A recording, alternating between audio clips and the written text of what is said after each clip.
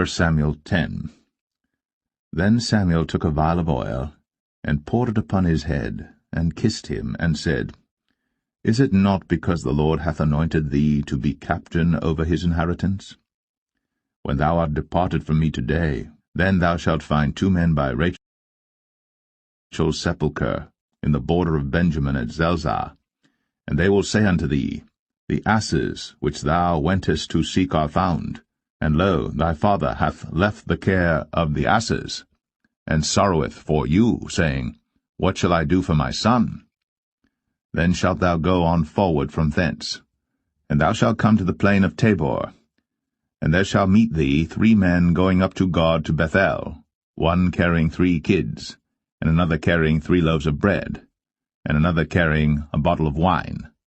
And they will salute thee, and give thee 2 loaves of bread, which thou shalt receive of their hands. After that thou shalt come to the hill of God, where is the garrison of the Philistines. And it shall come to pass, when thou art come thither to the city, that thou shalt meet a company of prophets coming down from the high place, with a psaltery, and a tabret, and a pipe, and a harp before them, and they shall prophesy.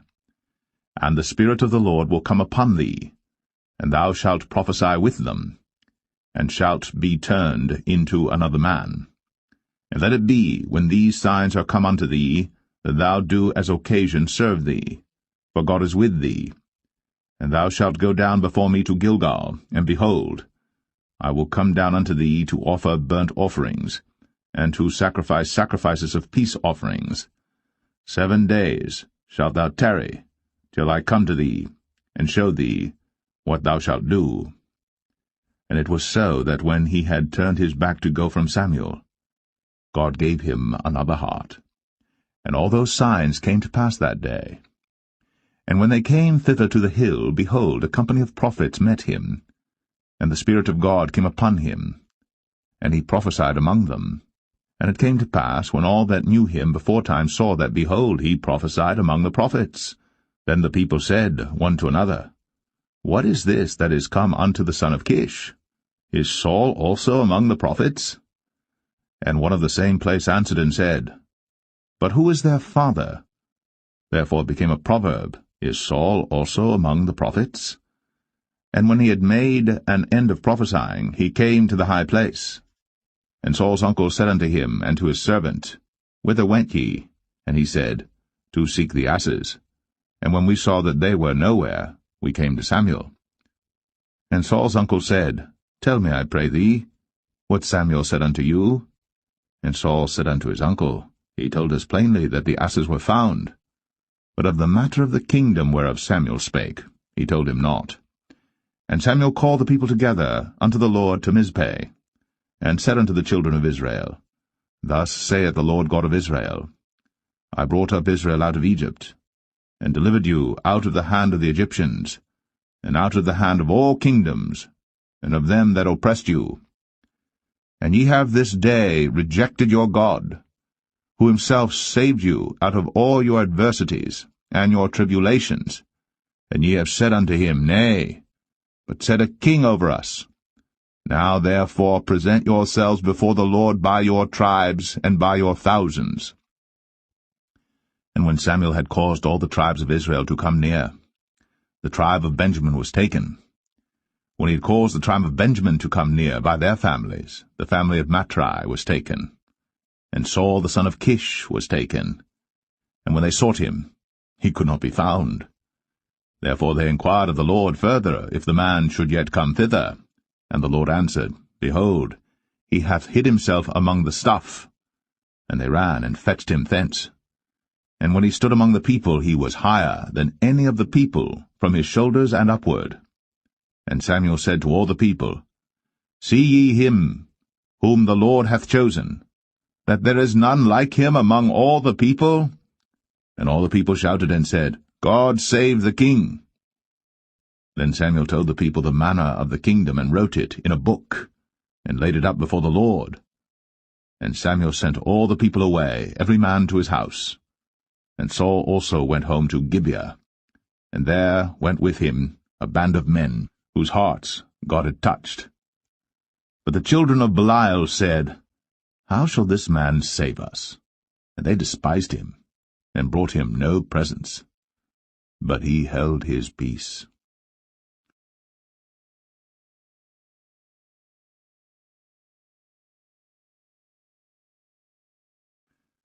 1 Samuel 11. Then Nahash the Ammonite came up, and encamped against Jabesh-Gilead. And all the men of Jabesh said unto Nahash, Make a covenant with us, and we will serve thee.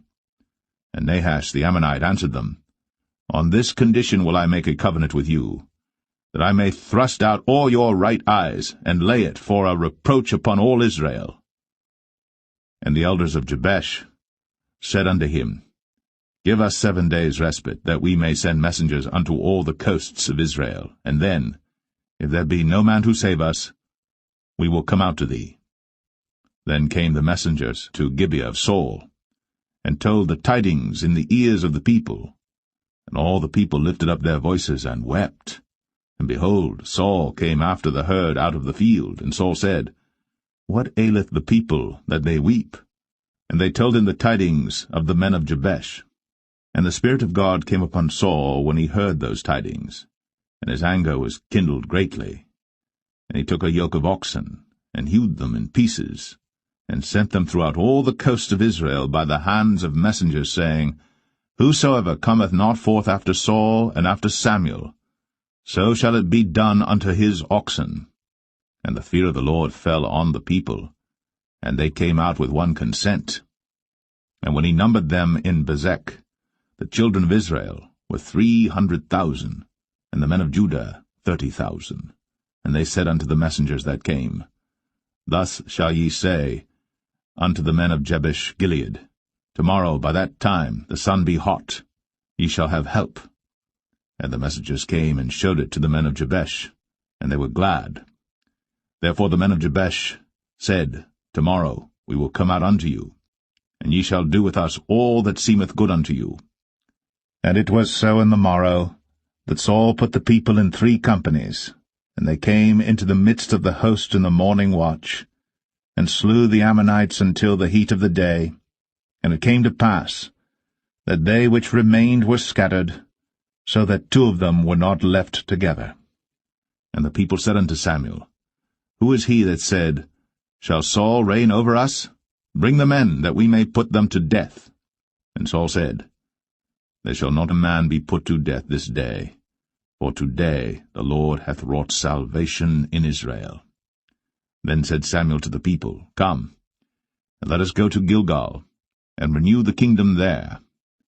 And all the people went to Gilgal, and there they made Saul king before the Lord in Gilgal, and there they sacrificed sacrifices of peace offerings before the Lord. And there Saul and all the men of Israel rejoiced greatly.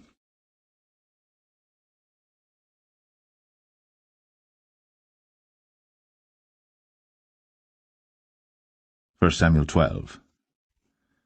And Samuel said unto all Israel, Behold, I have hearkened unto your voice in all that ye said unto me, and have made a king over you. And now, behold, the king walketh before you, and I am old and grey-headed, and behold, my sons are with you.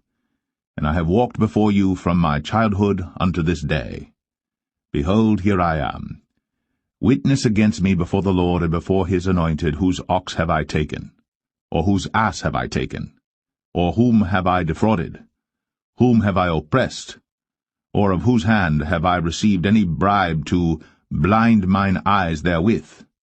And I will restore it you. And they said, Thou hast not defrauded us, nor oppressed us, neither hast thou taken aught of any man's hand.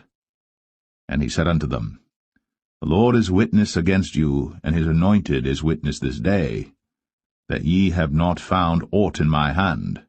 And they answered, He is witness. And Samuel said unto the people, It is the Lord that advanced Moses and Aaron, and that brought your fathers up out of the land of Egypt. Now therefore stand still, that I may reason with you before the Lord of all the righteous acts of the Lord, which he did to you and to your fathers. When Jacob was come into Egypt, and your fathers cried unto the Lord, then the Lord sent Moses and Aaron, which brought forth your fathers out of Egypt. and made them dwell in this place. And when they forgat the Lord their God, he sold them into the hand of Sisera, captain of the host of Hazor, and into the hand of the Philistines, and into the hand of the king of Moab, and they fought against them. And they cried unto the Lord, and said, We have sinned, because we have forsaken the Lord, and have served Balaam and Ashtoreth. But now deliver us out of the hand of our enemies, and we will serve thee. And the Lord sent Jerubbaal, and Bedan, and Jephthah, and Samuel, and delivered you out of the hand of your enemies on every side, and ye dwelled safe. And when ye saw that Nahash the king of the children of Ammon came against you, ye said unto me, Nay, but a king shall reign over us, when the Lord your God was your king. Now therefore, behold, the king whom ye have chosen, and whom ye have desired, and behold, the Lord hath set a king over you. If ye will fear the Lord, and serve him, and obey his voice, and not rebel against the commandment of the Lord, then shall both ye and also the king that reigneth over you continue following the Lord your God. But if ye will not obey the voice of the Lord, but rebel against the commandment of the Lord, then shall the hand of the Lord be against you, as it was against your fathers. Now therefore stand and see this great thing which the Lord will do before your eyes. Is it not wheat harvest today? I will call unto the Lord, and he shall send thunder and rain, that ye may perceive and see that your wickedness is great, which ye have done in the sight of the Lord in asking you a king. So Samuel called unto the Lord, and the Lord sent thunder and rain that day. And all the people greatly feared the Lord and Samuel. And all the people said unto Samuel, Pray for thy servants unto the Lord thy God, that we die not. For we have added unto all our sins this evil, to ask us a king.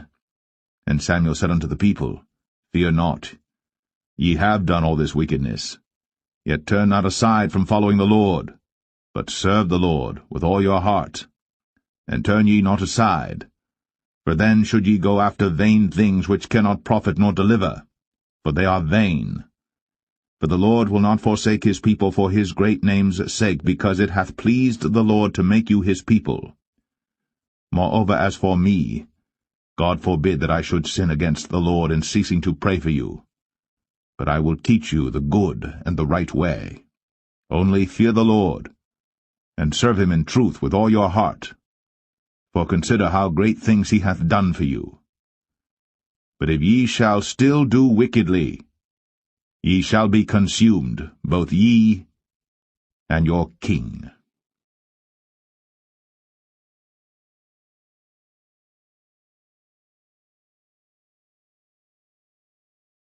1 Samuel 13. Saul reigned 1 year. And when he had reigned 2 years over Israel, Saul chose him 3,000 men of Israel, whereof 2,000 were with Saul in Michmash and in Mount Bethel, and 1,000 were with Jonathan in Gibeah of Benjamin. And the rest of the people he sent every man to his tent. And Jonathan smote the garrison of the Philistines that was in Geba, and the Philistines heard of it. And Saul blew the trumpet throughout all the land, saying, Let the Hebrews hear. And all Israel heard say that Saul had smitten a garrison of the Philistines, and that Israel also was had in abomination with the Philistines. And the people were called together after Saul to Gilgal.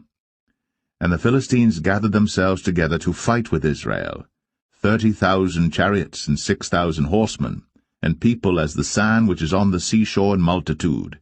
And they came up, and pitched in Michmash, eastward from Bethaven.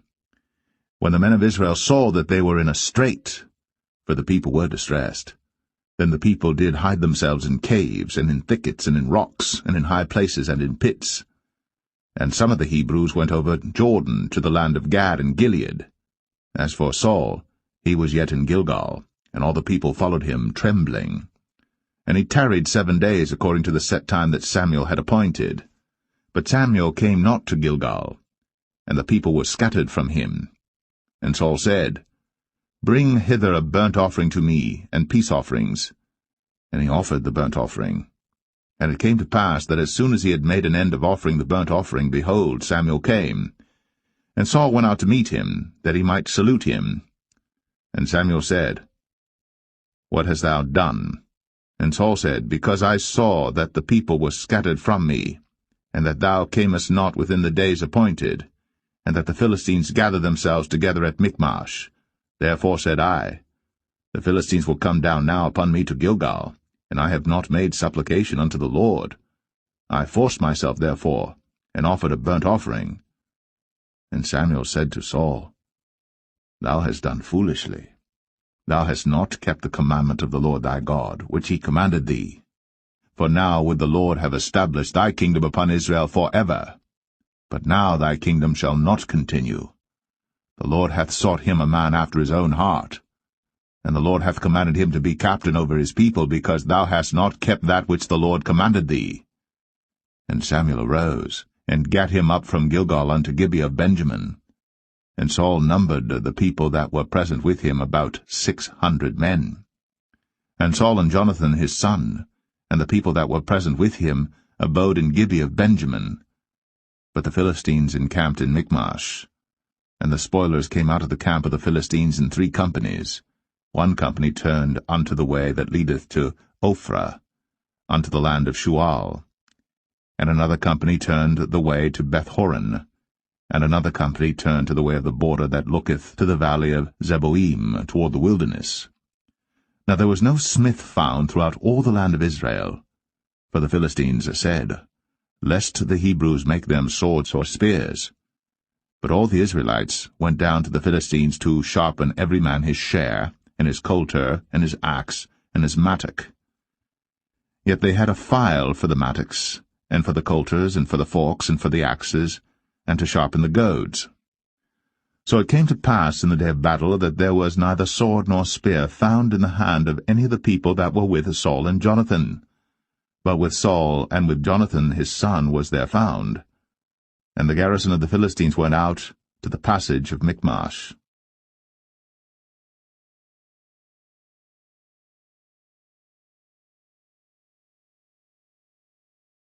1 Samuel 14.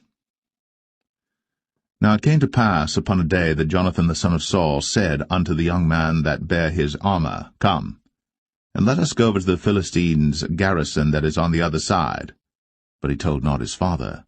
And Saul tarried in the uttermost part of Gibeah, under a pomegranate tree which is in Migron, and the people that were with him were about 600 men.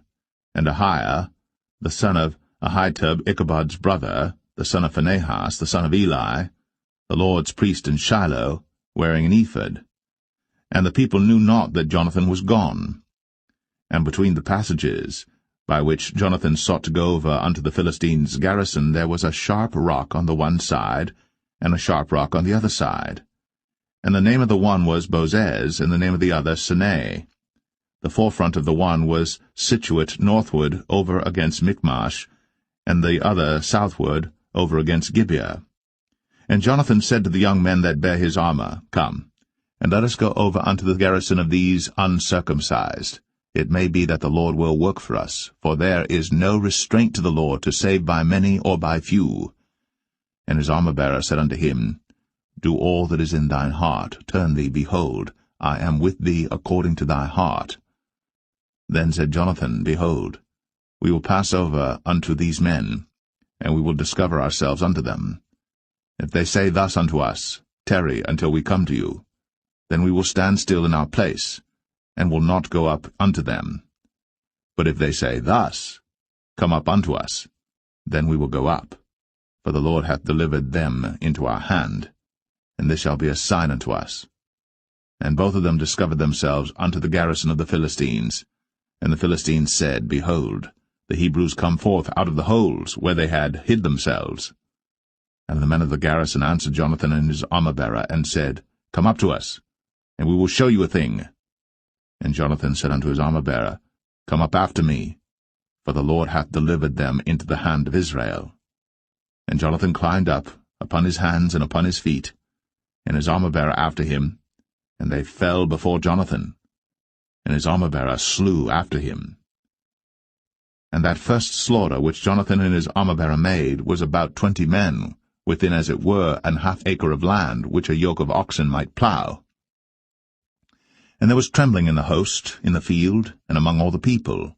The garrison and the spoilers, they also trembled, and the earth quaked. So it was a very great trembling. And the watchmen of Saul and Gibeah of Benjamin looked, and behold, the multitude melted away, and they went on beating down one another. Then said Saul unto the people that were with him, Number now, and see who is gone from us. And when they had numbered, behold, Jonathan and his armor-bearer were not there. And Saul said unto Ahiah, Bring hither the ark of God.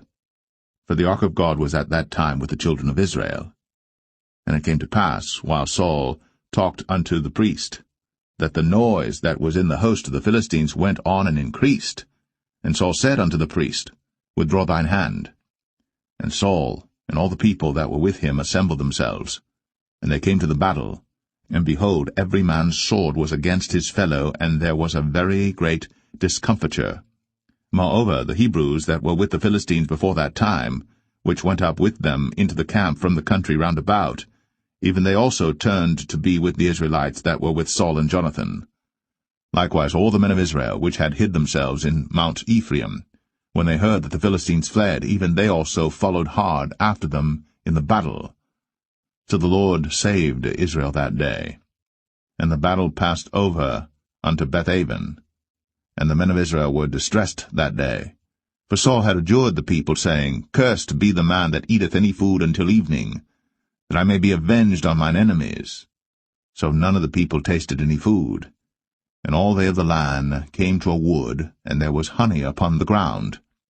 And when the people were come into the wood, behold, the honey dropped. But no man put his hand to his mouth, for the people feared the oath. But Jonathan heard not, when his father charged the people with the oath, wherefore he put forth the end of the rod that was in his hand, and dipped it in an honeycomb, and put his hand to his mouth, and his eyes were enlightened. Then answered one of the people, and said, Thy father straitly charged the people with an oath, saying, Cursed be the man that eateth any food this day. And the people were faint. Then said Jonathan, My father hath troubled the land. See, I pray you, how mine eyes have been enlightened, because I tasted a little of this honey. How much more, if haply the people had eaten freely today of the spoil of their enemies which they found? For had there not been now a much greater slaughter among the Philistines? And they smote the Philistines that day, from Michmash to Ajalon. And the people were very faint. And the people flew upon the spoil, and took sheep and oxen and calves, and slew them on the ground. And the people did eat them with the blood. Then they told Saul, saying, Behold, the people sin against the Lord, in that they eat with the blood. And he said, Ye have transgressed. Roll a great stone unto me this day. And Saul said, Disperse yourselves among the people, and say unto them, Bring me hither every man his ox, and every man his sheep, and slay them here, and eat, and sin not against the Lord in eating with the blood.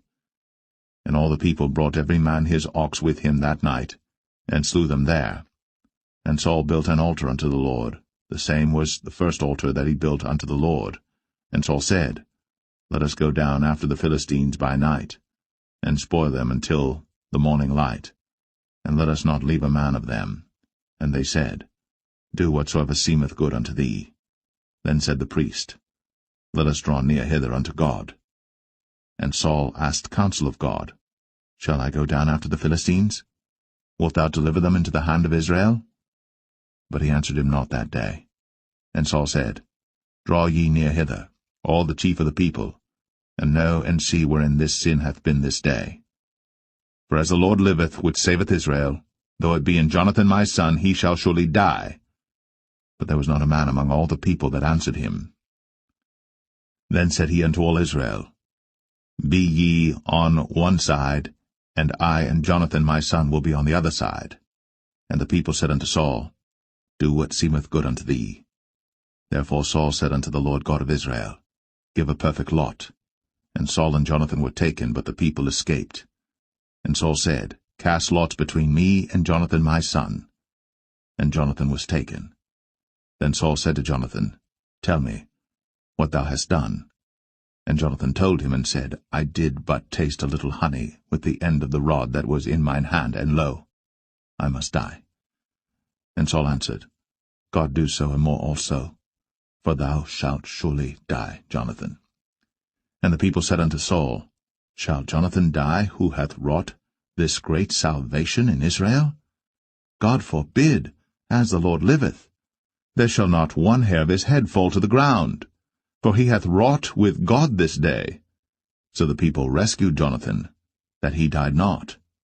Then Saul went up from following the Philistines, and the Philistines went to their own place. So Saul took the kingdom over Israel, and fought against all his enemies on every side, against Moab, and against the children of Ammon, and against Edom, and against the kings of Zobah, and against the Philistines, and whithersoever he turned himself, he vexed them. And he gathered an host, and smote the Amalekites, and delivered Israel out of the hands of them that spoiled them. Now the sons of Saul were Jonathan and Ishui, and Melch-Ishui. And the names of his 2 daughters were these, the name of the firstborn Merab, and the name of the younger Michal. And the name of Saul's wife was Ahinoam, the daughter of Ahimaaz. And the name of the captain of his host was Abner, the son of Ner, Saul's uncle. And Kish was the father of Saul, and Ner, the father of Abner, was the son of Abiel. And there was sore war against the Philistines all the days of Saul. And when Saul saw any strong man or any valiant man, he took him unto him.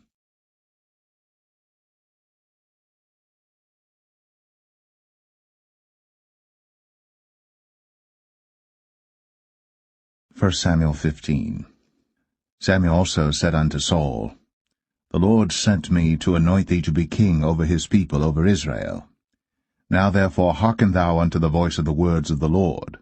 Thus saith the Lord of hosts, I remember that which Amalek did to Israel, how he laid wait for him in the way when he came up from Egypt. Now go, and smite Amalek, and utterly destroy all that they have, and spare them not, but slay both man and woman, infant and suckling, ox and sheep, camel and ass.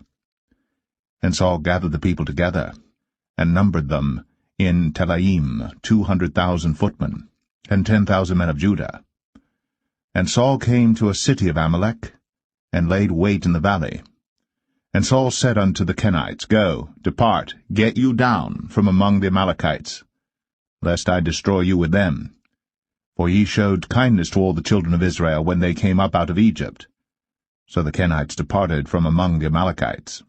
And Saul smote the Amalekites from Havilah until thou comest to Shur, that is over against Egypt.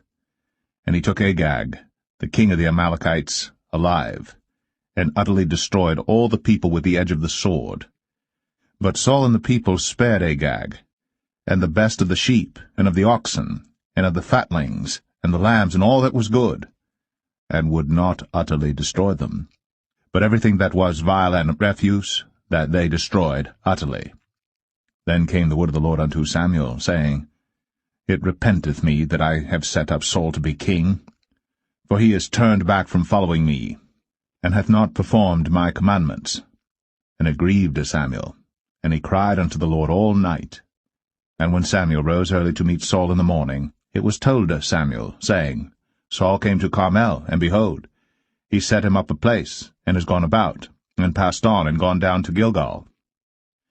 And Samuel came to Saul, and Saul said unto him, Blessed be thou of the Lord, I have performed the commandment of the Lord. And Samuel said, What meaneth then this bleating of the sheep in mine ears, and the lowing of the oxen which I hear? And Saul said, They have brought them from the Amalekites, for the people spared the best of the sheep and of the oxen to sacrifice unto the Lord thy God, and the rest we have utterly destroyed. Then Samuel said unto Saul, Stay, and I will tell thee what the Lord hath said to me this night. And he said unto him, Say on. And Samuel said, When thou wast little in thine own sight, wast thou not made the head of the tribes of Israel? And the Lord anointed thee king over Israel? And the Lord sent thee on a journey, and said, Go, and utterly destroy the sinners, the Amalekites, and fight against them until they be consumed. Wherefore then didst thou not obey the voice of the Lord, but didst fly upon the spoil, and didst evil in the sight of the Lord? And Saul said unto Samuel, Yea, I have obeyed the voice of the Lord, and have gone the way which the Lord sent me, and have brought Agag, the king of Amalek, and have utterly destroyed the Amalekites. But the people took of the spoil sheep and oxen, the chief of the things which should have been utterly destroyed, to sacrifice unto the Lord thy God in Gilgal. And Samuel said, Hath the Lord as great delight in burnt offerings and sacrifices as in obeying the voice of the Lord? Behold, to obey is better than sacrifice, and to hearken than the fat of rams. For rebellion is as the sin of witchcraft, and stubbornness is as iniquity and idolatry. Because thou hast rejected the word of the Lord, he hath also rejected thee from being king. And Saul said unto Samuel, I have sinned, for I have transgressed the commandment of the Lord, and thy words, because I feared the people, and obeyed their voice. Now therefore, I pray thee, pardon my sin, and turn again with me, that I may worship the Lord. And Samuel said unto Saul, I will not return with thee, for thou hast rejected the word of the Lord, and the Lord hath rejected thee from being king over Israel. And as Samuel turned about to go away, he laid hold upon the skirt of his mantle, and it rent. And Samuel said unto him, The Lord hath rent the kingdom of Israel from thee this day, and hath given it to a neighbor of thine, that is better than thou. And also the strength of Israel will not lie nor repent, for he is not a man that he should repent. Then he said, I have sinned. Yet honor me now, I pray thee, before the elders of my people, and before Israel, and turn again with me, that I may worship the Lord thy God. So Samuel turned again after Saul, and Saul worshipped the Lord. Then said Samuel, Bring ye hither to me Agag the king of the Amalekites. And Agag came unto him delicately, and Agag said, Surely the bitterness of death is past. And Samuel said, As thy sword hath made women childless, so shall thy mother be childless among women. And Samuel hewed Agag in pieces before the Lord in Gilgal. Then Samuel went to Ramah, and Saul went up to his house to Gibeah of Saul. And Samuel came no more to see Saul until the day of his death.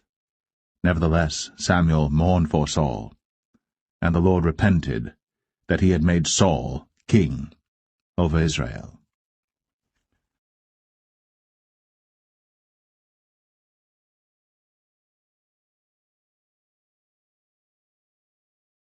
First Samuel 16. And the Lord said unto Samuel, How long wilt thou mourn for Saul, seeing I have rejected him from reigning over Israel?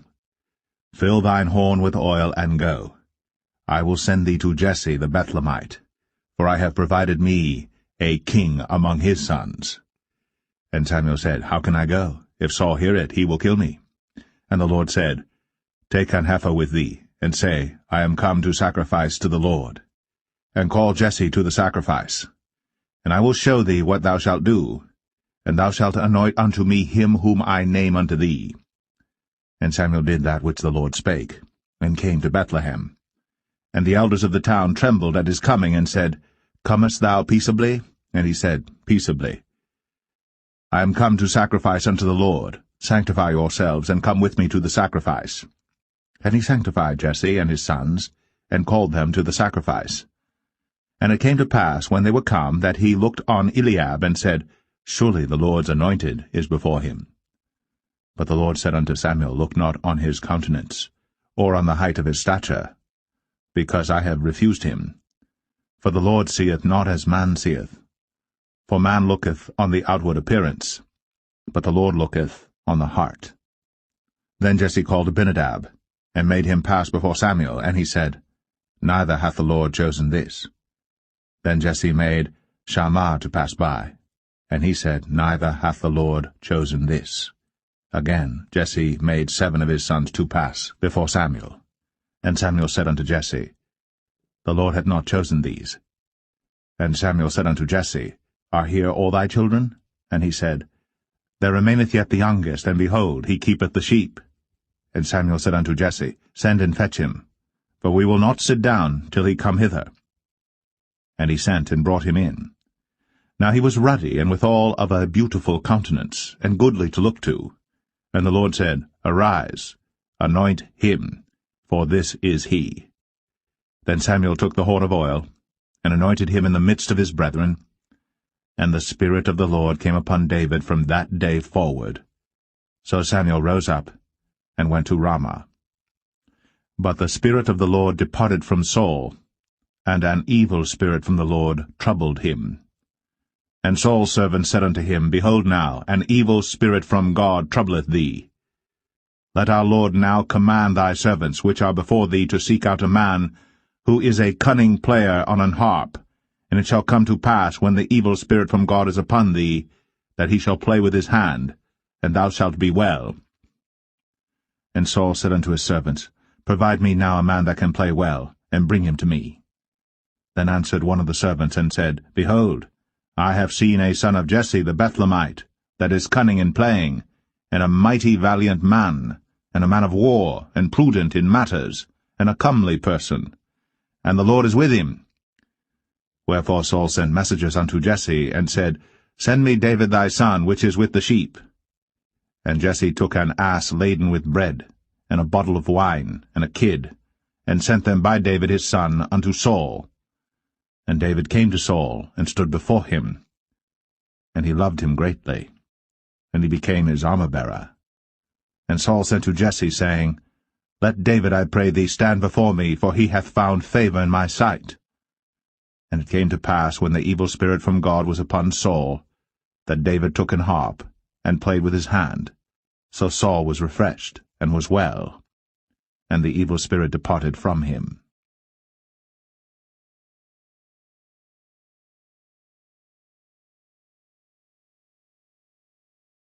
1 Samuel 17. Now the Philistines gathered together their armies to battle, and were gathered together at Shochoh, which belongeth to Judah, and pitched between Shochoh and Azekah in Ephes-dammim. And Saul and the men of Israel were gathered together and pitched by the valley of Elah, and set the battle in array against the Philistines. And the Philistines stood on a mountain on the one side, and Israel stood on a mountain on the other side, and there was a valley between them. And there went out a champion out of the camp of the Philistines, named Goliath of Gath, whose height was 6 cubits and a span. And he had an helmet of brass upon his head, and he was armed with a coat of mail, and the weight of the coat was 5,000 shekels of brass. And he had greaves of brass upon his legs, and a target of brass between his shoulders. And the staff of his spear was like a weaver's beam, and his spear's head weighed 600 shekels of iron, and one bearing a shield went before him. And he stood and cried unto the armies of Israel, and said unto them, Why are ye come out to set your battle in array? Am not I a Philistine, and ye servants to Saul? Choose you a man for you, and let him come down to me.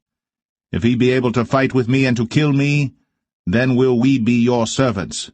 But if I prevail against him, and kill him, then shall ye be our servants, and serve us.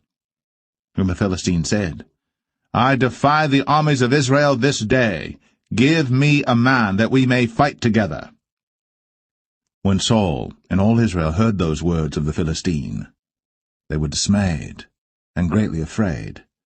Now David was the son of that Ephrathite of Bethlehem, Judah, whose name was Jesse, and he had 8 sons. And the man went among men, for an old man, in the days of Saul. And the 3 eldest sons of Jesse went and followed Saul to the battle. And the names of his 3 sons that went to the battle were Eliab the firstborn, and next unto him Abinadab, and the third Shammah. And David was the youngest, and the 3 eldest followed Saul. But David went and returned from Saul to feed his father's sheep at Bethlehem. And the Philistine drew near morning and evening, and presented himself 40 days.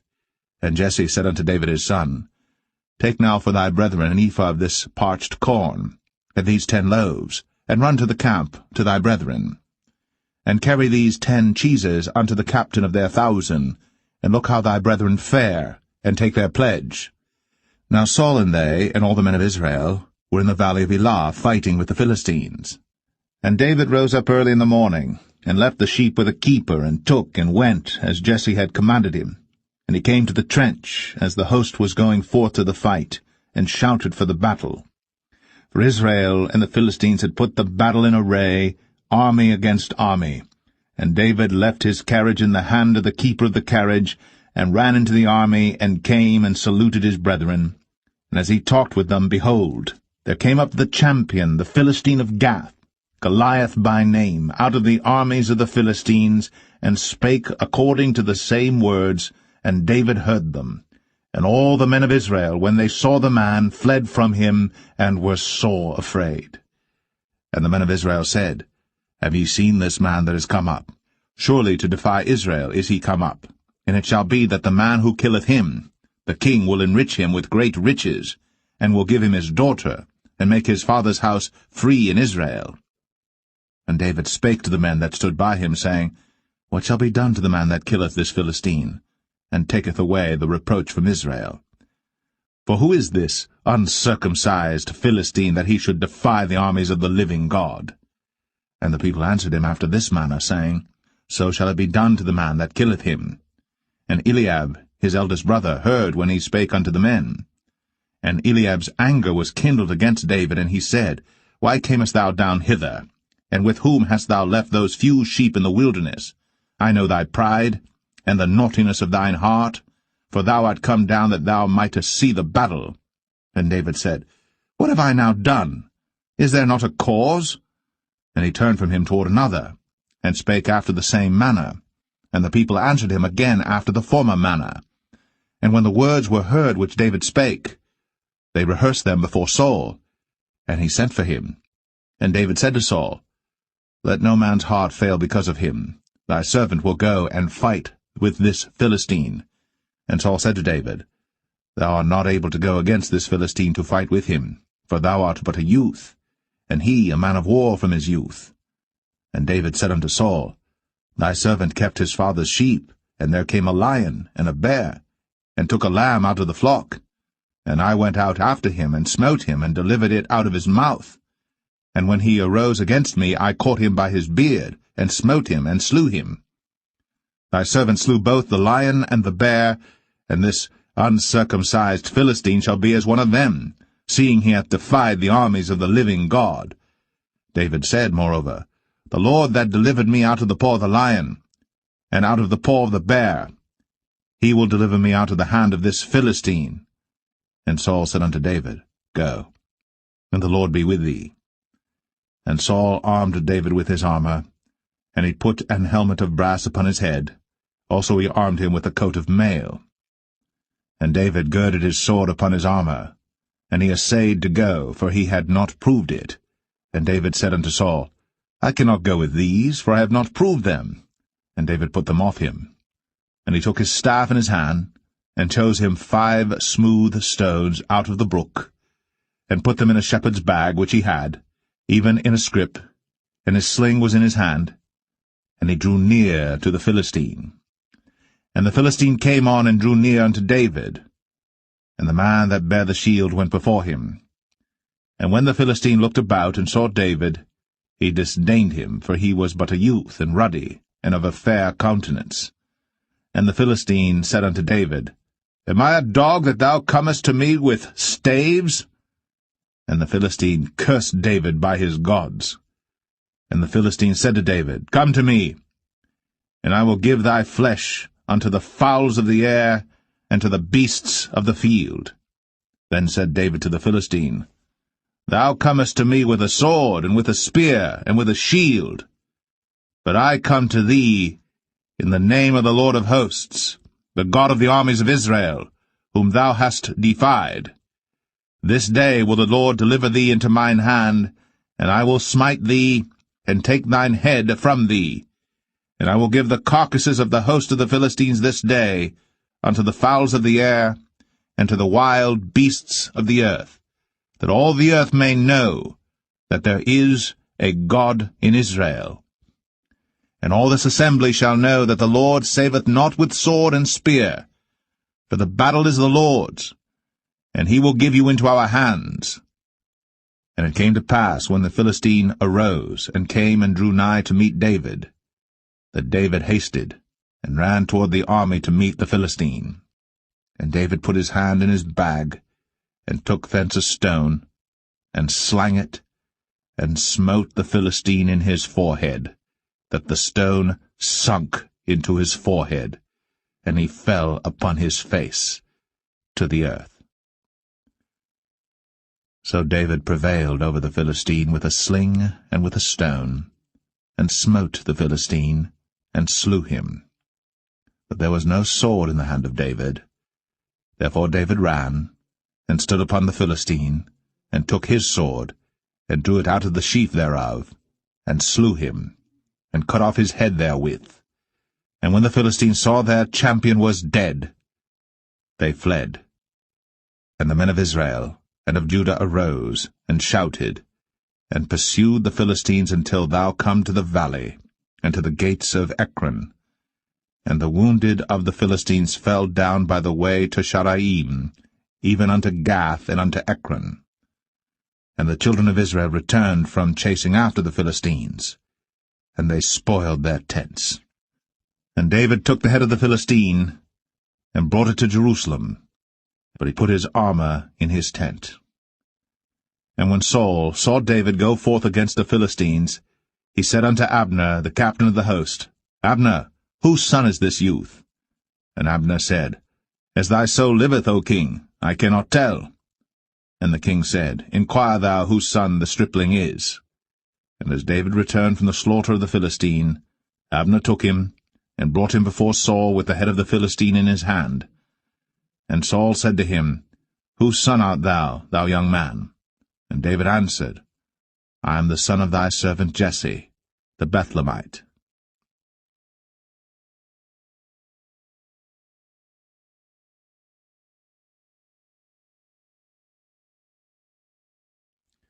First Samuel 18. And it came to pass, when he had made an end of speaking unto Saul, that the soul of Jonathan was knit with the soul of David, and Jonathan loved him as his own soul. And Saul took him that day, and would let him go no more home to his father's house. Then Jonathan and David made a covenant, because he loved him as his own soul. And Jonathan stripped himself of the robe that was upon him, and gave it to David, and his garments, even to his sword, and to his bow, and to his girdle. And David went out whithersoever Saul sent him, and behaved himself wisely. And Saul set him over the men of war, and he was accepted in the sight of all the people, and also in the sight of Saul's servants. And it came to pass, as they came, when David was returned from the slaughter of the Philistine, that women came out of all cities of Israel, singing and dancing to meet King Saul, with tabrets, with joy, and with instruments of music. And the women answered one another as they played, and said, Saul hath slain his thousands, and David his 10,000s. And Saul was very wroth. And the saying displeased him, and he said, They have ascribed unto David 10,000s, and to me they have ascribed but thousands. And what can he have more but the kingdom? And Saul eyed David from that day and forward. And it came to pass on the morrow that the evil spirit from God came upon Saul, and he prophesied in the midst of the house. And David played with his hand, as at other times. And there was a javelin in Saul's hand. And Saul cast the javelin, for he said, I will smite David even to the wall with it. And David avoided out of his presence twice. And Saul was afraid of David, because the Lord was with him, and was departed from Saul. Therefore Saul removed him from him, and made him his captain over 1,000, and he went out and came in before the people. And David behaved himself wisely in all his ways, and the Lord was with him. Wherefore when Saul saw that he behaved himself very wisely, he was afraid of him. But all Israel and Judah loved David, because he went out and came in before them. And Saul said to David, Behold my elder daughter Merab, her will I give thee to wife. Only be thou valiant for me, and fight the Lord's battles. For Saul said, Let not mine hand be upon him, but let the hand of the Philistines be upon him. And David said unto Saul, Who am I, and what is my life, or my father's family in Israel, that I should be son-in-law to the king? But it came to pass at the time when Merab, Saul's daughter, should have been given to David, that she was given unto Adriel, the Maholathite, to wife. And Michal, Saul's daughter, loved David. And they told Saul, and the thing pleased him. And Saul said, I will give him her, that she may be a snare to him, and that the hand of the Philistines may be against him. Wherefore Saul said to David, Thou shalt this day be my son-in-law in the one of the twain. And Saul commanded his servants, saying, Commune with David secretly, and say, Behold, the king hath delight in thee, and all his servants love thee. Now therefore be the king's son-in-law. And Saul's servants spake those words in the ears of David. And David said, Seemeth it to you a light thing to be a king's son-in-law, seeing that I am a poor man, and lightly esteemed? And the servants of Saul told him, saying, On this manner spake David. And Saul said, Thus shall ye say to David, The king desireth not any dowry, but 100 foreskins of the Philistines to be avenged of the king's enemies. But Saul thought to make David fall by the hand of the Philistines. And when his servants told David these words, it pleased David well to be the king's son-in-law, and the days were not expired. Wherefore David arose, and went, he and his men, and slew of the Philistines 200 men. And David brought their foreskins, and they gave them in full tale to the king, that he might be the king's son-in-law. And Saul gave him Michal his daughter to wife. And Saul saw and knew that the Lord was with David, and that Michal, Saul's daughter, loved him. And Saul was yet the more afraid of David, and Saul became David's enemy continually. Then the princes of the Philistines went forth, and it came to pass after they went forth that David behaved himself more wisely than all the servants of Saul, so that his name was much set by.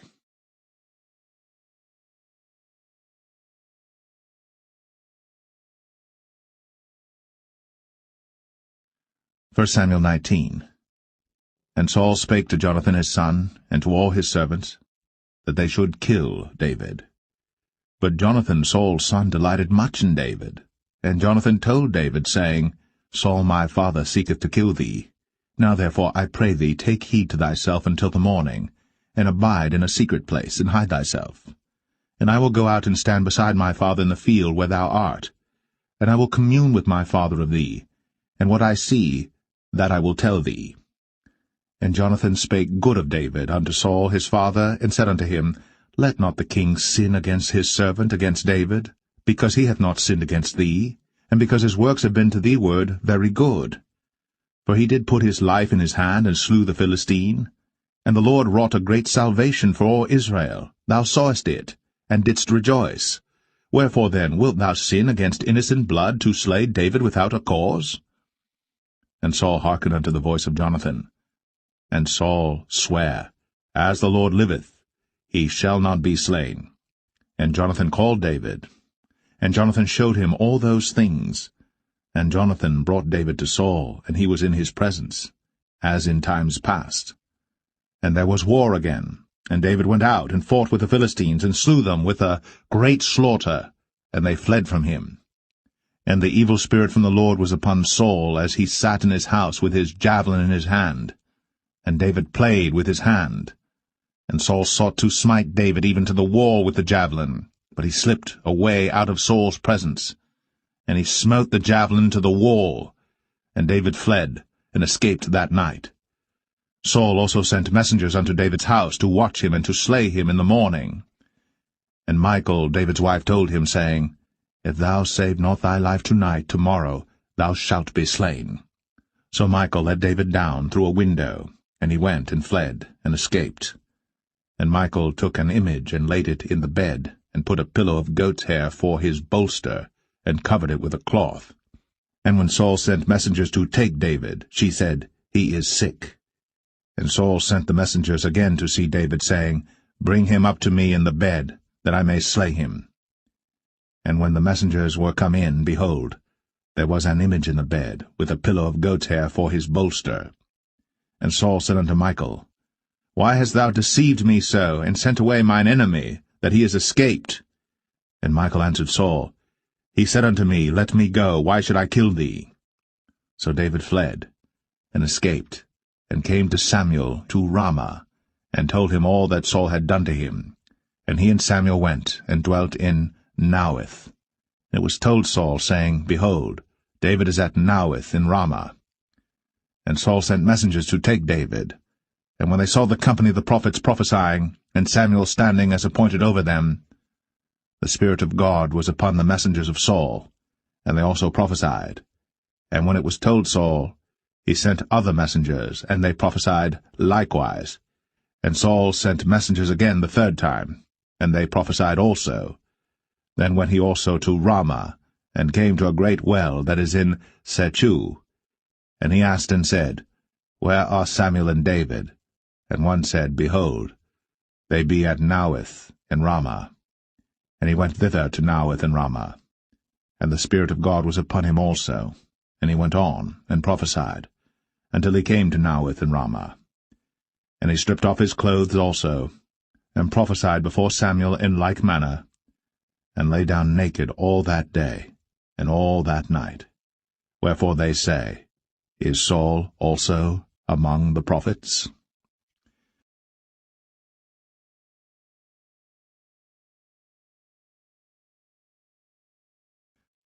1 Samuel 20. And David fled from Naioth in Ramah, and came and said before Jonathan, What have I done? What is mine iniquity? And what is my sin before thy father, that he seeketh my life? And he said unto him, God forbid, thou shalt not die. Behold, my father will do nothing either great or small, but that he will show it me. And why should my father hide this thing from me? It is not so. And David sware moreover, and said, Thy father certainly knoweth that I have found grace in thine eyes. And he saith, Let not Jonathan know this, lest he be grieved. But truly as the Lord liveth, and as thy soul liveth, there is but a step between me and death. Then said Jonathan unto David, Whatsoever thy soul desireth, I will even do it for thee. And David said unto Jonathan, Behold, tomorrow is the new moon, and I should not fail to sit with the king at meat, but let me go, that I may hide myself in the field unto the third day at even. If thy father at all miss me, then say, David earnestly asked leave of me that he might run to Bethlehem his city, for there is a yearly sacrifice there for all the family. If he say thus, it is well, thy servant shall have peace. But if he be very wroth, then be sure that evil is determined by him. Therefore thou shalt deal kindly with thy servant, for thou hast brought thy servant into a covenant of the Lord with thee. Notwithstanding, if there be in me iniquity, slay me thyself. For why shouldest thou bring me to thy father? And Jonathan said, Far be it from thee, for if I knew certainly that evil were determined by my father to come upon thee, then would not I tell it thee? Then said David to Jonathan, Who shall tell me? Or what if thy father answer thee roughly? And Jonathan said unto David, Come, and let us go out into the field. And they went out, both of them, into the field. And Jonathan said unto David, O Lord God of Israel, when I have sounded my father about tomorrow any time, or the third day, and behold, if there be good toward David, and I then send not unto thee, and show it thee, the Lord do so and much more to Jonathan.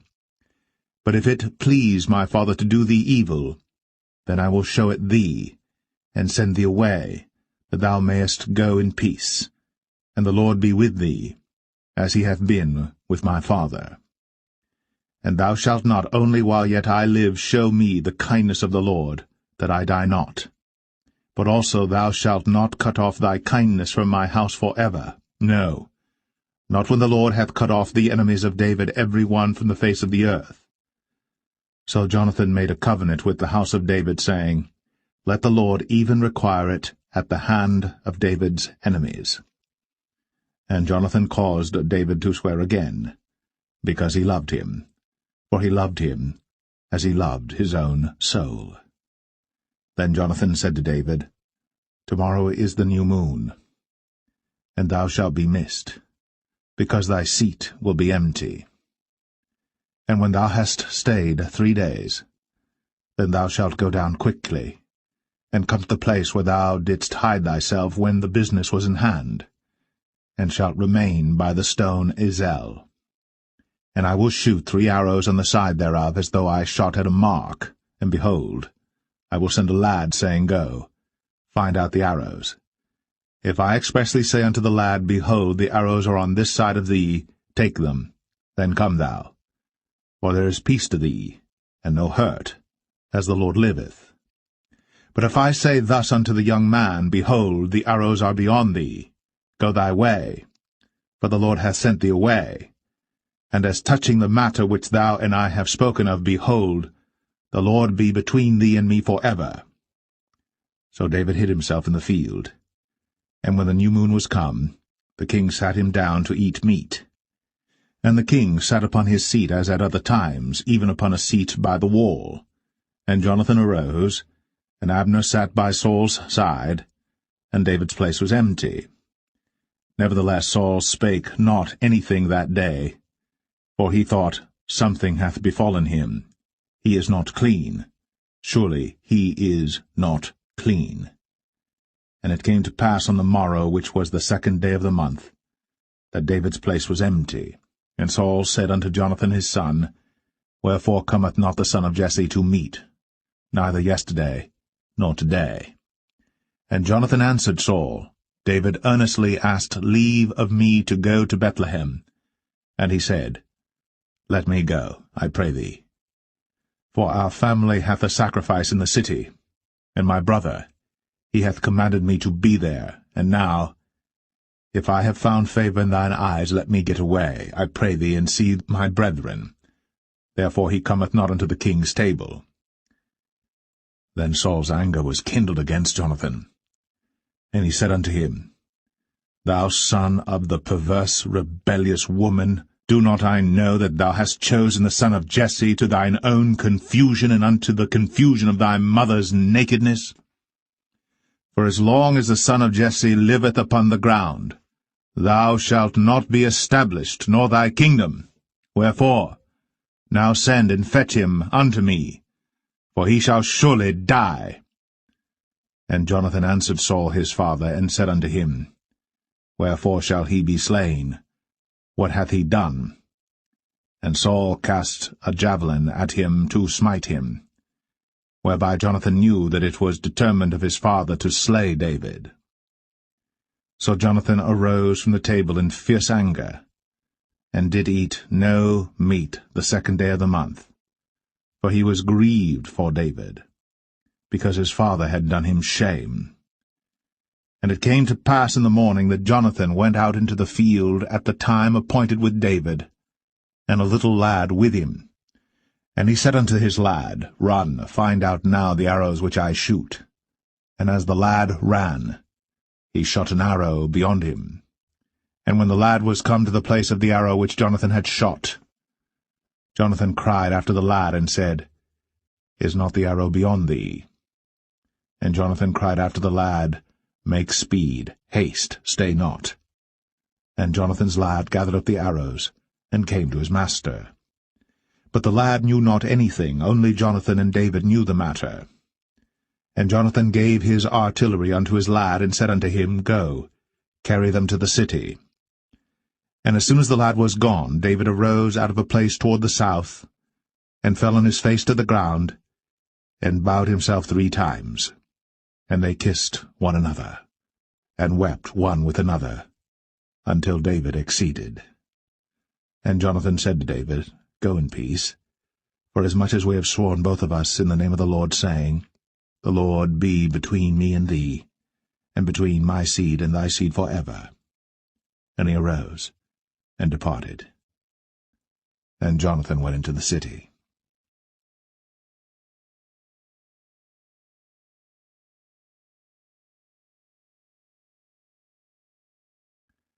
1 Samuel 21. Then came David to Nob, to Ahimelech the priest. And Ahimelech was afraid at the meeting of David, and said unto him, Why art thou alone, and no man with thee? And David said unto Ahimelech the priest, The king hath commanded me a business, and hath said unto me, Let no man know anything of the business whereabout I send thee, and what I have commanded thee. And I have appointed my servants to such and such a place. Now therefore, what is under thine hand? Give me 5 loaves of bread in mine hand, or what there is present. And the priest answered David, and said, There is no common bread under mine hand, but there is hallowed bread, if the young men have kept themselves at least from women. And David answered the priest, and said unto him, Of a truth, women have been kept from us, about these 3 days, since I came out.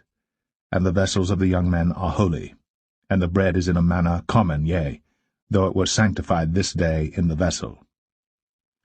So the priests gave him hallowed bread, for there was no bread there but the showbread, that was taken from before the Lord, to put hot bread in the day when it was taken away. Now a certain man of the servants of Saul was there that day, detained before the Lord, and his name was Doeg, an Edomite, the chiefest of the herdmen that belonged to Saul. And David said unto Ahimelech, And is there not here under thine hand spear or sword? For I have neither brought my sword nor my weapons with me, because the king's business required haste. And the priest said, The sword of Goliath the Philistine, whom thou slewest in the valley of Elah, behold, it is here, wrapped in a cloth behind the ephod. If thou wilt take that, take it, for there is no other save that here. And David said, There is none like that, give it me.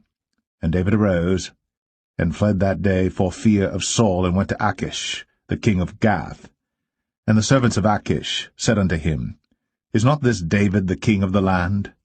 Did they not sing one to another of him in dances, saying, Saul hath slain his thousands, and David his 10,000s? And David laid up these words in his heart, and was sore afraid of Achish the king of Gath. And he changed his behaviour before them, and feigned himself mad in their hands, and scrabbled on the doors of the gate, and let his spittle fall down upon his beard. Then said Achish unto his servants, Lo, ye see the man is mad. Wherefore then have ye brought him to me? Have I need of madmen, that ye have brought this fellow to play the madman in my presence? Shall this fellow come into my house?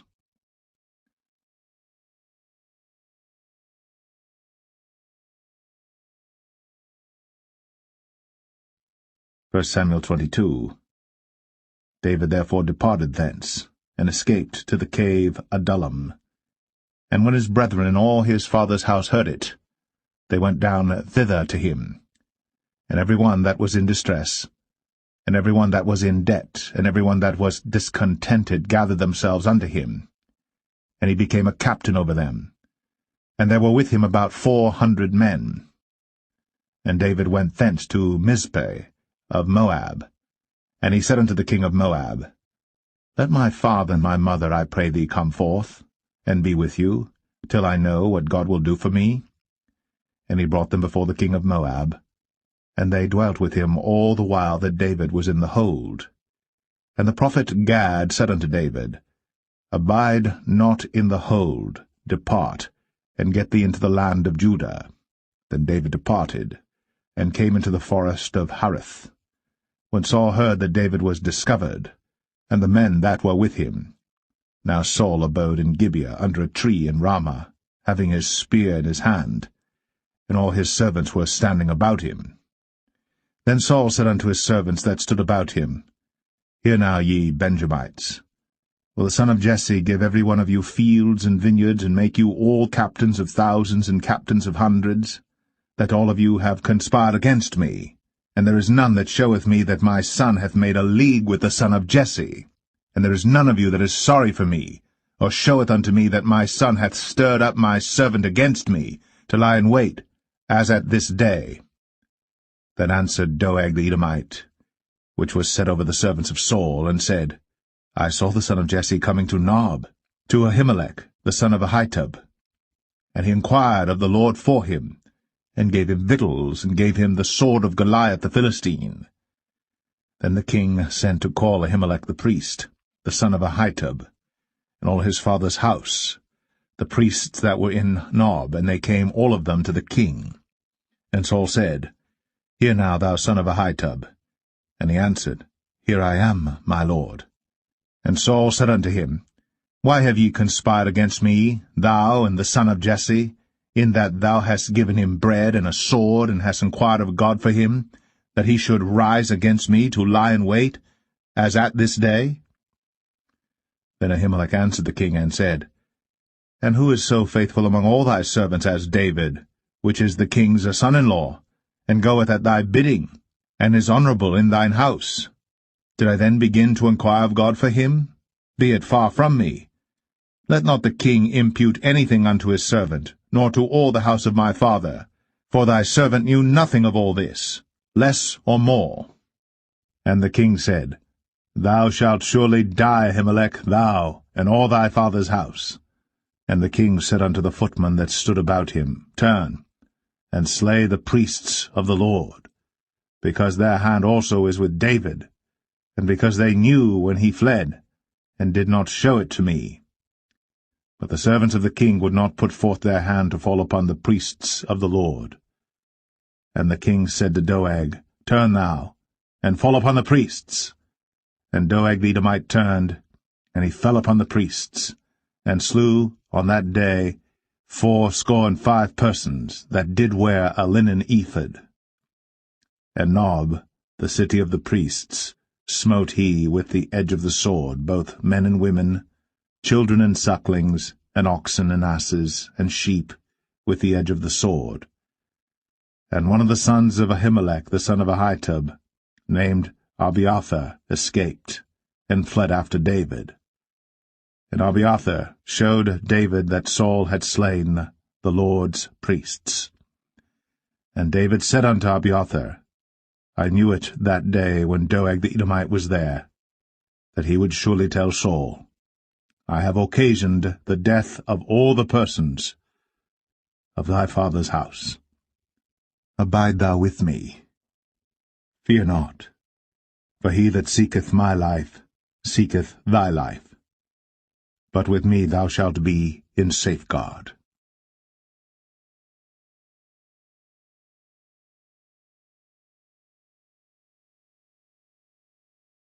1 Samuel 23.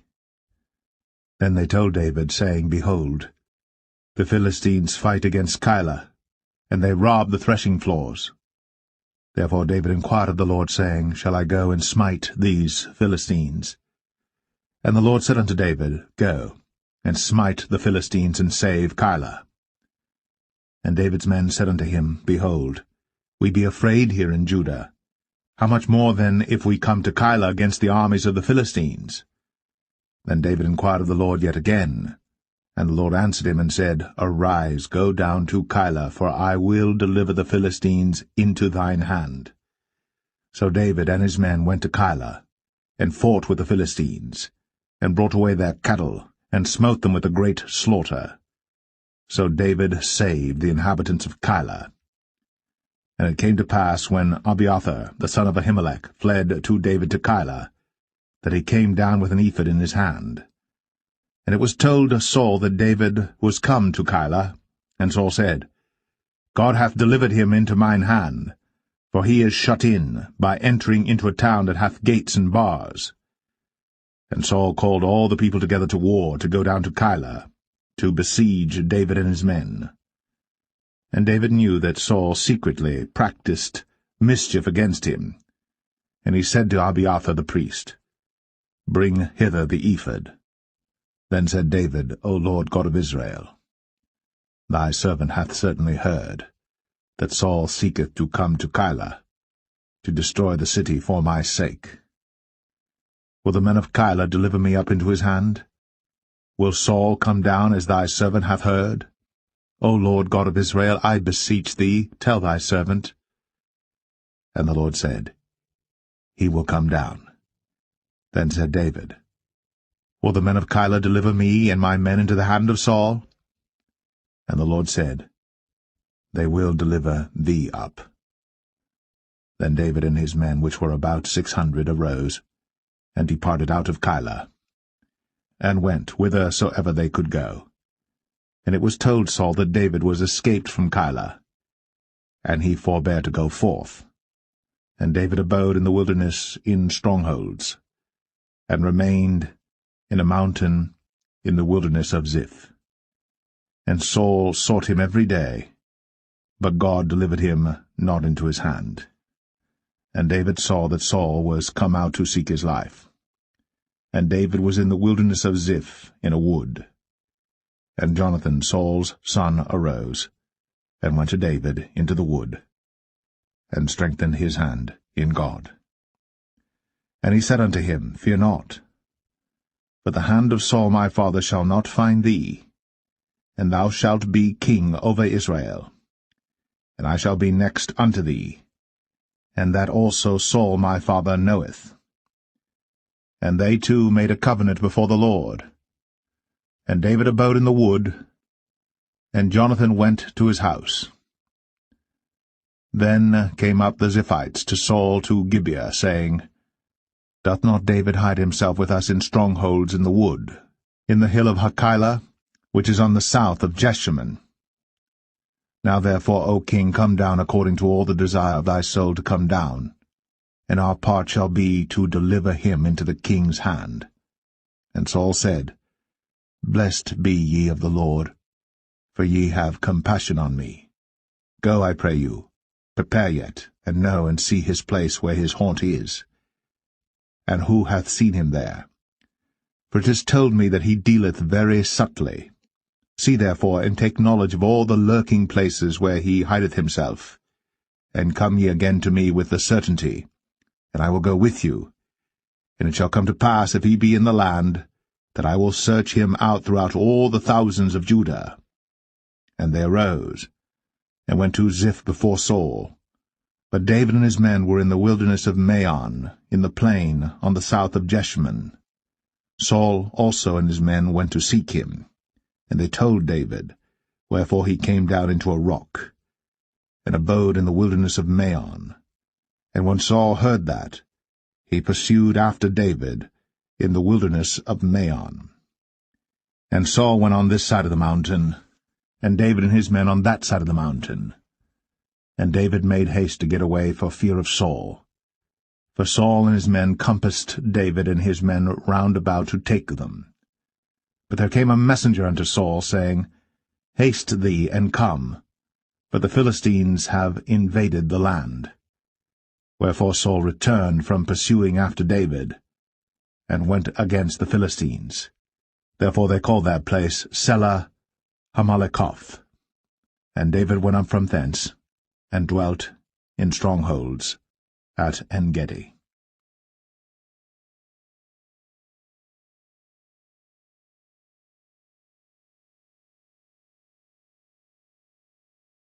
1 Samuel 24. And it came to pass, when Saul was returned from following the Philistines, that it was told him, saying, Behold, David is in the wilderness of En-gedi. Then Saul took 3,000 chosen men out of all Israel, and went to seek David and his men upon the rocks of the wild goats. And he came to the sheepcots by the way, where was a cave. And Saul went in to cover his feet, and David and his men remained in the sides of the cave. And the men of David said unto him, Behold the day of which the Lord said unto thee, Behold, I will deliver thine enemy into thine hand, that thou mayest do to him as it shall seem good unto thee. Then David arose, and cut off the skirt of Saul's robe privily. And it came to pass afterward that David's heart smote him, because he had cut off Saul's skirt. And he said unto his men, The Lord forbid that I should do this thing unto my master, the Lord's anointed, to stretch forth mine hand against him, seeing he is the anointed of the Lord. So David stayed his servants with these words, and suffered them not to rise against Saul. But Saul rose up out of the cave, and went on his way. David also rose afterward, and went out of the cave, and cried after Saul, saying, My lord the king! And when Saul looked behind him, David stooped with his face to the earth, and bowed himself. And David said to Saul, Wherefore hearest thou men's words, saying, Behold, David seeketh thy hurt? Behold, this day thine eyes have seen how that the Lord had delivered thee today into mine hand in the cave, and some bade me kill thee. But mine eye spared thee, and I said, I will not put forth mine hand against my Lord, for he is the Lord's anointed. Moreover, my father, see the skirt of thy robe in my hand. For in that I cut off the skirt of thy robe, and killed thee not, Know thou and see that there is neither evil nor transgression in mine hand, and I have not sinned against thee, yet thou huntest my soul to take it. The Lord judge between me and thee, and the Lord avenge me of thee, but mine hand shall not be upon thee. As saith the proverb of the ancients, wickedness proceedeth from the wicked, but mine hand shall not be upon thee. After whom is the king of Israel come out? After whom dost thou pursue? After a dead dog, after a flea? The Lord therefore be judge, and judge between me and thee, and see, and plead my cause, and deliver me out of thine hand. And it came to pass, when David had made an end of speaking these words unto Saul, that Saul said, Is this thy voice, my son David? And Saul lifted up his voice, and wept. And he said to David, Thou art more righteous than I, for thou hast rewarded me good, whereas I have rewarded thee evil. And thou hast shown this day how that thou hast dealt well with me, forasmuch as when the Lord had delivered me into thine hand, thou killedst me not. For if a man find his enemy, will he let him go well away? Wherefore the Lord reward thee good for that thou hast done unto me this day. And now behold, I know well that thou shalt surely be king, and that the kingdom of Israel shall be established in thine hand. Swear now therefore unto me by the Lord, that thou wilt not cut off my seed after me, and that thou wilt not destroy my name out of my father's house. And David sware unto Saul. And Saul went home, but David and his men gat them up unto the hold.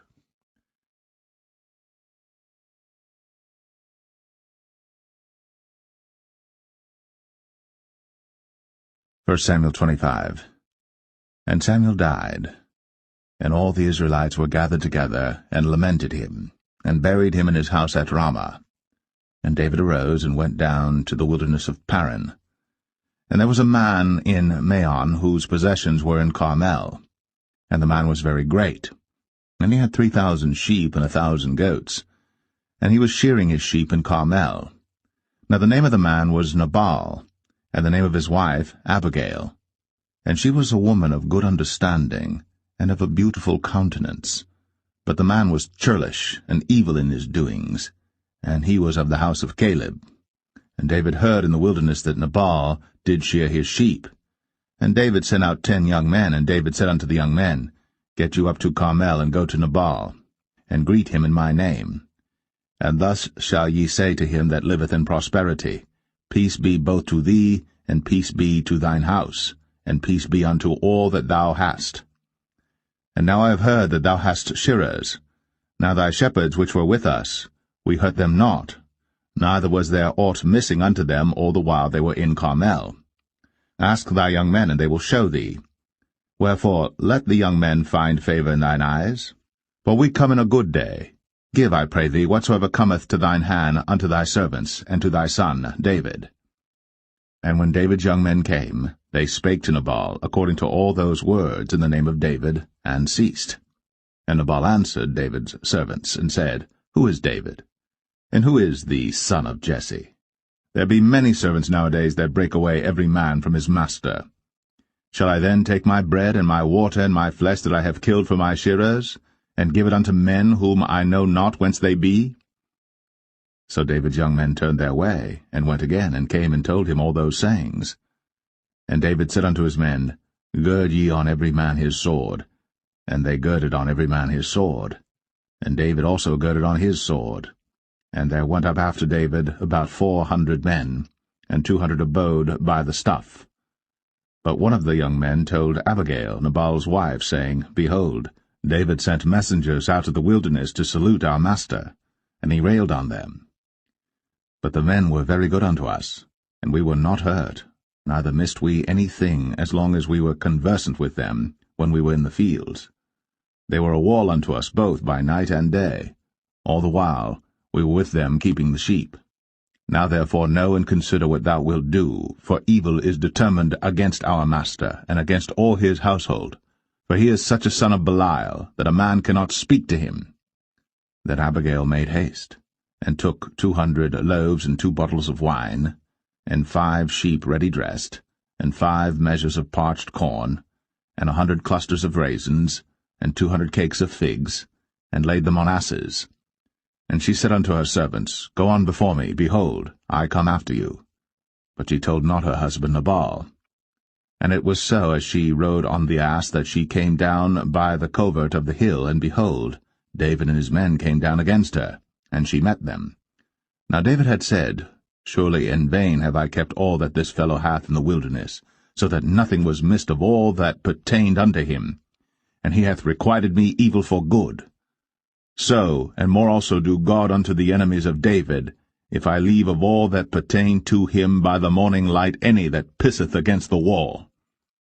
And when Abigail saw David, she hasted, and lighted off the ass, and fell before David on her face, and bowed herself to the ground, and fell at his feet, and said, Upon me, my lord, upon me let this iniquity be, and let thine handmaid, I pray thee, speak in thine audience, and hear the words of thine handmaid.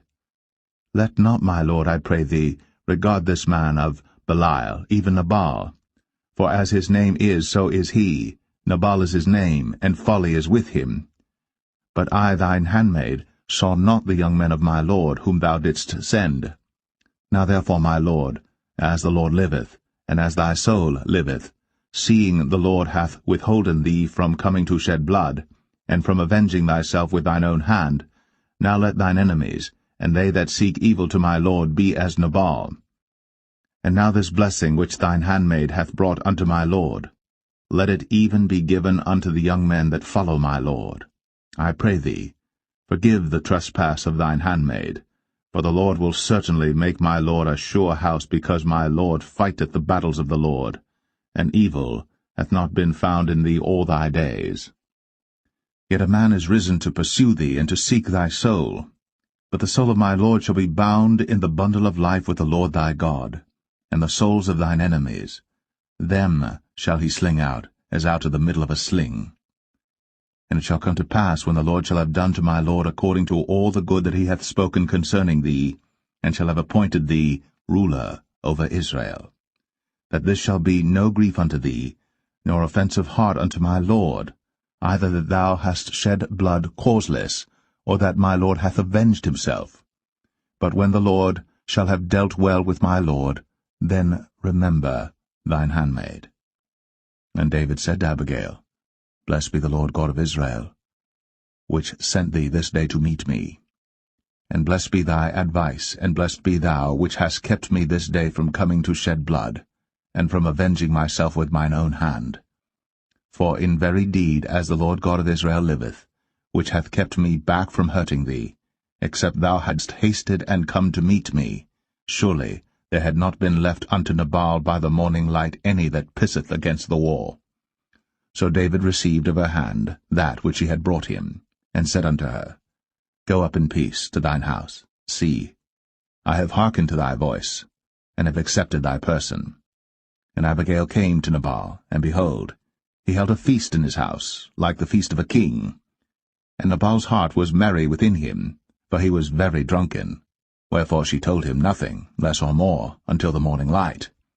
But it came to pass in the morning, when the wine was gone out of Nabal, and his wife had told him these things, that his heart died within him, and he became as a stone. And it came to pass about 10 days after, that the Lord smote Nabal, that he died. And when David heard that Nabal was dead, he said, Blessed be the Lord, that hath pleaded the cause of my reproach from the hand of Nabal, and hath kept his servant from evil. For the Lord hath returned the wickedness of Nabal upon his own head.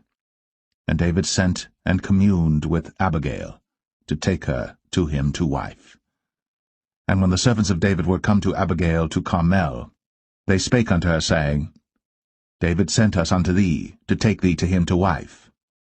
And she arose, and bowed herself on her face to the earth, and said, Behold, let thine handmaid be a servant to wash the feet of the servants of my lord. And Abigail hasted and arose, and rode upon an ass, with 5 damsels of hers that went after her. And she went after the messengers of David, and became his wife. David also took Ahinoam of Jezreel, and they were also both of them his wives. But Saul had given Michal his daughter, David's wife, to Phalti, the son of Laish, which was of Galim.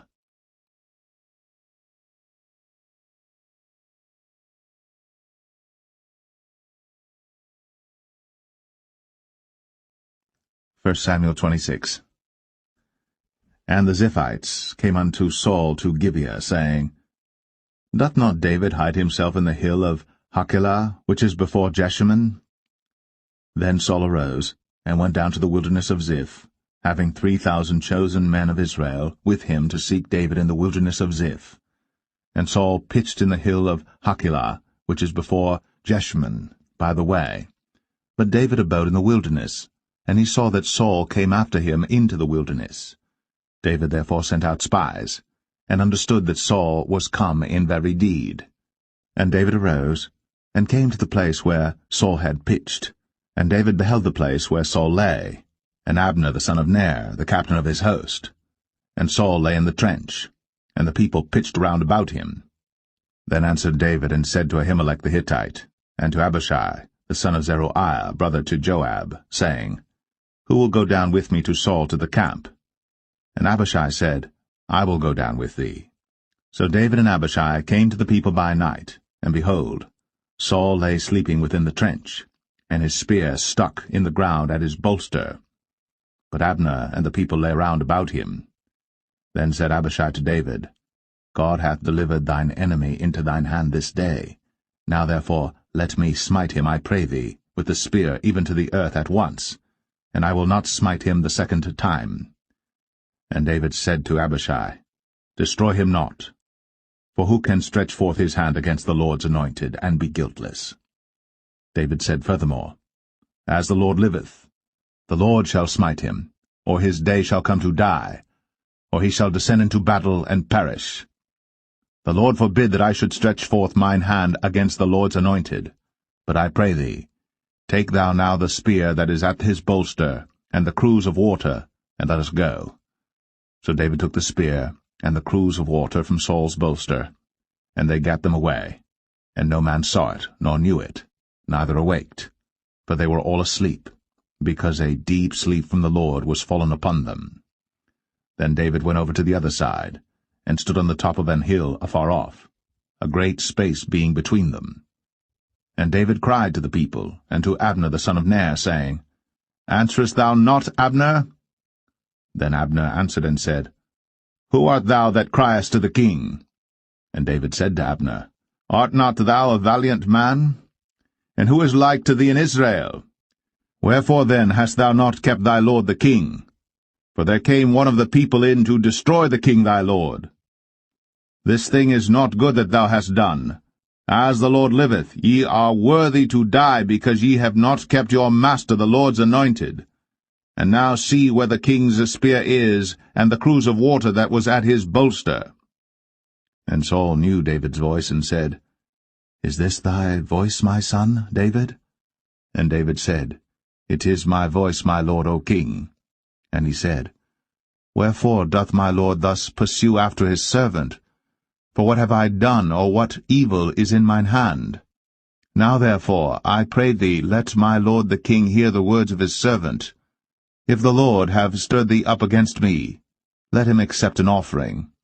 But if they be the children of men, cursed be they before the Lord, for they have driven me out this day from abiding in the inheritance of the Lord, saying, Go serve other gods. Now therefore, let not my blood fall to the earth before the face of the Lord. For the king of Israel is come out to seek a flea, as when one doth hunt a partridge in the mountains. Then said Saul, I have sinned. Return, my son David. For I will no more do thee harm, because my soul was precious in thine eyes this day. Behold, I have played the fool, and have erred exceedingly. And David answered and said, Behold the king's spear, and let one of the young men come over and fetch it. The Lord render to every man his righteousness and his faithfulness. For the Lord delivered thee into my hand today. But I would not stretch forth mine hand against the Lord's anointed. And behold, as thy life was much set by this day in mine eyes, so let my life be much set by in the eyes of the Lord, and let him deliver me out of all tribulation. Then Saul said to David, Blessed be thou, my son David. Thou shalt both do great things, and also shalt still prevail. So David went on his way, and Saul returned to his place.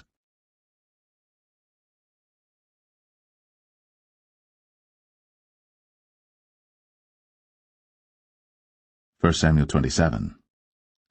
And David said in his heart, I shall now perish one day by the hand of Saul. There is nothing better for me than that I should speedily escape into the land of the Philistines, and Saul shall despair of me, to seek me any more in any coast of Israel. So shall I escape out of his hand.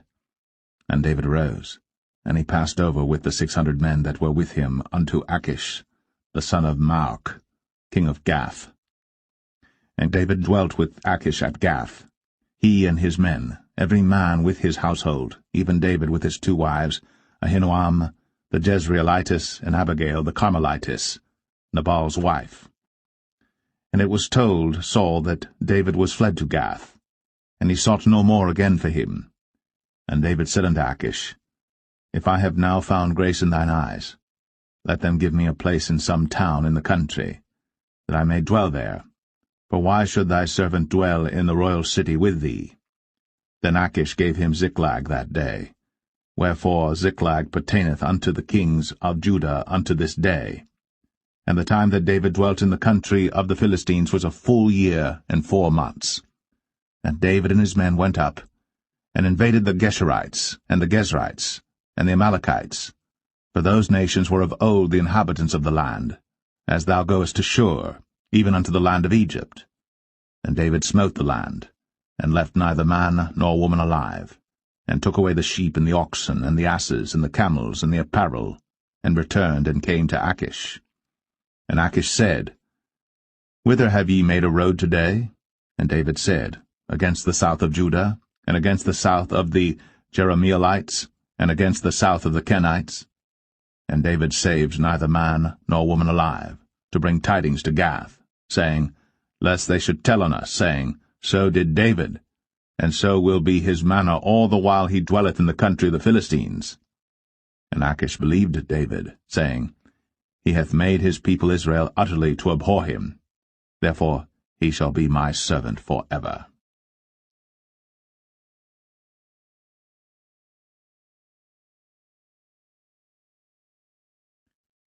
1 Samuel 28.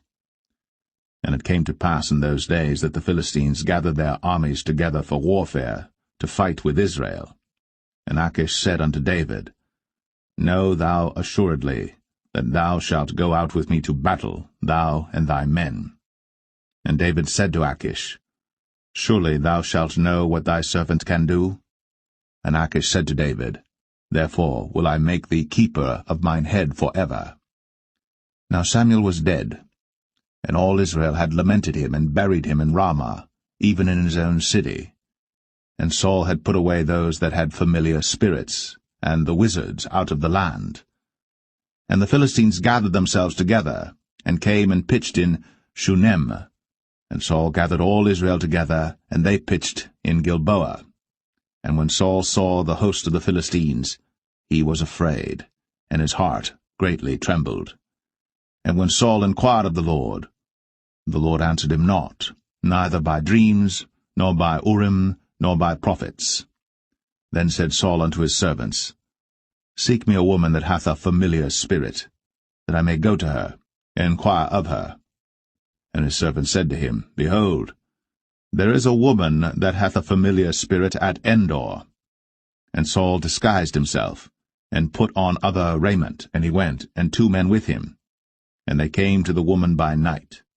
And he said, I pray thee, divine unto me by the familiar spirit, and bring me him up, whom I shall name unto thee. And the woman said unto him, Behold, Thou knowest what Saul hath done, how he hath cut off those that have familiar spirits and the wizards out of the land. Wherefore then layest thou a snare for my life, to cause me to die? And Saul sware to her by the Lord, saying, As the Lord liveth, there shall no punishment happen to thee for this thing. Then said the woman, Whom shall I bring up unto thee? And he said, Bring me up Samuel. And when the woman saw Samuel, she cried with a loud voice, and the woman spake to Saul, saying, Why hast thou deceived me? For thou art Saul. And the king said unto her, Be not afraid. For what sawest thou? And the woman said unto Saul, I saw gods ascending out of the earth. And he said unto her, What form is he of? And she said, An old man cometh up, and he is covered with a mantle. And Saul perceived that it was Samuel, and he stooped with his face to the ground, and bowed himself. And Samuel said to Saul, Why hast thou disquieted me to bring me up? And Saul answered, I am sore distressed, for the Philistines make war against me, and God is departed from me, and answereth me no more, neither by prophets nor by dreams. Therefore I have called thee, that thou mayest make known unto me what I shall do. Then said Samuel, Wherefore then dost thou ask of me, seeing the Lord is departed from thee, and is become thine enemy? And the Lord hath done to him as he spake by me. For the Lord hath rent the kingdom out of thine hand, and given it to thy neighbor, even to David, because thou obeyest not the voice of the Lord, nor executest his fierce wrath upon Amalek. Therefore hath the Lord done this thing unto thee this day. Moreover the Lord will also deliver Israel with thee into the hand of the Philistines, and tomorrow shalt thou and thy sons be with me. The Lord also shall deliver the host of Israel into the hand of the Philistines. Then Saul fell straightway all along on the earth, and was sore afraid because of the words of Samuel. And there was no strength in him, for he had eaten no bread all the day, nor all the night. And the woman came unto Saul, and saw that he was sore troubled, and said unto him, Behold, thine handmaid hath obeyed thy voice, and I have put my life in my hand, and have hearkened unto thy words which thou spakest unto me. Now therefore, I pray thee, hearken thou also unto the voice of thine handmaid, and let me set a morsel of bread before thee, and eat, that thou mayest have strength, when thou goest on thy way. But he refused, and said, I will not eat. But his servants, together with the woman, compelled him, and he hearkened unto their voice. So he arose from the earth, and sat upon the bed. And the woman had a fat calf in the house, and she hasted and killed it, and took flour and kneaded it, and did bake unleavened bread thereof. And she brought it before Saul, and before his servants, and they did eat. Then they rose up, and went away that night.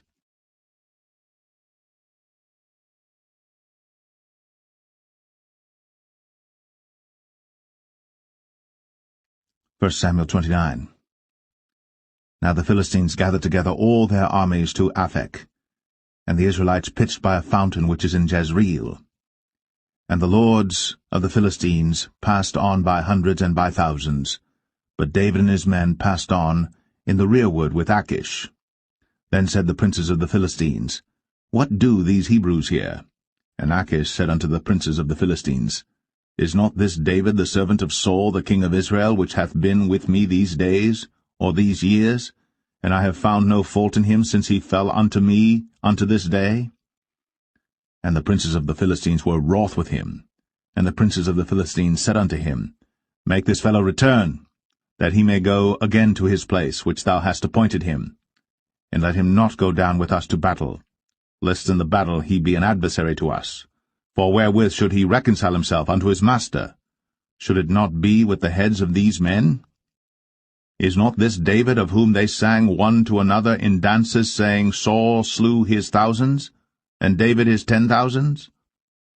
Then Achish called David and said unto him, Surely as the Lord liveth, thou hast been upright, and thy going out and thy coming in with me in the host is good in my sight. For I have not found evil in thee, since the day of thy coming unto me, unto this day. Nevertheless the Lord's favour thee not. Wherefore now return and go in peace, that thou displease not the lords of the Philistines. And David said unto Achish, But what have I done?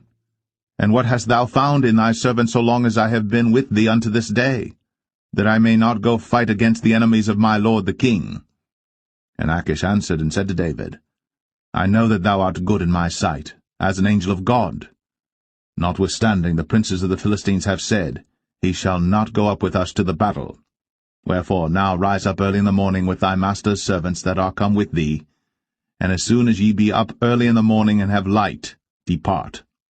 So David and his men rose up early to depart in the morning, to return into the land of the Philistines. And the Philistines went up to Jezreel.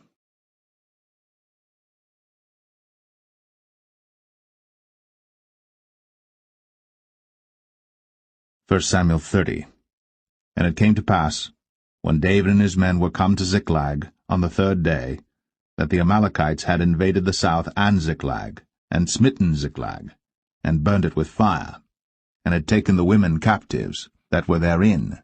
They slew not any, either great or small, but carried them away, and went on their way. So David and his men came to the city, and behold, it was burned with fire, and their wives and their sons and their daughters were taken captives. Then David and the people that were with him lifted up their voice and wept until they had no more power to weep. And David's 2 wives were taken captives, Ahinoam the Jezreelitess, and Abigail the wife of Nabal the Carmelite. And David was greatly distressed, for the people spake of stoning him, because the soul of all the people was grieved, every man for his sons and for his daughters. But David encouraged himself in the Lord his God. And David said to Abiathar the priest, Ahimelech's son, I pray thee, bring me hither the ephod. And Abiathar brought thither the ephod to David. And David inquired at the Lord, saying, Shall I pursue after this troop? Shall I overtake them? And he answered him, Pursue, for thou shalt surely overtake them, and without fail recover all. So David went, he and the 600 men that were with him, and came to the brook Besor, where those that were left behind stayed. But David pursued, he and 400 men, for 200 abode behind, which were so faint that they could not go over the brook Besor. And they found an Egyptian in the field, and brought him to David, and gave him bread, and he did eat, and they made him drink water. And they gave him a piece of a cake of figs, and 2 clusters of raisins. And when he had eaten, his spirit came again to him, for he had eaten no bread nor drunk any water 3 days and 3 nights. And David said unto him, To whom belongest thou, and whence art thou? And he said, I am a young man of Egypt, servant to an Amalekite, and my master left me because 3 days agone I fell sick. We made an invasion upon the south of the Cherethites, and upon the coast which belongeth to Judah, and upon the south of Caleb, and we burned Ziklag with fire. And David said to him, Canst thou bring me down to this company?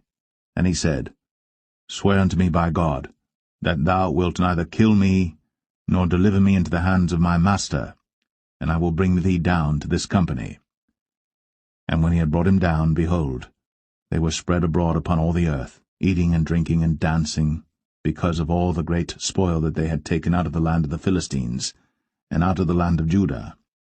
And David smote them from the twilight even unto the evening of the next day. And there escaped not a man of them, save 400 young men which rode upon camels and fled.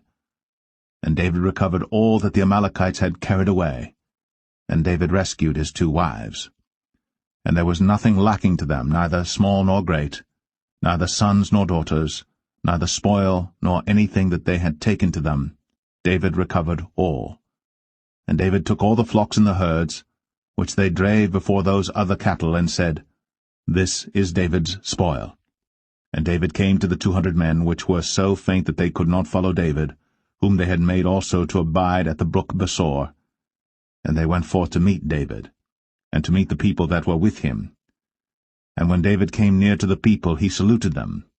Then answered all the wicked men and men of Belial, of those that went with David, and said, Because they went not with us, we will not give them aught of the spoil that we have recovered, save to every man his wife and his children, that they may lead them away and depart.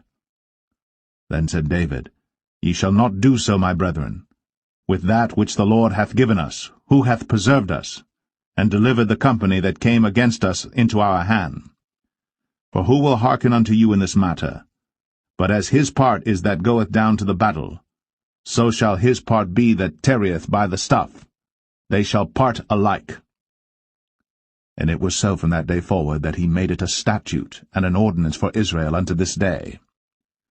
And when David came to Ziklag, he sent of the spoil unto the elders of Judah, even to his friends, saying, Behold, a present for you of the spoil of the enemies of the Lord, to them which were in Bethel, and to them which were in South Ramoth, and to them which were in Jatir, and to them which were in Aroer, and to them which were in Siphmoth, and to them which were in Eshtemoa, and to them which were in Rakal, and to them which were in the cities of the Jerahmeelites, and to them which were in the cities of the Kenites, and to them which were in Hormah, and to them which were in Chor-Ashan, and to them which were in Athak, and to them which were in Hebron, and to all the places where David himself and his men were wont to haunt.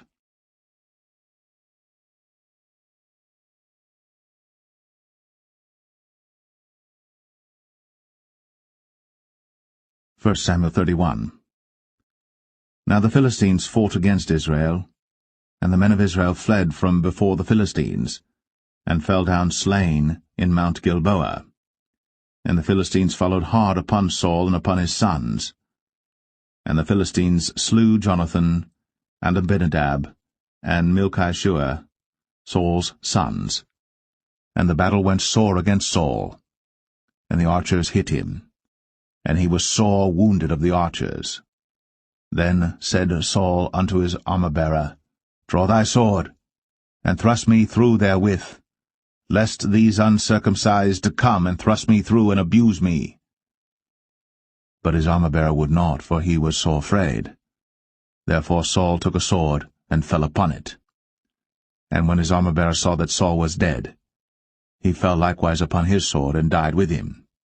So Saul died, and his 3 sons, and his armor-bearer, and all his men, that same day together. And when the men of Israel that were on the other side of the valley, and they that were on the other side, Jordan, saw that the men of Israel fled, and that Saul and his sons were dead, they forsook the cities and fled. And the Philistines came and dwelt in them. And it came to pass on the morrow, when the Philistines came to strip the slain, that they found Saul and his 3 sons fallen in Mount Gilboa. And they cut off his head, and stripped off his armor, and sent into the land of the Philistines round about to publish it in the house of their idols, and among the people. And they put his armor in the house of Ashtoreth, and they fastened his body to the wall of Bethshan. And when the inhabitants of Jabesh-Gilead heard of that which the Philistines had done to Saul, all the valiant men arose, and went all night, and took the body of Saul, and the bodies of his sons from the wall of Bethshan, and came to Jabesh, and burnt them there. And they took their bones, and buried them under a tree at Jabesh, and fasted 7 days.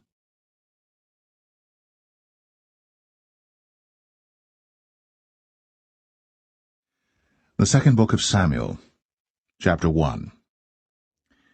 Now it came to pass after the death of Saul, when David was returned from the slaughter of the Amalekites, and David had abode 2 days in Ziklag, it came even to pass on the 3rd day that, behold, a man came out of the camp from Saul with his clothes rent, and earth upon his head. And so it was when he came to David, that he fell to the earth, and did obeisance. And David said unto him, From whence comest thou? And he said unto him, Out of the camp of Israel am I escaped. And David said unto him, How went the matter? I pray thee, tell me. And he answered, That the people are fled from the battle, and many of the people also are fallen and dead. And Saul and Jonathan his son are dead also. Then David said unto the young man that told him, How knowest thou that Saul and Jonathan his son be dead? And the young man that told him said, As I happened by chance upon Mount Gilboa, behold, Saul leaned upon his spear, and lo, the chariots and horsemen followed hard after him. And when he looked behind him, he saw me, and called unto me, and I answered, Here am I. And he said unto me, Who art thou? And I answered him, I am an Amalekite. He said unto me again, Stand, I pray thee, upon me, and slay me. For anguish is come upon me, because my life is yet whole in me.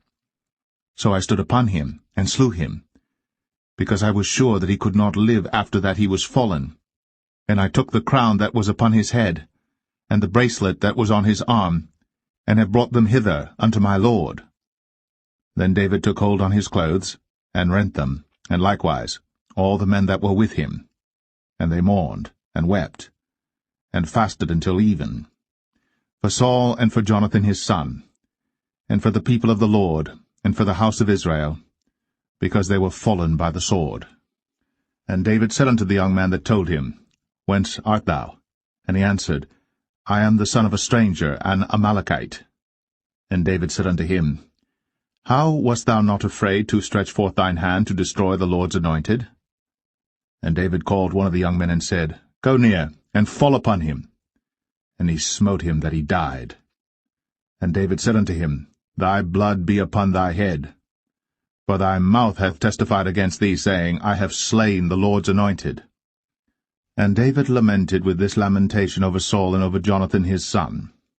Also he bade them teach the children of Judah the use of the bow. Behold, it is written in the book of Jasher, The beauty of Israel is slain upon thy high places.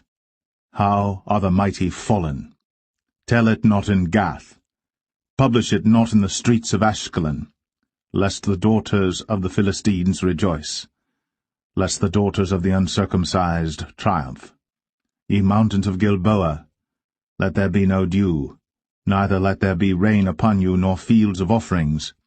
For there the shield of the mighty is vilely cast away, the shield of Saul, as though he had not been anointed with oil. From the blood of the slain, from the fat of the mighty, the bow of Jonathan turned not back, and the sword of Saul returned not empty. Saul and Jonathan were lovely and pleasant in their lives, and in their death they were not divided. They were swifter than eagles. They were stronger than lions. Ye daughters of Israel, weep over Saul, who clothed you in scarlet, with other delights, who put on ornaments of gold upon your apparel. How are the mighty fallen in the midst of the battle, O Jonathan! Thou wast slain in thine high places. I am distressed for thee, my brother Jonathan. Very pleasant hast thou been unto me. Thy love to me was wonderful, passing the love of women. How are the mighty fallen, and the weapons of war perished!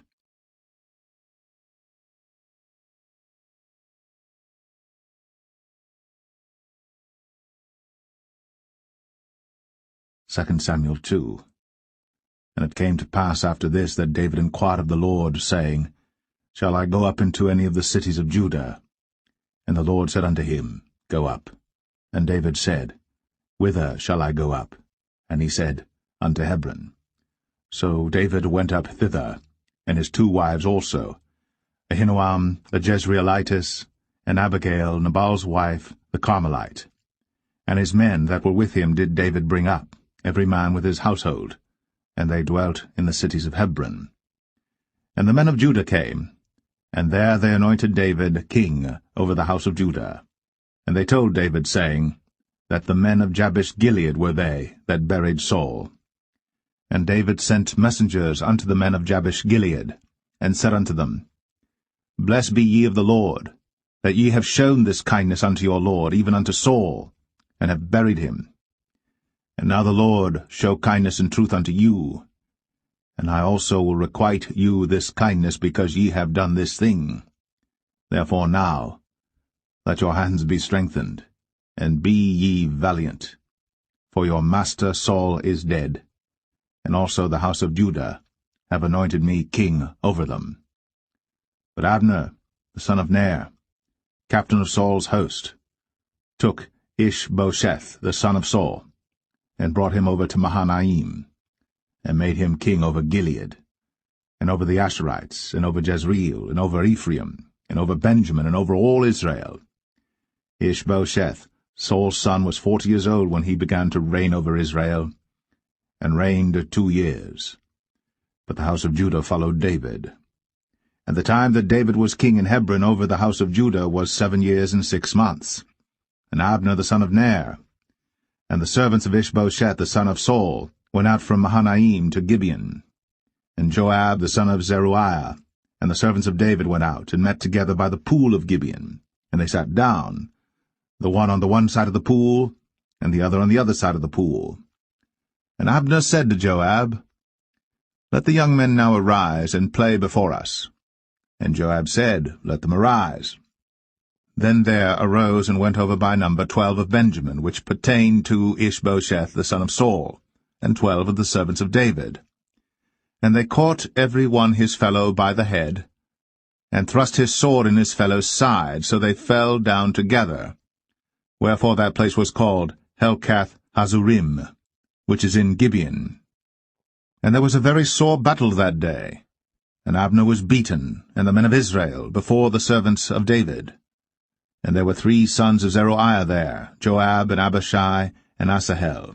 And Asahel was as light of foot as a wild roe. And Asahel pursued after Abner, and in going he turned not to the right hand nor to the left from following Abner. Then Abner looked behind him, and said, Art thou Asahel? And he answered, I am. And Abner said to him, Turn thee aside to thy right hand or to thy left, and lay thee hold on one of the young men, and take thee his armor. But Asahel would not turn aside from following of him. And Abner said again to Asahel, Turn thee aside from following me. Wherefore should I smite thee to the ground? How then should I hold up my face to Joab thy brother? Howbeit he refused to turn aside. Wherefore Abner, with the hinder end of the spear, smote him under the 5th rib, that the spear came out behind him. And he fell down there, and died in the same place. And it came to pass, that as many as came to the place where Asahel fell down and died stood still. Joab also and Abishai pursued after Abner. And the sun went down when they were come to the hill of Ammah, that lieth before Giah by the way of the wilderness of Gibeon. And the children of Benjamin gathered themselves together after Abner, and became one troop, and stood on the top of an hill. Then Abner called to Joab and said, Shall the sword devour for ever? Knowest thou not that it will be bitterness in the latter end? How long shall it be then, ere thou bid the people return from following their brethren? And Joab said, As God liveth, unless thou hadst spoken. Surely then in the morning the people had gone up every one from following his brother. So Joab blew a trumpet, and all the people stood still, and pursued after Israel no more, neither fought they any more. And Abner and his men walked all that night through the plain, and passed over Jordan, and went through all Bithron, and they came to Mahanaim. And Joab returned from following Abner. And when he had gathered all the people together, there lacked of David's servants 19 men, and Asahel. But the servants of David had smitten of Benjamin, and of Abner's men, so that 360 men died. And they took up Asahel, and buried him in the sepulchre of his father, which was in Bethlehem. And Joab and his men went all night, and they came to Hebron at break of day.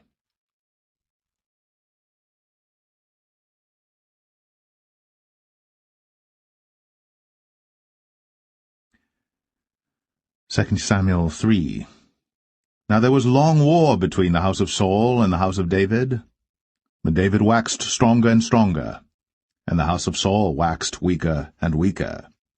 And unto David were sons born in Hebron, and his firstborn was Amnon, of Ahinoam the Jezreelitess, and his second Chileab, of Abigail the wife of Nabal the Carmelite, and the third Absalom the son of Maacah the daughter of Talmai king of Geshur, and the fourth Adonijah the son of Haggith, and the fifth Shephatiah the son of Abital, and the sixth Ithream by Eglah David's wife. These were born to David in Hebron.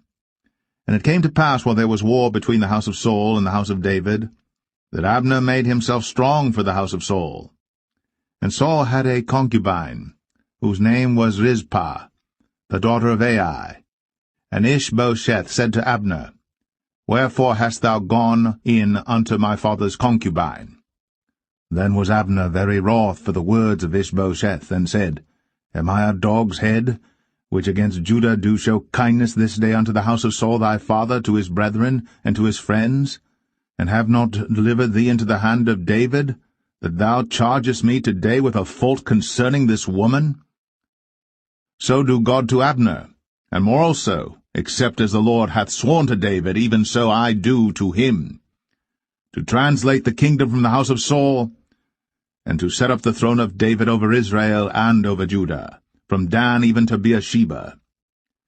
And he could not answer Abner a word again, because he feared him. And Abner sent messengers to David on his behalf, saying, Whose is the land? Saying also, Make thy league with me, and behold, my hand shall be with thee, to bring about all Israel unto thee. And he said, Well, I will make a league with thee. But one thing I require of thee, that is, thou shalt not see my face, except thou first bring Michal, Saul's daughter, when thou comest to see my face. And David sent messengers to Ishbosheth, Saul's son, saying, Deliver me my wife Michal, which I espoused to me, for 100 foreskins of the Philistines. And Ishbosheth sent and took her from her husband, even from Phaltiel, the son of Laish. And her husband went with her, along weeping, behind her to Bahurim. Then said Abner unto him, Go, return. And he returned. And Abner had communication with the elders of Israel, saying, Ye sought for David in times past to be king over you. Now then do it. For the Lord hath spoken of David, saying, By the hand of my servant David, I will save my people Israel out of the hand of the Philistines, and out of the hand of all their enemies. And Abner also spake in the ears of Benjamin. And Abner went also to speak in the ears of David in Hebron all that seemed good to Israel, and that seemed good to the whole house of Benjamin. So Abner came to David to Hebron, and 20 men with him. And David made Abner and the men that were with him a feast. And Abner said unto David, I will arise and go, and will gather all Israel unto my lord the king, that they may make a league with thee, and that thou mayest reign over all that thine heart desireth. And David sent Abner away, and he went in peace. And behold, the servants of David and Joab came from pursuing a troop, and brought in a great spoil with them. But Abner was not with David in Hebron, for he had sent him away, and he was gone in peace. When Joab and all the host that was with him were come, they told Joab, saying, Abner the son of Ner came to the king, and he hath sent him away, and he is gone in peace. Then Joab came to the king and said, What hast thou done? Behold, Abner came unto thee. Why is it that thou hast sent him away, and he is quite gone? Thou knowest Abner the son of Ner, that he came to deceive thee, and to know thy going out and thy coming in, and to know all that thou doest.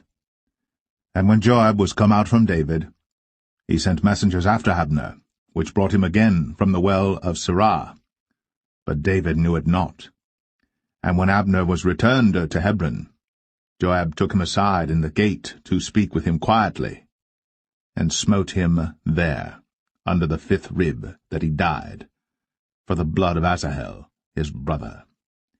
And afterward, when David heard it, he said, I and my kingdom are guiltless before the Lord, for ever, from the blood of Abner the son of Ner. Let it rest on the head of Joab, and on all his father's house. And let there not fail from the house of Joab one that hath an issue, or that is a leper, or that leaneth on a staff, or that falleth on the sword, or that lacketh bread. So Joab and Abishai his brother slew Abner, because he had slain their brother Asahel at Gibeon in the battle. And David said to Joab and to all the people that were with him, Rend your clothes, and gird you with sackcloth, and mourn before Abner. And King David himself followed the bier. And they buried Abner in Hebron. And the king lifted up his voice, and wept at the grave of Abner. And all the people wept. And the king lamented over Abner, and said, Died Abner as a fool dieth. Thy hands were not bound, nor thy feet put into fetters. As a man falleth before wicked men, so fellest thou. And all the people wept again over him. And when all the people came to cause David to eat meat while it was yet day, David sware, saying, So do God to me, and more also, if I taste bread or aught else, till the sun be down. And all the people took notice of it, and it pleased them, as whatsoever the king did pleased all the people. For all the people and all Israel understood that day that it was not of the king to slay Abner the son of Ner. And the king said unto his servants, Know ye not that there is a prince and a great man fallen this day in Israel? And I am this day weak, though anointed king. And these men, the sons of Zeruiah, be too hard for me. The Lord shall reward the doer of evil according to his wickedness.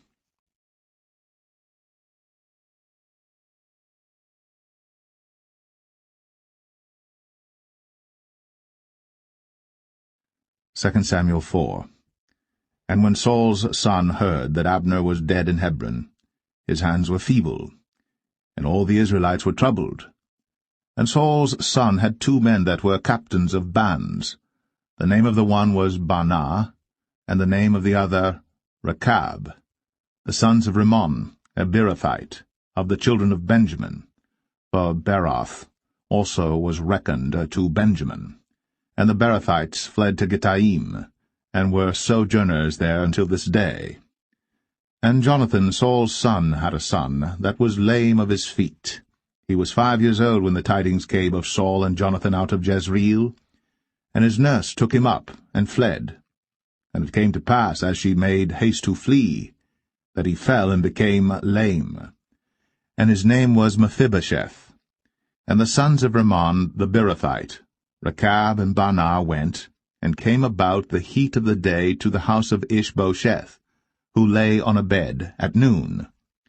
And they came thither into the midst of the house, as though they would have fetched wheat, and they smote him under the 5th rib, and Rechab and Baanah his brother escaped. For when they came into the house, he lay on his bed in his bedchamber, and they smote him, and slew him, and beheaded him, and took his head, and gat them away through the plain all night. And they brought the head of Ishbosheth unto David to Hebron, and said to the king, Behold, the head of Ishbosheth, the son of Saul, thine enemy, which sought thy life. And the Lord hath avenged my lord the king this day of Saul, and of his seed. And David answered Rechab and Baanah his brother, the sons of Rimmon the Beerothite, and said unto them, As the Lord liveth, who hath redeemed my soul out of all adversity? When one told me, saying, Behold, Saul is dead, thinking to have brought good tidings, I took hold of him, and slew him in Ziklag, who thought that I would have given him a reward for his tidings. How much more, when wicked men have slain a righteous person in his own house upon his bed? Shall I not therefore now require his blood of your hand, and take you away from the earth? And David commanded his young men, and they slew them, and cut off their hands and their feet, and hanged them up over the pool in Hebron. But they took the head of Ishbosheth, and buried it in the sepulchre of Abner in Hebron.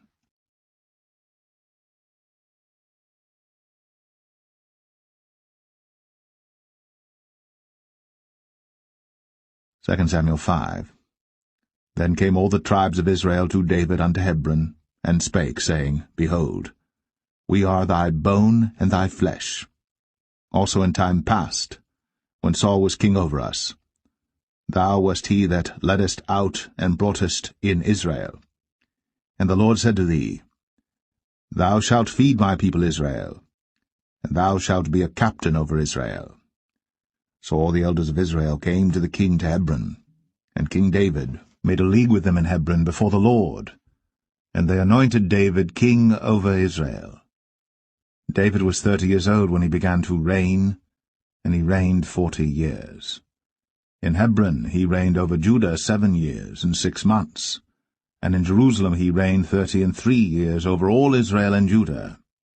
And the king and his men went to Jerusalem unto the Jebusites, the inhabitants of the land, which spake unto David, saying, Except thou take away the blind and the lame, thou shalt not come in hither, thinking, David cannot come in hither. Nevertheless, David took the stronghold of Zion, the same is the city of David. And David said on that day, Whosoever getteth up to the gutter, and smiteth the Jebusites, and the lame and the blind, that are hated of David's soul, he shall be chief and captain. Wherefore they said, The blind and the lame shall not come into the house. So David dwelt in the fort, and called it the city of David. And David built round about from Millo and inward. And David went on, and grew great, and the Lord God of hosts was with him. And Hiram king of Tyre sent messengers to David, and cedar trees, and carpenters, and masons, and they built David an house. And David perceived that the Lord had established him king over Israel, and that he had exalted his kingdom for his people Israel's sake. And David took him more concubines and wives out of Jerusalem, after he was come from Hebron, and there were yet sons and daughters born to David.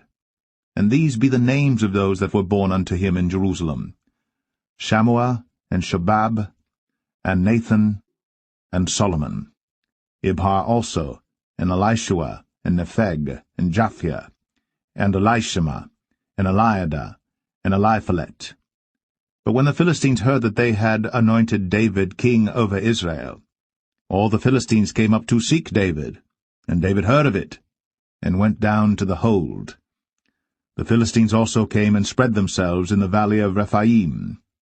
And David inquired of the Lord, saying, Shall I go up to the Philistines? Wilt thou deliver them into mine hand? And the Lord said unto David, Go up, for I will doubtless deliver the Philistines into thine hand. And David came to Baal Perazim, and David smote them there, and said, The Lord hath broken forth upon mine enemies before me, as the breach of waters. Therefore he called the name of that place Baal Perazim. And there they left their images, and David and his men burned them. And the Philistines came up yet again, and spread themselves in the valley of Rephaim. And when David inquired of the Lord, he said, Thou shalt not go up, but fetch a compass behind them, and come upon them over against the mulberry trees. And let it be, when thou hearest the sound of a going in the tops of the mulberry trees, that then thou shalt bestir thyself, for then shall the Lord go out before thee to smite the host of the Philistines. And David did so, as the Lord had commanded him, and smote the Philistines from Geba until thou come to Gazer.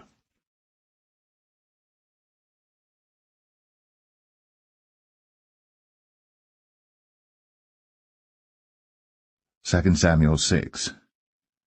Again David gathered together all the chosen men of Israel, 30,000. And David arose and went with all the people that were with him from Baalah of Judah, to bring up from thence the ark of God, whose name is called by the name of the Lord of hosts, that dwelleth between the cherubims. And they set the ark of God upon a new cart, and brought it out of the house of Abinadab that was in Gibeah. And Uzzah and Ahio, the sons of Abinadab, drave the new cart. And they brought it out of the house of Abinadab, which was at Gibeah, accompanying the ark of God, and Ahio went before the ark. And David and all the house of Israel played before the Lord in all manner of instruments made of fir wood, even on harps, and on psalteries, and on timbrels, and on cornets, and on cymbals.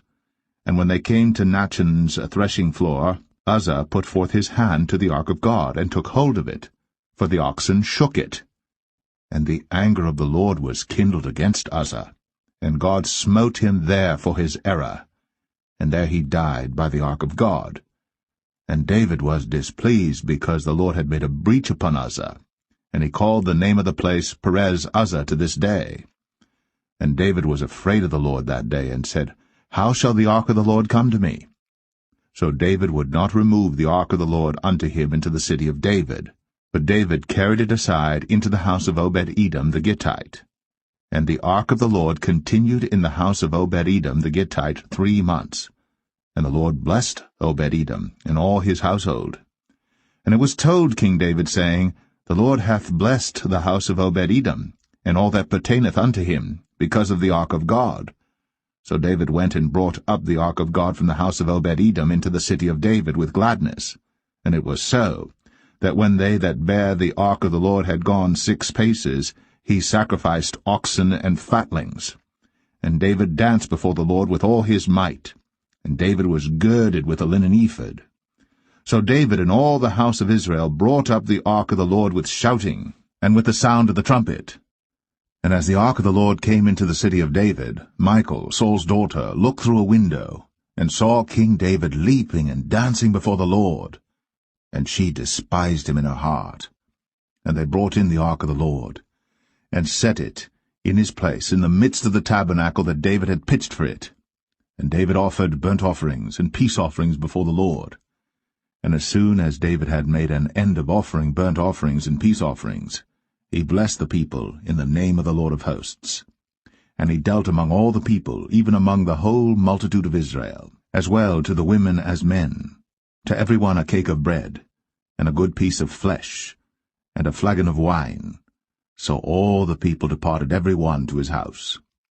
Then David returned to bless his household, and Michal the daughter of Saul came out to meet David, and said, How glorious was the king of Israel today, who uncovered himself today in the eyes of the handmaids of his servants, as one of the vain fellows shamelessly uncovereth himself. And David said unto Michal, It was before the Lord which chose me before thy father, and before all his house, to appoint me ruler over the people of the Lord, over Israel. Therefore will I play before the Lord. And I will yet be more vile than thus, and will be base in mine own sight. And of the maidservants which thou hast spoken of them shall I be had in honor. Therefore Michal, the daughter of Saul, had no child unto the day of her death.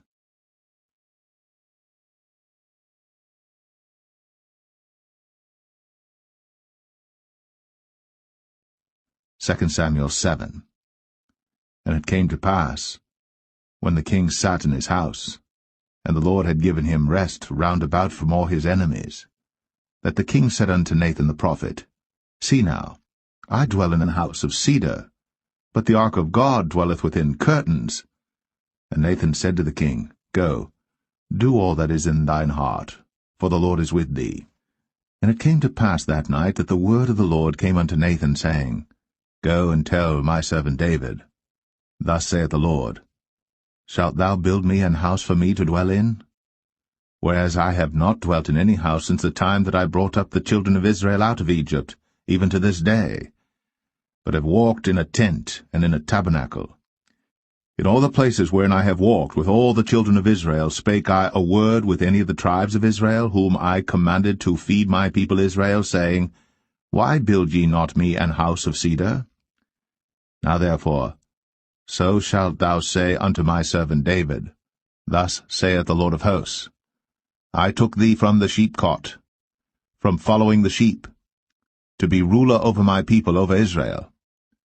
And I was with thee whithersoever thou wentest, and have cut off all thine enemies out of thy sight, and have made thee a great name, like unto the name of the great men that are in the earth.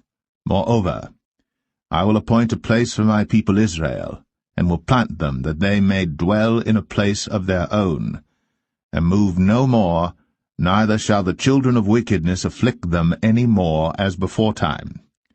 And as since the time that I commanded judges to be over my people Israel, and have caused thee to rest from all thine enemies, also the Lord telleth thee, that he will make thee an house.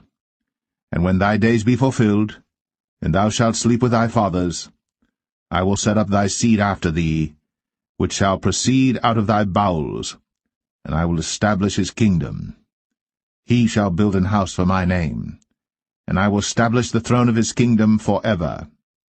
I will be his father, and he shall be my son. If he commit iniquity, I will chasten him with the rod of men, and with the stripes of the children of men.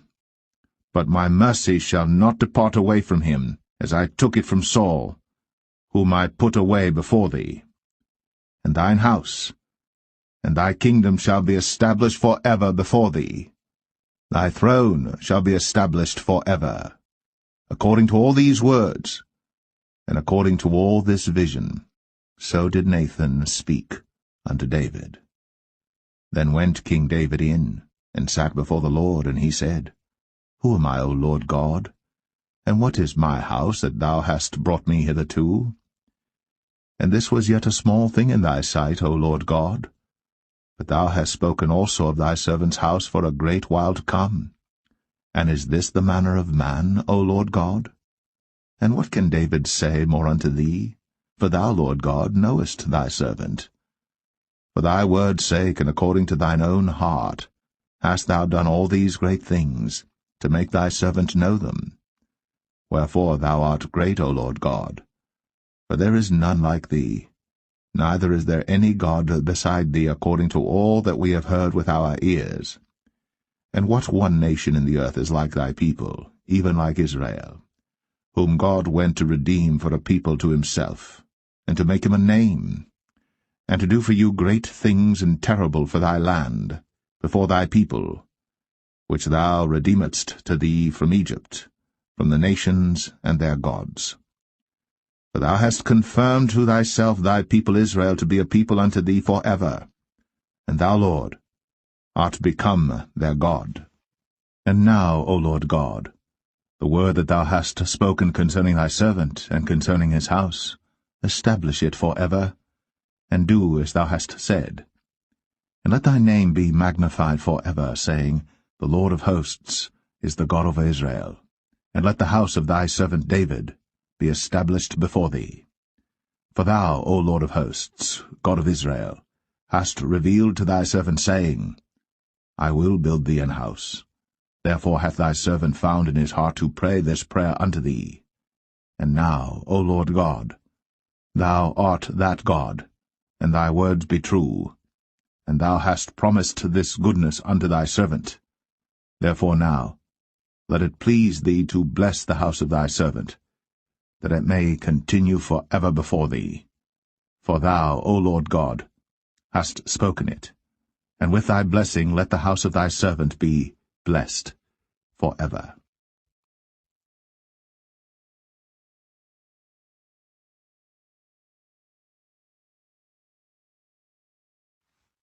2 Samuel 8.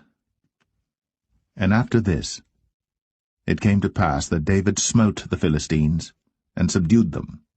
And David took Metheg-Ammah out of the hand of the Philistines. And he smote Moab, and measured them with a line, casting them down to the ground. Even with 2 lines measured he, to put to death, and with 1 full line to keep alive. And so the Moabites became David's servants, and brought gifts. David smote also Hadadezer, the son of Rehob, king of Zobah, as he went to recover his border at the river Euphrates. And David took from him 1,000 chariots, and 700 horsemen, and 20,000 footmen. And David houghed all the chariot horses, but reserved of them 400 chariots. And when the Syrians of Damascus came to succor Hadadezer, king of Zobah, David slew of the Syrians 22,000 men. Then David put garrisons in Syria of Damascus, and the Syrians became servants to David and brought gifts. And the Lord preserved David whithersoever he went. And David took the shields of gold that were on the servants of Hadadezer, and brought them to Jerusalem. And from Betah and from Berothai, cities of Hadadezer, King David took exceeding much brass. When Toi, king of Hamath, heard that David had smitten all the host of Hadadezer, then Toi sent Joram his son unto King David to salute him and to bless him, because he had fought against Hadadezer, and smitten him. For Hadadezer had wars with Toi. And Joram brought with him vessels of silver, and vessels of gold, and vessels of brass, which also King David did dedicate unto the Lord, with the silver and gold that he had dedicated of all nations which he subdued, of Syria, and of Moab, and of the children of Ammon, and of the Philistines, and of Amalek, and of the spoil of Hadadezer son of Rehob, king of Zobah. And David gat him a name when he returned from smiting of the Syrians in the valley of Salt, being 18,000 men. And he put garrisons in Edom. Throughout all Edom put he garrisons, and all they of Edom became David's servants. And the Lord preserved David whithersoever he went. And David reigned over all Israel. And David executed judgment and justice unto all his people. And Joab the son of Zeruiah was over the host. And Jehoshaphat the son of Ahilud was recorder. And Zadok the son of Ahitub, and Ahimelech the son of Abiathar were the priests. And Seraiah was the scribe. And Benaniah the son of Jehoiada was over both the Cherethites and the Pelethites. And David's sons were chief rulers.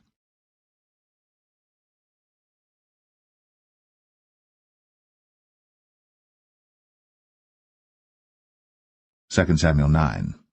And David said, Is there yet any that is left of the house of Saul, that I may show him kindness for Jonathan's sake? And there was of the house of Saul a servant whose name was Ziba. And when they had called him unto David, the king said unto him, Art thou Ziba? And he said, Thy servant is he. And the king said, Is there not yet any of the house of Saul, that I may show the kindness of God unto him? And Ziba said unto the king, Jonathan hath yet a son which is lame on his feet. And the king said unto him, Where is he? And Ziba said unto the king, Behold, he is in the house of Machir, the son of Ammiel, in Lo-debar. Then King David sent and fetched him out of the house of Machir, the son of Ammiel, from Lo-debar.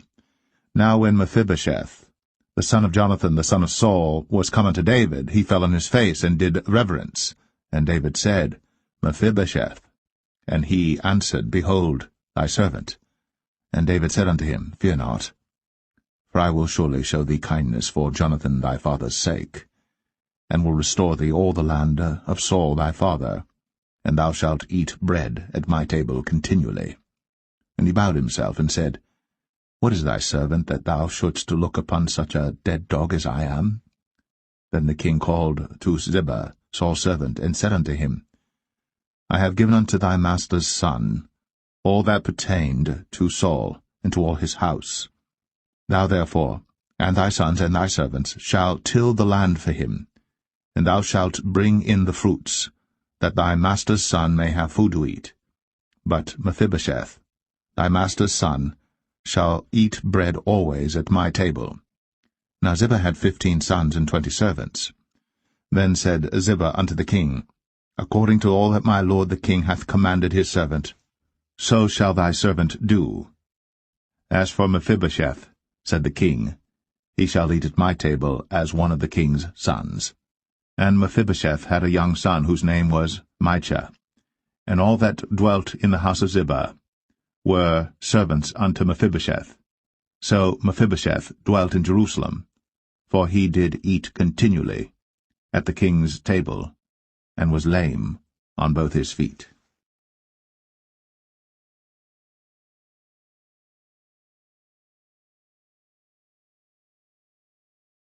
Second Samuel 10. And it came to pass after this, that the king of the children of Ammon died, and Hanan his son reigned in his stead. Then said David, I will show kindness unto Hanan the son of Nahash, as his father showed kindness unto me. And David sent to comfort him by the hand of his servants for his father. And David's servants came into the land of the children of Ammon. And the princes of the children of Ammon said unto Hanan their lord, Thinkest thou that David doth honour thy father, that he hath sent comforters unto thee? Hath not David rather sent his servants unto thee to search the city, and to spy it out, and to overthrow it? Wherefore Hanan took David's servants, and shaved off the one half of their beards, and cut off their garments in the middle, even to their buttocks, and sent them away. When they told it unto David, he sent to meet them, because the men were greatly ashamed. And the king said, Tarry at Jericho until your beards be grown, and then return. And when the children of Ammon saw that they stank before David, the children of Ammon sent and hired the Syrians of Beth-rehob, and the Syrians of Zobah, 20,000 footmen, and of King Maacah 1,000 men, and of Ishtab 12,000 men. And when David heard of it, he sent Joab and all the host of the mighty men. And the children of Ammon came out and put the battle in array at the entering in of the gate. And the Syrians of Zobah, and of Rahab, and Ishtab, and Makkah were by themselves in the field. When Joab saw that the front of the battle was against him before and behind, he chose of all the choice men of Israel, and put them in array against the Syrians. And the rest of the people he delivered into the hand of Abishai his brother, that he might put them in array against the children of Ammon. And he said, If the Syrians be too strong for me, then thou shalt help me. But if the children of Ammon be too strong for thee, then I will come and help thee. Be of good courage. Let us play the men for our people, and for the cities of our God. And the Lord do that which seemeth him good. And Joab drew nigh, and the people that were with him, unto the battle against the Syrians. And they fled before him. And when the children of Ammon saw that the Syrians were fled, then fled they also before Abishai, and entered into the city. So Joab returned from the children of Ammon, and came to Jerusalem. And when the Syrians saw that they were smitten before Israel, they gathered themselves together.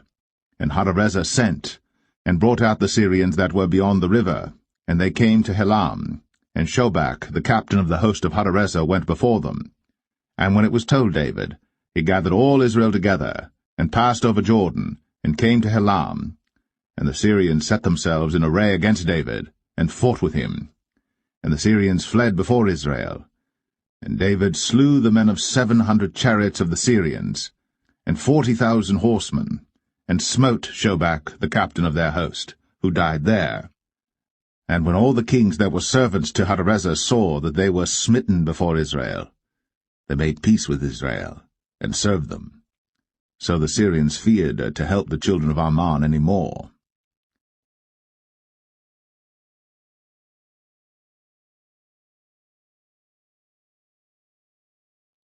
2 Samuel 11. And it came to pass, after the year was expired, at the time when kings go forth to battle, that David sent Joab and his servants with him, and all Israel. And they destroyed the children of Ammon, and besieged Rabbah. But David tarried still at Jerusalem. And it came to pass in an evening tide that David arose from off his bed, and walked upon the roof of the king's house. And from the roof he saw a woman washing herself, and the woman was very beautiful to look upon.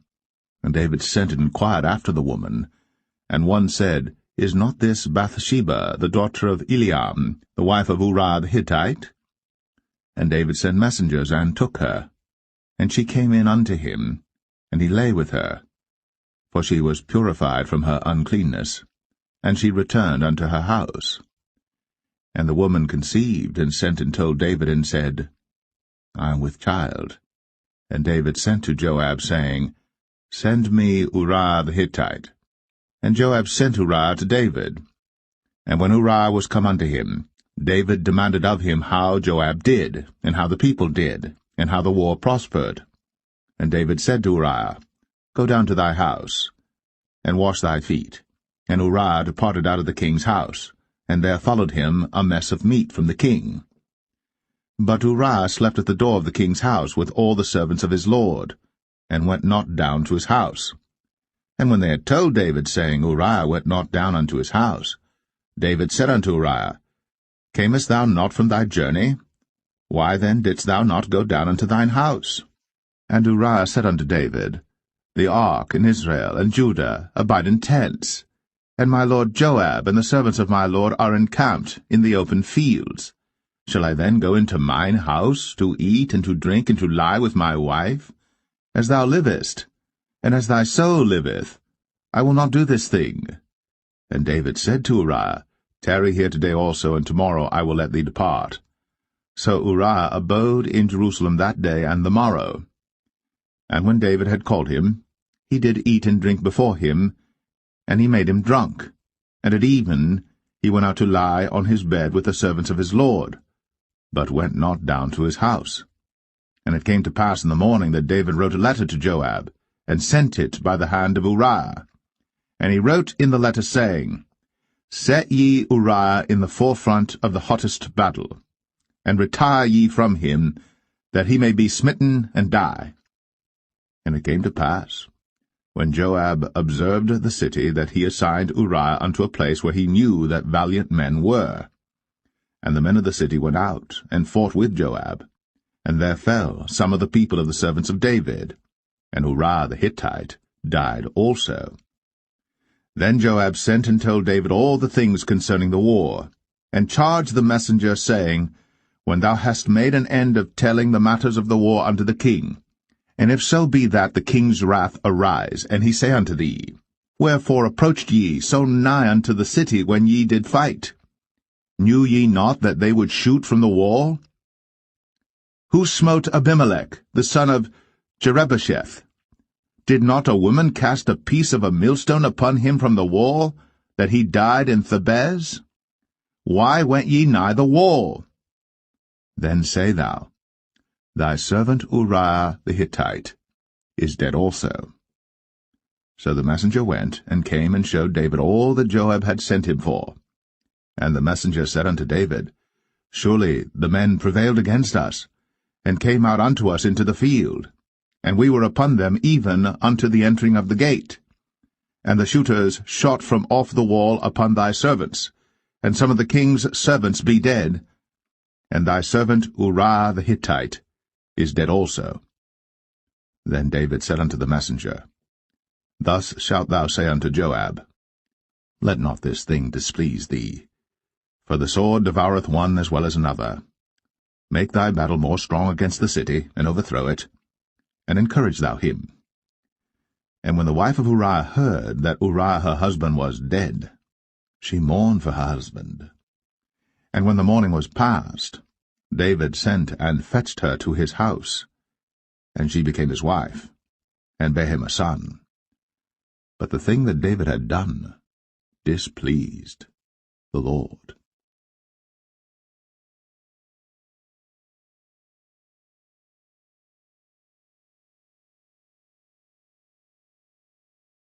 2 Samuel 12.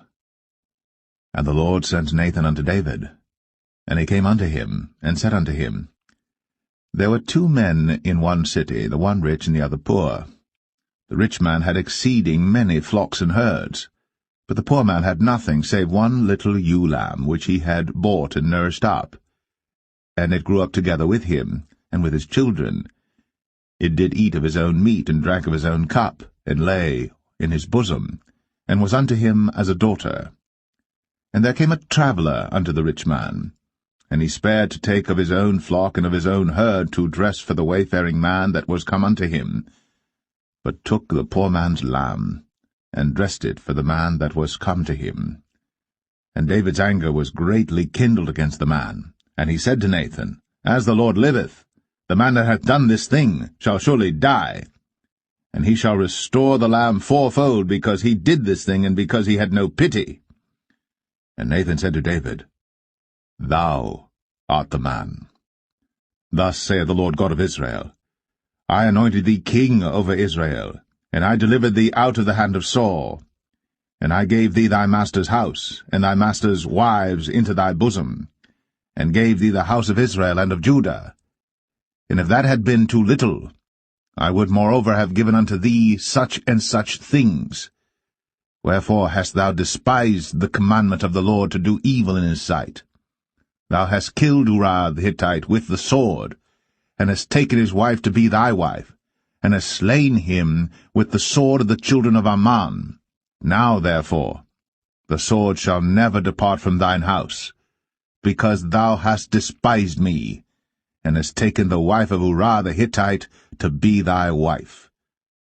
Thus saith the Lord, Behold, I will raise up evil against thee out of thine own house, and I will take thy wives before thine eyes, and give them unto thy neighbor, and he shall lie with thy wives in the sight of this sun. For thou didst it secretly, but I will do this thing before all Israel, and before the sun. And David said unto Nathan, I have sinned against the Lord. And Nathan said unto David, The Lord also hath put away thy sin. Thou shalt not die. Howbeit, because by this deed thou hast given great occasion to the enemies of the Lord to blaspheme, the child also that is born unto thee shall surely die. And Nathan departed unto his house. And the Lord struck the child that Uriah's wife bare unto David, and it was very sick. David therefore besought God for the child. And David fasted and went in, and lay all night upon the earth. And the elders of his house arose and went to him, to raise him up from the earth. But he would not, neither did he eat bread with them. And it came to pass on the 7th day that the child died. And the servants of David feared to tell him that the child was dead, for they said, Behold, while the child was yet alive, we spake unto him, and he would not hearken unto our voice. How will he then vex himself, if we tell him that the child is dead? But when David saw that his servants whispered, David perceived that the child was dead. Therefore David said unto his servants, Is the child dead? And they said, He is dead. Then David arose from the earth, and washed, and anointed himself, and changed his apparel, and came into the house of the Lord, and worshipped. Then he came to his own house, and when he required, they set bread before him, and he did eat. Then said his servants unto him, What thing is this that thou hast done? Thou didst fast and weep for the child while it was alive, but when the child was dead thou didst rise and eat bread. And he said, While the child was yet alive, I fasted and wept, for I said, Who can tell whether God will be gracious to me, that the child may live? But now he is dead. Wherefore should I fast? Can I bring him back again? I shall go to him, but he shall not return to me. And David comforted Bathsheba his wife, and went in unto her, and lay with her. And she bare a son, and he called his name Solomon. And the Lord loved him. And he sent by the hand of Nathan the prophet, and he called his name Jedediah, because of the Lord. And Joab fought against Rabbah of the children of Ammon, and took the royal city. And Joab sent messengers to David, and said, I have fought against Rabbah, and have taken the city of waters. Now therefore, gather the rest of the people together, and encamp against the city, and take it, lest I take the city, and it be called after my name. And David gathered all the people together, and went to Rabbah, and fought against it, and took it. And he took their king's crown from off his head, the weight whereof was a talent of gold, with the precious stones, and it was set on David's head. And he brought forth the spoil of the city in great abundance. And he brought forth the people that were therein, and put them under saws, and under harrows of iron, and under axes of iron, and made them pass through the brick kiln. And thus did he unto all the cities of the children of Ammon. So David and all the people returned unto Jerusalem.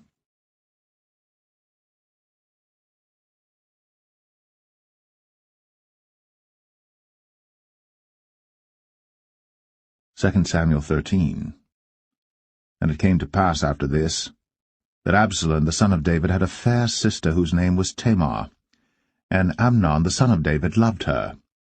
And Amnon was so vexed that he felt sick for his sister Tamar, for she was a virgin, and Amnon thought it hard for him to do anything to her. But Amnon had a friend whose name was Jonadab, the son of Shimea, David's brother. And Jonadab was a very subtle man. And he said unto him, Why art thou, being the king's son, lean from day to day? Wilt thou not tell me? And Amnon said unto him, I love Tamar, my brother Absalom's sister. And Jonadab said unto him, Lay thee down on thy bed, and make thyself sick. And when thy father cometh to see thee, say unto him, I pray thee, let my sister Tamar come and give me meat, and dress the meat in my sight, that I may see it, and eat it at her hand.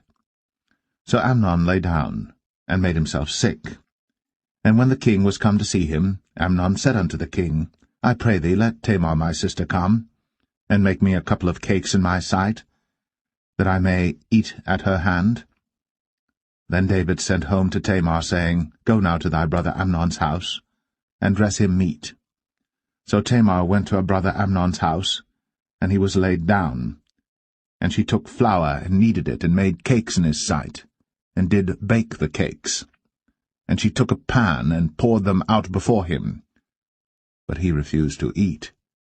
And Amnon said, Have out all men from me. And they went out every man from him. And Amnon said unto Tamar, Bring the meat into the chamber, that I may eat of thine hand.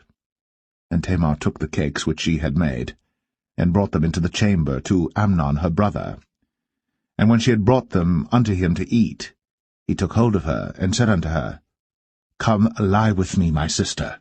And she answered him, Nay, my brother, do not force me. For no such thing ought to be done in Israel. Do not thou this folly. And I, whither shall I cause my shame to go? And as for thee, thou shalt be as one of the fools in Israel. Now therefore I pray thee, speak unto the king, for he will not withhold me from thee. Howbeit, he would not hearken unto her voice, but being stronger than she, forced her, and lay with her. Then Amnon hated her exceedingly, so that the hatred wherewith he hated her was greater than the love wherewith he had loved her. And Amnon said unto her, Arise, be gone. And she said unto him, There is no cause. This evil in sending me away is greater than the other that thou didst unto me. But he would not hearken unto her. Then he called his servant that ministered unto him, and said, Put now this woman out from me, and bolt the door after her. And she had a garment of divers colours upon her, for with such robes were the king's daughters that were virgins apparelled. Then his servant brought her out, and bolted the door after her. And Tamar put ashes on her head, and rent her garment of divers colours that was on her, and laid her hand on her head, and went on crying. And Absalom, her brother, said unto her, Hath Amnon thy brother been with thee? But hold now thy peace, my sister. He is thy brother. Regard not this thing. So Tamar remained desolate in her brother Absalom's house.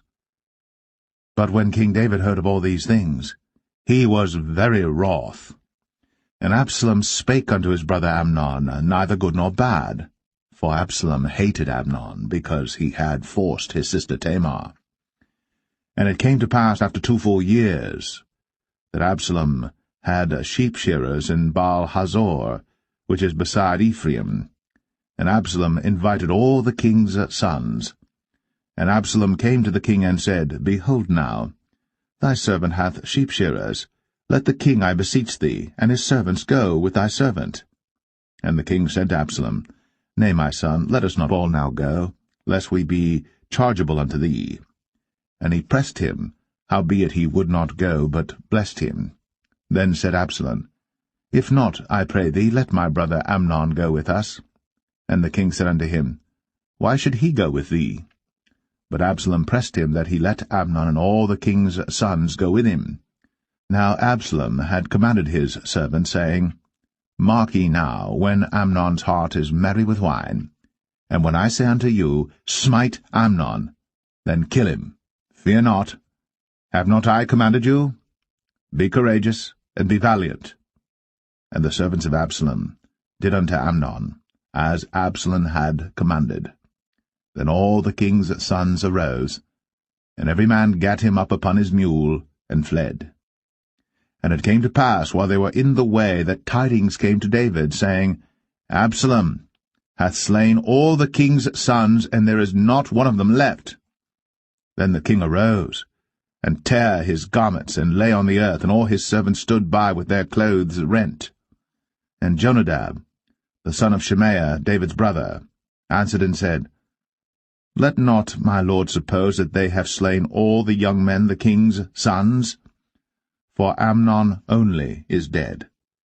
For by the appointment of Absalom this hath been determined from the day that he forced his sister Tamar. Now therefore, let not my lord the king take the thing to his heart, to think that all the king's sons are dead, for Amnon only is dead. But Absalom fled. And the young man that kept the watch lifted up his eyes, and looked, and behold, there came much people by the way of the hillside behind him. And Jonadab said unto the king, Behold, the king's sons come, as thy servant said, so it is. And it came to pass, as soon as he had made an end of speaking, that, behold, the king's sons came, and lifted up their voice, and wept. And the king also and all his servants wept very sore. But Absalom fled and went to Talmai, the son of Ammihud, king of Geshur. And David mourned for his son every day. So Absalom fled, and went to Geshur, and was there 3 years. And the soul of King David longed to go forth unto Absalom, for he was comforted concerning Amnon, seeing he was dead.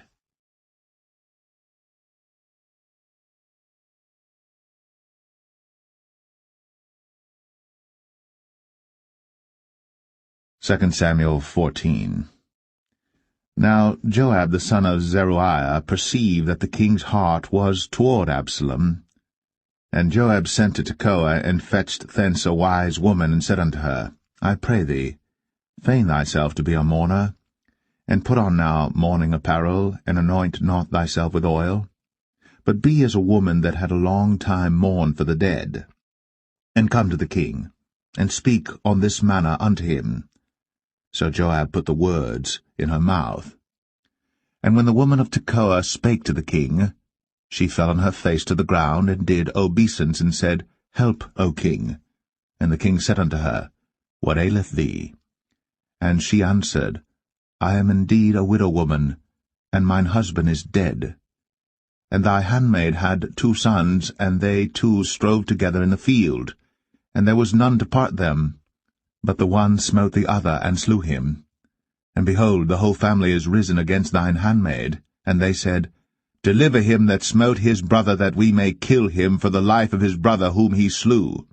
And we will destroy the heir also. And so they shall quench my coal which is left, and shall not leave to my husband neither name nor remainder upon the earth. And the king said unto the woman, Go to thine house, and I will give charge concerning thee. And the woman of Tekoa said unto the king, My lord, O king, the iniquity be on me, and on my father's house, and the king and his throne be guiltless. And the king said, Whosoever saith aught unto thee, bring him to me, and he shall not touch thee any more.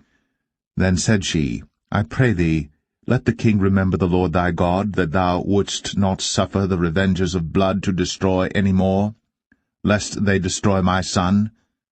And he said, As the Lord liveth, there shall not one hair of thy son fall to the earth. Then the woman said, Let thine handmaid, I pray thee, speak one word unto my lord the king. And he said, Say on. And the woman said, Wherefore then hast thou thought such a thing against the people of God? For the king doth speak this thing as one which is faulty, in that the king doth not fetch home again his banished. For we must needs die, and are as water spilt on the ground, which cannot be gathered up again. Neither doth God respect any person, yet doth he devise means that his banished be not expelled from him. Now therefore that I am come to speak of this thing unto my lord the king, it is because the people have made me afraid. And thy handmaid said, I will now speak unto the king. It may be that the king will perform the request of his handmaid. For the king will hear to deliver his handmaid out of the hand of the man that would destroy me and my son together out of the inheritance of God. Then thine handmaid said, The word of my lord the king shall now be comfortable. For as an angel of God, so is my lord the king to discern good and bad. Therefore the Lord thy God will be with thee. Then the king answered and said unto the woman, Hide not from me, I pray thee, the thing that I shall ask thee. And the woman said, Let my lord the king now speak. And the king said, Is not the hand of Joab with thee in all this? And the woman answered and said, As thy soul liveth, my lord the king, none can turn to the right hand or to the left from aught that my lord the king hath spoken. For thy servant Joab, he bade me, and he put all these words in the mouth of thine handmaid. To fetch about this form of speech hath thy servant Joab done this thing. And my lord is wise, according to the wisdom of an angel of God, to know all things that are in the earth. And the king said unto Joab, Behold now, I have done this thing. Go therefore, bring the young man Absalom again. And Joab fell to the ground on his face, and bowed himself, and thanked the king. And Joab said, Today thy servant knoweth that I have found grace in thy sight, my lord, O king, in that the king hath fulfilled the request of his servant. So Joab arose and went to Geshur, and brought Absalom to Jerusalem. And the king said, Let him turn to his own house, and let him not see my face. So Absalom returned to his own house, and saw not the king's face. But in all Israel there was none to be so much praised as Absalom for his beauty. From the sole of his foot even to the crown of his head, there was no blemish in him. And when he polled his head, for it was at every year's end that he polled it, because the hair was heavy on him, therefore he polled it, he weighed the hair of his head at 200 shekels after the king's weight. And unto Absalom there were born 3 sons, and 1 daughter, whose name was Tamar. She was a woman of a fair countenance. So Absalom dwelt 2 full years in Jerusalem, and saw not the king's face. Therefore Absalom sent for Joab to have sent him to the king. But he would not come to him. And when he sent again the 2nd time, he would not come. Therefore he said unto his servants, See, Joab's field is near mine, and he hath barley there. Go and set it on fire. And Absalom's servants set the field on fire. Then Joab arose, and came to Absalom unto his house, and said unto him, Wherefore have thy servants set my field on fire? And Absalom answered Joab, Behold, I sent unto thee, saying, Come hither, that I may send thee to the king, to say, Wherefore am I come from Geshur? It had been good for me to have been there still. Now therefore let me see the king's face, and if there be any iniquity in me, let him kill me. So Joab came to the king, and told him. And when he had called for Absalom, he came to the king, and bowed himself on his face to the ground before the king. And the king kissed Absalom.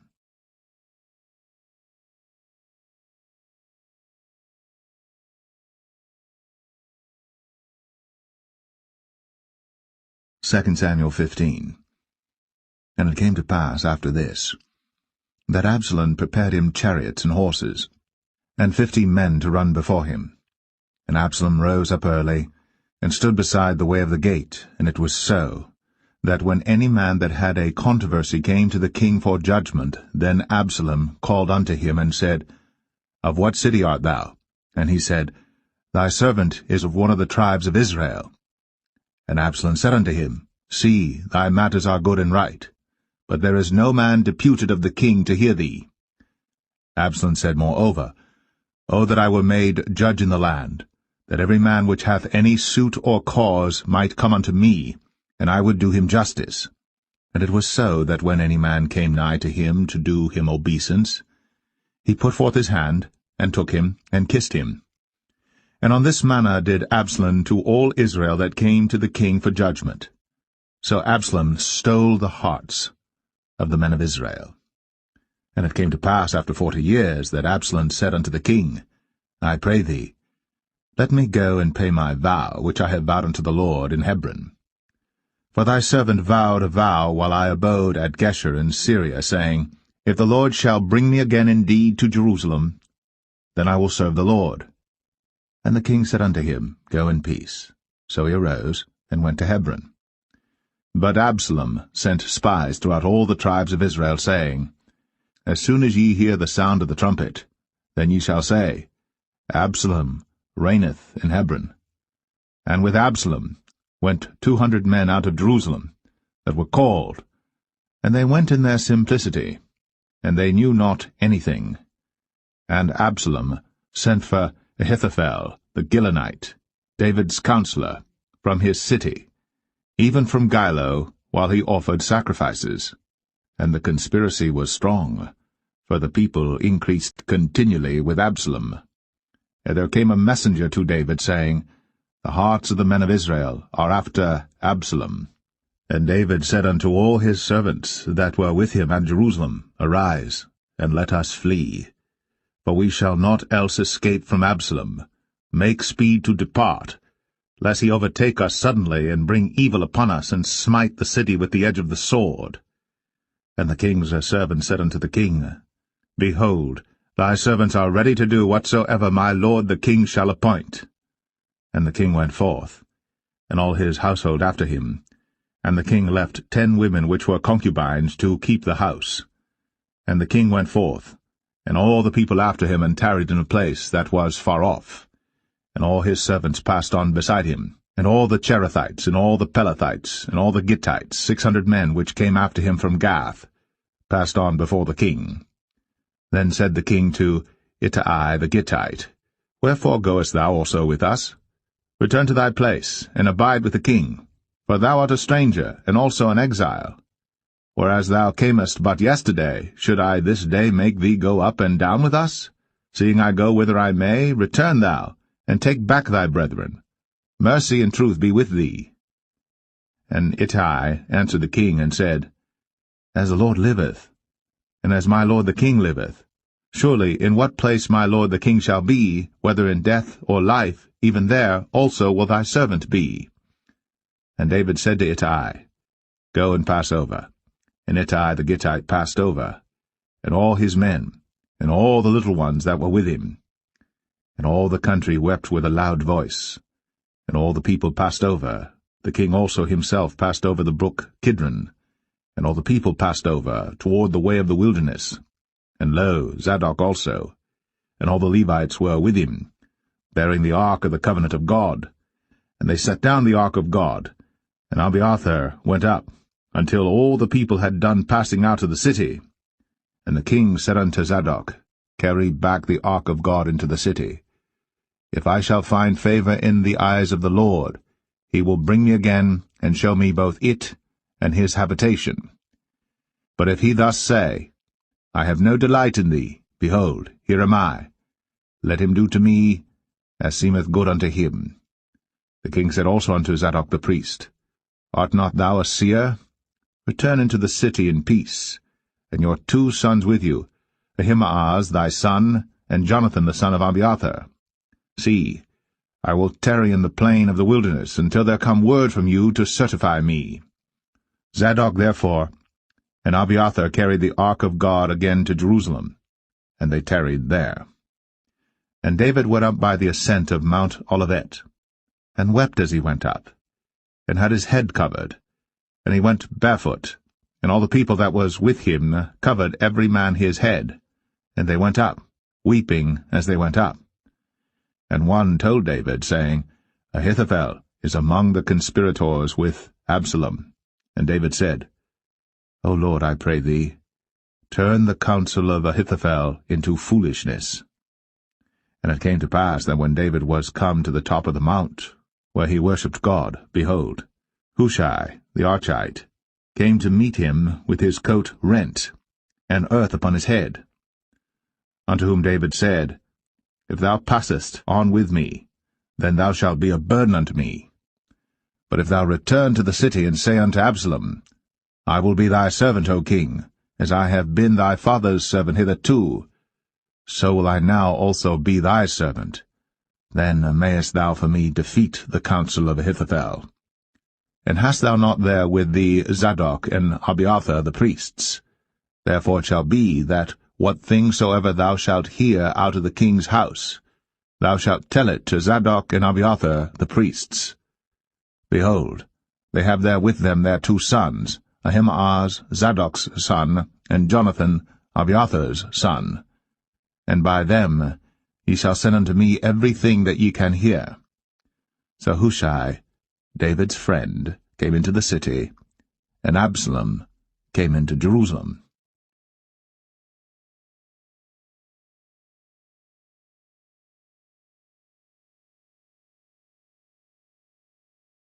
2 Samuel 16. And when David was a little past the top of the hill, behold, Ziba, the servant of Mephibosheth, met him with a couple of asses saddled, and upon them 200 loaves of bread, and 100 bunches of raisins, and 100 of summer fruits, and a bottle of wine. And the king said unto Ziba, What meanest thou by these? And Ziba said, The asses be for the king's household to ride on, and the bread and summer fruit for the young men to eat, and the wine, that such as be faint in the wilderness may drink. And the king said, And where is thy master's son? And Ziba said unto the king, Behold, he abideth at Jerusalem, for he said, Today shall the house of Israel restore me the kingdom of my father.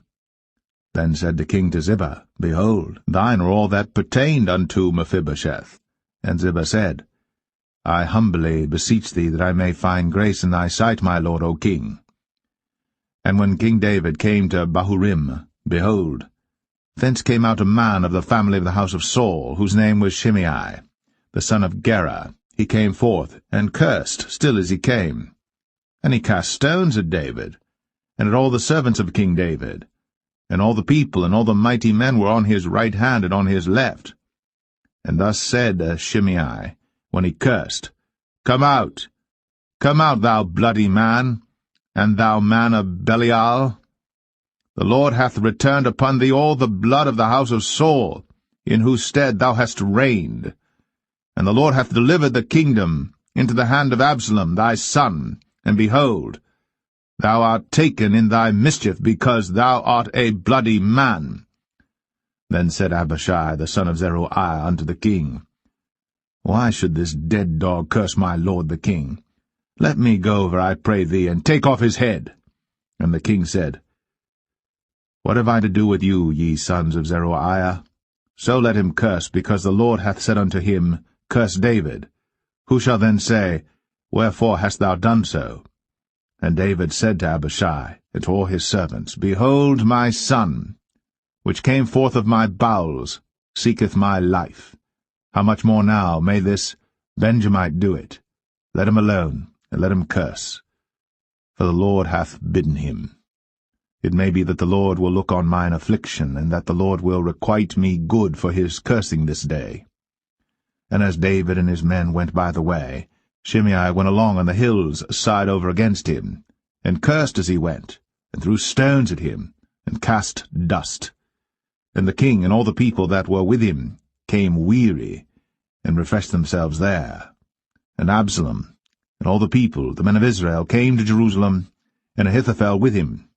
And it came to pass, when Hushai the Archite, David's friend, was come unto Absalom, that Hushai said unto Absalom, God save the king, God save the king. And Absalom said to Hushai, Is this thy kindness to thy friend? Why wentest thou not with thy friend? And Hushai said unto Absalom, Nay, but whom the Lord and this people, and all the men of Israel choose, his will I be, and with him will I abide. And again, whom should I serve? Should I not serve in the presence of his son? As I have served in thy father's presence, so will I be in thy presence. Then said Absalom to Ahithophel, Give counsel among you what we shall do. And Ahithophel said unto Absalom, Go in unto thy father's concubines, which he hath left to keep the house. And all Israel shall hear that thou art abhorred of thy father. Then shall the hands of all that are with thee be strong. So they spread Absalom a tent upon the top of the house.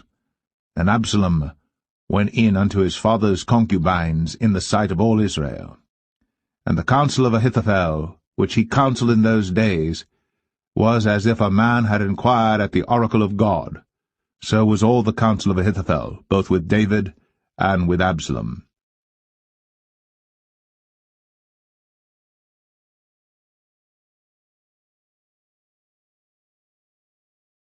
2 Samuel 17.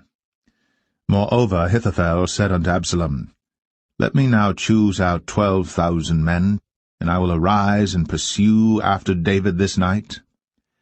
And I will come upon him while he is weary and weak-handed, and will make him afraid, and all the people that are with him shall flee, and I will smite the king only. And I will bring back all the people unto thee. The man whom thou seekest is as if all returned, so all the people shall be in peace. And the saying pleased Absalom well, and all the elders of Israel. Then said Absalom, Call now Hushai the Archite also, and let us hear likewise what he saith. And when Hushai was come to Absalom, Absalom spake unto him, saying, Ahithophel hath spoken after this manner. Shall we do after his saying? If not, speak thou. And Hushai said unto Absalom, The counsel that Ahithophel hath given is not good at this time. For, said Hushai, Thou knowest thy father and his men, that they be mighty men, and they be chafed in their minds, as a bear robbed of her whelps in the field. And thy father is a man of war, and will not lodge with the people. Behold, he is hid now in some pit, or in some other place, and it will come to pass, when some of them be overthrown at the first, that whosoever heareth it will say, There is a slaughter among the people that follow Absalom. And he also that is valiant, whose heart is as the heart of a lion, shall utterly melt. For all Israel knoweth that thy father is a mighty man, and they which be with him are valiant men. Therefore I counsel that all Israel be generally gathered unto thee, from Dan even to Beersheba, as the sand that is by the sea for multitude, and that thou go to battle in thine own person. So shall we come upon him in some place where he shall be found, and we will light upon him, as the dew falleth on the ground, and of him, and of all the men that are with him, there shall not be left so much as one. Moreover, if he be gotten into a city, then shall all Israel bring ropes to that city, and we will draw it into the river, until there be not one small stone found there. And Absalom and all the men of Israel said, The counsel of Hushai the Archite is better than the counsel of Ahithophel. For the Lord had appointed to defeat the good counsel of Ahithophel, to the intent that the Lord might bring evil upon Absalom. Then said Hushai unto Zadok, and to Abiathar the priests, Thus and thus did Ahithophel counsel Absalom and the elders of Israel, and thus have I counselled.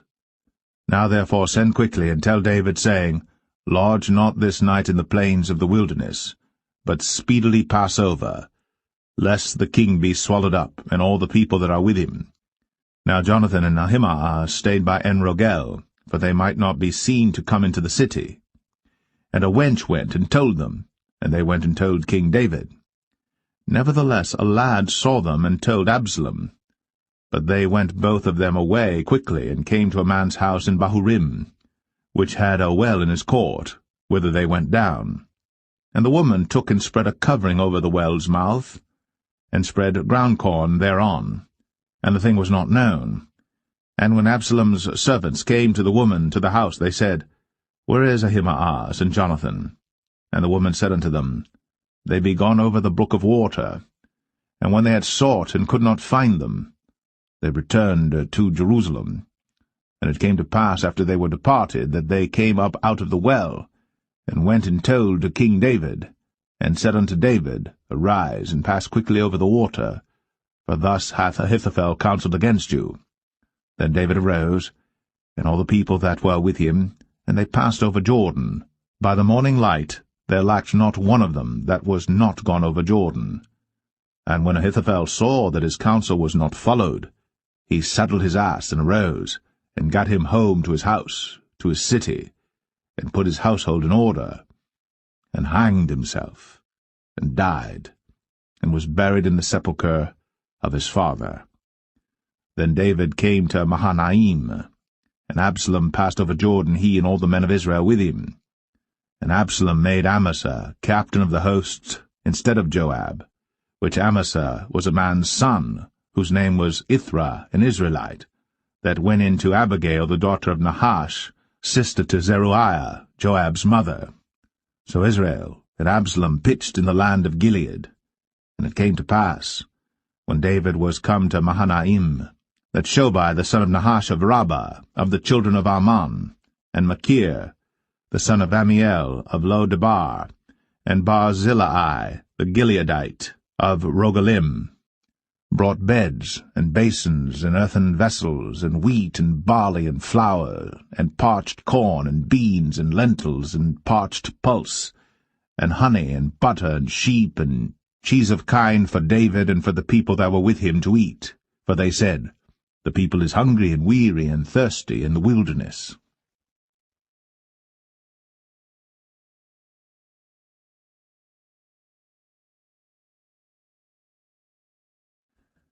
2 Samuel 18. And David numbered the people that were with him, and set captains of thousands and captains of hundreds over them. And David sent forth a third part of the people under the hand of Joab, and a third part under the hand of Abishai the son of Zeruiah, Joab's brother, and a third part under the hand of Ittai the Gittite. And the king said unto the people, I will surely go forth with you myself also. But the people answered, Thou shalt not go forth, for if we flee away, they will not care for us, neither, if half of us die, will they care for us. But now thou art worth 10,000 of us. Therefore now it is better that thou succour us out of the city. And the king said unto them, What seemeth you best, I will do. And the king stood by the gate side, and all the people came out by hundreds and by thousands. And the king commanded Joab and Abishai and Ittai, saying, Deal gently for my sake with the young man, even with Absalom. And all the people heard when the king gave all the captains charge concerning Absalom. So the people went out into the field against Israel, and the battle was in the wood of Ephraim, where the people of Israel were slain before the servants of David, and there was there a great slaughter that day of 20,000 men. For the battle was there scattered over the face of all the country, and the wood devoured more people that day than the sword devoured. And Absalom met the servants of David, and Absalom rode upon a mule, and the mule went under the thick boughs of a great oak, and his head caught hold of the oak, and he was taken up between the heaven and the earth, and the mule that was under him went away. And a certain man saw it, and told Joab, and said, Behold, I saw Absalom hanged in an oak. And Joab said unto the man that told him, And behold, thou sawest him, and why didst thou not smite him there to the ground? And I would have given thee 10 shekels of silver and a girdle. And the man said unto Joab, Though I should receive 1,000 shekels of silver in mine hand, yet would I not put forth mine hand against the king's son. For in our hearing the king charged thee and Abishai and Ittai, saying, Beware that none touch the young man Absalom. Otherwise I should have wrought falsehood against mine own life. For there is no matter hid from the king, and thou thyself wouldest have set thyself against me. Then said Joab, I may not tarry thus with thee. And he took 3 darts in his hand, and thrust them through the heart of Absalom, while he was yet alive, in the midst of the oak. And 10 young men that bare Joab's armor compassed about, and smote Absalom, and slew him. And Joab blew the trumpet, and the people returned from pursuing after Israel. For Joab held back the people. And they took Absalom, and cast him into a great pit in the wood, and laid a very great heap of stones upon him. And all Israel fled, every one to his tent. Now Absalom, in his lifetime, had taken and reared up for himself a pillar which is in the king's dale, for he said, I have no son to keep my name in remembrance. And he called the pillar after his own name, and it is called unto this day Absalom's place. Then said Ahimaaz, the son of Zadok, Let me now run, and bear the king tidings, how that the Lord hath avenged him of his enemies. And Joab said unto him, Thou shalt not bear tidings this day, but thou shalt bear tidings another day. But this day thou shalt bear no tidings, because the king's son is dead. Then said Joab to Cushai, Go tell the king what thou hast seen. And Cushai bowed himself unto Joab, and ran. Then said Ahimaaz, the son of Zadok, yet again to Joab, But howsoever let me, I pray thee, also run after Cushai. And Joab said, Wherefore wilt thou run, my son, seeing that thou hast no tidings ready? But howsoever said he, Let me run. And he said unto him, Run. Then Ahimaaz ran by the way of the plain, and overran Cushai. And David sat between the 2 gates, and the watchman went up to the roof over the gate unto the wall, and lifted up his eyes, and looked, and behold, a man running alone. And the watchman cried, and told the king. And the king said, If he be alone, there is tidings in his mouth. And he came apace, and drew near. And the watchman saw another man running. And the watchman called unto the porter, and said, Behold, another man running alone. And the king said, He also bringeth tidings.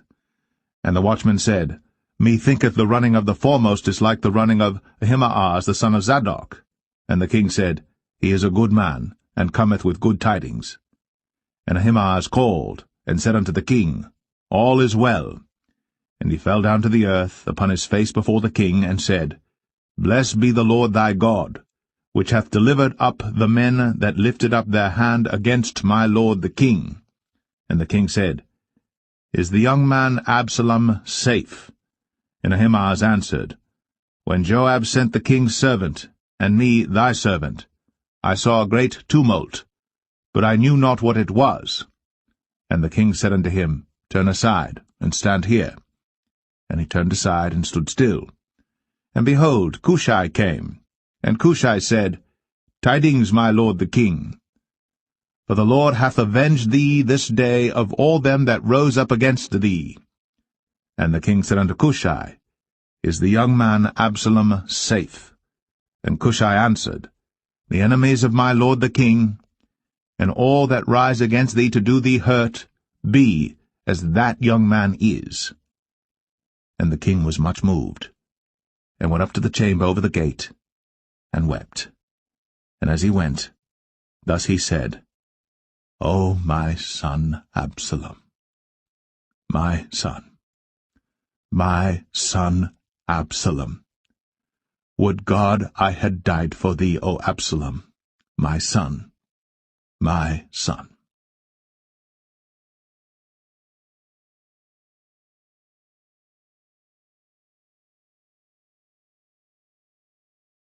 2 Samuel 19.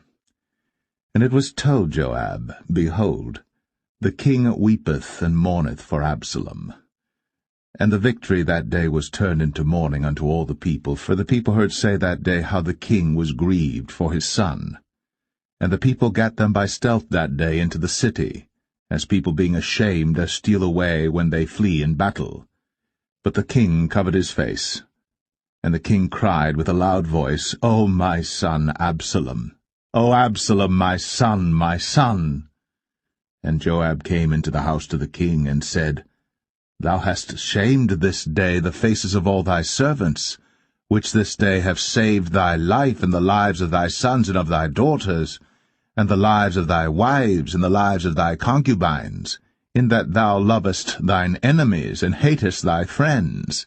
For thou hast declared this day that thou regardest neither princes nor servants. For this day I perceive that if Absalom had lived, and all we had died this day, then it had pleased thee well.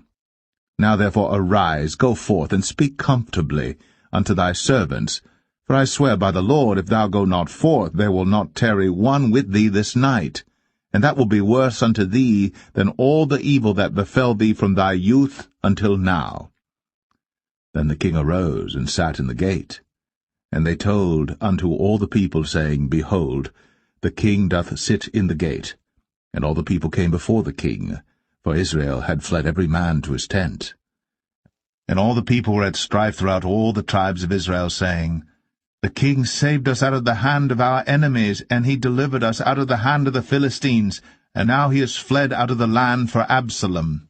And Absalom, whom we anointed over us, is dead in battle. Now therefore why speak ye not a word of bringing the king back? And King David sent to Zadok and to Abiathar the priests, saying, Speak unto the elders of Judah, saying, Why are ye the last to bring the king back to his house, seeing the speech of all Israel is come to the king, even to his house? Ye are my brethren, ye are my bones and my flesh, wherefore then are ye the last to bring back the king? And say ye to Amasa, Art thou not of my bone and of my flesh? God do so to me, and more also, if thou be not captain of the host before me continually in the room of Joab.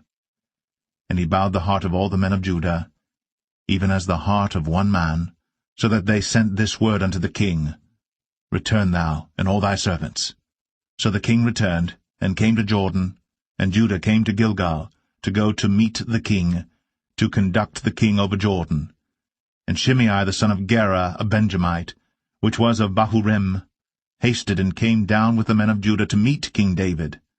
And there were 1,000 men of Benjamin with him, and Ziba the servant of the house of Saul, and his 15 sons and his 20 servants with him.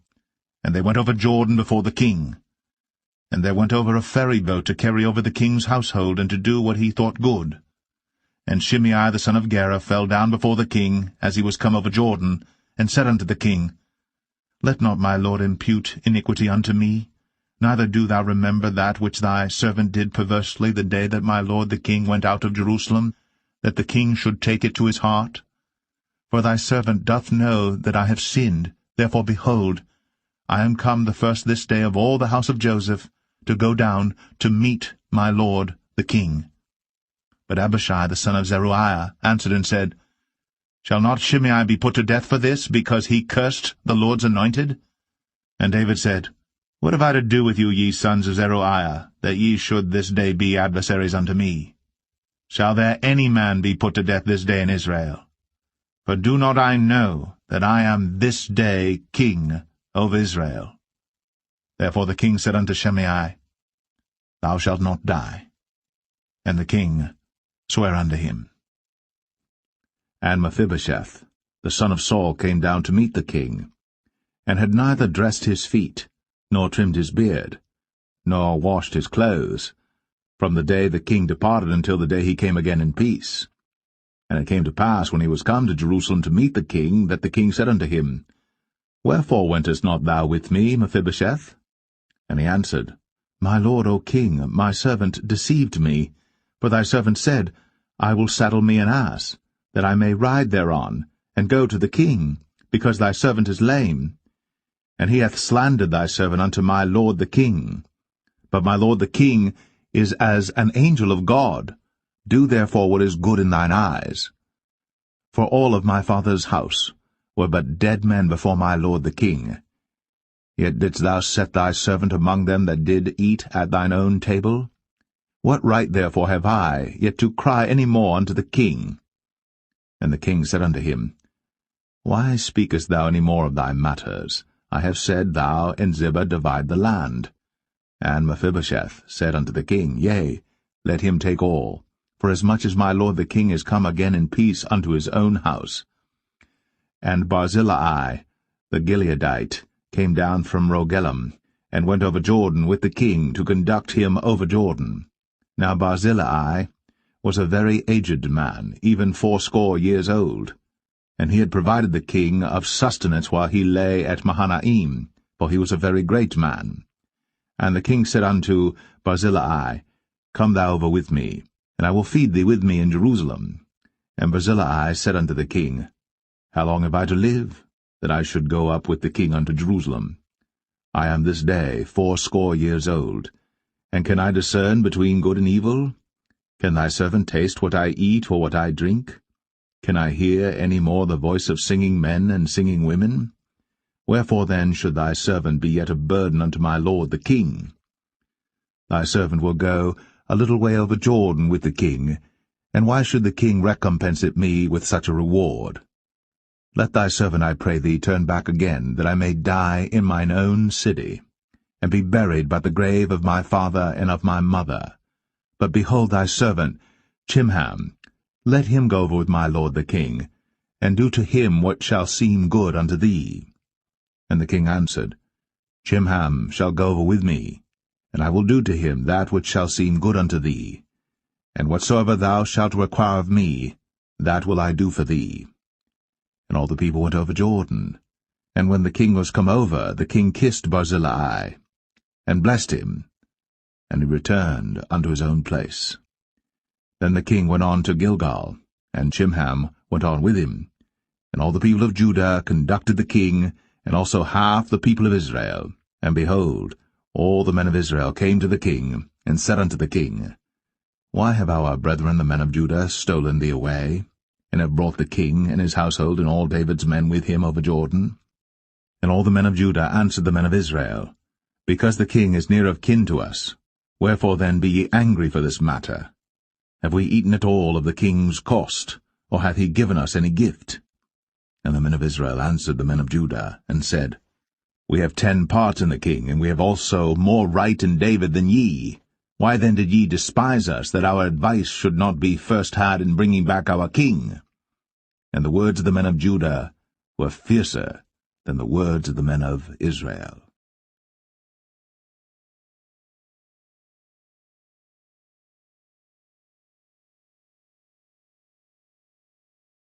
2 Samuel 20.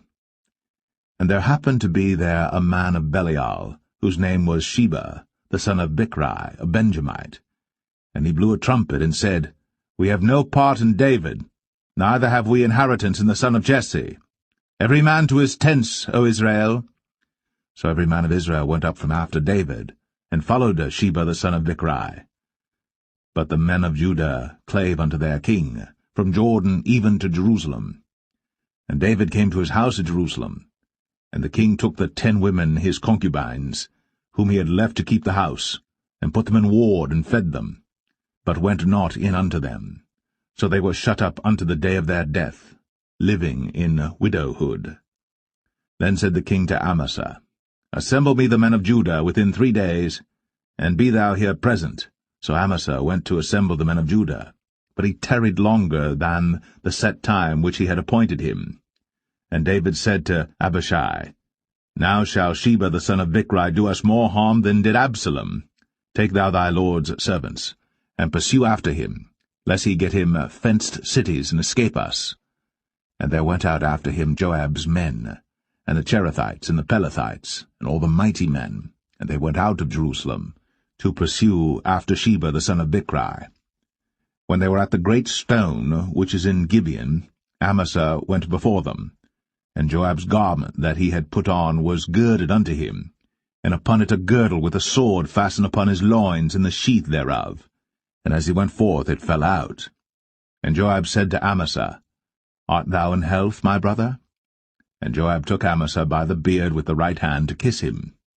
But Amasa took no heed to the sword that was in Joab's hand. So he smote him therewith in the 5th rib, and shed out his bowels to the ground, and struck him not again, and he died. So Joab and Abishai his brother pursued after Sheba the son of Bichri. And one of Joab's men stood by him, and said, He that favoureth Joab, and he that is for David, let him go after Joab. And Amasa wallowed in blood in the midst of the highway. And when the man saw that all the people stood still, he removed Amasa out of the highway into the field, and cast a cloth upon him when he saw that every one that came by him stood still. When he was removed out of the highway, all the people went on after Joab, to pursue after Sheba the son of Bichri. And he went through all the tribes of Israel unto Abel, and to Bethmarchah, and all the Berites, and they were gathered together, and went also after him. And they came and besieged him in Abel of Bethmarchah. And they cast up a bank against the city, and it stood in the trench, and all the people that were with Joab battered the wall to throw it down. Then cried a wise woman out of the city, Hear, hear, say, I pray you, unto Joab, Come near hither, that I may speak with thee. And when he was come near unto her, the woman said, Art thou Joab? And he answered, I am he. Then she said unto him, Hear the words of thine handmaid. And he answered, I do hear. Then she spake, saying, They were wont to speak in old time, saying, They shall surely ask counsel at Abel. And so they ended the matter. I am one of them that are peaceable and faithful in Israel. Thou seekest to destroy a city and a mother in Israel. Why wilt thou swallow up the inheritance of the Lord? And Joab answered and said, far be it from me that I should swallow up or destroy. The matter is not so. But a man of Mount Ephraim, Sheba, the son of Bichri by name, hath lifted up his hand against the king, even against David. Deliver him only, and I will depart from the city. And the woman said unto Joab, Behold, his head shall be thrown to thee over the wall. Then the woman went unto all the people in her wisdom, and they cut off the head of Sheba the son of Bichri, and cast it out to Joab. And he blew a trumpet, and they retired from the city, every man to his tent. And Joab returned to Jerusalem unto the king. Now Joab was over all the host of Israel, And Benaiah the son of Jehoiada was over the Cherethites and over the Pelethites, and Adoram was over the tribute, and Jehoshaphat the son of Ahilud was recorder, and Sheva was scribe, and Zadok and Abiathar were priests, and Ira also the Jerite was a chief ruler about David.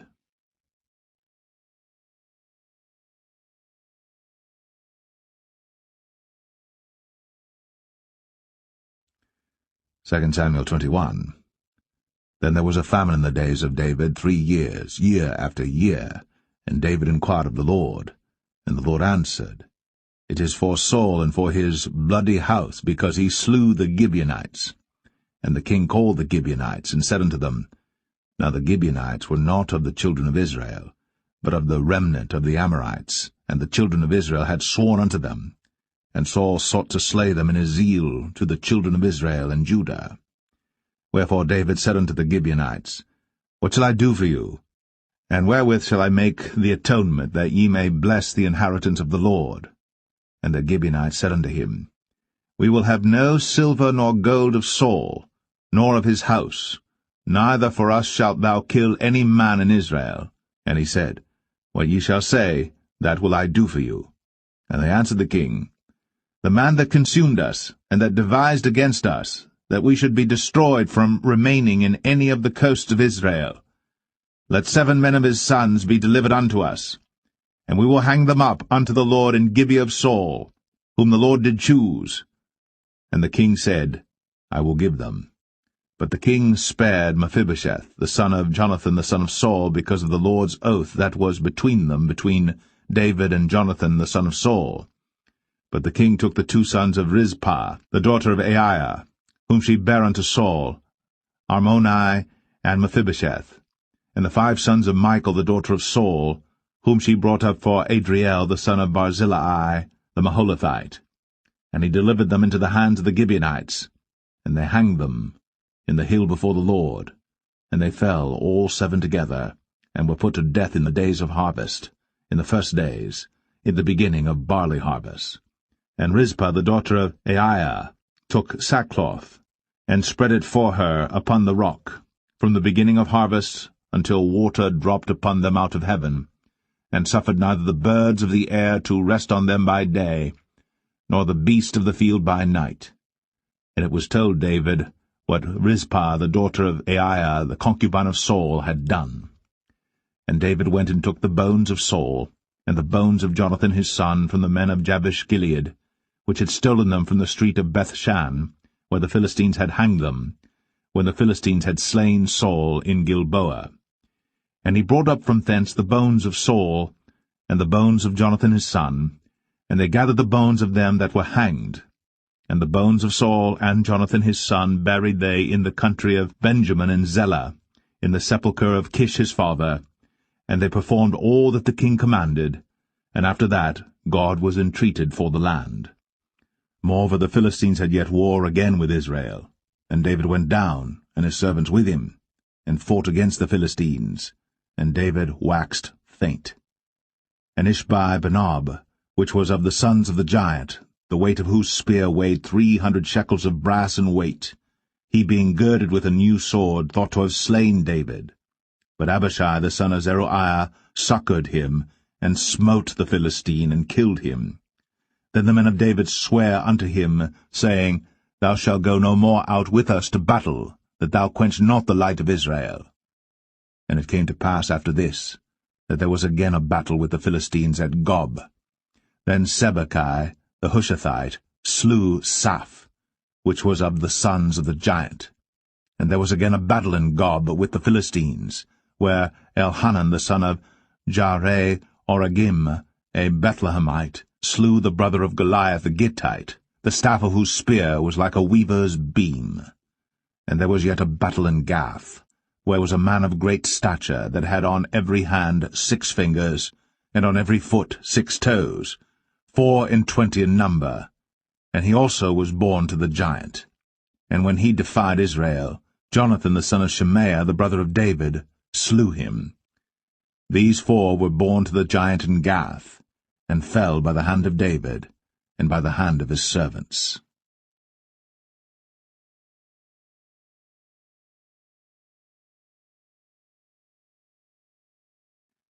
2 Samuel 22.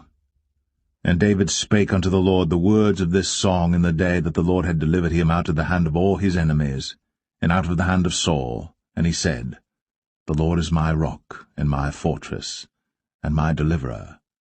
The God of my rock, in him will I trust. He is my shield, and the horn of my salvation, my high tower, and my refuge, my Saviour. Thou savest me from violence. I will call on the Lord, who is worthy to be praised. So shall I be saved from mine enemies. When the waves of death compassed me, the floods of ungodly men made me afraid. The sorrows of hell compassed me about, the snares of death prevented me. In my distress I called upon the Lord, and cried to my God, and he did hear my voice out of his temple, and my cry did enter into his ears. Then the earth shook and trembled, the foundations of heaven moved and shook, because he was wroth. There went up a smoke out of his nostrils, and fire out of his mouth devoured. Coals were kindled by it. He bowed the heavens also, and came down, and darkness was under his feet. And he rode upon a cherub, and did fly, and he was seen upon the wings of the wind. And he made darkness pavilions round about him, dark waters, and thick clouds of the skies. Through the brightness before him were coals of fire kindled. The Lord thundered from heaven, and the Most High uttered his voice. And he sent out arrows, and scattered them, lightning, and discomfited them. And the channels of the sea appeared. The foundations of the world were discovered, at the rebuking of the Lord, at the blast of the breath of his nostrils. He sent from above, he took me, he drew me out of many waters. He delivered me from my strong enemy, and from them that hated me, for they were too strong for me. They prevented me in the day of my calamity. But the Lord was my stay. He brought me forth also into a large place. He delivered me because he delighted in me. The Lord rewarded me according to my righteousness, according to the cleanness of my hands hath he recompensed me. For I have kept the ways of the Lord, and have not wickedly departed from my God. For all his judgments were before me, and as for his statutes, I did not depart from them. I was also upright before him, and have kept myself from mine iniquity. Therefore the Lord hath recompensed me according to my righteousness, according to my cleanness in his eyesight. With the merciful thou wilt show thyself merciful, and with the upright man thou wilt show thyself upright. With the pure thou wilt show thyself pure, and with the froward thou wilt show thyself unsavoury. And the afflicted people thou wilt save, but thine eyes are upon the haughty, that thou mayest bring them down. For thou art my lamp, O Lord, and the Lord will lighten my darkness. For by thee I have run through a troop, by my God have I leaped over a wall. As for God, his way is perfect. The word of the Lord is tried. He is a buckler to all them that trust in him. For who is God save the Lord? And who is a rock save our God? God is my strength and power, and he maketh my way perfect. He maketh my feet like hinds' feet, and setteth me upon my high places. He teacheth my hands to war, so that a bow of steel is broken by mine arms. Thou hast also given me the shield of thy salvation, and thy gentleness hath made me great. Thou hast enlarged my steps under me, so that my feet did not slip. I have pursued mine enemies, and destroyed them, and turned not again until I had consumed them. And I have consumed them and wounded them, that they could not arise, yea, they are fallen under my feet. For thou hast girded me with strength to battle. Them that rose up against me hast thou subdued under me. Thou hast also given me the necks of mine enemies, that I might destroy them that hate me. They looked, but there was none to save, even unto the Lord. But he answered them not. Then did I beat them as small as the dust of the earth. I did stamp them as the mire of the street, and did spread them abroad. Thou also hast delivered me from the strivings of my people. Thou hast kept me to be head of the heathen. A people which I knew not shall serve me. Strangers shall submit themselves unto me. As soon as they hear, they shall be obedient unto me.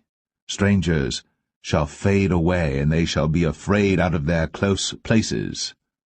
The Lord liveth, and blessed be my rock, and exalted be the God of the rock of my salvation. It is God that avengeth me, and that bringeth down the people unto me, and that bringeth me forth from mine enemies. Thou also hast lifted me up on high above them that rose up against me. Thou hast delivered me from the violent man. Therefore I will give thanks unto thee, O Lord, among the heathen, and I will sing praises unto thy name. He is the tower of salvation for his king, and showeth mercy to his anointed, unto David, and to his seed for evermore.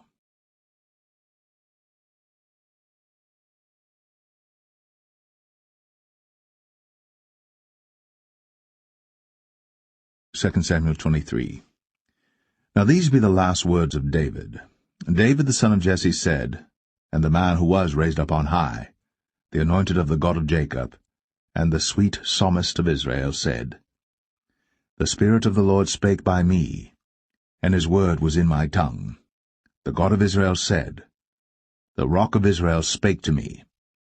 He that ruleth over men must be just, ruling in the fear of God. And he shall be as the light of the morning, when the sun riseth, even a morning without clouds, as the tender grass springing out of the earth by clear shining after rain. Although my house be not so with God, yet he hath made with me an everlasting covenant, ordered in all things and sure. For this is all my salvation and all my desire, although he make it not to grow. But the sons of Belial shall be all of them as thorns thrust away, because they cannot be taken with hands. But the man that shall touch them must be fenced with iron, and the staff of a spear, and they shall be utterly burned with fire in the same place. These be the names of the mighty men whom David had. The Tachmonite, that sat in the seat, chief among the captains. The same was Adino, the Esnite. He lift up his spear against 800, whom he slew at one time.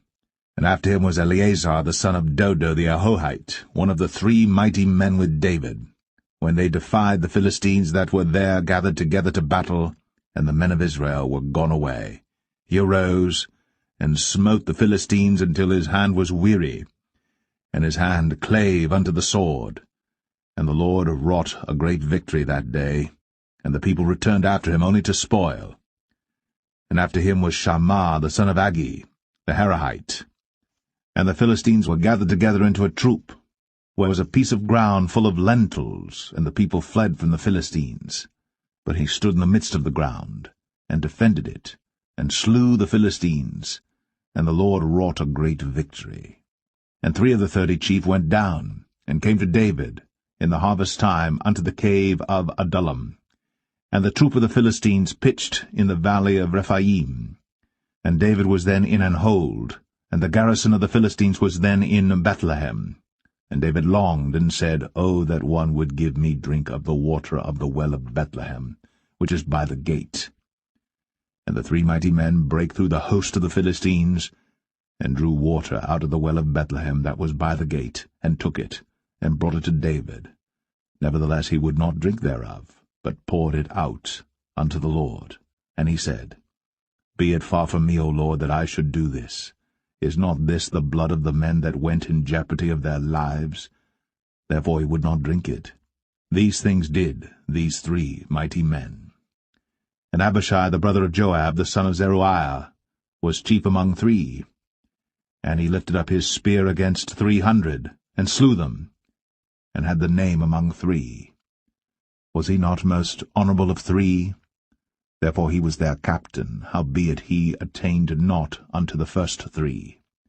And Benaiah the son of Jehoiada, the son of a valiant man of Kabzeel, who had done many acts, He slew 2 lion-like men of Moab. He went down also and slew a lion in the midst of a pit in time of snow. And he slew an Egyptian, a goodly man. And the Egyptian had a spear in his hand. But he went down to him with a staff, and plucked the spear out of the Egyptian's hand, and slew him with his own spear. These things did Benaiah the son of Jehoiada, and had the name among 3 mighty men. He was more honourable than the 30, but he attained not to the first 3. And David set him over his guard. Asahel the brother of Joab was one of the 30, Elhanan the son of Dodo of Bethlehem, Shammah the Harodite, Elika the Harodite, Helez the Paltite, Ira the son of Ikesh the Tekoite, Abiezer the Anethathite, Mebunai the Hushathite, Zalman the Ahohite, Maharai the Netophathite, Heleb the son of Baanah a Netophathite, Ittai the son of Ribai, out of Gibeah of the children of Benjamin, Benaiah the Parathonite, Hiddai of the brooks of Gaash, Abialbon the Arbathite, Asmaveth the Bahamite, Eliabah the Shaalbanite, of the sons of Jashan, Jonathan, Shammah the Hararite, Ahiam the son of Sharar, the Hararite, Eliphalet the son of Ahasbai, the son of the Maacathite, Eliam the son of Ahithophel the Gelonite, Hezrai the Carmelite, Parai the Arbite, Igal the son of Nathan of Zobah, Bani the Gadite, Zelek the Ammonite, Naharai the Barathite, Armabera to Joab the son of Zeruiah, Ira and Ithrite, Gareb and Ithrite, Uriah the Hittite, 37 in all.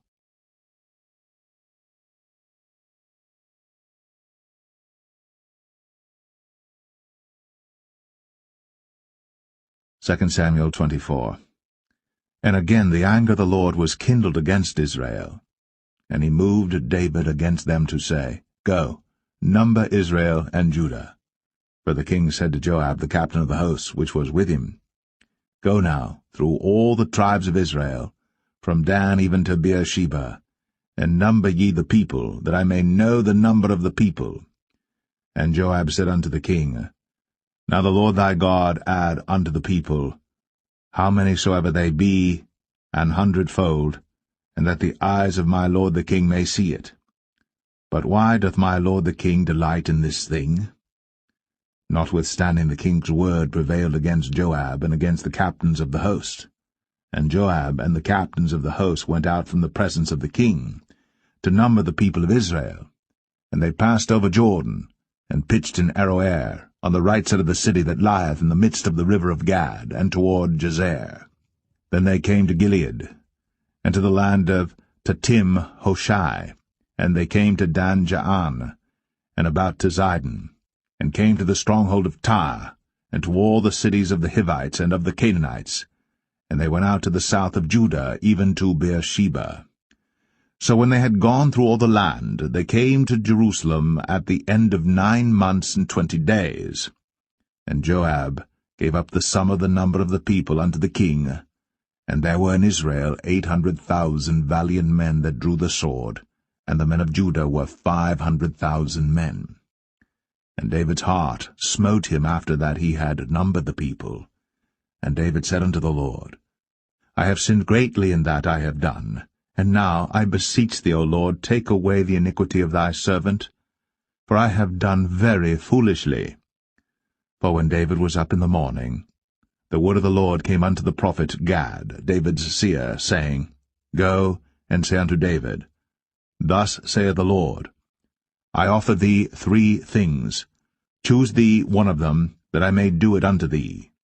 So Gad came to David and told him, and said unto him, Shall 7 years of famine come unto thee in thy land? Or wilt thou flee 3 months before thine enemies, while they pursue thee? Or that there be 3 days' pestilence in thy land? Now advise, and see what answer I shall return to him that sent me. And David said unto Gad, I am in a great strait. Let us fall now into the hand of the Lord, for his mercies are great, and let me not fall into the hand of man. So the Lord sent a pestilence upon Israel, from the morning even to the time appointed. And there died of the people from Dan even to Beersheba 70,000 men. And when the angel stretched out his hand upon Jerusalem to destroy it, the Lord repented him of the evil, and said to the angel that destroyed the people, It is enough. Stay now thine hand. And the angel of the Lord was by the threshing place of Araunah the Jebusite. And David spake unto the Lord when he saw the angel that smote the people, and said, Lo, I have sinned, and I have done wickedly. But these sheep, what have they done? Let thine hand, I pray thee, be against me, and against my father's house. And Gad came that day to David, and said unto him, Go up, rear an altar unto the Lord in the threshing floor of Araunah the Jebusite.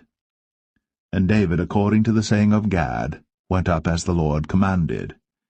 And Araunah looked, and saw the king and his servants coming on toward him. And Araunah went out, and bowed himself before the king on his face upon the ground. And Araunah said, Wherefore is my lord the king come to his servant? And David said, To buy the threshing floor of thee, to build an altar unto the Lord, that the plague may be stayed from the people. And Araunah said unto David, Let my lord the king take and offer up what seemeth good unto him. Behold, here be oxen for burnt sacrifice, and threshing instruments, and other instruments of the oxen for wood. All these things did Araunah as a king give unto the king. And Araunah said unto the king, The Lord thy God accept thee. And the king said unto Araunah, Nay, but I will surely buy it of thee at a price. Neither will I offer burnt offerings unto the Lord my God of that which doth cost me nothing. So David bought the threshing floor and the oxen for 50 shekels of silver. And David built there an altar unto the Lord, and offered burnt offerings and peace offerings. So the Lord was entreated for the land, and the plague was stayed from Israel.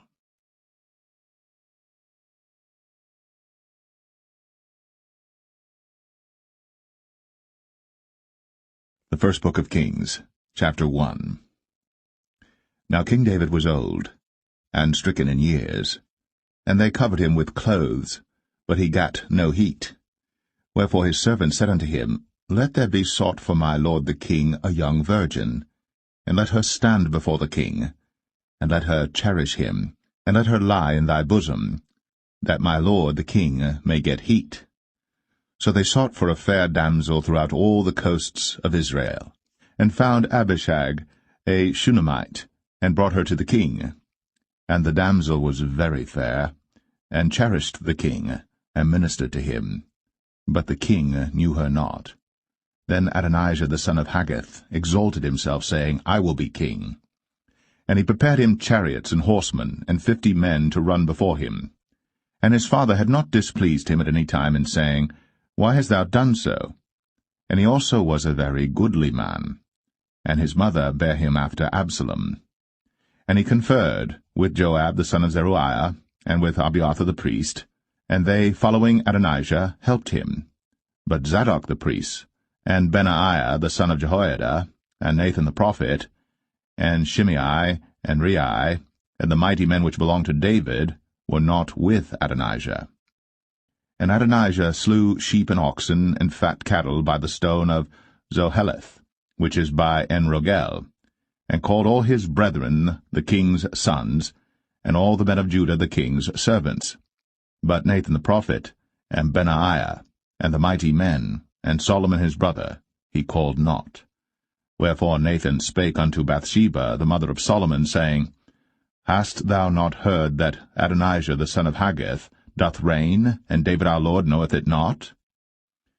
Now therefore come, let me, I pray thee, give thee counsel, that thou mayest save thine own life, and the life of thy son Solomon. Go and get thee in unto King David, and say unto him, Didst not thou, my lord, O king, swear unto thine handmaid, saying, Assuredly Solomon thy son shall reign after me, and he shall sit upon my throne. Why then doth Adonijah reign? Behold, While thou yet talkest there with the king, I also will come in after thee, and confirm thy words. And Bathsheba went in unto the king into the chamber.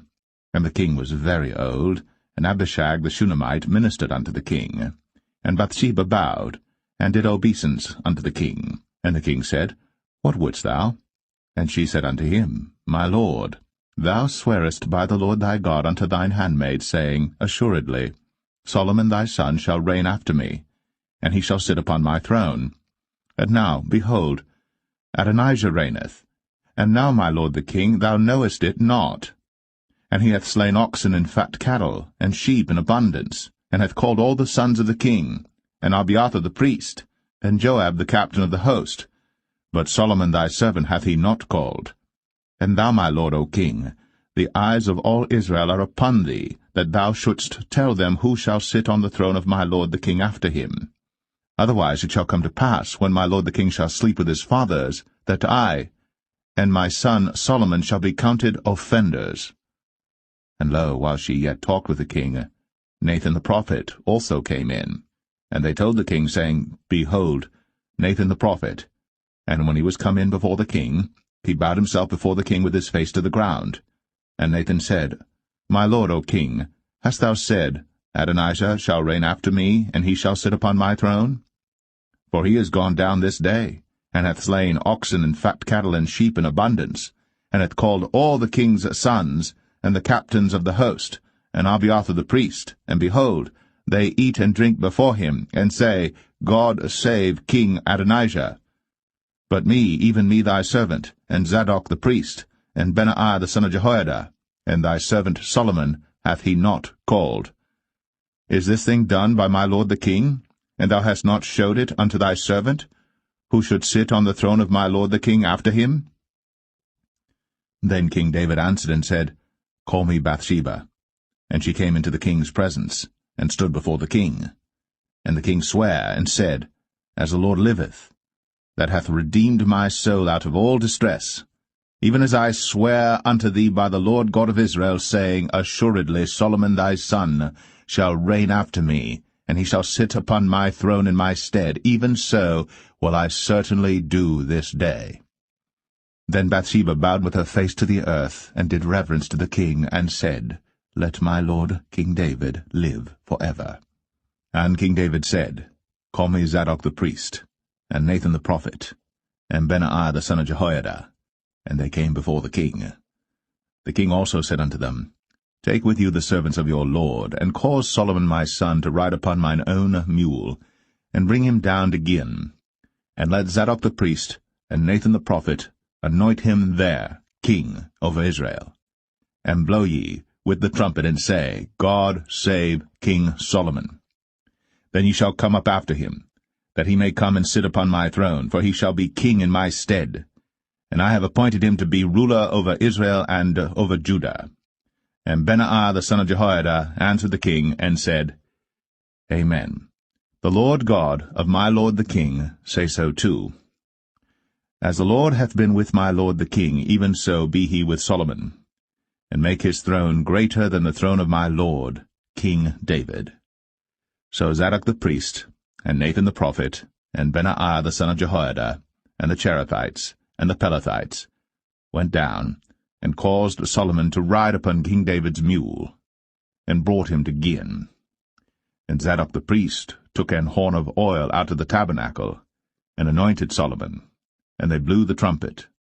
And all the people said, God save King Solomon. And all the people came up after him, and the people piped with pipes, and rejoiced with great joy, so that the earth rent with the sound of them. And Adonijah and all the guests that were with him heard it as they had made an end of eating. And when Joab heard the sound of the trumpet, he said, Wherefore is this noise of the city being in an uproar?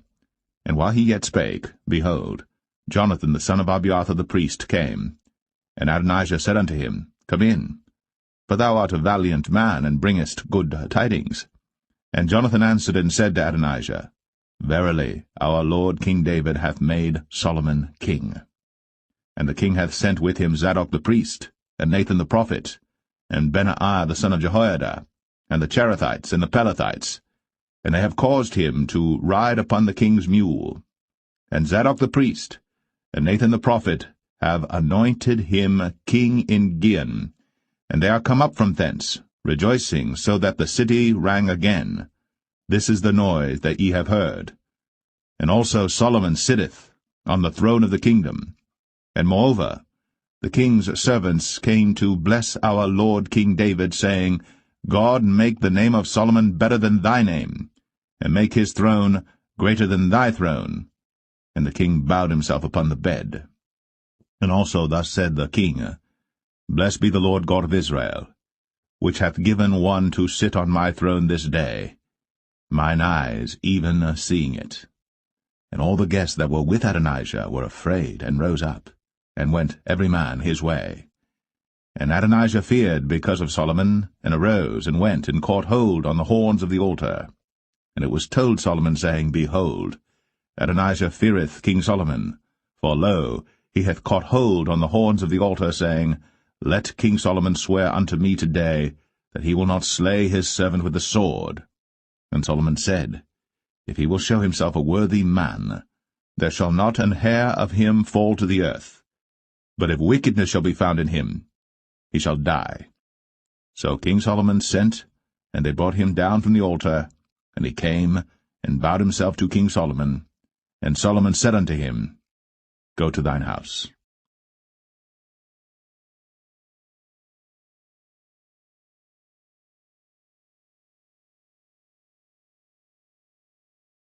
1 Kings 2. Now the days of David drew nigh, that he should die.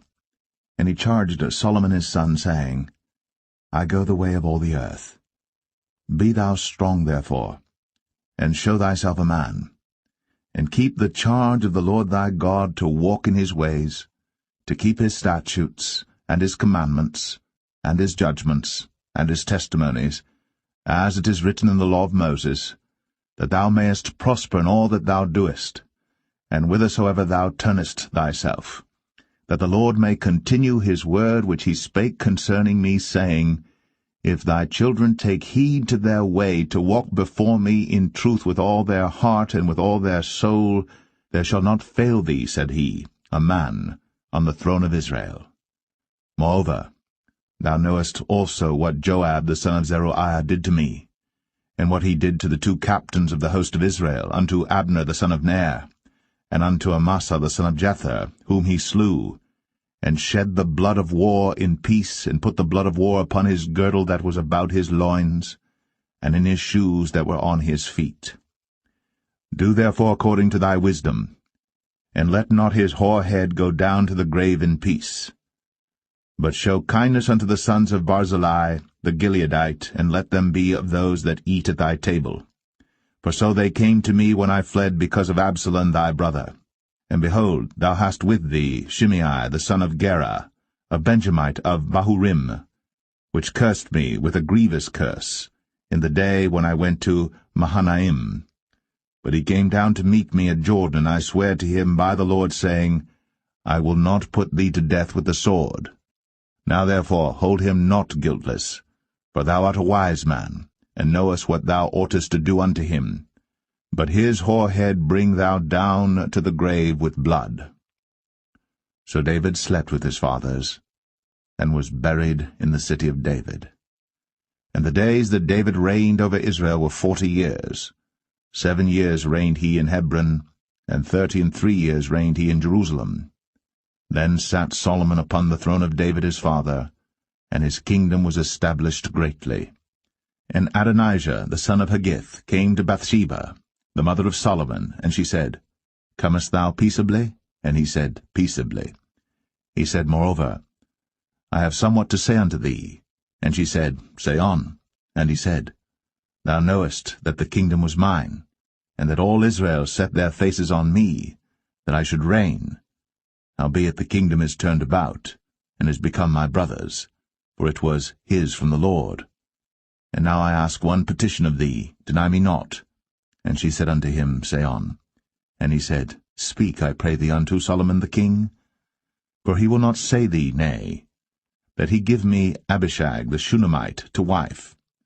And Bathsheba said, Well, I will speak for thee unto the king. Bathsheba therefore went unto King Solomon, to speak unto him for Adonijah. And the king rose up to meet her, and bowed himself unto her, and sat down on his throne, and caused a seat to be set for the king's mother. And she sat on his right hand. Then she said, I desire one small petition of thee. I pray thee, say me not nay. And the king said unto her, Ask on, my mother, for I will not say thee nay. And she said, Let Abishag the Shunammite be given to Adonijah thy brother to wife. And King Solomon answered and said unto his mother, And why dost thou ask Abishag the Shunammite for Adonijah? Ask for him the kingdom also? For he is mine elder brother, even for him and for Abiathar the priest, and for Joab the son of Zeruiah. Then King Solomon sware by the Lord, saying, God do so to me, and more also, if Adonijah have not spoken this word against his own life. Now therefore, as the Lord liveth, which hath established me, and set me on the throne of David my father, and who hath made me an house, as he promised, Adonijah shall be put to death this day. And King Solomon sent by the hand of Benaiah the son of Jehoiada, and he fell upon him, that he died. And unto Abiathar the priest said the king, Get thee to Anathoth, unto thine own fields, for thou art worthy of death. But I will not at this time put thee to death, because thou bearest the ark of the Lord God before David my father, and because thou hast been afflicted in all wherein my father was afflicted. So Solomon thrust out Abiathar from being priest unto the Lord, that he might fulfill the word of the Lord which he spake concerning the house of Eli in Shiloh. Then tidings came to Joab. For Joab had turned after Adonijah, though he turned not after Absalom. And Joab fled unto the tabernacle of the Lord, and caught hold on the horns of the altar. And it was told King Solomon that Joab was fled unto the tabernacle of the Lord, and behold, he is by the altar. Then Solomon sent Benaiah the son of Jehoiada, saying, Go, fall upon him. And Benaiah came to the tabernacle of the Lord, and said unto him, Thus saith the king, Come forth. And he said, Nay, but I will die here. And Benaiah brought the king word again, saying, Thus said Joab. And thus he answered me. And the king said unto him, Do as he hath said, and fall upon him, and bury him, that thou mayest take away the innocent blood, which Joab shed from me, and from the house of my father. And the Lord shall return his blood upon his own head, who fell upon 2 men more righteous and better than he, and slew them with the sword. My father David, not knowing thereof, to wit, Abner the son of Ner, captain of the host of Israel, and Amasa the son of Jether, captain of the host of Judah. Their blood shall therefore return upon the head of Joab, and upon the head of his seed for ever. But upon David, and upon his seed, and upon his house, and upon his throne, shall there be peace for ever from the Lord. So Benaiah the son of Jehoiada went up, and fell upon him, and slew him. And he was buried in his own house, in the wilderness. And the king put Benaiah the son of Jehoiada in his room over the host, and Zadok the priest did the king put in the room of Abiathar. And the king sent and called for Shimei, and said unto him, Build thee an house in Jerusalem, and dwell there, and go not forth thence any whither. For it shall be, that on the day thou goest out, and passest over the brook Kidron, thou shalt know for certain that thou shalt surely die. Thy blood shall be upon thine own head. And Shimei said unto the king, The saying is good. As my lord the king hath said, so will thy servant do. And Shimei dwelt in Jerusalem many days. And it came to pass at the end of 3 years, that 2 of the servants of Shimei ran away unto Achish, son of Maachah, king of Gath. And they told Shimei, saying, Behold, thy servants be in Gath. And Shimei arose, and saddled his ass, and went to Gath to Achish to seek his servants. And Shimei went, and brought his servants from Gath. And it was told Solomon that Shimei had gone from Jerusalem to Gath, and was come again. And the king sent and called for Shimei, and said unto him, Did I not make thee to swear by the Lord, and protested unto thee, saying, Know for a certain, on the day thou goest out, and walkest abroad any whither, that thou shalt surely die? And thou saidst unto me, The word that I have heard is good. Why then hast thou not kept the oath of the Lord, and the commandment that I have charged thee with? The king said moreover to Shimei, Thou knowest all the wickedness which thine heart is privy to, that thou didst to David my father. Therefore the Lord shall return thy wickedness upon thine own head. And King Solomon shall be blessed, and the throne of David shall be established before the Lord for ever. So the king commanded Benaiah the son of Jehoiada, which went out, and fell upon him that he died. And the kingdom was established in the hand of Solomon.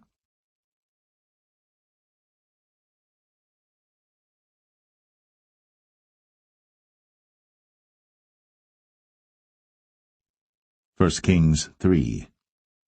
And Solomon made affinity with Pharaoh king of Egypt, and took Pharaoh's daughter, and brought her into the city of David, until he had made an end of building his own house, and the house of the Lord, and the wall of Jerusalem round about. Only the people sacrificed in high places, because there was no house built unto the name of the Lord, until those days. And Solomon loved the Lord, walking in the statutes of David his father. Only he sacrificed and burnt incense in high places. And the king went to Gibeon to sacrifice there, for that was the great high place. 1,000 burnt offerings did Solomon offer upon that altar. In Gibeon the Lord appeared to Solomon in a dream by night, and God said, Ask what I shall give thee.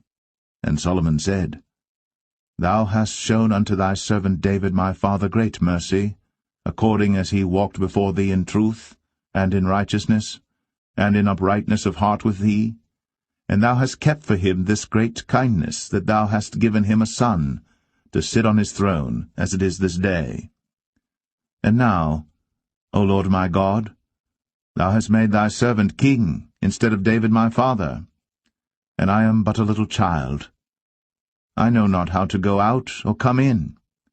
And thy servant is in the midst of thy people, which thou hast chosen, a great people, that cannot be numbered nor counted for multitude. Give therefore thy servant an understanding heart to judge thy people, that I may discern between good and bad. For who is able to judge this, thy so great a people? And the speech pleased the Lord, that Solomon had asked this thing. And God said unto him, Because thou hast asked this thing, and hast not asked for thyself long life, neither hast asked riches for thyself, nor hast asked the life of thine enemies, but hast asked for thyself understanding, to discern judgment. Behold, I have done according to thy words. Lo, I have given thee a wise and an understanding heart, so that there was none like thee before thee, neither after thee shall any arise like unto thee.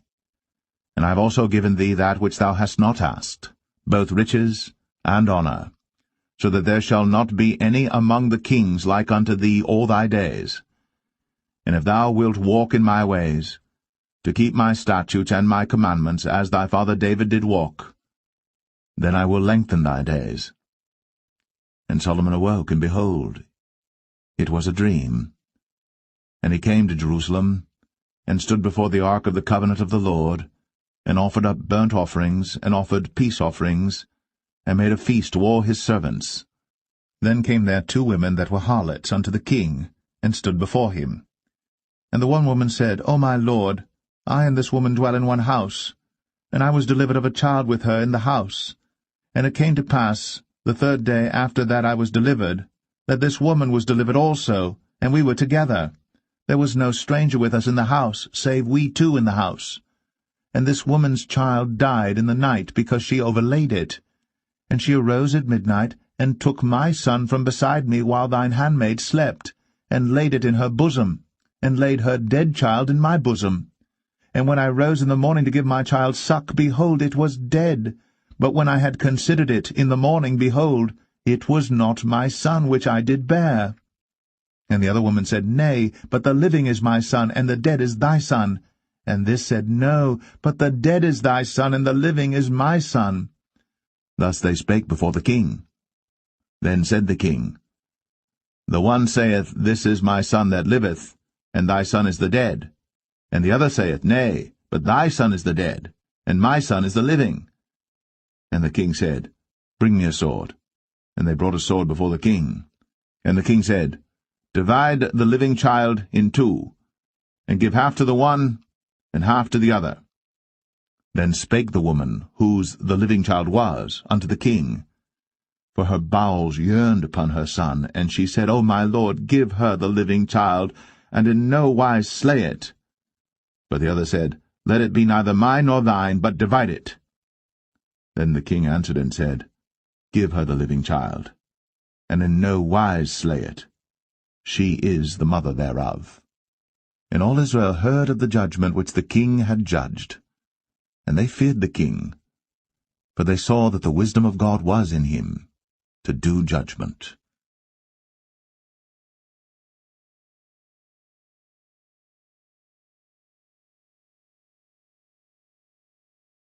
1 Kings 4. So King Solomon was king over all Israel. And these were the princes which he had: Azariah the son of Zadok the priest, Elihoreph and Ahiah the sons of Shishah, scribes, Jehoshaphat the son of Ahilud, the recorder, and Benaiah the son of Jehoiada was over the host, and Zadok and Abiathar were the priests.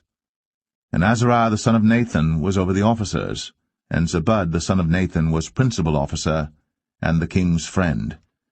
And Ahishah was over the household, and Adoniram the son of Abda was over the tribute. And Solomon had 12 officers over all Israel, which provided victuals for the king and his household. Each man his month in a year made provision. And these are their names: the son of Hur, in Mount Ephraim, the son of Dekar, in Makaz, and in Shaalbim, and in Beth-Shemesh, in Elon Bethhanan, the son of Hesed, in Arabath. To him pertained Socho, in all the land of Hepher, the son of Abinadab, in all the region of Dor, which had Taphath, the daughter of Solomon, to wife. Baanah, the son of Ahilud, to him pertained Tanakh and Megiddo, in all Bethshan, which is by Zartanah beneath Jezreel, from Bethshan to Abel-Meholah, even unto the place that is beyond Jokneam. The son of Geber, in Ramoth-Gilead, to him pertain the towns of Jair the son of Manasseh, which are in Gilead. To him also pertain the region of Argob, which is in Bashan, 80 great cities with walls and brazen bars. Ahinadab the son of Edo had Mahanaim. Ahimaaz was in Naphtali. He also took Basmath, the daughter of Solomon, to wife. Baanah the son of Hushai was in Asher and in Aloth. Jehoshaphat the son of Paruah in Issachar. Shimei the son of Elah in Benjamin. Geber the son of Uri was in the country of Gilead, in the country of Sihon the king of the Amorites, and of Og the king of Bashan, and he was the only officer which was in the land. Judah and Israel were many as the sand which is by the sea in multitude, eating and drinking and making merry. And Solomon reigned over all kingdoms, from the river unto the land of the Philistines, and unto the border of Egypt. They brought presents, and served Solomon all the days of his life. And Solomon's provisions for one day was 30 measures of fine flour, and 80 measures of meal, 10 fat oxen, and 20 oxen out of the pastures, and 100 sheep beside harts and roebucks, and fallow deer and fatted fowl. For he had dominion over all the region on this side the river, from Tiphsah even to Azar, over all the kings on this side the river, and he had peace on all sides round about him. And Judah and Israel dwelt safely, every man under his vine and under his fig tree, from Dan even to Beersheba, all the days of Solomon. And Solomon had 40,000 stalls of horses for his chariots, and 12,000 horsemen. And those officers provided victual for King Solomon, and for all that came unto King Solomon's table every man in his month, they lacked nothing. Barley also, and straw for the horses, and dromedaries brought they unto the place where the officers were, every man according to his charge. And God gave Solomon wisdom and understanding exceeding much, and largeness of heart, even as the sand that is on the seashore. And Solomon's wisdom excelled the wisdom of all the children of the east country, and all the wisdom of Egypt. For he was wiser than all men, than Ethan the Ezrahite, and Heman, and Chalcol, and Darda, the sons of Mahol, and his fame was in all nations round about. And he spake 3,000 proverbs, and his songs were 1,005. And he spake of trees, from the cedar tree that is in Lebanon even unto the hyssop that springeth out of the wall. He spake also of beasts, and of fowl, and of creeping things, and of fishes. And there came of all people to hear the wisdom of Solomon, from all kings of the earth, which had heard of his wisdom.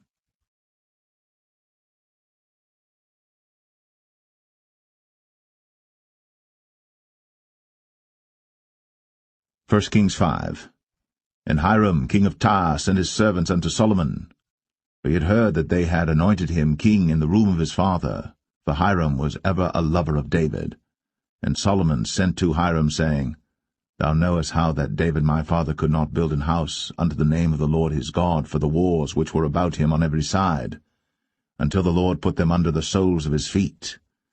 But now the Lord my God hath given me rest on every side, so that there is neither adversary nor evil occurrent. And behold, I purpose to build an house unto the name of the Lord my God, as the Lord spake unto David my father, saying, Thy son, whom I will set upon thy throne in thy room, he shall build an house unto my name. Now therefore command thou that they hew me cedar trees out of Lebanon, and my servants shall be with thy servants, and unto thee will I give hire for thy servants according to all that thou shalt appoint. For thou knowest that there is not among us any that can skill to hew timber like unto the Sidonians. And it came to pass, when Hiram heard the words of Solomon, that he rejoiced greatly, and said, Blessed be the Lord this day, which hath given unto David a wise son over this great people. And Hiram sent to Solomon, saying, I have considered the things which thou sentest to me for, and I will do all thy desire concerning timber of cedar, and concerning timber of fir. My servants shall bring them down from Lebanon unto the sea, and I will convey them by sea in floats unto the place that thou shalt appoint me, and will cause them to be discharged there. And thou shalt receive them, and thou shalt accomplish my desire in giving food for my household. So Hiram gave Solomon cedar trees and fir trees, according to all his desire. And Solomon gave Hiram 20,000 measures of wheat for food to his household, and 20 measures of pure oil. Thus gave Solomon to Hiram year by year. And the Lord gave Solomon wisdom, as he promised him.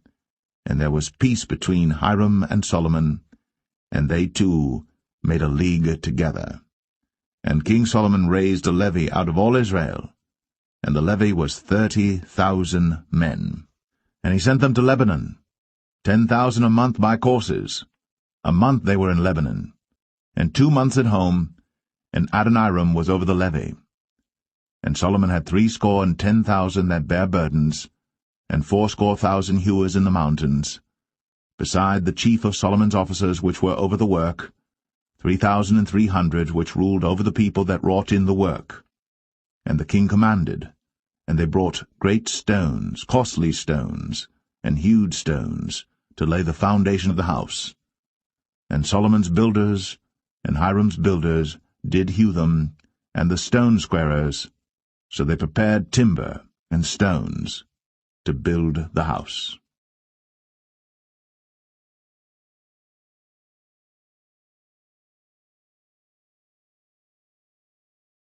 First Kings 6. And it came to pass in the 480th year, after the children of Israel were come out of the land of Egypt, in the 4th year of Solomon's reign over Israel, in the month Ziph, which is the 2nd month, that he began to build the house of the Lord. And the house which King Solomon built for the Lord, the length thereof was 80 cubits, and the breadth thereof 20 cubits, and the height thereof 30 cubits. And the porch before the temple of the house 20 cubits was the length thereof, according to the breadth of the house, and 10 cubits was the breadth thereof before the house. And for the house he made windows of narrow lights. And against the wall of the house he built chambers round about, against the walls of the house round about, both of the temple and of the oracle, and he made chambers round about. The nethermost chamber was 5 cubits broad, and the middle was 6 cubits broad, and the third was 7 cubits broad. For without, in the wall of the house, he made narrowed rests round about, that the beams should not be fastened in the walls of the house. And the house, when it was in building, was built of stone made ready before it was brought thither, so that there was neither hammer nor axe nor any tool of iron heard in the house, while it was in building. The door for the middle chamber was in the right side of the house, and they went up with winding stairs into the middle chamber, and out of the middle into the third.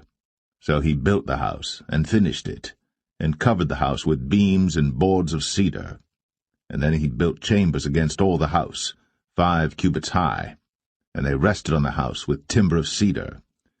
And the word of the Lord came to Solomon, saying, Concerning this house, which thou art in building, if thou wilt walk in my statutes, and execute my judgments, and keep all my commandments to walk in them, then will I perform my word with thee, which I spake unto David thy father.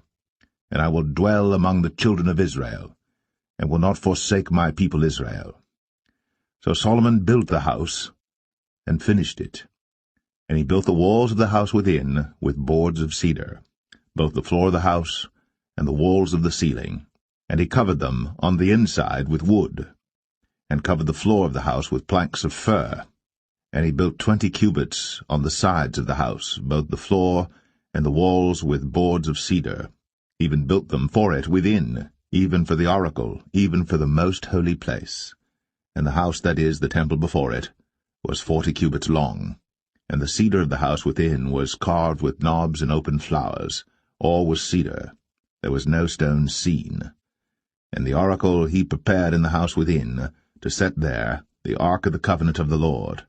And the oracle in the forepart was 20 cubits in length, and 20 cubits in breadth, and 20 cubits in the height thereof.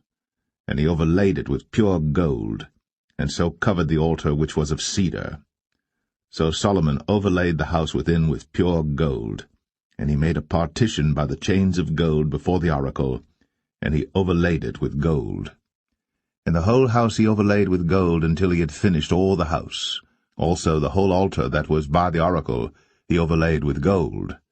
And within the oracle he made 2 cherubims of olive tree, each 10 cubits high, and 5 cubits was the one wing of the cherub, and 5 cubits the other wing of the cherub. From the uttermost part of the one wing unto the uttermost part of the other were 10 cubits, and the other cherub was 10 cubits. Both the cherubims were of one measure and one size. The height of the one cherub was 10 cubits, and so was it of the other cherub. And he set the cherubims within the inner house, and they stretched forth the wings of the cherubims, so that the wing of the one touched the one wall, and the wing of the other cherub touched the other wall, and their wings touched one another in the midst of the house. And he overlaid the cherubims with gold, and he carved all the walls of the house round about with carved figures of cherubims, and palm trees, and open flowers, within and without. And the floor of the house he overlaid with gold, within and without. And for the entering of the oracle he made doors of olive tree. The lintel and side posts were a 5th part of the wall.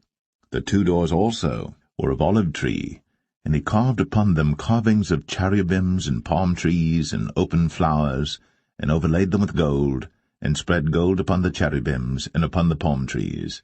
So also made he for the door of the temple posts of olive tree, a 4th part of the wall. And the 2 doors were of fir tree. The 2 leaves of the one door were folding, and the 2 leaves of the other door were folding. And he carved thereon cherubims and palm trees and open flowers, and covered them with gold, fitted upon the carved work.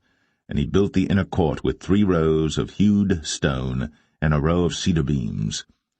In the 4th year was the foundation of the house of the Lord laid, in the month Ziph. And in the 11th year, in the month Bul, which is the 8th month, was the house finished throughout all the parts thereof, and according to all the fashion of it.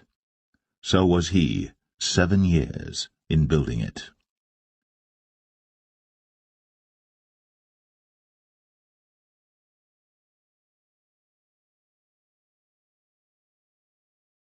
First Kings 7.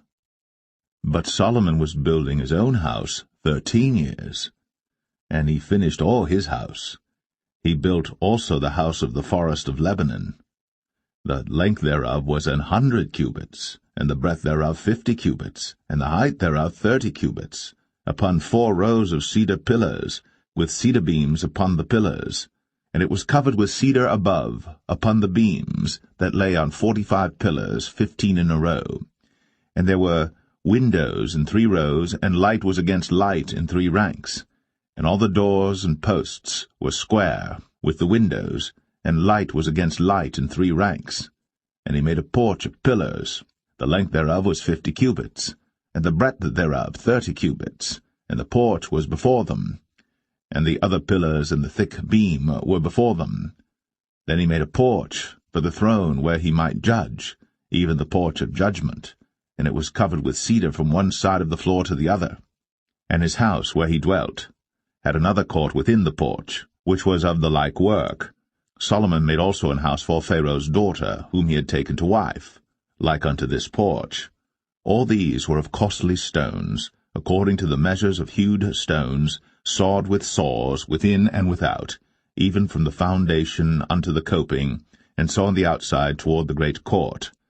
And the foundation was of costly stones, even great stones, stones of 10 cubits, and stones of 8 cubits, and above were costly stones after the measures of hewed stones and cedars. And the great court round about was with 3 rows of hewed stones, and a row of cedar beams, both for the inner court of the house of the Lord, and for the porch of the house. And King Solomon sent and fetched Hiram out of Tyre.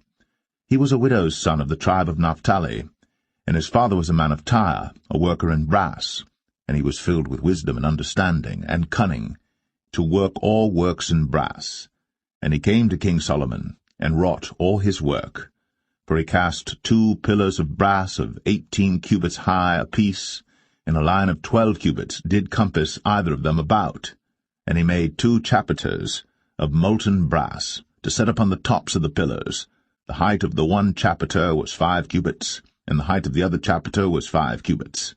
And nets of checker-work, and wreaths of chain-work, for the chapiters which were upon the top of the pillars, 7 for the one chapiter, and 7 for the other chapiter. And he made the pillars, and 2 rows round about upon the one network, to cover the chapiters that were upon the top, with pomegranates, and so did he for the other chapiter. And the chapiters that were upon the top of the pillars were of lily-work in the porch 4 cubits, and the chapiters upon the 2 pillars had pomegranates also above, over against the belly which was by the network. And the pomegranates were 200 in rows round about upon the other chapiter. And he set up the pillars in the porch of the temple, and he set up the right pillar, and called the name thereof Jachin, and he set up the left pillar, and called the name thereof Boaz.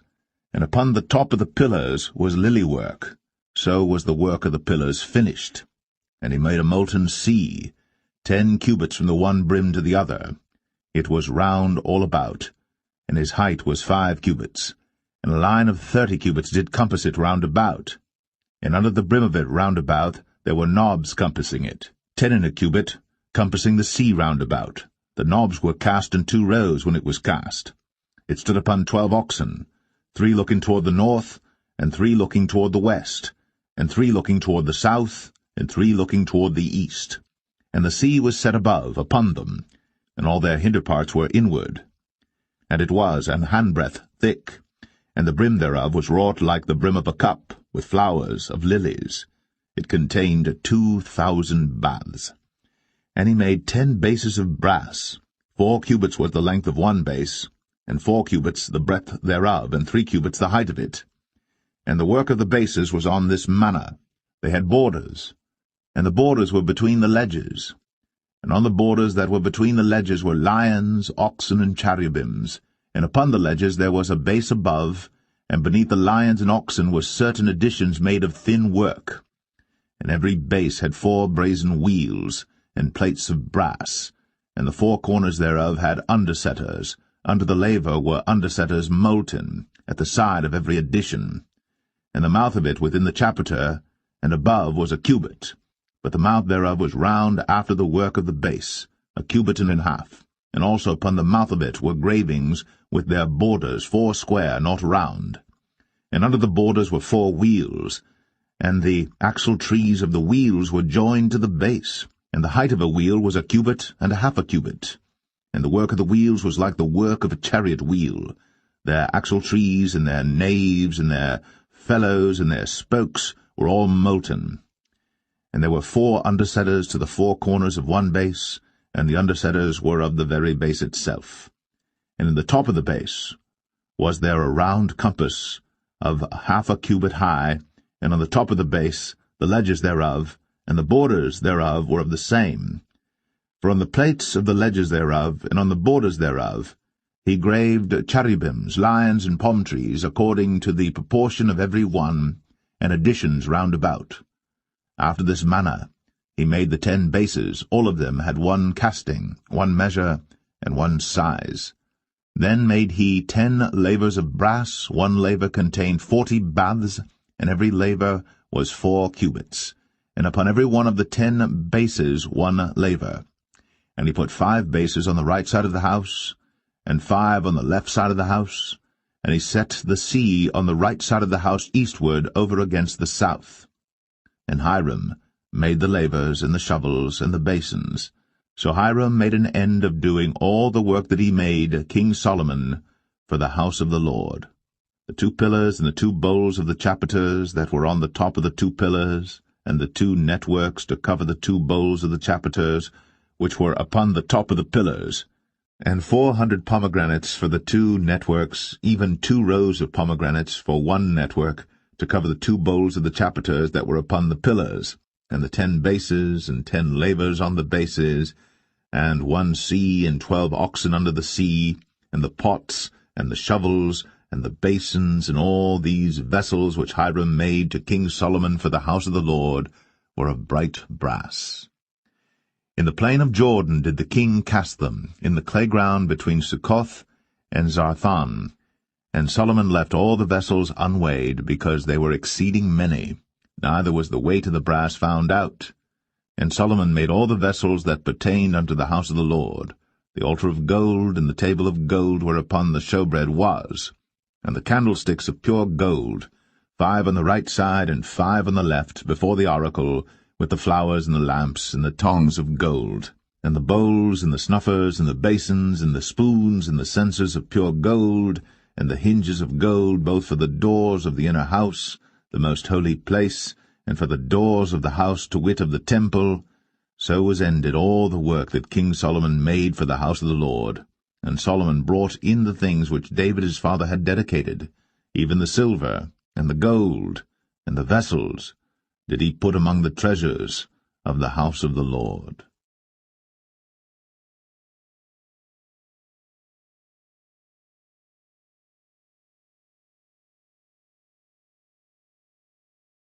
First Kings 8.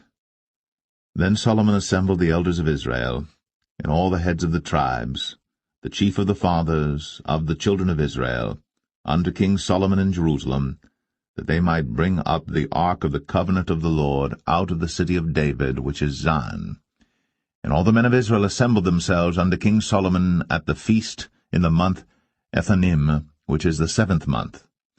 And all the elders of Israel came, and the priests took up the ark, and they brought up the ark of the Lord, and the tabernacle of the congregation, and all the holy vessels that were in the tabernacle, even those did the priests and the Levites bring up.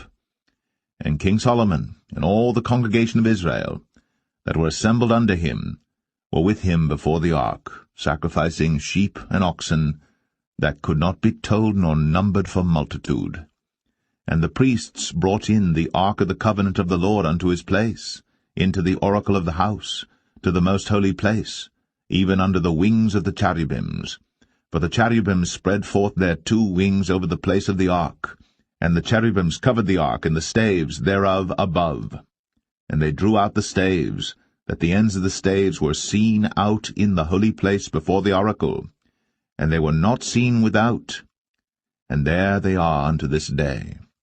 There was nothing in the ark save the 2 tables of stone, which Moses put there at Horeb, when the Lord made a covenant with the children of Israel, when they came out of the land of Egypt. And it came to pass, when the priests were come out of the holy place, that the cloud filled the house of the Lord, so that the priests could not stand to minister because of the cloud, for the glory of the Lord had filled the house of the Lord. Then spake Solomon, The Lord said that he would dwell in the thick darkness. I have surely built thee an house to dwell in, a settled place for thee to abide in for ever. And the king turned his face about, and blessed all the congregation of Israel. And all the congregation of Israel stood, and he said, Blessed be the Lord God of Israel, which spake with his mouth unto David my father, and hath with his hand fulfilled it, saying, Since the day that I brought forth my people Israel out of Egypt, I chose no city out of all the tribes of Israel to build an house, that my name might be therein. But I chose David to be over my people Israel. And it was in the heart of David my father to build an house for the name of the Lord God of Israel. And the Lord said unto David my father, Whereas it was in thine heart to build an house unto my name, thou didst well that it was in thine heart. Nevertheless thou shalt not build the house, but thy son that shall come forth out of thy loins, he shall build the house unto my name. And the Lord hath performed his word that he spake, and I am risen up in the room of David my father, and sit on the throne of Israel, as the Lord promised, and have built an house for the name of the Lord God of Israel. And I have set there a place for the ark, wherein is the covenant of the Lord, which he made with our fathers when he brought them out of the land of Egypt. And Solomon stood before the altar of the Lord in the presence of all the congregation of Israel, and spread forth his hands toward heaven, and he said, Lord God of Israel, there is no God like thee, in heaven above, or on earth beneath, who keepest covenant and mercy with thy servants that walk before thee with all their heart, who hast kept with thy servant David my father, that thou promised him, thou spakest also with thy mouth, and hast fulfilled it with thine hand, as it is this day. Therefore now, Lord God of Israel, keep with thy servant David my father, that thou promised him, saying, There shall not fail thee a man in my sight to sit on the throne of Israel, so that thy children take heed to their way, that they walk before me as thou hast walked before me. And now, O God of Israel, let thy word, I pray thee, be verified, which thou spakest unto thy servant David my father. But will God indeed dwell on the earth? Behold, the heaven, and heaven of heavens cannot contain thee. How much less this house that I have builded? Yet have thou respect unto the prayer of thy servant, and to his supplication, O Lord my God, to hearken unto the cry and to the prayer which thy servant prayeth before thee today, that thine eyes may be open toward this house night and day, even toward the place of which thou hast said, My name shall be there, that thou mayest hearken unto the prayer which thy servant shall make toward this place. And hearken thou to the supplication of thy servant, and of thy people Israel, when they shall pray toward this place. And hear thou in heaven thy dwelling place, and when thou hearest, forgive. If any man trespass against his neighbor, and an oath be laid upon him to cause him to swear, and the oath come before thine altar in this house, then hear thou in heaven, and do and judge thy servants, condemning the wicked, to bring his way upon his head, and justifying the righteous, to give him according to his righteousness. When thy people Israel be smitten down before the enemy, because they have sinned against thee, and shall turn again to thee, and confess thy name, and pray, and make supplication unto thee in this house, then hear thou in heaven, and forgive the sin of thy people Israel, and bring them again unto the land which thou gavest unto their fathers. When heaven is shut up, and there is no rain because they have sinned against thee. If they pray toward this place, and confess thy name, and turn from their sin, when thou afflictest them, then hear thou in heaven, and forgive the sin of thy servants, and of thy people Israel, that thou teach them the good way wherein they should walk, and give rain upon thy land, which thou hast given to thy people for an inheritance. If there be in the land famine, if there be pestilence, blasting, mildew, locust, or if there be caterpillar, if their enemy besiege them in the land of their cities, whatsoever plague, whatsoever sickness there be, what prayer and supplication soever be made by any man, or by all thy people Israel, which shall know every man the plague of his own heart, and spread forth his hands toward this house, then hear thou in heaven thy dwelling place, and forgive, and do, and give to every man according to his ways, whose heart thou knowest, for thou, even thou only, knowest the hearts of all the children of men, that they may fear thee all the days that they live in the land which thou gavest unto our fathers.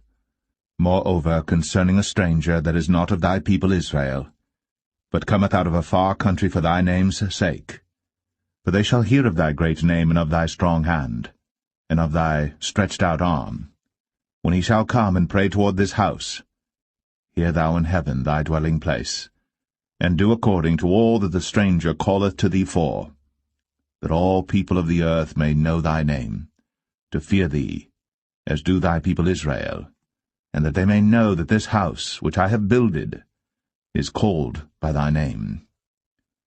If thy people go out to battle against their enemy, whithersoever thou shalt send them, and shall pray unto the Lord toward the city which thou hast chosen, and toward the house that I have built for thy name, then hear thou in heaven their prayer, and their supplication, and maintain their cause.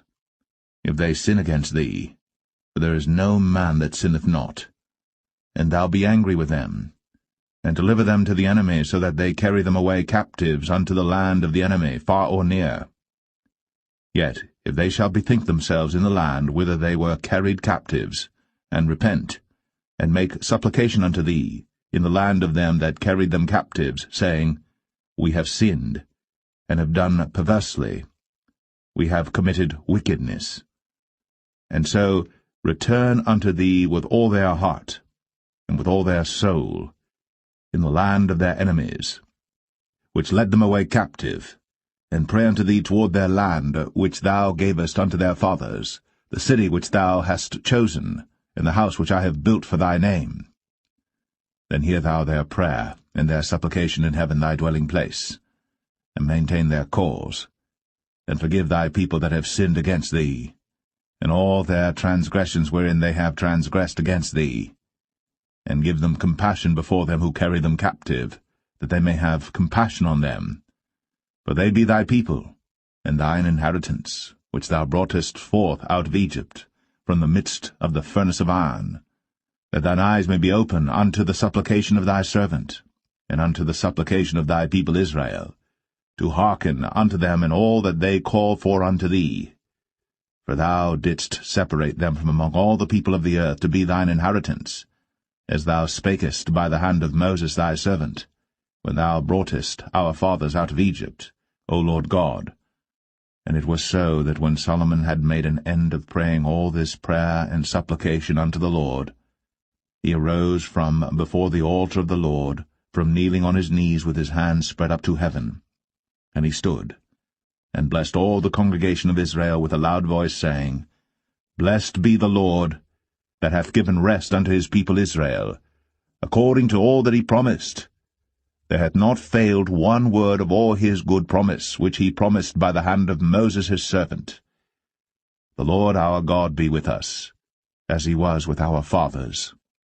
Let him not leave us, nor forsake us, that he may incline our hearts unto him, to walk in all his ways, and to keep his commandments and his statutes and his judgments, which he commanded our fathers.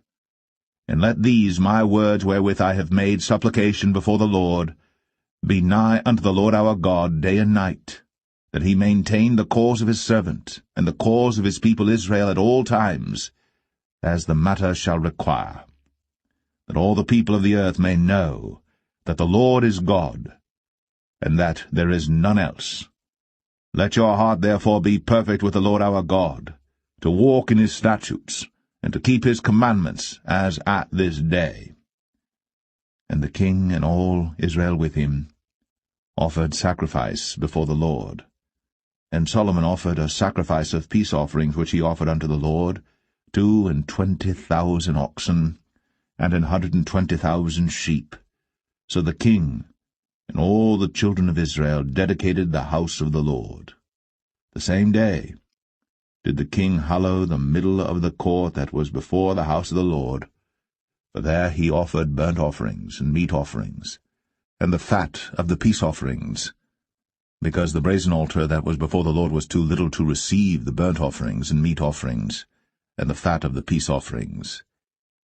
And at that time Solomon held a feast, and all Israel with him, a great congregation from the entering in of Hamath unto the river of Egypt, before the Lord our God 7 days, and 7 days, even 14 days.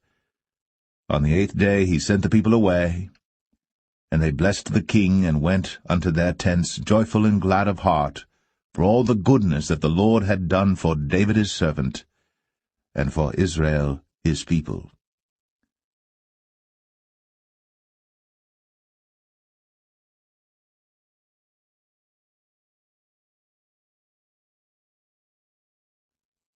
First Kings 9.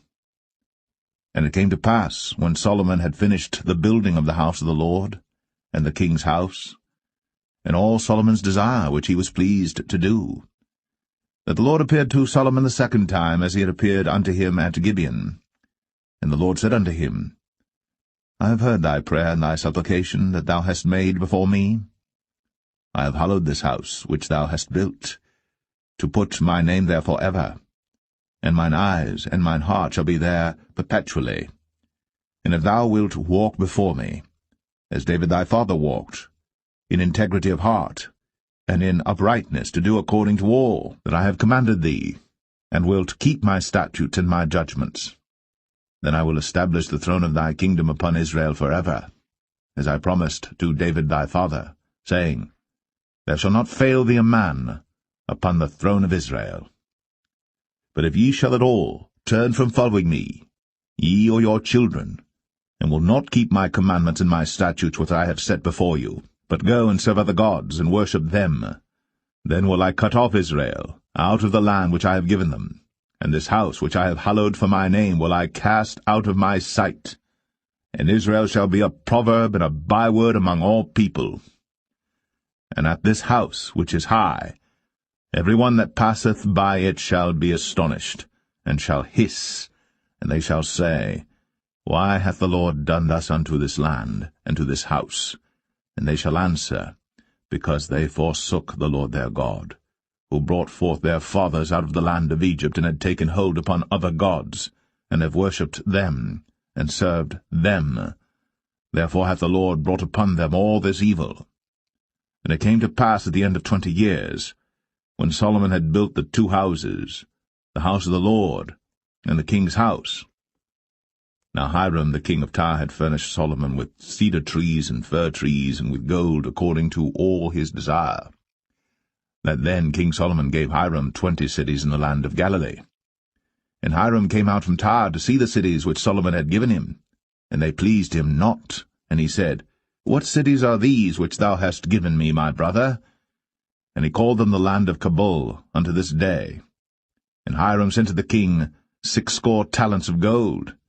And this is the reason of the levy which King Solomon raised, for to build the house of the Lord in his own house, and Millo, and the wall of Jerusalem, and Hazor, and Megiddo, and Gezer.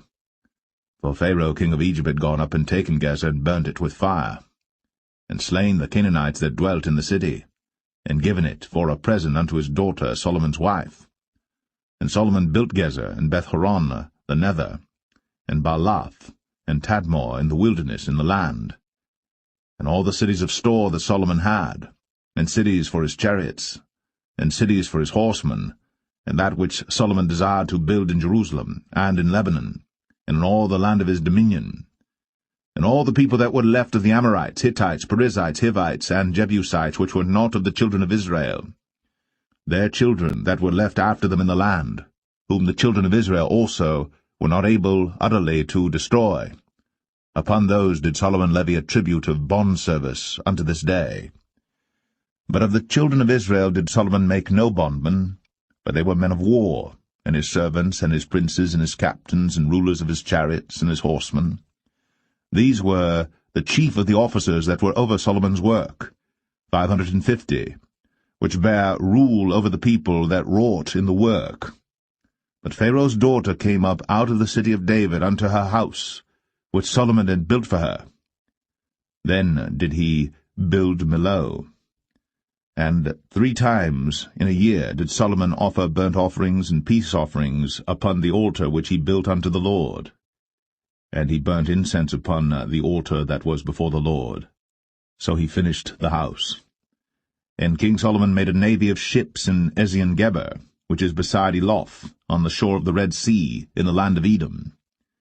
And Hiram sent in the navy his servants, shipmen that had knowledge of the sea, with the servants of Solomon. And they came to Ophir, and fetched from thence gold 420 talents, and brought it to King Solomon.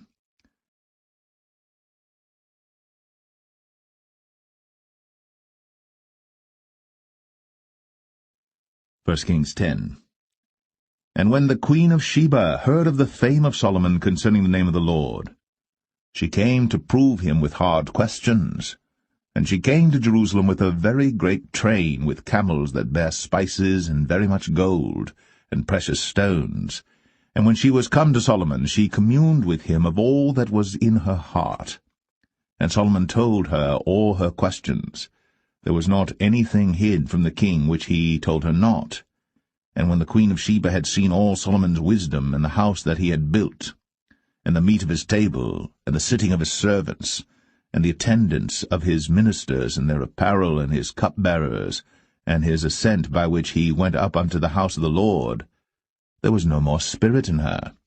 And she said to the king, It was a true report that I heard in mine own land of thy acts and of thy wisdom. Howbeit, I believed not the word until I came. And mine eyes had seen it, and behold, the half was not told me. Thy wisdom and prosperity exceedeth the fame which I heard. Happy are thy men, happy are these thy servants, which stand continually before thee, and that hear thy wisdom.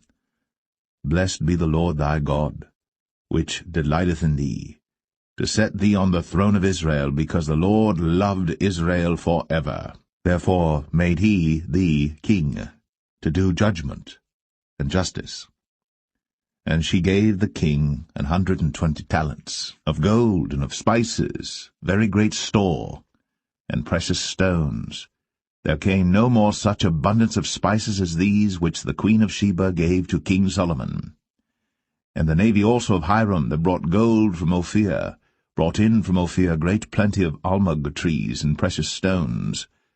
And the king made of the almug trees pillars for the house of the Lord, and for the king's house, harps also, and psalteries for singers. There came no such almug trees, nor were seen unto this day. And King Solomon gave unto the queen of Sheba all her desire, whatsoever she asked, beside that which Solomon gave her of his royal bounty. So she turned, and went to her own country, she and her servants. Now the weight of gold that came to Solomon in 1 year was 666 talents of gold. Beside that he had of the merchantmen, and of the traffic of the spice merchants, and of all the kings of Arabia, and of the governors of the country. And King Solomon made 200 targets of beaten gold. 600 shekels of gold went to 1 target. And he made 300 shields of beaten gold. 3 pound of gold went to 1 shield, and the king put them in the house of the forest of Lebanon. Moreover, the king made a great throne of ivory, and overlaid it with the best gold. The throne had 6 steps, and the top of the throne was round behind, and there were stays on either side on the place of the seat, and 2 lions stood beside the stays, and 12 lions stood there on the one side, and on the other upon the 6 steps, There was not the like made in any kingdom. And all King Solomon's drinking vessels were of gold, and all the vessels of the house of the forest of Lebanon were of pure gold. None were of silver. It was nothing accounted of in the days of Solomon. For the king had at sea a navy of Tarshish, with the navy of Hiram. Once in 3 years came the navy of Tarshish, bringing gold and silver, ivory, and apes and peacocks. So King Solomon exceeded all the kings of the earth for riches and for wisdom. And all the earth sought to Solomon, to hear his wisdom, which God had put in his heart. And they brought every man his present, vessels of silver, and vessels of gold, and garments, and armor, and spices, horses, and mules, a rate year by year. And Solomon gathered together chariots and horsemen, and he had 1,400 chariots, and 12,000 horsemen, whom he bestowed in the cities for chariots, and with the king at Jerusalem. And the king made silver to be in Jerusalem as stones, and cedars made he to be as the sycamore trees that are in the vale for abundance. And Solomon had horses brought out of Egypt, and linen yarn. The king's merchants received the linen yarn at a price. And a chariot came up and went out of Egypt for 600 shekels of silver, and an horse for 150. And so for all the kings of the Hittites, and for the kings of Syria, did they bring them out by their means.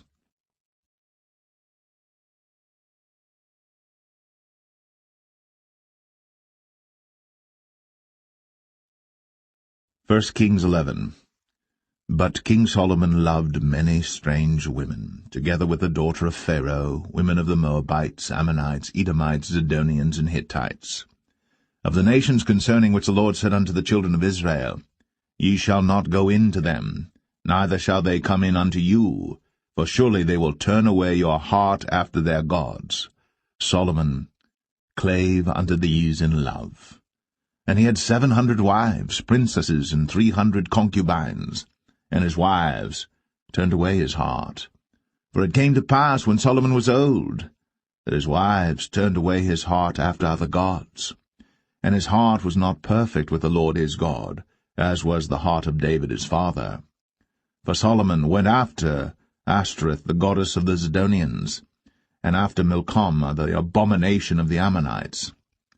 And Solomon did evil in the sight of the Lord, and went not fully after the Lord, as did David his father.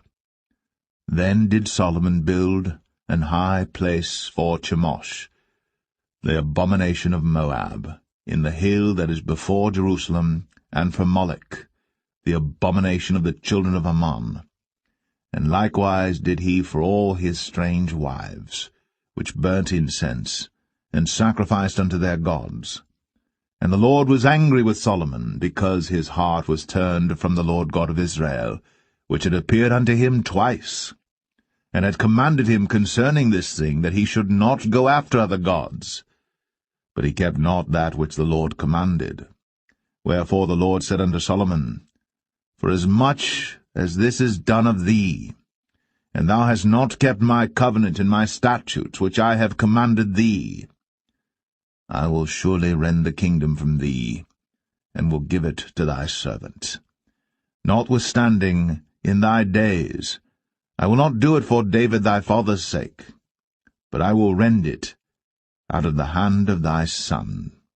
Howbeit, I will not rend away all the kingdom, but will give one tribe to thy son, for David my servant's sake, and for Jerusalem's sake, which I have chosen. And the Lord stirred up an adversary unto Solomon, Hadad the Edomite. He was of the king's seed in Edom. For it came to pass, when David was in Edom, and Joab, the captain of the host, was gone up to bury the slain, after he had smitten every male in Edom. For 6 months did Joab remain there with all Israel, until he had cut off every male in Edom. That Hadad fled, he and certain Edomites of his father's servants with him, to go into Egypt, Hadad being yet a little child. And they arose out of Midian, and came to Paran. And they took men with them out of Paran, and they came to Egypt, unto Pharaoh king of Egypt, which gave him an house, and appointed him victuals, and gave him land. And Hadad found great favor in the sight of Pharaoh, so that he gave him to wife the sister of his own wife, the sister of Tahpenes the queen. And the sister of Tahpenes bare him Genubath his son, whom Tahpenes weaned in Pharaoh's house. And Genubath was in Pharaoh's household among the sons of Pharaoh. And when Hadad heard in Egypt that David slept with his fathers, and that Joab the captain of the host was dead, Hadad said to Pharaoh, Let me depart, that I may go to mine own country. Then Pharaoh said unto him, But what hast thou lacked with me, that, behold, thou seekest to go to thine own country? And he answered, Nothing. Howbeit, let me go in any wise. And God stirred him up another adversary, Rezin the son of Eliadah, which fled from his lord Hadadezer king of Zobah. And he gathered men unto him, and became captain over a band, when David slew them of Zobah. And they went to Damascus, and dwelt therein, and reigned in Damascus. And he was an adversary to Israel all the days of Solomon, beside the mischief that Hadad did. And he abhorred Israel, and reigned over Syria.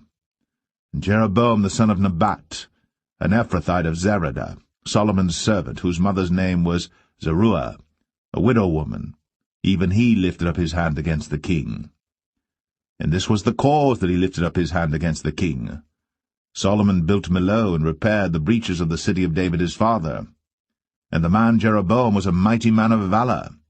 And Solomon, seeing the young man that he was industrious, he made him ruler over all the charge of the house of Joseph.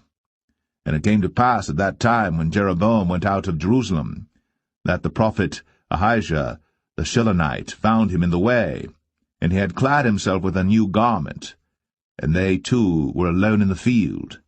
And Ahijah caught the new garment that was on him, and rent it in 12 pieces. And he said to Jeroboam, Take thee 10 pieces, for thus saith the Lord, the God of Israel, Behold, I will rend the kingdom out of the hand of Solomon, and will give 10 tribes to thee.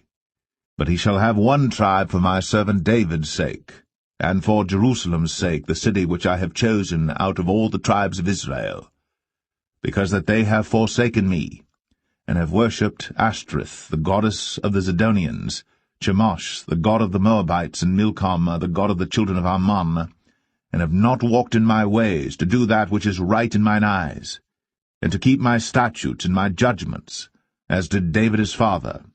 Howbeit, I will not take the whole kingdom out of his hand, but I will make him prince all the days of his life, for David my servant's sake, whom I chose, because he kept my commandments and my statutes.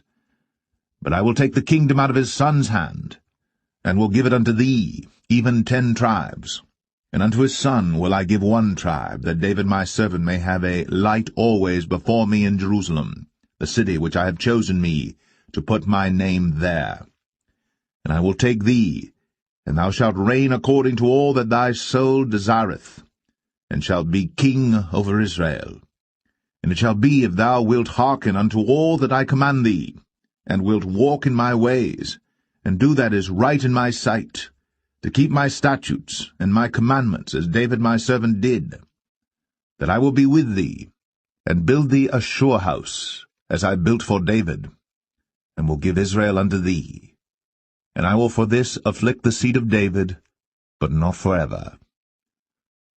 Solomon sought therefore to kill Jeroboam. And Jeroboam arose, and fled into Egypt, unto Shishak king of Egypt, and was in Egypt until the death of Solomon. And the rest of the acts of Solomon, and all that he did, and his wisdom, are they not written in the book of the acts of Solomon? And the time that Solomon reigned in Jerusalem over all Israel was 40 years. And Solomon slept with his fathers, and was buried in the city of David his father, and Rehoboam his son reigned in his stead.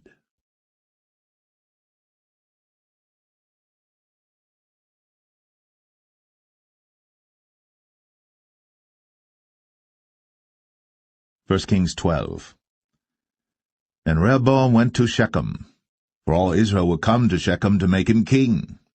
And it came to pass, when Jeroboam the son of Nebat, who was yet in Egypt, heard of it, for he was fled from the presence of King Solomon, and Jeroboam dwelt in Egypt, that they sent and called him. And Jeroboam and all the congregation of Israel came and spake unto Rehoboam, saying, Thy father made our yoke grievous. Now therefore make thou the grievous service of thy father, and his heavy yoke which he put upon us lighter, and we will serve thee. And he said unto them, Depart yet for 3 days, then come again to me. And the people departed. And King Rehoboam consulted with the old men that stood before Solomon his father while he yet lived, and said, How do ye advise that I may answer this people? And they spake unto him, saying, If thou wilt be a servant unto this people this day, and wilt serve them, and answer them, and speak good words to them, then they will be thy servants forever. But he forsook the counsel of the old men which they had given him, and consulted with the young men that were grown up with him, and which stood before him. And he said unto them, What counsel give ye that we may answer this people who have spoken to me, saying, Make the yoke which thy father did put upon us lighter? And the young men that were grown up with him spake unto him, saying, Thus shalt thou speak unto this people that spake unto thee, saying, Thy father made our yoke heavy, but make thou it lighter unto us. Thus shalt thou say unto them, My little finger shall be thicker than my father's loins. And now, whereas my father did lade you with a heavy yoke, I will add to your yoke. My father hath chastised you with whips, but I will chastise you with scorpions. So Jeroboam and all the people came to Rehoboam the 3rd day, as the king had appointed, saying, Come to me again the 3rd day. And the king answered the people roughly, and forsook the old men's counsel that they gave him, and spake to them after the counsel of the young men, saying, My father made your yoke heavy, and I will add to your yoke. My father also chastised you with whips, but I will chastise you with scorpions. Wherefore the king hearkened not unto the people, for the cause was from the Lord, that he might perform his saying, which the Lord spake by Ahijah the Shilonite unto Jeroboam the son of Nebat. So when all Israel saw that the king hearkened not unto them, the people answered the king, saying, What portion have we in David? Neither have we inheritance in the son of Jesse. To your tents, O Israel. Now see to thine own house, David. So Israel departed unto their tents. But as for the children of Israel which dwelt in the cities of Judah, Rehoboam reigned over them. Then King Rehoboam sent Adoram, who was over the tribute, and all Israel stoned him with stones, that he died. Therefore King Rehoboam made speed to get him up to his chariot, to flee to Jerusalem. So Israel rebelled against the house of David unto this day. And it came to pass, when all Israel heard that Jeroboam was come again, that they sent and called him unto the congregation, and made him king over all Israel. There was none that followed the house of David, but the tribe of Judah only. And when Rehoboam was come to Jerusalem, he assembled all the house of Judah with the tribe of Benjamin, 180,000 chosen men which were warriors, to fight against the house of Israel, to bring the kingdom again to Rehoboam the son of Solomon. But the word of God came unto Shemaiah the man of God, saying, Speak unto Rehoboam the son of Solomon, king of Judah, and unto all the house of Judah and Benjamin, and to the remnant of the people, saying, Thus saith the Lord, Ye shall not go up, nor fight against your brethren the children of Israel. Return every man to his house, for this thing is from me. They hearkened therefore to the word of the Lord, and returned to depart according to the word of the Lord. Then Jeroboam built Shechem in Mount Ephraim, and dwelt therein, and went out from thence, and built Penuel. And Jeroboam said in his heart, Now shall the kingdom return to the house of David. if this people go up to do sacrifice in the house of the Lord at Jerusalem, then shall the heart of this people turn again unto their Lord, even unto Rehoboam king of Judah, and they shall kill me, and go again to Rehoboam king of Judah. Whereupon the king took counsel, and made 2 calves of gold, and said unto them, It is too much for you to go up to Jerusalem. Behold thy gods, O Israel, which brought thee up out of the land of Egypt. And he set the one in Bethel, and the other put he in Dan. And this thing became a sin, for the people went to worship before the one, even unto Dan. And he made an house of high places, and made priests of the lowest of the people, which were not of the sons of Levi. And Jeroboam ordained a feast in the 8th month, on the 15th day of the month, like unto the feast that is in Judah. And he offered upon the altar. So did he in Bethel, sacrificing unto the calves that he had made. And he placed in Bethel the priests of the high places which he had made. So he offered upon the altar which he had made in Bethel the 15th day of the 8th month, even in the month which he had devised of his own heart, and ordained a feast unto the children of Israel. And he offered upon the altar, and burnt incense.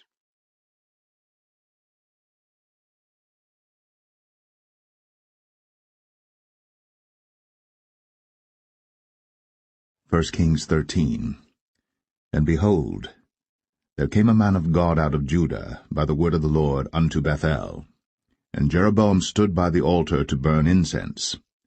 And he cried against the altar in the word of the Lord, and said, O altar, altar, thus saith the Lord, Behold, a child shall be born unto the house of David, Josiah by name.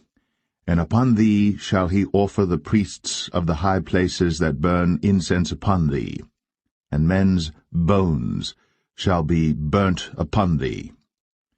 And he gave a sign the same day, saying, This is the sign which the Lord hath spoken. Behold, the altar shall be rent, and the ashes that are upon it shall be poured out. And it came to pass, when King Jeroboam heard the saying of the man of God, which had cried against the altar in Bethel, that he put forth his hand from the altar, saying, Lay hold on him. And his hand, which he put forth against him, dried up, so that he could not pull it in again to him. The altar also was rent, and the ashes poured out from the altar, according to the sign which the man of God had given, by the word of the Lord. And the king answered and said unto the man of God, Entreat now the face of the Lord thy God, and pray for me, that my hand may be restored me again. And the man of God besought the Lord, and the king's hand was restored him again, and became as it was before. And the king said unto the man of God, Come home with me, and refresh thyself, and I will give thee a reward. And the man of God said unto the king, If thou wilt give me half thine house, I will not go in with thee, neither will I eat bread nor drink water in this place. For so was it charged me by the word of the Lord, saying, Eat no bread, nor drink water, nor turn again by the same way that thou camest. So he went another way, and returned not by the way that he came to Bethel. Now there dwelt an old prophet in Bethel, and his sons came and told him all the works that the man of God had done that day in Bethel, the words which he had spoken unto the king. Them they told also to their father. And their father said unto them, What way went he? For his sons had seen what way the man of God went, which came from Judah. And he said unto his sons, Saddle me the ass. So they saddled him the ass, and he rode thereon, and went after the man of God, and found him sitting under an oak. And he said unto him, Art thou the man of God that camest from Judah? And he said, I am.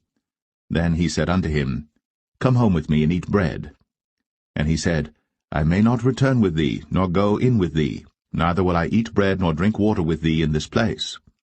For it was said to me by the word of the Lord, Thou shalt eat no bread, nor drink water there, nor turn again to go by the way that thou camest.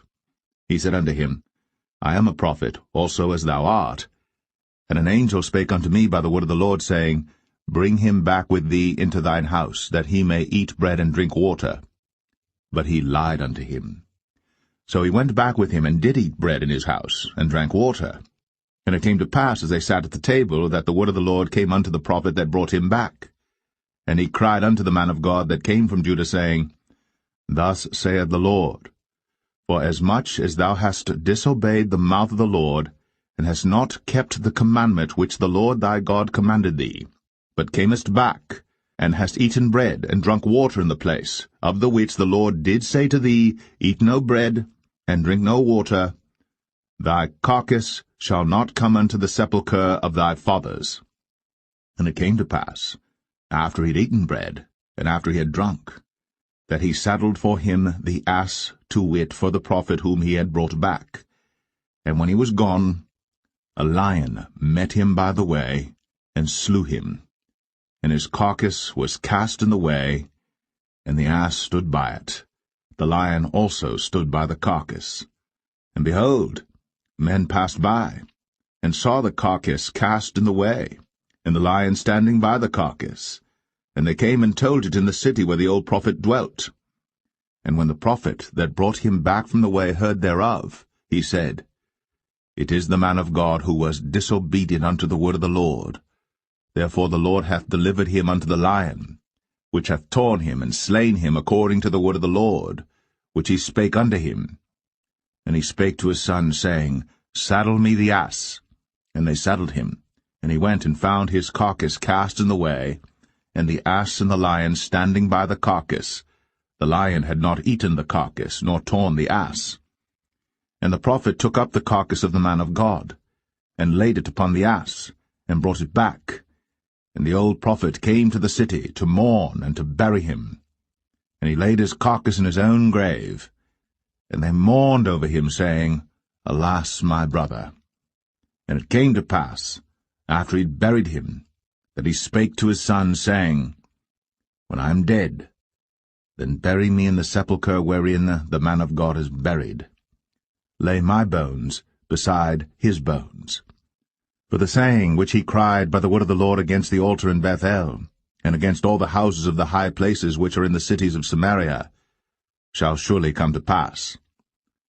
After this thing Jeroboam returned not from his evil way, but made again of the lowest of the people priests of the high places. Whosoever would, he consecrated him, and he became one of the priests of the high places. And this thing became sin unto the house of Jeroboam, even to cut it off, and to destroy it from off the face of the earth.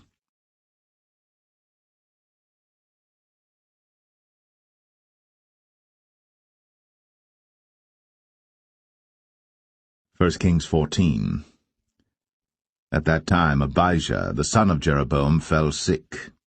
And Jeroboam said to his wife, Arise, I pray thee, and disguise thyself, that thou be not known to be the wife of Jeroboam, and get thee to Shiloh. Behold, there is Ahijah the prophet, which told me that I should be king over this people. And take with thee 10 loaves and cracknels, and a cruse of honey, and go to him. He shall tell thee what shall become of the child. And Jeroboam's wife did so, and arose, and went to Shiloh, and came to the house of Ahijah. But Ahijah could not see, for his eyes were set by reason of his age. And the Lord said unto Ahijah, Behold, the wife of Jeroboam cometh to ask a thing of thee for her son, for he is sick. Thus and thus shalt thou say unto her, for it shall be, when she cometh in, that she shall feign herself to be another woman. And it was so, when Ahijah heard the sound of her feet, as she came in at the door, that he said, Come in, thou wife of Jeroboam. Why feignest thou thyself to be another? For I am sent to thee with heavy tidings. Go, tell Jeroboam, Thus saith the Lord God of Israel, Forasmuch as I exalted thee from among the people, and made thee prince over my people Israel, and rent the kingdom away from the house of David, and gave it thee, and yet thou hast not been as my servant David, who kept my commandments, and who followed me with all his heart, to do that only which was right in mine eyes, but hast done evil above all that were before thee. For thou hast gone and made thee other gods, and molten images, to provoke me to anger. and hast cast me behind thy back. Therefore, behold, I will bring evil upon the house of Jeroboam, and will cut off from Jeroboam him that pisseth against the wall, and him that is shut up and left in Israel, and will take away the remnant of the house of Jeroboam as a man taketh away dung, till it be all gone. Him that dieth of Jeroboam in the city shall the dogs eat, and him that dieth in the field shall the fowls of the air eat. For the Lord hath spoken it. Arise thou therefore, get thee to thine own house, and when thy feet enter into the city, the child shall die. And all Israel shall mourn for him, and bury him. For he only of Jeroboam shall come to the grave, because in him there is found some good thing toward the Lord God of Israel in the house of Jeroboam. Moreover, the Lord shall raise him up a king over Israel, who shall cut off the house of Jeroboam that day. But what? Even now. For the Lord shall smite Israel, as a reed is shaken in the water, and he shall root up Israel out of this good land, which he gave to their fathers, and shall scatter them beyond the river, because they have made their groves, provoking the Lord to anger. And he shall give Israel up, because of the sins of Jeroboam, who did sin, and who made Israel to sin. And Jeroboam's wife arose and departed, and came to Tirzah. And when she came to the threshold of the door, the child died, and they buried him. And all Israel mourned for him according to the word of the Lord, which he spake by the hand of his servant Ahijah the prophet. And the rest of the acts of Jeroboam, how he warred and how he reigned, behold, they are written in the book of the Chronicles of the kings of Israel. And the days which Jeroboam reigned were 22 years, and he slept with his fathers, and Nadab his son reigned in his stead. And Rehoboam the son of Solomon reigned in Judah. Rehoboam was 41 years old when he began to reign, and he reigned 17 years in Jerusalem, the city which the Lord did choose out of all the tribes of Israel, to put his name there. And his mother's name was Naamah, an Ammonitess. And Judah did evil in the sight of the Lord, and they provoked him to jealousy with their sins which they had committed, above all that their fathers had done. For they also built them high places and images and groves on every high hill, and under every green tree. And there were also Sodomites in the land, and they did according to all the abominations of the nations which the Lord cast out before the children of Israel. And it came to pass in the 5th year of King Rehoboam, that Shishak king of Egypt came up against Jerusalem. And he took away the treasures of the house of the Lord, and the treasures of the king's house, even took away all, and he took away all the shields of gold which Solomon had made. And King Rehoboam made in their stead brazen shields, and committed them unto the hands of the chief of the guard which kept the door of the king's house. And it was so, when the king went into the house of the Lord, that the guard bare them and brought them back into the guard chamber. Now the rest of the acts of Rehoboam, and all that he did, are they not written in the book of the Chronicles of the kings of Judah? And there was war between Rehoboam and Jeroboam all their days. And Rehoboam slept with his fathers, and was buried with his fathers in the city of David. And his mother's name was Naamah, an Ammonitess. And Abijam, his son, reigned in his stead.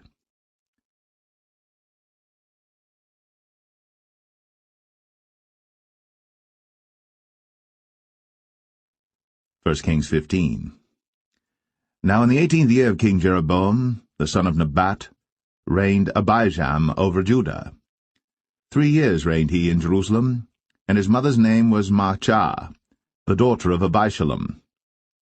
And he walked in all the sins of his father which he had done before him, and his heart was not perfect with the Lord his God, as the heart of David his father.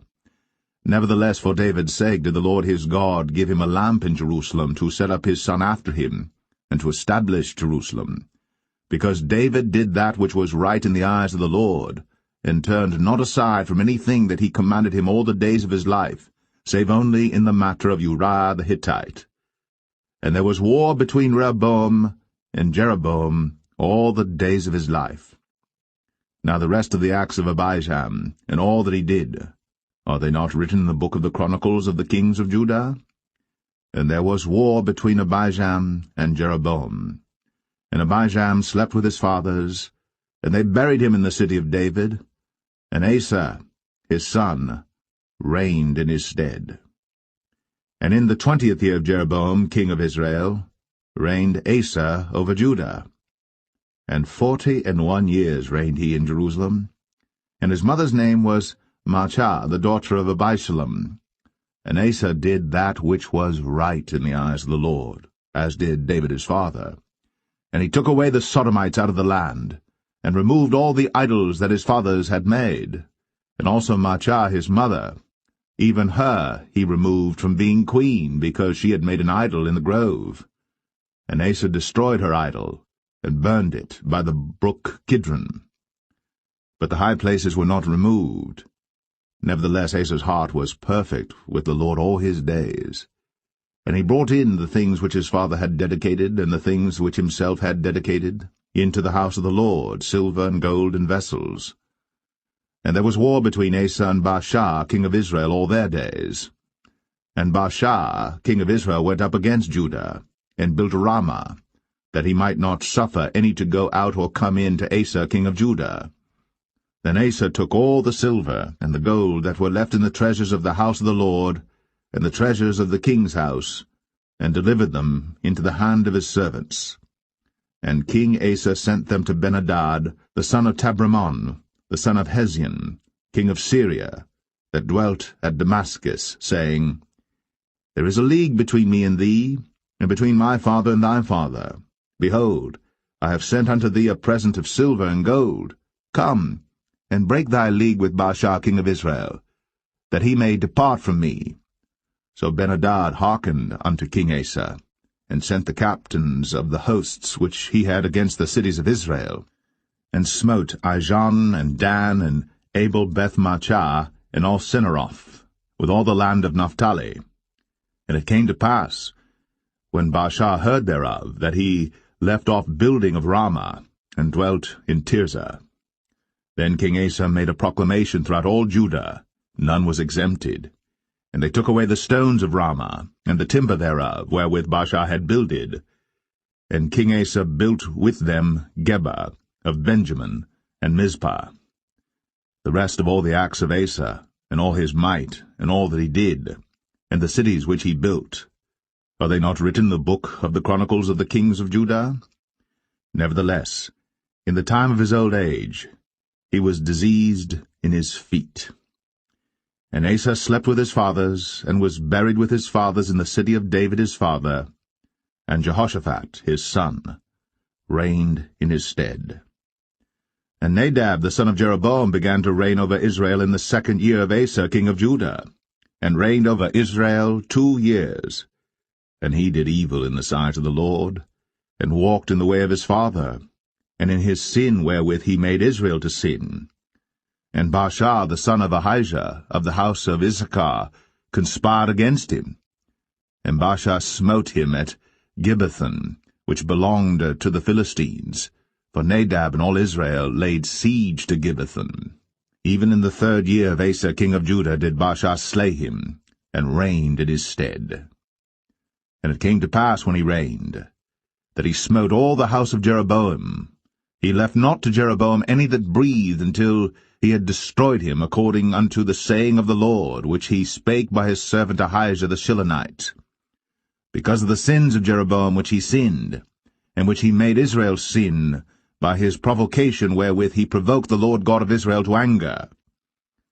Now the rest of the acts of Nadab, and all that he did, are they not written in the book of the Chronicles of the kings of Israel? And there was war between Asa and Baasha, king of Israel, all their days. In the 3rd year of Asa king of Judah began Baasha the son of Ahijah to reign over all Israel in Tirzah 24 years. And he did evil in the sight of the Lord, and walked in the way of Jeroboam, and in his sin wherewith he made Israel to sin.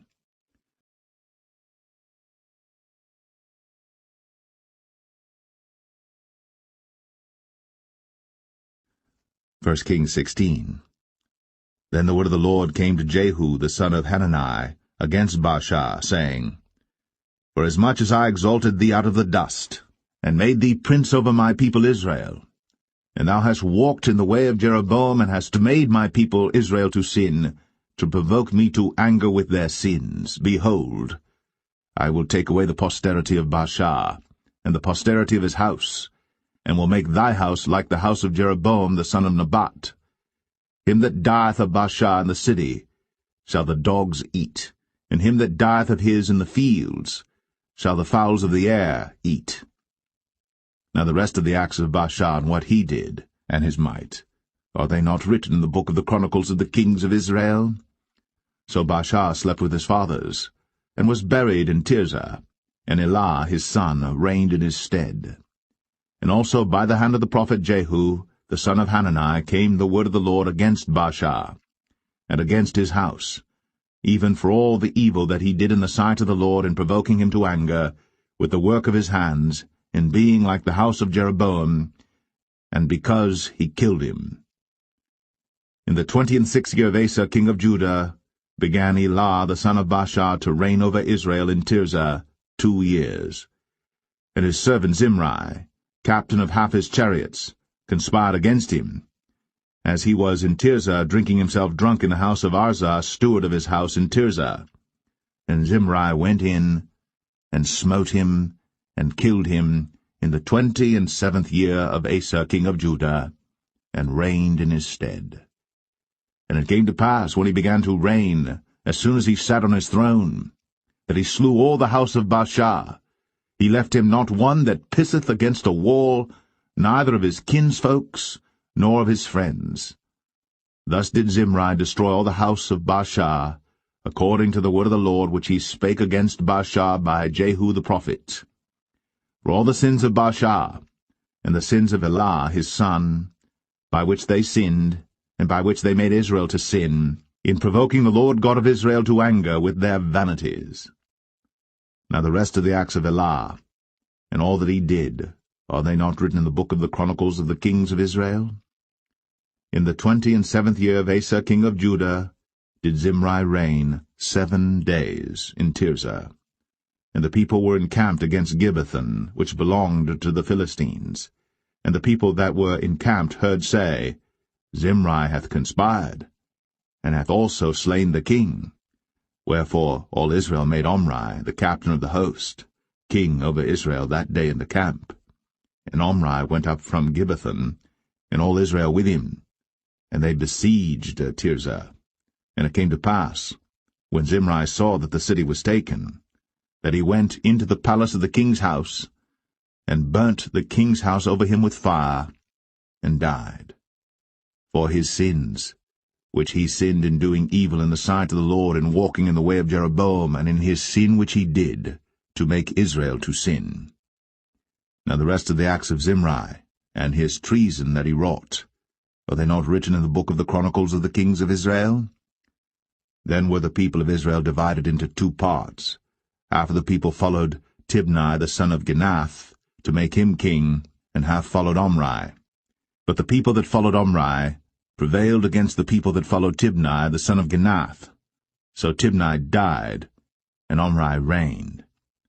In the 31st year of Asa king of Judah began Omri to reign over Israel 12 years. 6 years reigned he in Tirzah. And he bought the hill Samaria of Shemer for 2 talents of silver, and built on the hill, and called the name of the city which he built after the name of Shemer, owner of the hill, Samaria.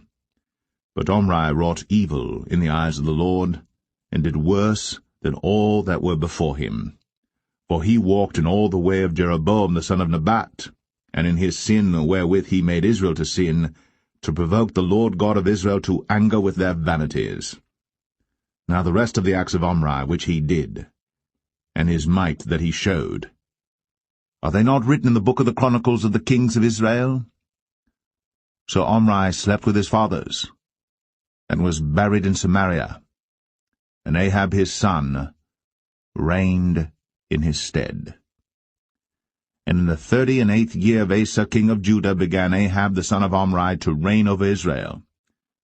And Ahab the son of Omri, reigned over Israel and Samaria 22 years. And Ahab the son of Omri did evil in the sight of the Lord above all that were before him. And it came to pass, as if it had been a light thing for him to walk in the sins of Jeroboam the son of Nebat, that he took to wife Jezebel, the daughter of Ethbaal, king of the Zidonians, and went and served Baal, and worshipped him. And he reared up an altar for Baal in the house of Baal, which he had built in Samaria. And Ahab made a grove, and Ahab did more to provoke the Lord God of Israel to anger than all the kings of Israel that were before him. In his days did Hiel the Bethelite build Jericho. He laid the foundation thereof in Abiram his firstborn, and set up the gates thereof in his youngest son Segub, according to the word of the Lord, which he spake by Joshua the son of Nun.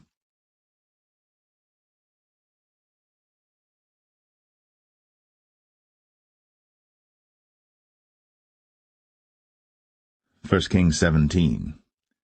And Elijah the Tishbite, who was of the inhabitants of Gilead, said unto Ahab, As the Lord God of Israel liveth, before whom I stand, there shall not be dew nor rain these years, but according to my word. And the word of the Lord came unto him, saying, Get thee hence, and turn thee eastward, and hide thyself by the brook Cherith, that is before Jordan. And it shall be that thou shalt drink of the brook, and I have commanded the ravens to feed thee there. So he went and did according unto the word of the Lord, for he went and dwelt by the brook Cherith, that is before Jordan. And the ravens brought him bread and flesh in the morning, and bread and flesh in the evening, and he drank of the brook. And it came to pass after a while that the brook dried up, because there had been no rain in the land. And the word of the Lord came unto him, saying, Arise, get thee to Zarephath, which belongeth to Zidon, and dwell there. Behold, I have commanded a widow woman there to sustain thee. So he arose and went to Zarephath. And when he came to the gate of the city, behold, the widow woman was there gathering of sticks. And he called to her, and said, Fetch me, I pray thee, a little water in a vessel, that I may drink. And as she was going to fetch it, he called to her, and said, Bring me, I pray thee, a morsel of bread in thine hand. And she said, As the Lord thy God liveth, I have not a cake, but an handful of meal in a barrel, and a little oil in a cruse, and behold, I am gathering 2 sticks, that I may go in and dress it for me, and my son, that we may eat it, and die. And Elijah said unto her, Fear not, go and do as thou hast said, but make me thereof a little cake first, and bring it unto me, and after make for thee and for thy son. For thus saith the Lord God of Israel, The barrel of meal shall not waste, neither shall the cruse of oil fail, until the day that the Lord sendeth rain upon the earth. And she went and did according to the saying of Elijah, and she and he and her house did eat many days. And the barrel of meal wasted not, neither did the cruse of oil fail, according to the word of the Lord, which he spake by Elijah. And it came to pass after these things, that the son of the woman, the mistress of the house, fell sick, and his sickness was so sore, that there was no breath left in him. And she said unto Elijah, What have I to do with thee, O thou man of God? Art thou come unto me to call my sin to remembrance, and to slay my son? And he said unto her, Give me thy son. And he took him out of her bosom, and carried him up into a loft, where he abode, and laid him upon his own bed. And he cried unto the Lord, and said, O Lord my God, hast thou also brought evil upon the widow with whom I sojourn, by slaying her son? And he stretched himself upon the child 3 times, and cried unto the Lord, and said, O Lord my God, I pray thee, let this child's soul come into him again. And the Lord heard the voice of Elijah, and the soul of the child came into him again, and he revived. And Elijah took the child, and brought him down out of the chamber into the house, and delivered him unto his mother. And Elijah said, See, thy son liveth. And the woman said to Elijah, Now by this I know that thou art a man of God, and that the word of the Lord in thy mouth is truth.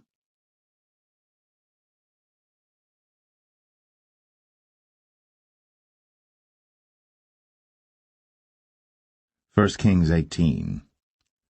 And it came to pass, after many days, that the word of the Lord came to Elijah in the 3rd year, saying, Go, show thyself unto Ahab, and I will send rain upon the earth. And Elijah went to show himself unto Ahab. And there was a sore famine in Samaria. And Ahab called Obadiah, which was the governor of his house.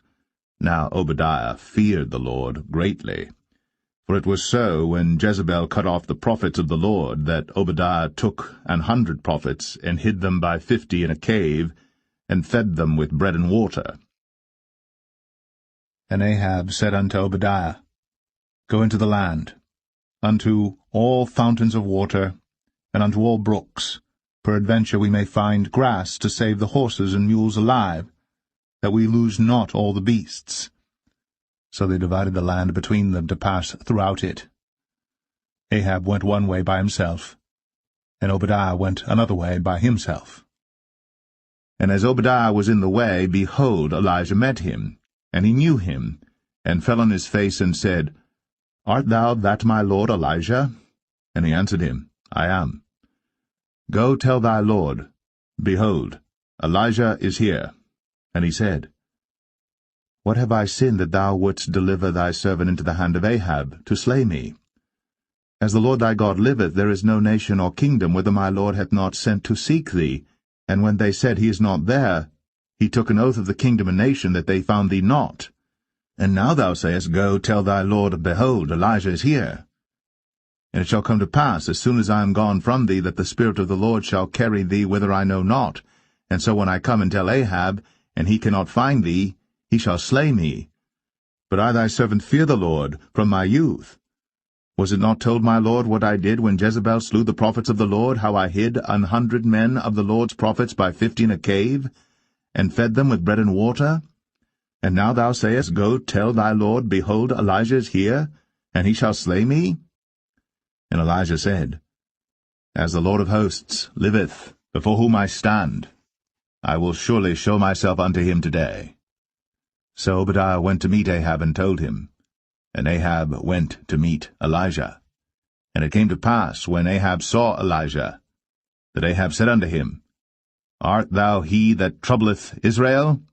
And he answered, I have not troubled Israel, but thou and thy father's house, in that ye have forsaken the commandments of the Lord, and thou hast followed Baalim.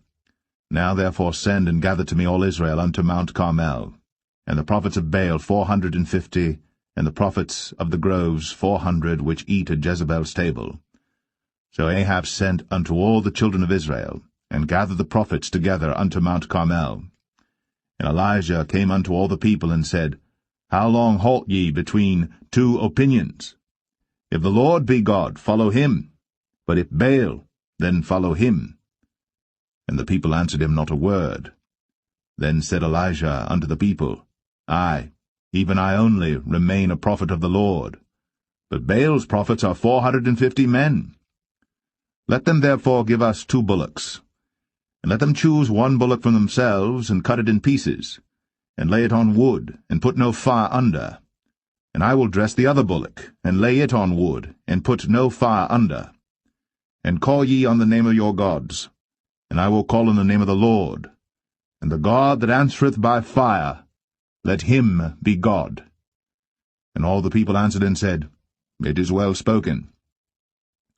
And Elijah said unto the prophets of Baal, Choose you 1 bullock for yourselves, and dress it first, for ye are many, and call on the name of your gods, but put no fire under. And they took the bullock which was given them, and they dressed it, and called on the name of Baal from morning even until noon, saying, O Baal, hear us! But there was no voice, nor any that answered, and they leaped upon the altar which was made. And it came to pass at noon that Elijah mocked them, and said, Cry aloud, for he is a god. Either he is talking, or he is pursuing, or he is in a journey, Peradventure he sleepeth, and must be awaked. And they cried aloud, and cut themselves after their manner with knives and lancets, till the blood gushed out upon them. And it came to pass, when midday was past, and they prophesied until the time of the offering of the evening sacrifice, that there was neither voice, nor any to answer, nor any that regarded. And Elijah said unto all the people, Come near unto me. And all the people came near unto him, and he repaired the altar of the Lord that was broken down. And Elijah took 12 stones, according to the number of the tribes of the sons of Jacob, unto whom the word of the Lord came, saying, Israel shall be thy name. And with the stones he built an altar in the name of the Lord, and he made a trench about the altar, as great as would contain 2 measures of seed. And he put the wood in order, and cut the bullock in pieces, and laid him on the wood, and said, Fill 4 barrels with water, and pour it on the burnt sacrifice, and on the wood. And he said, Do it the 2nd time. And they did it the 2nd time. And he said, Do it the 3rd time. And they did it the 3rd time. And the water ran round about the altar, and he filled the trench also with water. And it came to pass, at the time of the offering of the evening sacrifice, that Elijah the prophet came near, and said, Lord God of Abraham, Isaac, and of Israel, let it be known this day that thou art God in Israel, and that I am thy servant, and that I have done all these things at thy word. Hear me, O Lord, hear me, that this people may know that thou art the Lord God, and that thou hast turned their heart back again. Then the fire of the Lord fell, and consumed the burnt sacrifice, and the wood, and the stones, and the dust, and licked up the water that was in the trench.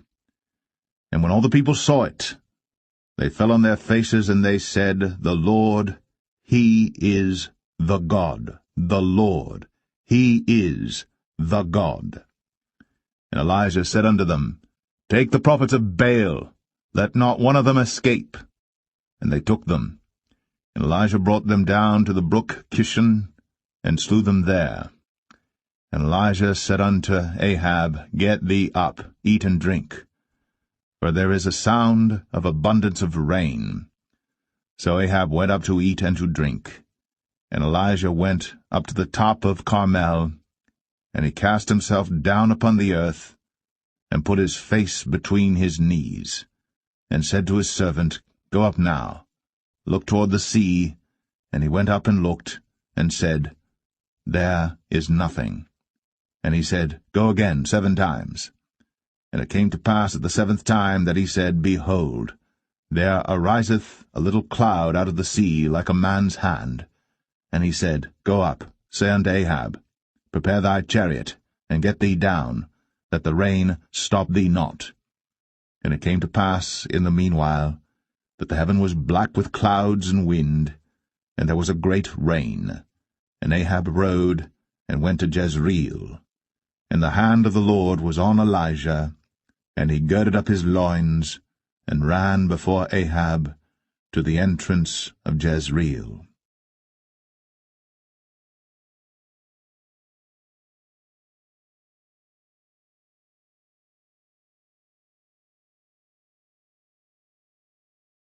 First Kings 19.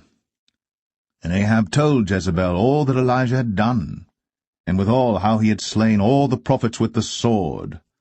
Then Jezebel sent a messenger unto Elijah, saying, So let the gods do to me, and more also, if I make not thy life as the life of one of them by tomorrow about this time. And when he saw that, he arose, and went for his life, and came to Beersheba, which belongeth to Judah, and left his servant there. But he himself went a day's journey into the wilderness, and came and sat down under a juniper tree. And he requested for himself that he might die, and said, It is enough. Now, O Lord, take away my life, for I am not better than my fathers. And as he lay and slept under a juniper tree, behold, then an angel touched him, and said unto him, Arise and eat. And he looked, and behold, there was a cake baked on the coals, and a cruse of water at his head. And he did eat and drink, and laid him down again. And the angel of the Lord came again the 2nd time, and touched him, and said, Arise and eat, because the journey is too great for thee. And he arose and did eat and drink, and went in the strength of that meat 40 days and 40 nights unto Horeb the mount of God.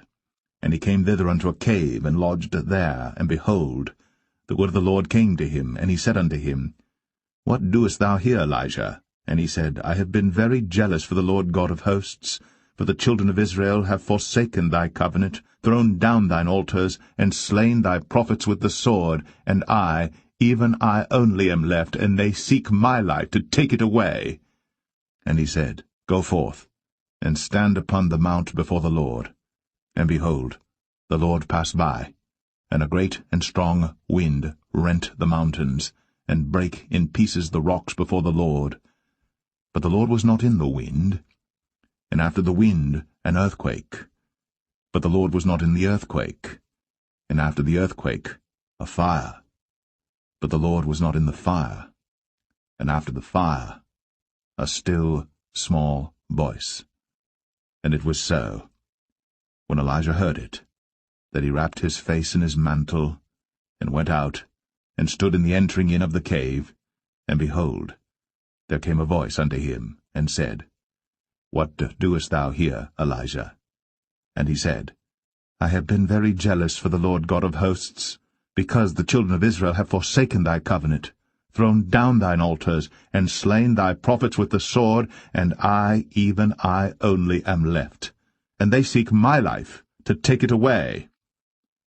And the Lord said unto him, Go, return on thy way to the wilderness of Damascus, and when thou comest, anoint Hazael to be king over Syria. And Jehu the son of Nimshi shalt thou anoint to be king over Israel. And Elisha the son of Shaphat of Abel-Meholah shalt thou anoint to be prophet in thy room. And it shall come to pass that him that escapeth the sword of Hazael shall Jehu slay, and him that escapeth from the sword of Jehu shall Elisha slay.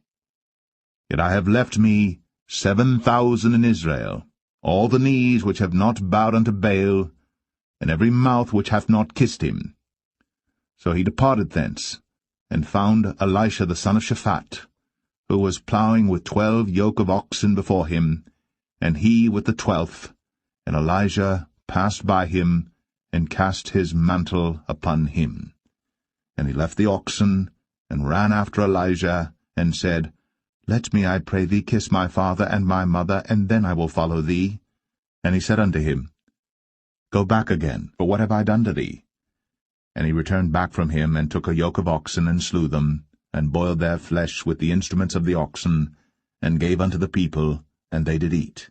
Then he arose, and went after Elijah, and ministered unto him.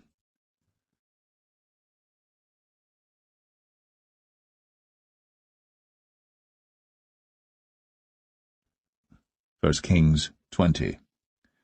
And Ben-Hadad the king of Syria gathered all his host together, and there were 32 kings with him, and horses and chariots, and he went up and besieged Samaria, and warred against it.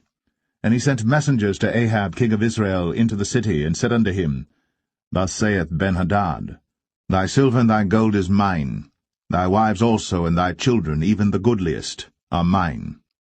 And the king of Israel answered and said, My lord, O king, according to thy saying, I am thine, and all that I have. And the messengers came again and said, Thus speaketh Ben-Hadad, saying, Although I have sent unto thee, saying, Thou shalt deliver me thy silver and thy gold and thy wives and thy children, yet I will send my servants unto thee tomorrow about this time, and they shall search thine house, and the houses of thy servants. And it shall be that whatsoever is pleasant in thine eyes, they shall put it in their hand, and take it away. Then the king of Israel called all the elders of the land, and said, Mark, I pray you, and see how this man seeketh mischief, for he sent unto me for my wives, and for my children, and for my silver, and for my gold, and I denied him not. And all the elders and all the people said unto him, Hearken not unto him, nor consent. Wherefore he said unto the messengers of Ben-Hadad, Tell my lord the king, all that thou didst send for to thy servant at the first, I will do, but this thing I may not do. And the messengers departed, and brought him word again. And Benhadad sent unto him, and said, The gods do so unto me, and more also, if the dust of Samaria shall suffice for handfuls for all the people that follow me. And the king of Israel answered and said, Tell him, Let not him that girdeth on his harness boast himself, as he that putteth it off. And it came to pass, when Benhadad heard this message, as he was drinking, he and the kings in the pavilions, that he said unto his servants, Set yourselves in array. And they set themselves in array against the city. And behold, there came a prophet unto Ahab king of Israel, saying, Thus saith the Lord, Hast thou seen all this great multitude? Behold, I will deliver it into thine hand this day, and thou shalt know that I am the Lord. And Ahab said, By whom? And he said, Thus saith the Lord, Even by the young men of the princes of the provinces. Then he said, Who shall order the battle? And he answered, Thou. Then he numbered the young men of the princes of the provinces, and they were 232, and after them he numbered all the people, even all the children of Israel, being 7,000. And they went out at noon. But Benhadad was drinking himself drunk in the pavilions, he and the kings, the 32 kings that helped him. And the young men of the princes of the provinces went out first, and Benhadad sent out, and they told him, saying, There are men come out of Samaria. And he said, Whether they be come out for peace, take them alive, or whether they be come out for war, take them alive. So these young men of the princes of the provinces came out of the city, and the army which followed them, and they slew every one his man, and the Syrians fled, and Israel pursued them, and Benhadad the king of Syria escaped on an horse with the horsemen. And the king of Israel went out, and smote the horses and chariots, and slew the Syrians with a great slaughter. And the prophet came to the king of Israel, and said unto him, Go, strengthen thyself, and mark and see what thou doest. For at the return of the year the king of Syria will come up against thee. And the servants of the king of Syria said unto him, Their gods are gods of the hills, therefore they were stronger than we. But let us fight against them in the plain, and surely we shall be stronger than they. And do this thing, take the kings away, every man out of his place, and put captains in their rooms. And number thee an army like the army that thou hast lost, horse for horse, and chariot for chariot, and we will fight against them in the plain, and surely we shall be stronger than they. And he hearkened unto their voice, and did so. And it came to pass, at the return of the year, that Benhadad numbered the Syrians, and went up to Aphek to fight against Israel. And the children of Israel were numbered, and were all present, and went against them. And the children of Israel pitched before them like 2 little flocks of kids, but the Syrians filled the country. And there came a man of God, and spake unto the king of Israel, and said, Thus saith the Lord, Because the Syrians have said, The Lord is God of the hills, but he is not God of the valleys.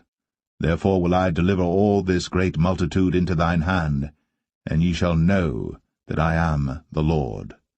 And they pitched one over against the other 7 days, and so it was, that in the 7th day the battle was joined, and the children of Israel slew of the Syrians 100,000 footmen in 1 day. But the rest fled to Aphek into the city, and there a wall fell upon 27,000 of the men that were left. And Benhadad fled, and came into the city, into an inner chamber. And his servants said unto him, Behold now, we have heard that the kings of the house of Israel are merciful kings. Let us, I pray thee, put sackcloth on our loins, and ropes upon our heads, and go out to the king of Israel. Peradventure he will save thy life. So they girded sackcloth on their loins, and put ropes on their heads, and came to the king of Israel, and said, Thy servant Benhadad saith, I pray thee, let me live. And he said, Is he yet alive?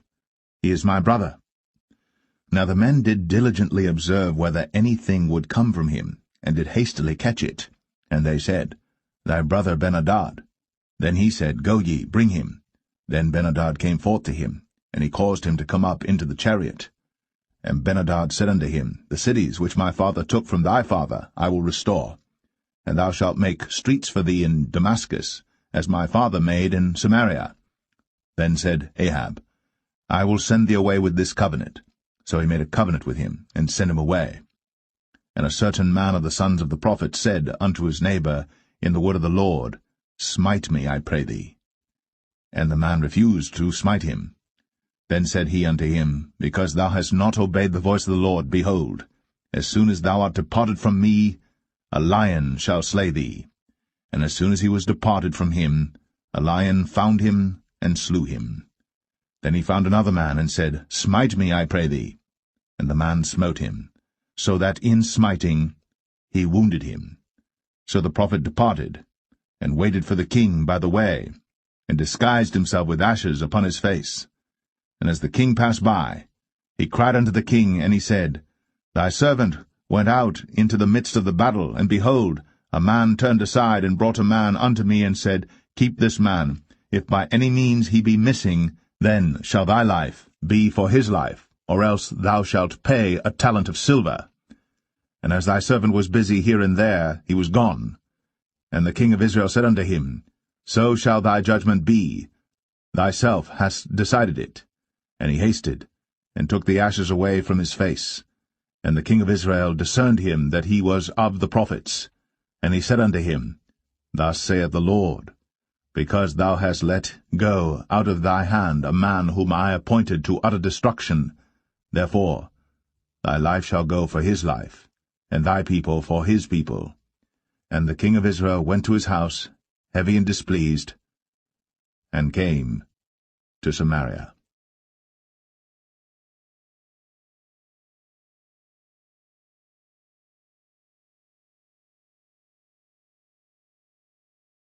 First Kings 21. And it came to pass, after these things, that Naboth the Jezreelite had a vineyard, which was in Jezreel, hard by the palace of Ahab king of Samaria.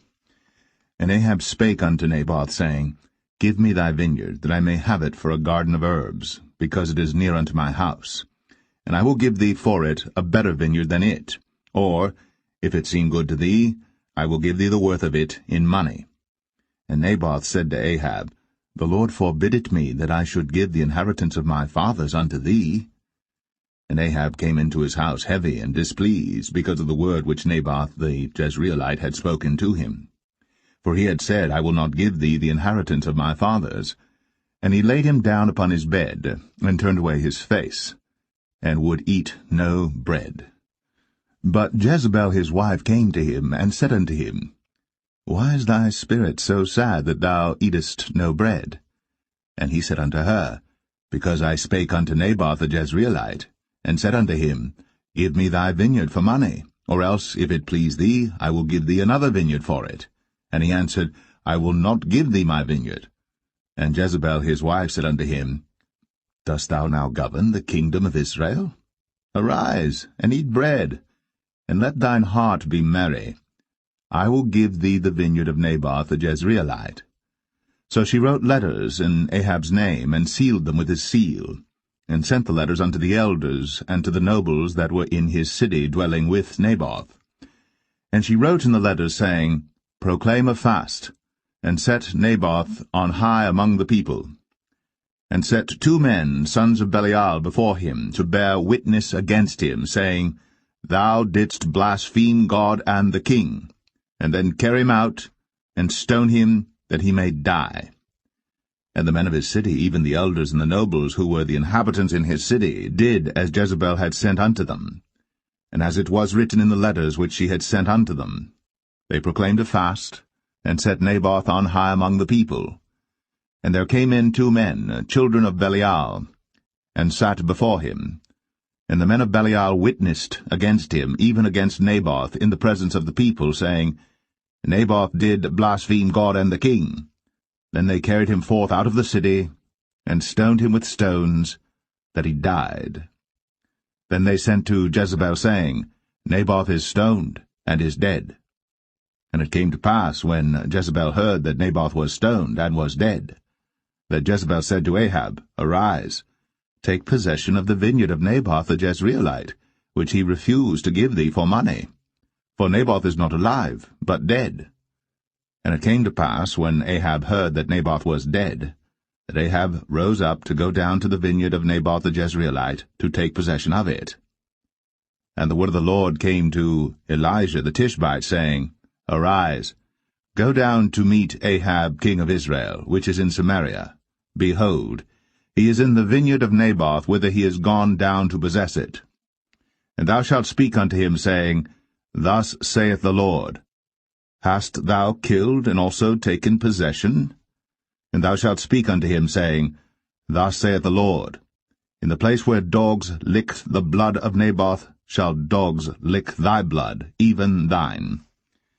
And Ahab said to Elijah, Hast thou found me, O mine enemy? And he answered, I have found thee, because thou hast sold thyself to work evil in the sight of the Lord. Behold, I will bring evil upon thee, and will take away thy posterity, and will cut off from Ahab him that pisseth against the wall, and him that is shut up and left in Israel, and will make thine house like the house of Jeroboam the son of Nebat, and like the house of Baasha the son of Ahijah, for the provocation wherewith thou hast provoked me to anger, and made Israel to sin. And of Jezebel also spake the Lord, saying, The dogs shall eat Jezebel by the wall of Jezreel. Him that dieth of Ahab in the city the dogs shall eat, and him that dieth in the field shall the fowls of the air eat. But there was none like unto Ahab, which did sell himself to work wickedness in the sight of the Lord, whom Jezebel his wife stirred up. And he did very abominably in following idols, according to all things as did the Amorites, whom the Lord cast out before the children of Israel. And it came to pass, when Ahab heard those words, that he rent his clothes, and put sackcloth upon his flesh, and fasted, and lay in sackcloth, and went softly. And the word of the Lord came to Elijah the Tishbite, saying, Seest thou how Ahab humbleth himself before me? Because he humbleth himself before me, I will not bring the evil in his days, but in his son's days will I bring the evil upon his house.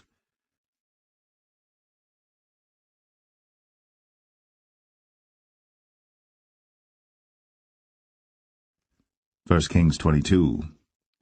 And they continued 3 years without war between Syria and Israel. And it came to pass in the 3rd year that Jehoshaphat the king of Judah came down to the king of Israel. And the king of Israel said unto his servants, Know ye that Ramoth and Gilead is ours, and we be still, and take it not out of the hand of the king of Syria? And he said unto Jehoshaphat, Wilt thou go with me to battle to Ramoth-Gilead?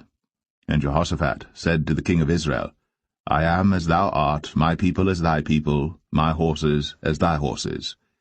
And Jehoshaphat said unto the king of Israel, Inquire, pray thee, at the word of the Lord today.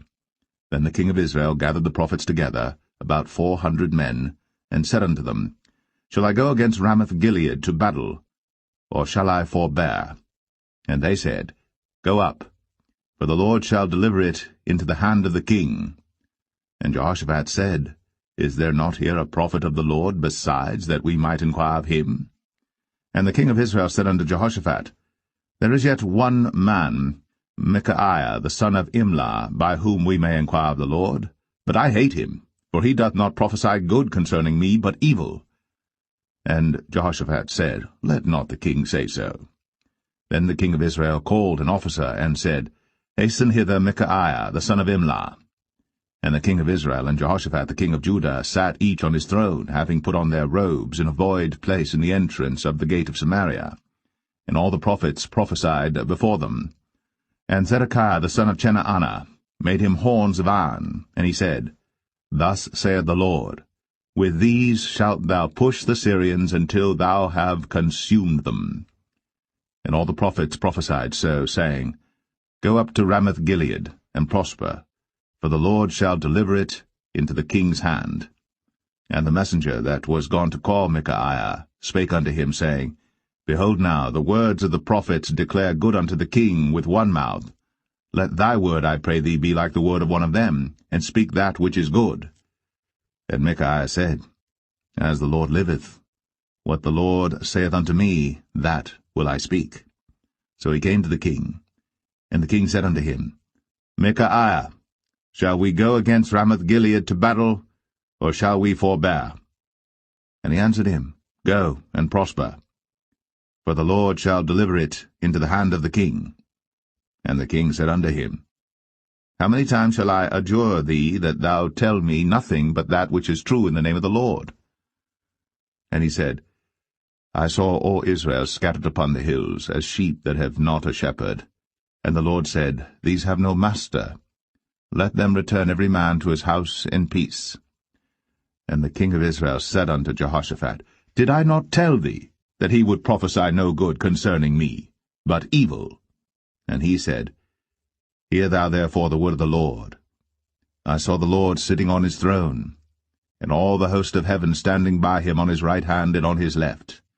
And the Lord said, Who shall persuade Ahab that he may go up and fall at Ramoth-Gilead? And one said on this manner, and another said on that manner. And there came forth a spirit, and stood before the Lord, and said, I will persuade him.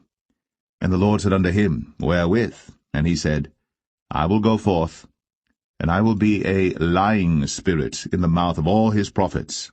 And he said, Thou shalt persuade him, and prevail also. Go forth, and do so. Now therefore, behold, the Lord hath put a lying spirit in the mouth of all these thy prophets, and the Lord hath spoken evil concerning thee. But Zedekiah the son of Chenaanah went near, and smote Micaiah on the cheek, and said, Which way went the Spirit of the Lord from me to speak unto thee? And Micaiah said, Behold, thou shalt see in that day, when thou shalt go into an inner chamber to hide thyself. And the king of Israel said, Take Micaiah, and carry him back unto Amon the governor of the city, and to Joash the king's son, and say, Thus saith the king, Put this fellow in the prison, and feed him with bread of affliction and with water of affliction, until I come in peace. And Micaiah said, If thou return at all in peace, the Lord hath not spoken by me. And he said, Hearken, O people, every one of you. So the king of Israel and Jehoshaphat the king of Judah went up to Ramoth-Gilead. And the king of Israel said unto Jehoshaphat, I will disguise myself, and enter into battle. But put thou on thy robes. And the king of Israel disguised himself, and went into the battle. But the king of Syria commanded his 32 captains that had rule over his chariots, saying, Fight neither with small nor great, save only with the king of Israel. And it came to pass, when the captains of the chariots saw Jehoshaphat, that they said, Surely it is the king of Israel. And they turned aside to fight against him. And Jehoshaphat cried out. And it came to pass, when the captains of the chariots perceived that it was not the king of Israel, that they turned back from pursuing him. And a certain man drew a bow at a venture, and smote the king of Israel between the joints of the harness. Wherefore he said unto the driver of his chariots, Turn thy hand, and carry me out of the host, for I am wounded. And the battle increased that day. And the king was stayed up in his chariot against the Syrians, and died at even. And the blood ran out of the wound into the midst of the chariot. And there went a proclamation throughout the host about the going down of the sun, saying, Every man to his city, and every man to his own country. So the king died, and was brought to Samaria, and they buried the king in Samaria. And one washed the chariot in the pool of Samaria, and the dogs licked up his blood, and they washed his armor, according unto the word of the Lord which he spake. Now the rest of the acts of Ahab, and all that he did, and the ivory house which he made, and all the cities that he built, are they not written in the book of the Chronicles of the kings of Israel?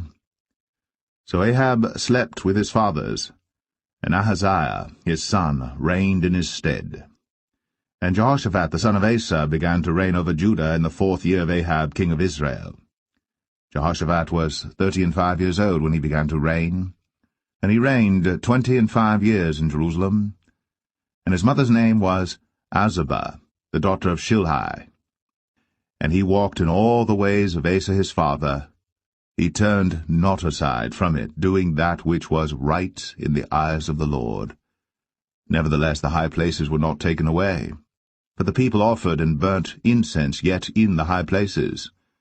And Jehoshaphat made peace with the king of Israel. Now the rest of the acts of Jehoshaphat, and his might that he showed, and how he warred, Are they not written in the book of the Chronicles of the kings of Judah? And the remnant of the Sodomites, which remained in the days of his father Asa, he took out of the land. There was then no king in Edom. A deputy was king. Jehoshaphat made ships of Tarshish to go to Ophir for gold, but they went not, for the ships were broken at Ezion-Geber. Then said Ahaziah the son of Ahab unto Jehoshaphat, Let my servants go with thy servants in the ships. But Jehoshaphat would not. And Jehoshaphat slept with his fathers, and was buried with his fathers, in the city of David his father. And Jehoram his son reigned in his stead. Ahaziah the son of Ahab began to reign over Israel in Samaria, the 17th year of Jehoshaphat king of Judah, and reigned 2 years over Israel. And he did evil in the sight of the Lord, and walked in the way of his father, and in the way of his mother, and in the way of Jeroboam the son of Nebat, who made Israel to sin. For he served Baal, and worshipped him, and provoked to anger the Lord God of Israel, according to all that his father had done.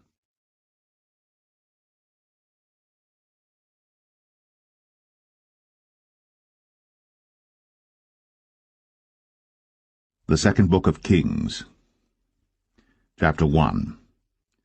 Then Moab rebelled against Israel after the death of Ahab.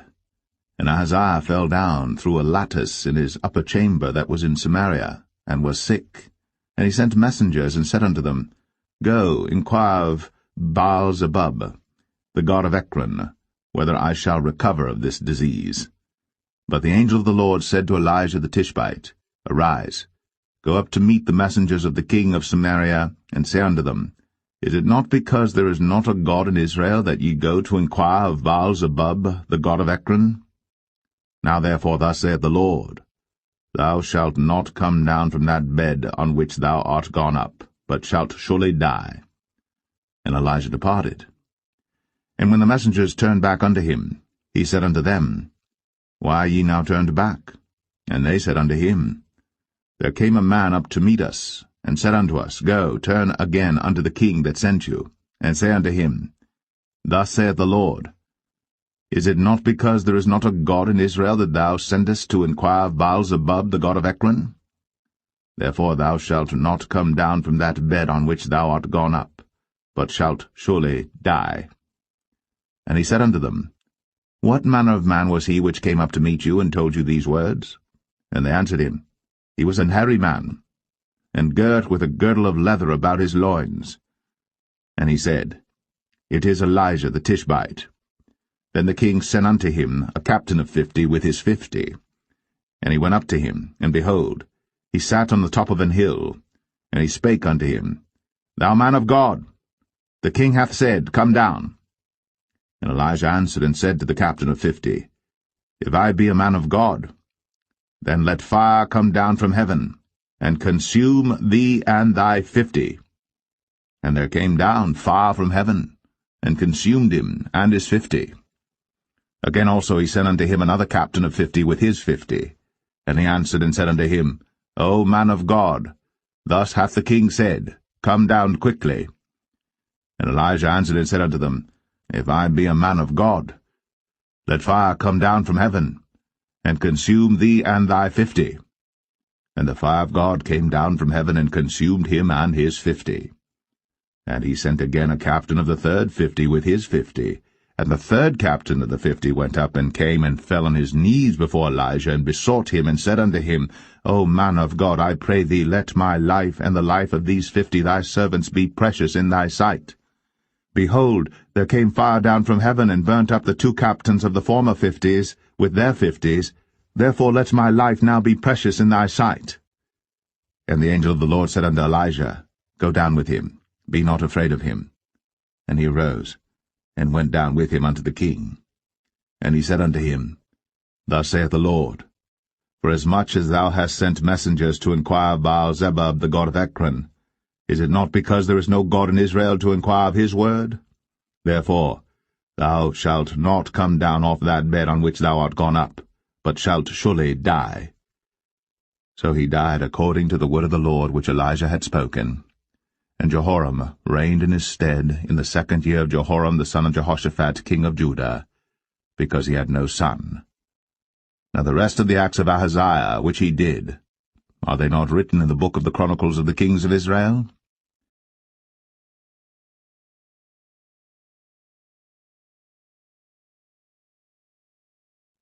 2 Kings 2. And it came to pass, when the Lord would take up Elijah into heaven by a whirlwind, that Elijah went with Elisha from Gilgal. And Elijah said unto Elisha, Tarry here, I pray thee, for the Lord hath sent me to Bethel. And Elisha said unto him, As the Lord liveth, and as thy soul liveth, I will not leave thee. So they went down to Bethel. And the sons of the prophets that were at Bethel came forth to Elisha, and said unto him, Knowest thou that the Lord will take away thy master from thy head today? And he said, Yea, I know it. Hold ye your peace. And Elijah said unto him, Elisha, tarry here, I pray thee, for the Lord hath sent me to Jericho. And he said, As the Lord liveth, and as thy soul liveth, I will not leave thee. So they came to Jericho. And the sons of the prophets that were at Jericho came to Elisha, and said unto him, Knowest thou that the Lord will take away thy master from thy head today? And he answered, Yea, I know it. Hold ye your peace.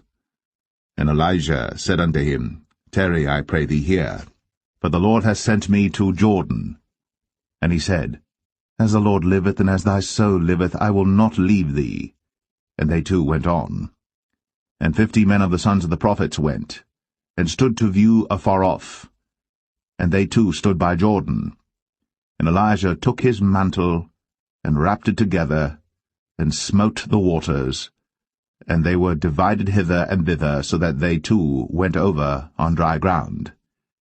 And it came to pass, when they were gone over, that Elijah said unto Elisha, Ask what I shall do for thee, before I be taken away from thee. And Elisha said, I pray thee, let a double portion of thy spirit be upon me. And he said, Thou hast asked a hard thing. Nevertheless, if thou see me when I am taken from thee, it shall be so unto thee, but if not, it shall not be so. And it came to pass, as they still went on and talked, that, behold, there appeared a chariot of fire, and horses of fire, and parted them both asunder. And Elijah went up by a whirlwind into heaven. And Elisha saw it, and he cried, my father, the chariot of Israel, and the horsemen thereof. And he saw him no more. And he took hold of his own clothes, and rent them in 2 pieces. He took up also the mantle of Elijah that fell from him, and went back and stood by the bank of Jordan. And he took the mantle of Elijah that fell from him, and smote the waters, and said, Where is the Lord God of Elijah? And when he also had smitten the waters, they parted hither and thither, and Elisha went over. And when the sons of the prophets which were to view at Jericho saw him, they said, The spirit of Elijah doth rest on Elisha. And they came to meet him, and bowed themselves to the ground before him. And they said unto him, Behold now, there be with thy servants 50 strong men. Let them go, we pray thee, and seek thy master, lest peradventure the Spirit of the Lord hath taken him up, and cast him upon some mountain, or into some valley. And he said, Ye shall not send. And when they urged him till he was ashamed, he said, Send. They sent therefore 50 men, and they sought 3 days, but found him not. And when they came again to him, for he tarried at Jericho, he said unto them, Did I not say unto you, Go not? And the men of the city said unto Elisha, Behold, I pray thee, the situation of this city is pleasant, as my Lord seeth, but the water is naught, and the ground barren. And he said, Bring me a new cruse, and put salt therein. And they brought it to him. And he went forth unto the spring of the waters, and cast the salt in there, and said, Thus saith the Lord, I have healed these waters, there shall not be from thence any more death or barren land. So the waters were healed unto this day, according to the saying of Elisha which he spake. And he went up from thence unto Bethel, and as he was going up by the way, there came forth little children out of the city, and mocked him, and said unto him, Go up, thou bald head, go up, thou bald head. And he turned back, and looked on them, and cursed them in the name of the Lord.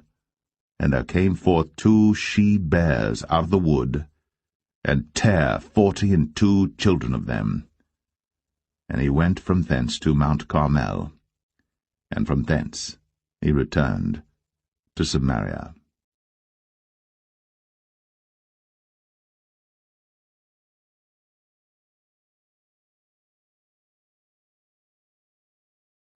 Kings 3. Now Jehoram the son of Ahab began to reign over Israel in Samaria the 18th year of Jehoshaphat king of Judah, and reigned 12 years.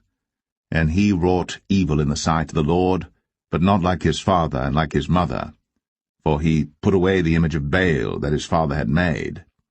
Nevertheless he cleaved unto the sins of Jeroboam the son of Nebat, which made Israel to sin. He departed not therefrom. And Mesha king of Moab was a sheepmaster, and rendered unto the king of Israel 100,000 lambs and 100,000 rams with the wool. But it came to pass, when Ahab was dead, that the king of Moab rebelled against the king of Israel.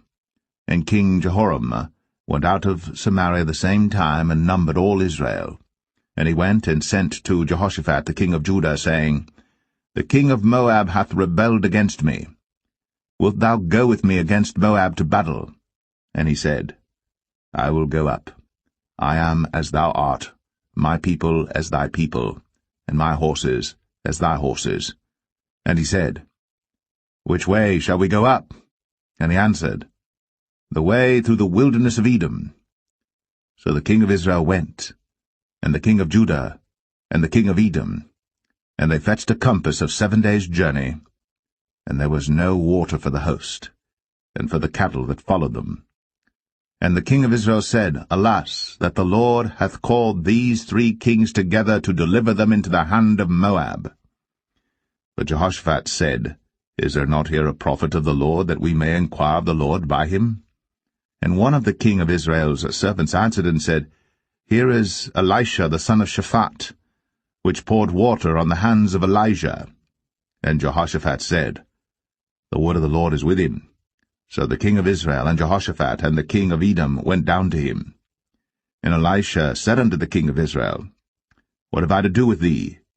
Get thee to the prophets of thy father, and to the prophets of thy mother.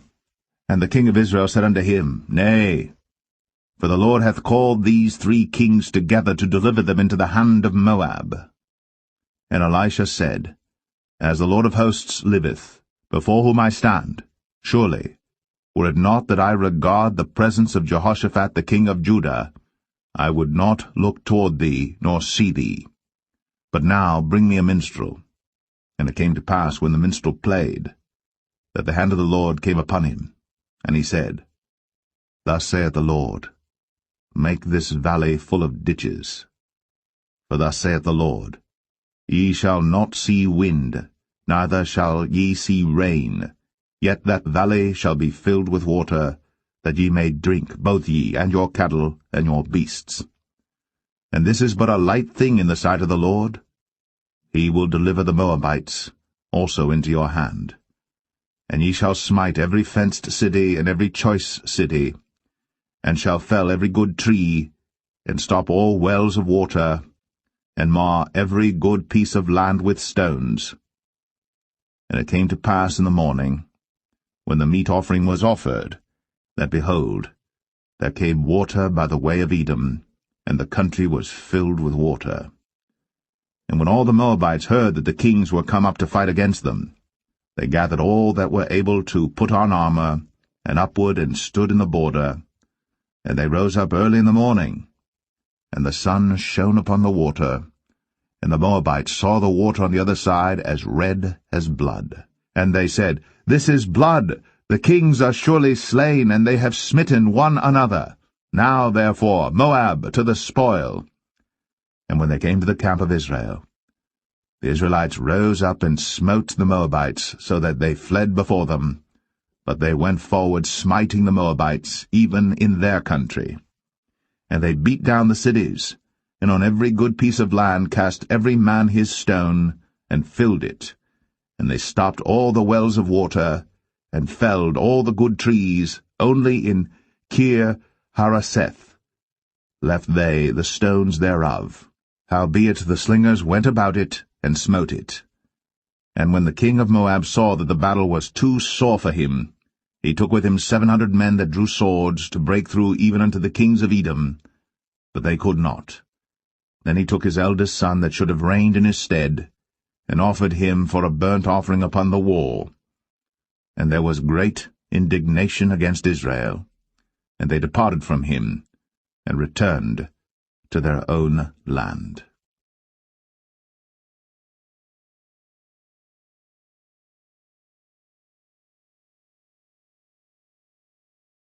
2 Kings 4. Now there cried a certain woman of the wives of the sons of the prophets unto Elisha, saying, Thy servant my husband is dead, and thou knowest that thy servant did fear the Lord, and the creditors come to take unto him my 2 sons to be bondmen. And Elisha said unto her, What shall I do for thee? Tell me, what hast thou in the house? And she said, Thine handmaid hath not anything in the house, save a pot of oil. Then he said, Go borrow thee vessels abroad of all thy neighbors, even empty vessels, borrow not a few. And when thou art come in, thou shalt shut the door upon thee and upon thy sons, and shalt pour out into all those vessels, and thou shalt set aside that which is full. So she went from him, and shut the door upon her and upon her sons, who brought the vessels to her, and she poured out. And it came to pass, when the vessels were full, that she said unto her son, Bring me yet a vessel. And he said unto her, There is not a vessel more. And the oil stayed. Then she came and told the man of God, and he said, Go sell the oil, and pay thy debt, and live thou and thy children of the rest. And it fell on a day that Elisha passed to Shunem, where was a great woman, and she constrained him to eat bread. And so it was, that as oft as he passed by, he turned in thither to eat bread. And she said unto her husband, Behold now, I perceive that this is an holy man of God, which passeth by us continually. Let us make a little chamber, I pray thee, on the wall, and let us set for him there a bed, and a table, and a stool, and a candlestick. And it shall be, when he cometh to us, that he shall turn in thither. And it fell on a day that he came thither, and he turned into the chamber, and lay there. And he said to Gehazi his servant, Call this Shunammite. And when he had called her, she stood before him. And he said unto him, Say now unto her, Behold, thou hast been careful for us with all this care. What is to be done for thee? Wouldest thou be spoken for to the king or to the captain of the host? And she answered, I dwell among mine own people. And he said, What then is to be done for her? And Gehazi answered, Verily, she hath no child, and her husband is old. And he said, Call her. And when he had called her, she stood in the door. And he said, About this season, according to the time of life, thou shalt embrace a son. And she said, Nay, my lord, thou man of God, do not lie unto thine handmaid. And the woman conceived, and bare a son at that season that Elisha had said unto her, according to the time of life. And when the child was grown, it fell on a day that he went out to his father to the reapers. And he said unto his father, My head, my head. And he said to a lad, Carry him to his mother. And when he had taken him, and brought him to his mother, he sat on her knees till noon, and then died. And she went up, and laid him on the bed of the man of God, and shut the door upon him, and went out. And she called unto her husband, and said, Send me, I pray thee, one of the young men, and one of the asses, that I may run to the man of God, and come again. And he said, Wherefore wilt thou go to him today? It is neither new moon nor Sabbath. And she said, It shall be well. Then she saddled an ass, and said to her servant, Drive, and go forward. Slack not thy riding for me, except I bid thee. So she went, and came unto the man of God to Mount Carmel. And it came to pass, when the man of God saw her afar off, that he said to Gehazi his servant, Behold, yonder is that Shunammite. Run now, I pray thee, to meet her, and say unto her, Is it well with thee? Is it well with thy husband? Is it well with the child? And she answered, It is well. And when she came to the man of God to the hill, she caught him by the feet. But Gehazi came near to thrust her away. And the man of God said, Let her alone, for her soul is vexed within her. And the Lord hath hid it from me, and hath not told me. Then she said, Did I desire a son of my Lord? Did I not say, Do not deceive me? Then he said to Gehazi, Gird up thy loins, and take my staff in thine hand, and go thy way. If thou meet any man, salute him not, and if any salute thee, answer him not again. And lay my staff upon the face of the child. And the mother of the child said, As the Lord liveth, and as thy soul liveth, I will not leave thee. And he arose and followed her. And Gehazi passed on before them, and laid the staff upon the face of the child. But there was neither voice nor hearing. Wherefore he went again to meet him, and told him, saying, The child is not awaked. And when Elisha was come into the house, behold, the child was dead, and laid upon his bed. He went in therefore, and shut the door upon them twain, and prayed unto the Lord. And he went up and lay upon the child, and put his mouth upon his mouth, and his eyes upon his eyes, and his hands upon his hands, and he stretched himself upon the child, and the flesh of the child waxed warm. Then he returned, and walked in the house to and fro, and went up and stretched himself upon him, and the child sneezed 7 times. And the child opened his eyes. And he called Gehazi, and said, Call this Shunammite. So he called her. And when she was come in unto him, he said, Take up thy son. Then she went in, and fell at his feet, and bowed herself to the ground, and took up her son, and went out. And Elisha came again to Gilgal, and there was a dearth in the land. And the sons of the prophets were sitting before him. And he said unto his servant, Set on the great pot, and seethe porridge for the sons of the prophets. And one went out into the field to gather herbs, and found a wild vine, and gathered thereof wild gourds his lapful, and came and shred them into the pot of pottage, for they knew them not. So they poured out for the men to eat. And it came to pass, as they were eating of the pottage, that they cried out and said, O thou man of God, there is death in the pot. And they could not eat thereof. But he said, Then bring meal. And he cast it into the pot, and he said, Pour out for the people, that they may eat. And there was no harm in the pot. And there came a man from Baal-Shalisha, and brought the man of God bread of the first fruits, 20 loaves of barley, and full ears of corn in the husk thereof. And he said, Give unto the people, that they may eat. And his servitor said, What, should I set this before 100 men? He said again, Give the people, that they may eat. For thus saith the Lord, They shall eat, and shall leave thereof. So he set it before them, and they did eat, and left thereof, according to the word of the Lord.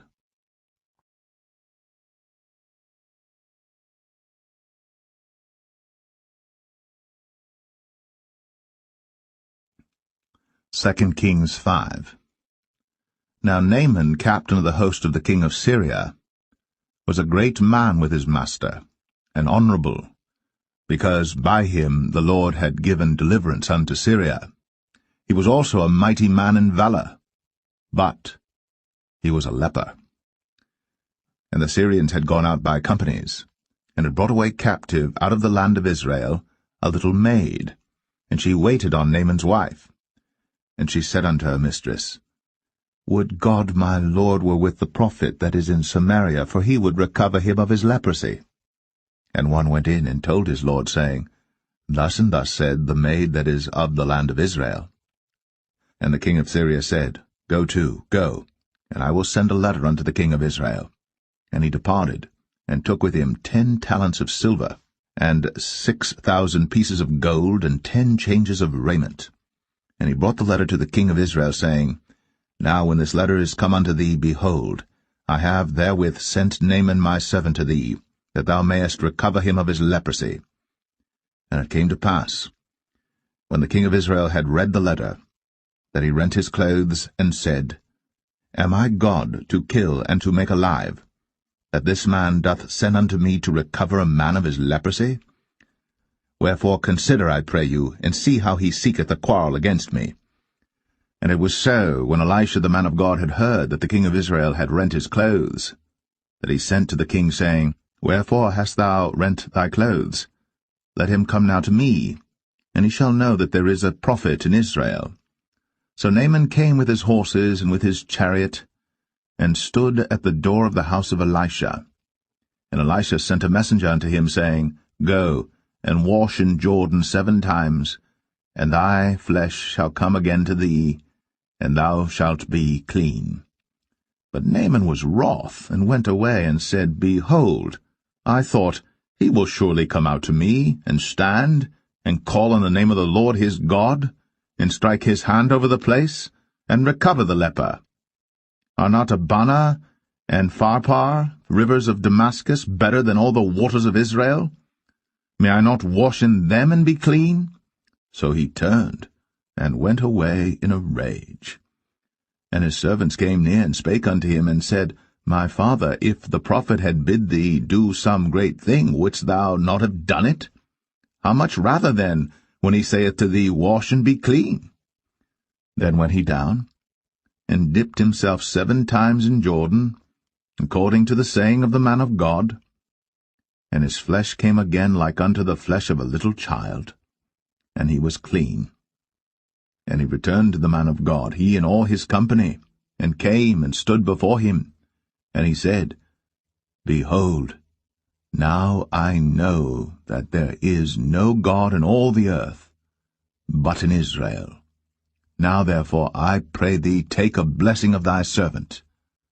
But he said, As the Lord liveth, before whom I stand, I will receive none. And he urged him to take it, but he refused. And Naaman said, Shall there not then, I pray thee, be given to thy servant 2 mules burden of earth? For thy servant will henceforth offer neither burnt offering nor sacrifice unto other gods, but unto the Lord. In this thing the Lord pardon thy servant, that when my master goeth into the house of Rimmon to worship there, and he leaneth on my hand, and I bow myself in the house of Rimmon, when I bow down myself in the house of Rimmon, the Lord pardon thy servant in this thing. And he said unto him, Go in peace. So he departed from him a little way. But Gehazi, the servant of Elisha, the man of God, said, Behold, my master hath spared Naaman this Syrian in not receiving at his hands that which he brought. But as the Lord liveth, I will run after him, and take somewhat of him. So Gehazi followed after Naaman. And when Naaman saw him running after him, he lighted down from the chariot to meet him, and said, Is all well? And he said, All is well. My master hath sent me, saying, Behold, even now there be come to me from Mount Ephraim 2 young men of the sons of the prophets. Give them, I pray thee, a talent of silver, and 2 changes of garments. And Naaman said, Be content, take 2 talents. And he urged him, and bound 2 talents of silver in 2 bags, with 2 changes of garments, and laid them upon 2 of his servants, and they bare them before him.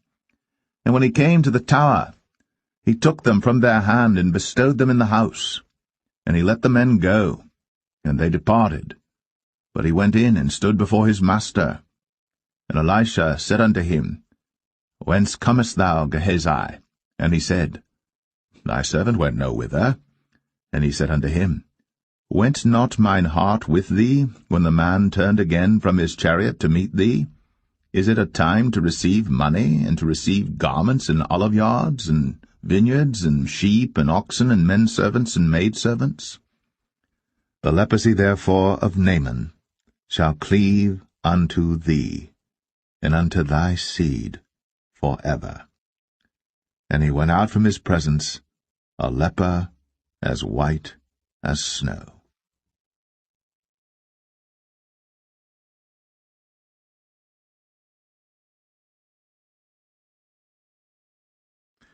Second Kings 6. And the sons of the prophets said unto Elisha, Behold now, the place where we dwell with thee is too strait for us. Let us go, we pray thee, unto Jordan, and take thence every man a beam, and let us make a place there where we may dwell. And he answered, Go ye. And one said, Be content, I pray thee, and go with thy servants. And he answered, I will go. So he went with them. And when they came to Jordan, they cut down wood. But as one was felling a beam, the axe head fell into the water. And he cried and said, Alas, master, for it was borrowed. And the man of God said, Where fell it? And he showed him the place. And he cut down a stick, and cast it in thither. And the iron did swim. Therefore said he, Take it up to thee. And he put out his hand, and took it. Then the king of Syria warred against Israel, and took counsel with his servants, saying, In such a place shall be my camp. And the man of God sent unto the king of Israel, saying, Beware that thou pass not such a place, for thither the Syrians are come down. And the king of Israel sent to the place which the man of God told him, and warned him of, and saved himself there, not once nor twice. Therefore the heart of the king of Syria was sore troubled for this thing. And he called his servants, and said unto them, Will ye not show me which of us is for the king of Israel? And one of his servants said, None, my lord, O king. But Elisha, the prophet that is in Israel, telleth the king of Israel the words that thou speakest in thy bedchamber. And he said, Go and spy where he is, that I may send and fetch him. And it was told him, saying, Behold, he is in Dothan. Therefore sent he thither horses and chariots and a great host. And they came by night and compassed the city about. And when the servant of the man of God was risen early and gone forth, behold, an host compassed the city both with horses and chariots. And his servant said unto him, Alas, my master, how shall we do? And he answered, Fear not, for they that be with us are more than they that be with them. And Elisha prayed, and said, Lord, I pray thee, open his eyes, that he may see.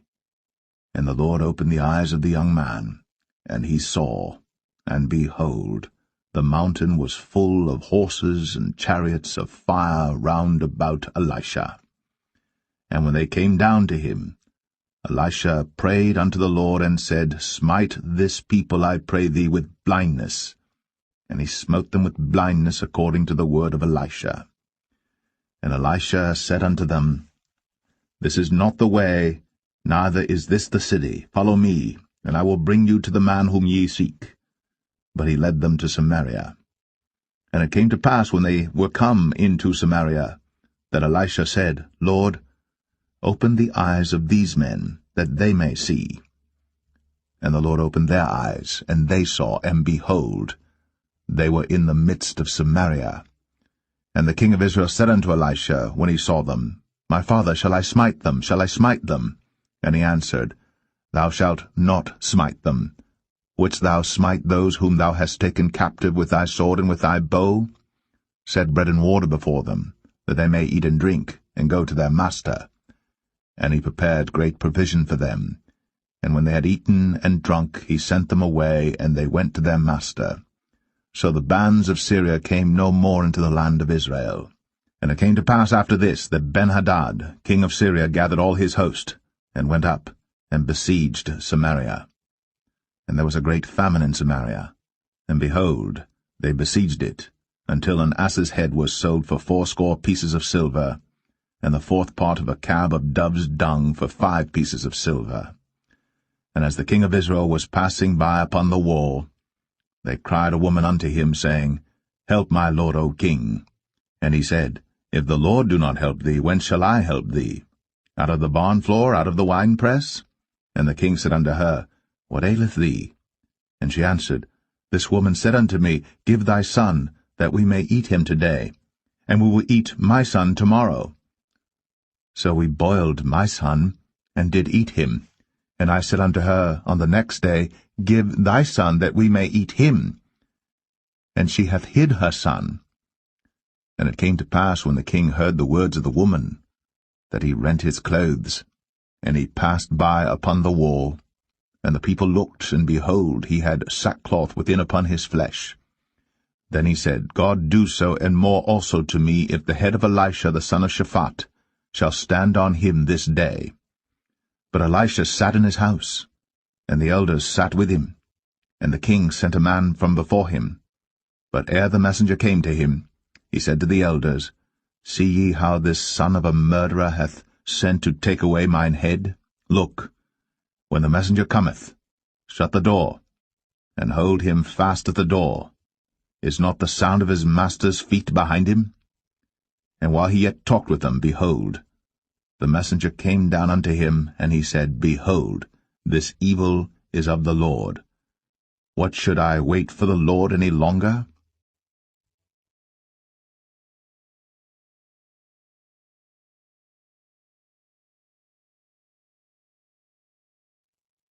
Second Kings 7. Then Elisha said, Hear ye the word of the Lord. Thus saith the Lord, Tomorrow about this time shall a measure of fine flour be sold for a shekel, and 2 measures of barley for a shekel, in the gate of Samaria.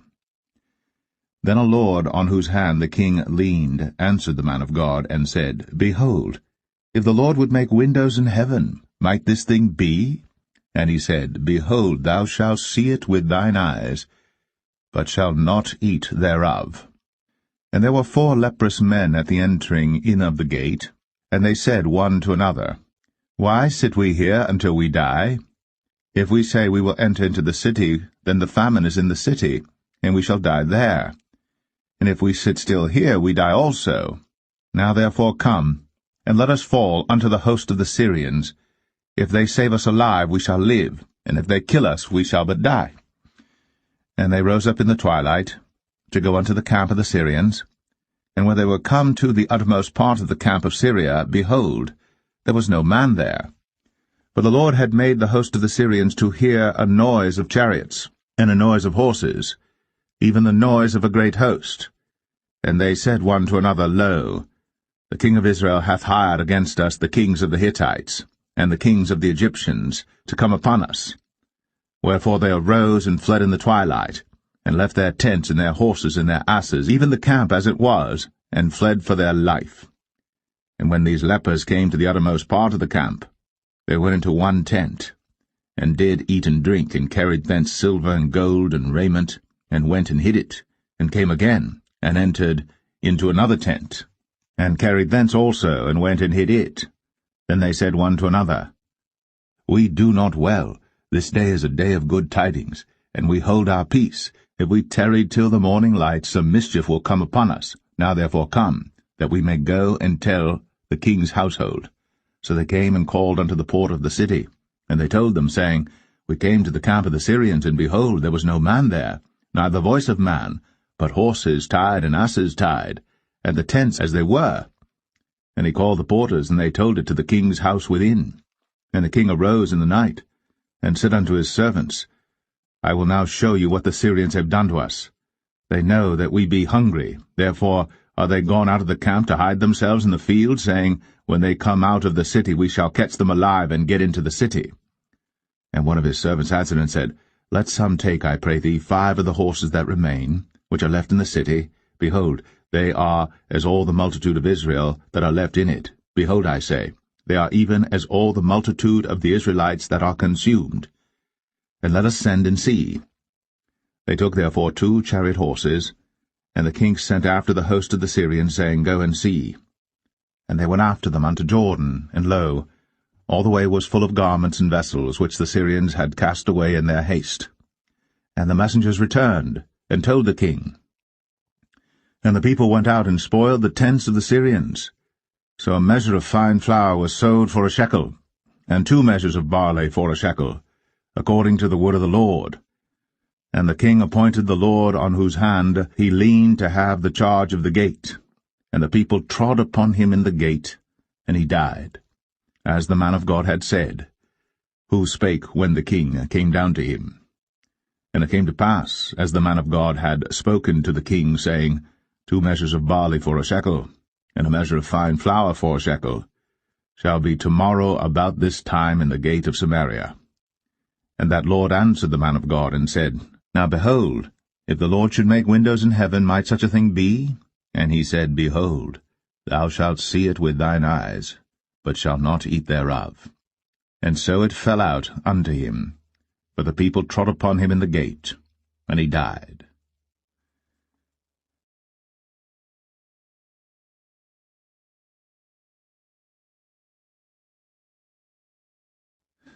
Second Kings 8. Then spake Elisha unto the woman, whose son he had restored to life, saying, Arise, and go thou in thine household, and sojourn wheresoever thou canst sojourn. For the Lord hath called for a famine, and it shall also come upon the land 7 years. And the woman arose, and did after the saying of the man of God. And she went with her household, and sojourned in the land of the Philistines 7 years. And it came to pass at the 7 years' end, that the woman returned out of the land of the Philistines, and she went forth to cry unto the king for her house and for her land. And the king talked with Gehazi, the servant of the man of God, saying, Tell me, I pray thee, all the great things that Elisha hath done. And it came to pass, as he was telling the king how he had restored a dead body to life, that, behold, the woman, whose son he had restored to life, cried to the king for her house and for her land. And Gehazi said, My lord, O king, this is the woman, and this is her son, whom Elisha restored to life. And when the king asked the woman, she told him. So the king appointed unto her a certain officer, saying, Restore all that was hers, and all the fruits of the field, since the day that she left the land, even until now. And Elisha came to Damascus, and Benhadad the king of Syria was sick, and it was told him, saying, The man of God is come hither. And the king said unto Hazael, Take a present in thine hand, and go, meet the man of God, and inquire of the Lord by him, saying, Shall I recover of this disease? So Hazael went to meet him, and took a present with him, even of every good thing of Damascus, 40 camels' burden, and came and stood before him, and said, Thy son Ben-Hadad king of Syria hath sent me to thee, saying, Shall I recover of this disease? And Elisha said unto him, Go, say unto him, Thou mayest certainly recover. Howbeit, the Lord hath shown me that he shall surely die. And he settled his countenance steadfastly, until he was ashamed. And the man of God wept. And Hazael said, Why weepeth my lord? And he answered, Because I know the evil that thou wilt do unto the children of Israel. Their strongholds wilt thou set on fire, and their young men wilt thou slay with the sword, and wilt dash their children, and rip up their women with child. And Hazael said, But what, is thy servant a dog, that he should do this great thing? And Elisha answered, The Lord hath shown me that thou shalt be king over Syria. So he departed from Elisha, and came to his master, who said to him, What said Elisha to thee? And he answered, He told me that thou shouldst surely recover. And it came to pass on the morrow that he took a thick cloth, and dipped it in water, and spread it on his face, so that he died. And Hazael reigned in his stead. And in the 5th year of Joram, the son of Ahab, king of Israel, Jehoshaphat being then king of Judah, Jehoram the son of Jehoshaphat, king of Judah, began to reign. 32 years old was he when he began to reign, and he reigned 8 years in Jerusalem. And he walked in the way of the kings of Israel, as did the house of Ahab, for the daughter of Ahab was his wife, and he did evil in the sight of the Lord. Yet the Lord would not destroy Judah for David his servant's sake, as he promised him to give him always a light unto his children. In his days Edom revolted from under the hand of Judah, and made a king over themselves. So Joram went over to Zair, and all the chariots with him. And he rose by night and smote the Edomites which compassed him about, and the captains of the chariots and the people fled into their tents. Yet Edom revolted from under the hand of Judah unto this day.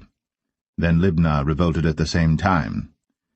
And the rest of the acts of Joram, and all that he did, are they not written in the book of the Chronicles of the kings of Judah?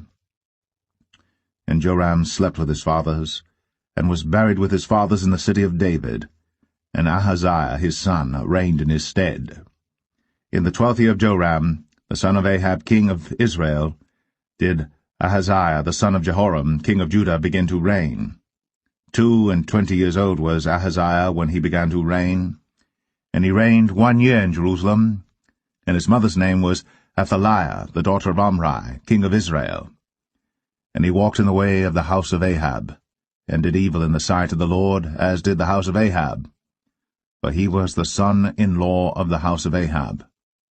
And he went with Joram, the son of Ahab, to the war against Hazael, king of Syria, in Ramoth-Gilead. And the Syrians wounded Joram. And King Joram went back to be healed in Jezreel of the wounds which the Syrians had given him at Ramah, when he fought against Hazael, king of Syria. And Ahaziah the son of Jehoram, king of Judah, went down to see Joram the son of Ahab in Jezreel, because he was sick.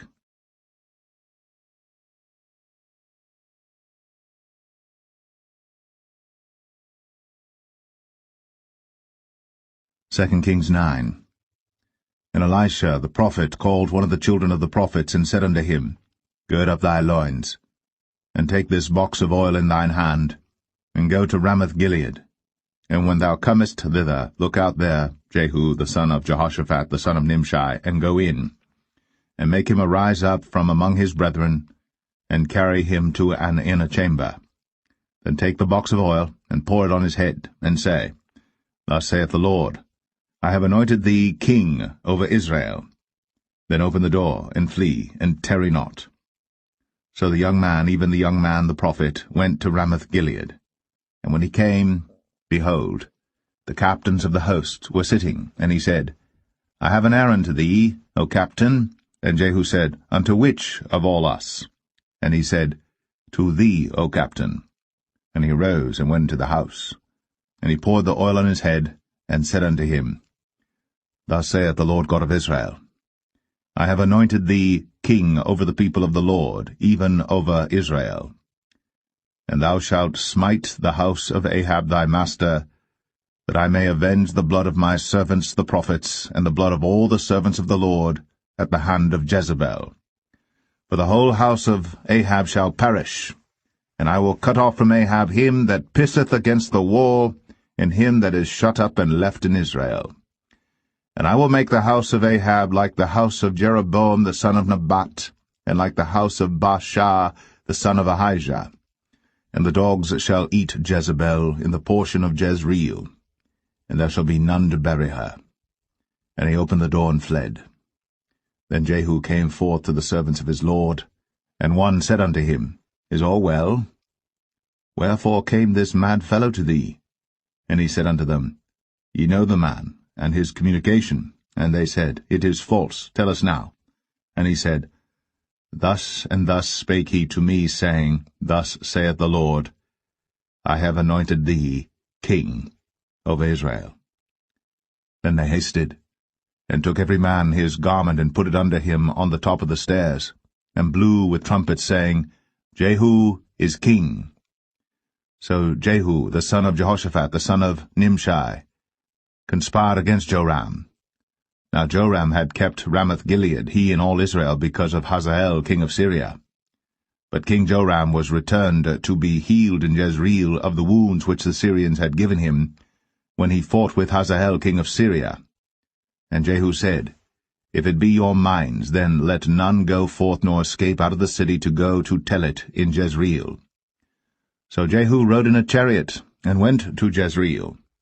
For Joram lay there, and Ahaziah king of Judah was come down to see Joram.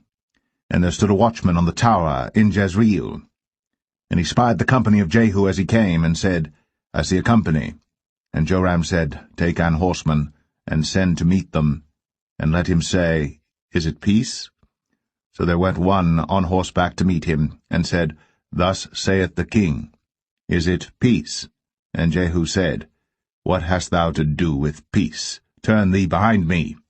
And the watchman told, saying, The messenger came to them, but he cometh not again. Then he sent out a second on horseback, which came to them, and said, Thus saith the king, Is it peace? And Jehu answered, What hast thou to do with peace? Turn thee behind me. And the watchman told, saying, He came even unto them, and cometh not again. And the driving is like the driving of Jehu the son of Nimshi, for he driveth furiously. And Joram said, Make ready. And his chariot was made ready. And Joram king of Israel, and Ahaziah king of Judah went out, each in his chariot. And they went out against Jehu, and met him in the portion of Naboth the Jezreelite. And it came to pass, when Joram saw Jehu, that he said, Is it peace, Jehu? And he answered, What peace, so long as the whoredoms of thy mother Jezebel and her witchcrafts are so many? And Joram turned his hands and fled, and said to Ahaziah, There is treachery, O Ahaziah. And Jehu drew a bow with his full strength, and smote Jehoram between his arms, and the arrow went out at his heart, and he sunk down in his chariot.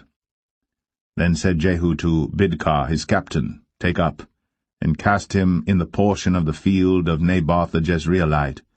Remember how that when I and thou rode together after Ahab his father, the Lord laid this burden upon him. Surely I have seen yesterday the blood of Naboth and the blood of his sons, saith the Lord. And I will requite thee in this plat, saith the Lord. Now therefore take and cast him into the plat of ground, according to the word of the Lord. But when Ahaziah the king of Judah saw this, he fled by the way of the garden house. And Jehu followed after him, and said, Smite him also in the chariot. And they did so at the going up to Gur, which is by Ibleam. And he fled to Megiddo, and died there. And his servants carried him in a chariot to Jerusalem, and buried him in his sepulchre with his fathers in the city of David. And in the 11th year of Joram the son of Ahab began Ahaziah to reign over Judah. And when Jehu was come to Jezreel, Jezebel heard of it, and she painted her face, and tired her head, and looked out at a window. And as Jehu entered in at the gate, she said, Had Zimri peace, who slew his master? And he lifted up his face to the window, and said, Who is on my side? Who? And there looked out to him 2 or 3 eunuchs. And he said, Throw her down. So they threw her down, and some of her blood was sprinkled on the wall, and on the horses, and he trode her under foot. And when he was come in, he did eat and drink, and said, Go, see now this cursed woman, and bury her, for she is a king's daughter. And they went to bury her. But they found no more of her than the skull, and the feet, and the palms of her hands. Wherefore they came again and told him, and he said, This is the word of the Lord, which he spake by his servant Elijah the Tishbite, saying, In the portion of Jezreel shall dogs eat the flesh of Jezebel, and the carcass of Jezebel shall be as dung upon the face of the field in the portion of Jezreel, so that they shall not say, This is Jezebel.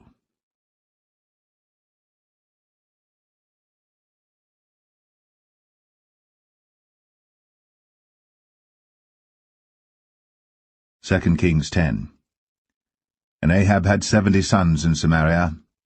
And Jehu wrote letters, and sent to Samaria, unto the rulers of Jezreel, to the elders, and to them that brought up Ahab's children, saying, Now as soon as this letter cometh to you, seeing your master's sons are with you, and there are with you chariots and horses, a fenced city also in armor, look even out the best and meetest of your master's sons, and set him on his father's throne, and fight for your master's house. But they were exceedingly afraid, and said, Behold, 2 kings stood not before him. How then shall we stand? And he that was over the house, and he that was over the city, the elders also, and the bringers up of the children, sent to Jehu, saying, We are thy servants, and will do all that thou shalt bid us. We will not make any king. Do thou that which is good in thine eyes. Then he wrote a letter the second time to them, saying, If ye be mine, and if ye will hearken unto my voice, take ye the heads of the men your master's sons, and come to me to Jezreel by tomorrow this time. Now the king's sons, being 70 persons, were with the great men of the city, which brought them up. And it came to pass, when the letter came to them, that they took the king's sons, and slew 70 persons, and put their heads in baskets, and sent him them to Jezreel. And there came a messenger, and told him, saying, They have brought the heads of the king's sons. And he said, Lay ye them in 2 heaps at the entering in of the gate until the morning. And it came to pass in the morning, that he went out, and stood, and said to all the people, Ye be righteous, behold, I conspired against my master, and slew him. But who slew all these? Know now, that there shall fall unto the earth nothing of the word of the Lord, which the Lord spake concerning the house of Ahab. For the Lord hath done that which he spake by his servant Elijah. So Jehu slew all that remained of the house of Ahab in Jezreel, and all his great men, and his kinsfolks, and his priests, until he left him none remaining. And he rose and departed, and came to Samaria, and as he was, at the shearing house in the way. Jehu met with the brethren of Ahaziah king of Judah, and said, Who are ye? And they answered, We are the brethren of Ahaziah, and we go down to salute the children of the king, and the children of the queen. And he said, Take them alive. And they took them alive, and slew them at the pit of the shearing house, even 42 men, neither left he any of them. And when he was departed thence, he lighted on Jehonadab, the son of Rechab, coming to meet him. And he saluted him, and said to him, Is thine heart right, as my heart is with thy heart? And Jehonadab answered, It is. If it be, give me thine hand. And he gave him his hand. And he took him up to him into the chariot. And he said, Come with me, and see my zeal for the Lord. So they made him ride in his chariot. And when he came to Samaria, he slew all that remained unto Ahab in Samaria, till he had destroyed him, according to the saying of the Lord, which he spake to Elijah. And Jehu gathered all the people together, and said unto them, Ahab served Baal a little, but Jehu shall serve him much. Now therefore call unto me all the prophets of Baal, all his servants, and all his priests, let none be wanting. For I have a great sacrifice to do to Baal. Whosoever shall be wanting, he shall not live. But Jehu did it in subtlety, to the intent that he might destroy the worshippers of Baal. And Jehu said, Proclaim a solemn assembly for Baal. And they proclaimed it. And Jehu sent through all Israel, and all the worshippers of Baal came, so that there was not a man left that came not. And they came into the house of Baal, and the house of Baal was full from one end to another. And he said unto him that was over the vestry, Bring forth vestments for all the worshippers of Baal. And he brought them forth vestments. And Jehu went, and Jehonadab the son of Rechab, into the house of Baal, and said unto the worshippers of Baal, Search, and look that there be here with you none of the servants of the Lord, but the worshippers of Baal only. And when they went in to offer sacrifices and burnt offerings, Jehu appointed 80 men without, and said, If any of the men whom I have brought into your hands escape, he that letteth him go, his life shall be for the life of him. And it came to pass, as soon as he had made an end of offering the burnt offering, that Jehu said to the guard and to the captains, Go in, and slay them, let none come forth. And they smote them with the edge of the sword, and the guard and the captains cast them out, and went to the city of the house of Baal. And they brought forth the images out of the house of Baal, and burned them. And they brake down the image of Baal, and brake down the house of Baal, and made it a draught house unto this day. Thus Jehu destroyed Baal out of Israel. Howbeit, from the sins of Jeroboam the son of Nebat, who made Israel to sin, Jehu departed not from after them, to wit, the golden calves that were in Bethel, and that were in Dan. And the Lord said unto Jehu, Because thou hast done well in executing that which is right in mine eyes, and hast done unto the house of Ahab according to all that was in mine heart, thy children of the 4th generation shall sit on the throne of Israel.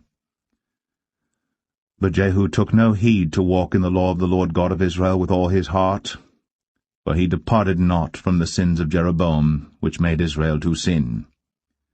In those days the Lord began to cut Israel short, and Hazael smote them in all the coasts of Israel, from Jordan eastward, all the land of Gilead, the Gadites, and the Reubenites, and the Manassites, from Aroer, which is by the river Arnon, even Gilead and Bashan. Now the rest of the acts of Jehu, and all that he did, and all his might, are they not written in the book of the Chronicles of the kings of Israel? And Jehu slept with his fathers, and they buried him in Samaria, and Jehoahaz, his son, reigned in his stead. And the time that Jehu reigned over Israel in Samaria was 28 years.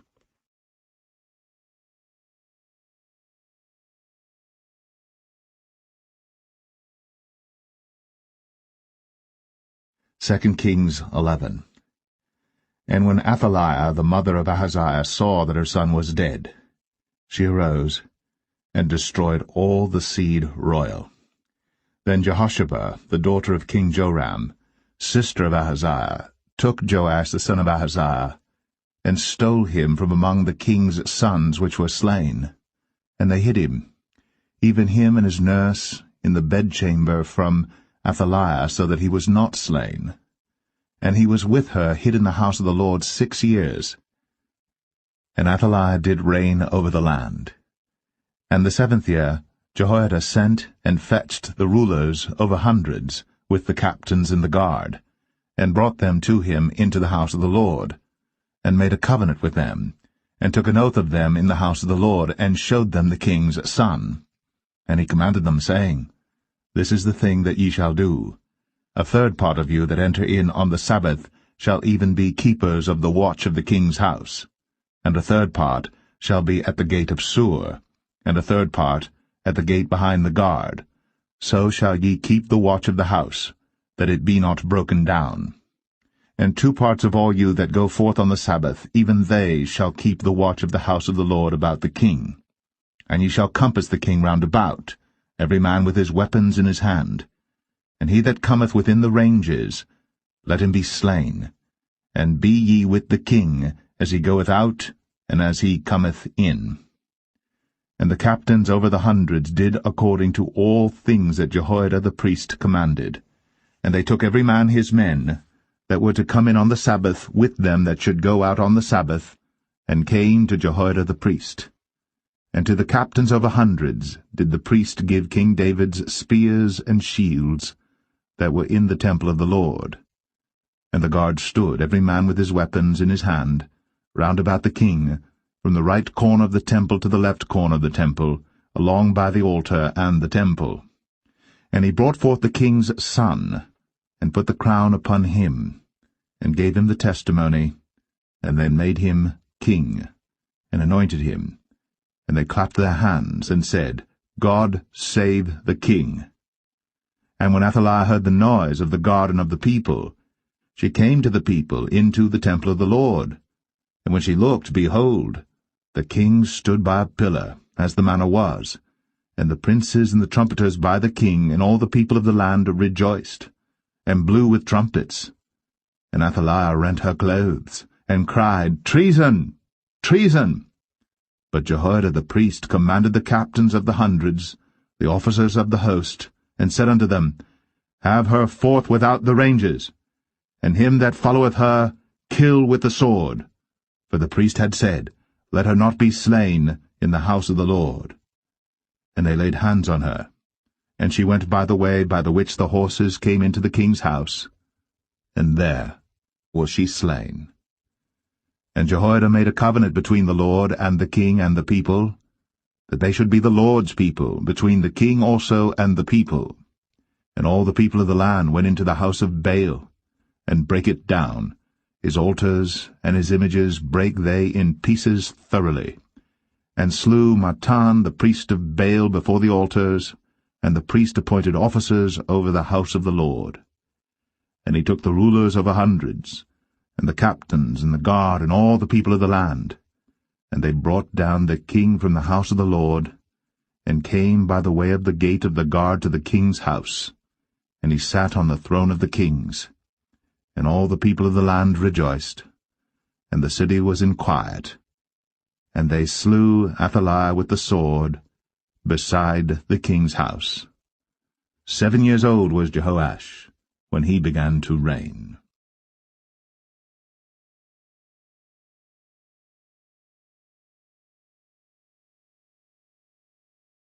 Second Kings 12. In the 7th year of Jehu, Jehoash began to reign, and 40 years reigned he in Jerusalem, and his mother's name was Zibiah of Beersheba. And Jehoash did that which was right in the sight of the Lord all his days, wherein Jehoiada the priest instructed him. But the high places were not taken away. The people still sacrificed, and burnt incense in the high places. And Jehoash said to the priests, All the money of the dedicated things that is brought into the house of the Lord, even the money of every one that passeth the account, the money that every man is set at, and all the money that cometh into any man's heart to bring into the house of the Lord, let the priests take it to them, every man of his acquaintance, and let them repair the breaches of the house, wheresoever any breach shall be found. But it was so that in the 23 year of King Jehoash, the priests had not repaired the breaches of the house. Then King Jehoash called for Jehoiada the priest and the other priests, and said unto them, Why repair ye not the breaches of the house? Now therefore receive no more money of your acquaintance, but deliver it for the breaches of the house. And the priests consented to receive no more money of the people, neither to repair the breaches of the house. But Jehoiada the priest took a chest, and bored a hole in the lid of it, and set it beside the altar, on the right side as one cometh into the house of the Lord. And the priests that kept the door put therein all the money that was brought into the house of the Lord. And it was so, when they saw that there was much money in the chest, that the king's scribe and the high priest came up, and they put up in bags, and told the money that was found in the house of the Lord. And they gave the money, being told, into the hands of them that did the work, that had the oversight of the house of the Lord. And they laid it out to the carpenters and builders that wrought upon the house of the Lord, and to masons and hewers of stone, and to buy timber and hewed stone to repair the breaches of the house of the Lord, and for all that was laid out for the house to repair it. Howbeit, there were not made for the house of the Lord bowls of silver, snuffers, basins, trumpets, any vessels of gold or vessels of silver, of the money that was brought into the house of the Lord. But they gave that to the workmen, and repaired therewith the house of the Lord. Moreover, they reckoned not with the men, into whose hand they delivered the money to be bestowed on workmen, for they dealt faithfully. The trespass money and the sin money was not brought into the house of the Lord, it was the priests. Then Hazael king of Syria went up, and fought against Gath, and took it. And Hazael set his face, to go up to Jerusalem. And Jehoash king of Judah took all the hallowed things that Jehoshaphat, and Jehoram, and Ahaziah his fathers, kings of Judah, had dedicated, and his own hallowed things, and all the gold that was found in the treasures of the house of the Lord and in the king's house, and sent it to Hazael king of Syria. And he went away from Jerusalem. And the rest of the acts of Joash, and all that he did, are they not written in the book of the Chronicles of the kings of Judah? And his servants arose, and made a conspiracy, and slew Joash in the house of Millo, which goeth down to Silla. For Josachar the son of Shemaeth, and Jehozabad the son of Shomer, his servants, smote him, and he died. And they buried him with his fathers in the city of David. And Amaziah his son reigned in his stead.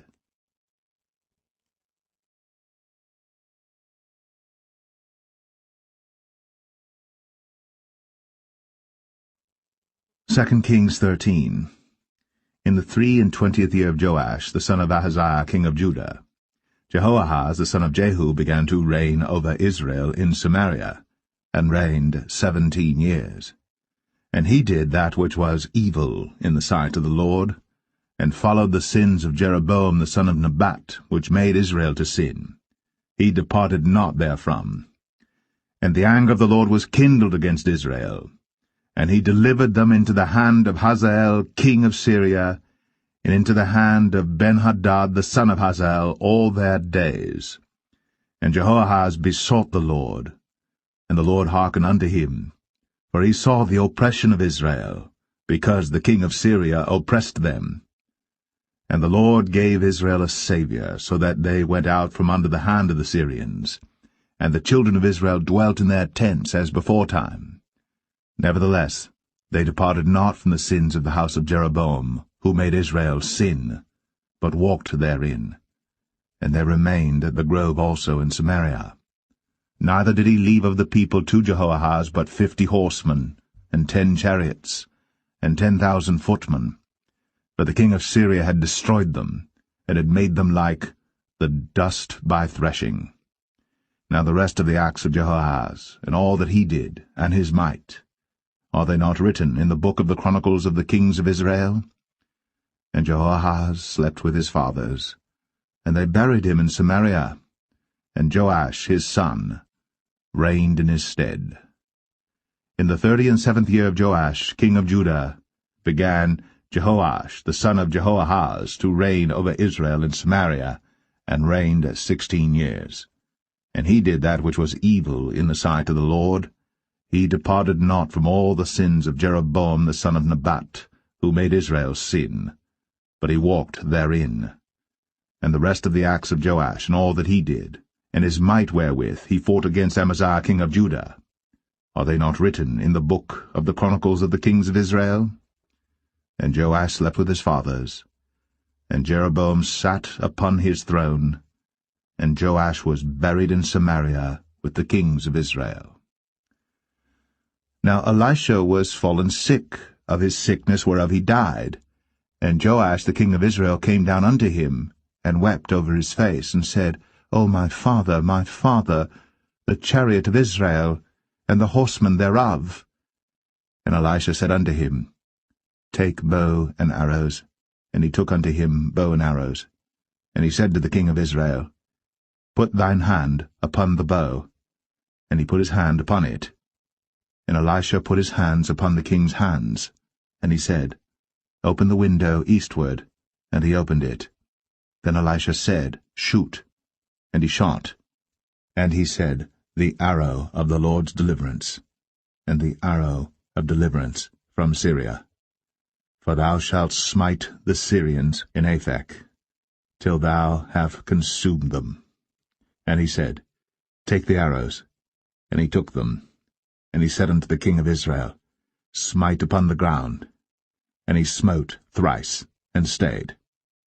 And the man of God was wroth with him, and said, Thou shouldst have smitten 5 or 6 times. Then hadst thou smitten Syria till thou hadst consumed it, whereas now thou shalt smite Syria but thrice. And Elisha died, and they buried him. And the bands of the Moabites invaded the land at the coming in of the year. And it came to pass, as they were burying a man, that, behold, they spied a band of men, and they cast the man into the sepulchre of Elisha. And when the man was let down and touched the bones of Elisha, he revived and stood up on his feet. But Hazael, king of Syria, oppressed Israel all the days of Jehoahaz. And the Lord was gracious unto them, and had compassion on them, and had respect unto them, because of his covenant with Abraham, Isaac, and Jacob, and would not destroy them, neither cast he them from his presence as yet. So Hazael, king of Syria, died, and Benhadad his son reigned in his stead. And Jehoash, the son of Jehoahaz, took again out of the hand of Benhadad the son of Hazael the cities which he had taken out of the hand of Jehoahaz his father by war. 3 times did Joash beat him, and recovered the cities of Israel.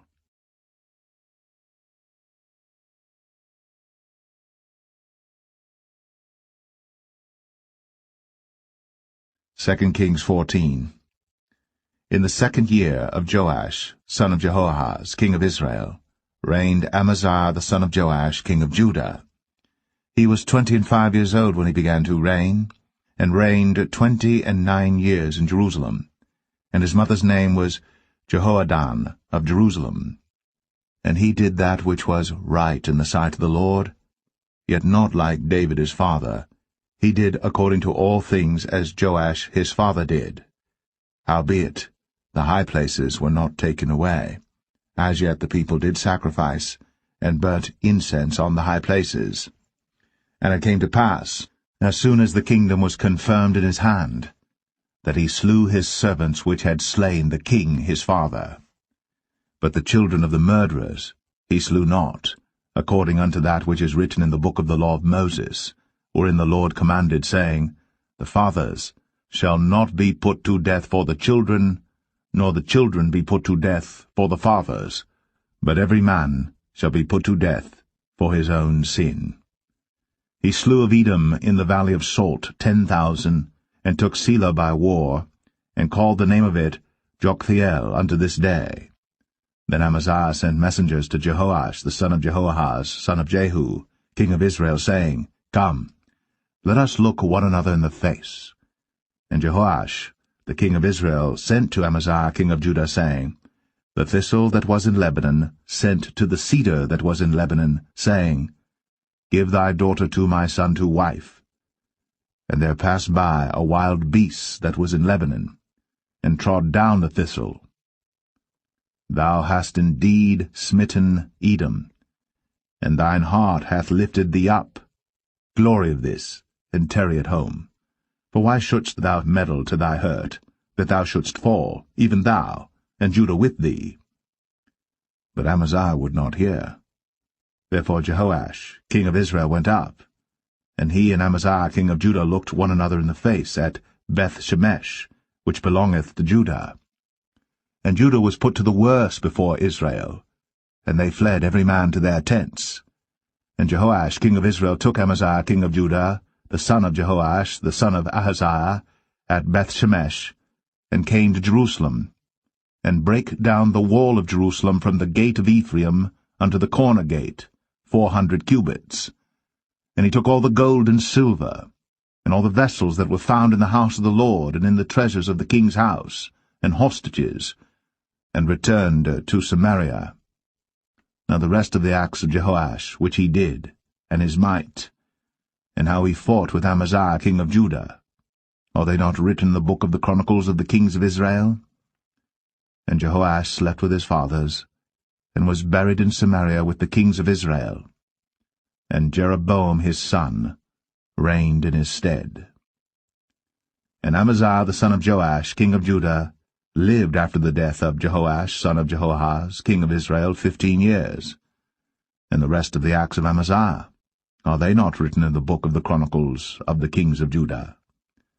Now they made a conspiracy against him in Jerusalem, and he fled to Lachish. But they sent after him to Lachish, and slew him there. And they brought him on horses, and he was buried at Jerusalem with his fathers in the city of David. And all the people of Judah took Azariah, which was 16 years old, and made him king, instead of his father Amaziah. He built Elath, and restored it to Judah. After that the king slept with his fathers. In the 15th year of Amaziah the son of Joash, king of Judah, Jeroboam the son of Joash, king of Israel, began to reign in Samaria, and reigned 41 years. And he did that which was evil in the sight of the Lord. He departed not from all the sins of Jeroboam the son of Nebat, who made Israel to sin. He restored the coast of Israel, from the entering of Hamath unto the sea of the plain, according to the word of the Lord God of Israel, which he spake by the hand of his servant Jonah the son of Amittai the prophet, which was of Gath-hepher.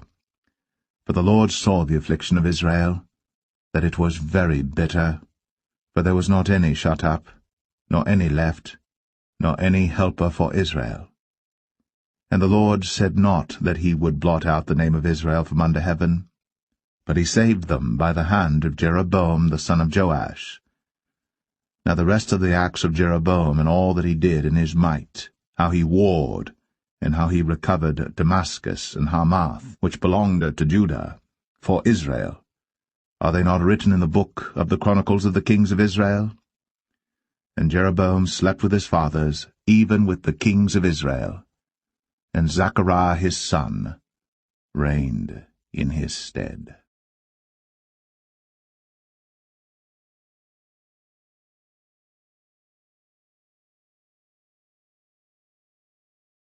2 Kings 15. In the 27th year of Jeroboam king of Israel, began Azariah son of Amaziah king of Judah to reign. 16 years old was he when he began to reign, and he reigned 52 years in Jerusalem, and his mother's name was Jechaliah of Jerusalem. And he did that which was right in the sight of the Lord, according to all that his father Amaziah had done, save that the high places were not removed. The people sacrificed, and burnt incense still on the high places. And the Lord smote the king, so that he was a leper unto the day of his death, and dwelt in a several house. And Jotham, the king's son, was over the house, judging the people of the land. And the rest of the acts of Azariah, and all that he did, are they not written in the book of the Chronicles of the kings of Judah? So Azariah slept with his fathers, and they buried him with his fathers in the city of David, and Jotham his son reigned in his stead. In the 38th year of Azariah king of Judah did Zechariah the son of Jeroboam reign over Israel in Samaria 6 months. And he did that which was evil in the sight of the Lord, as his fathers had done.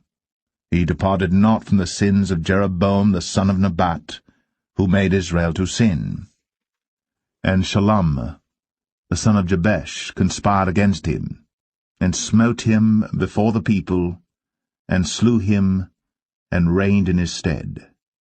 And the rest of the acts of Zechariah, behold, they are written in the book of the Chronicles of the kings of Israel.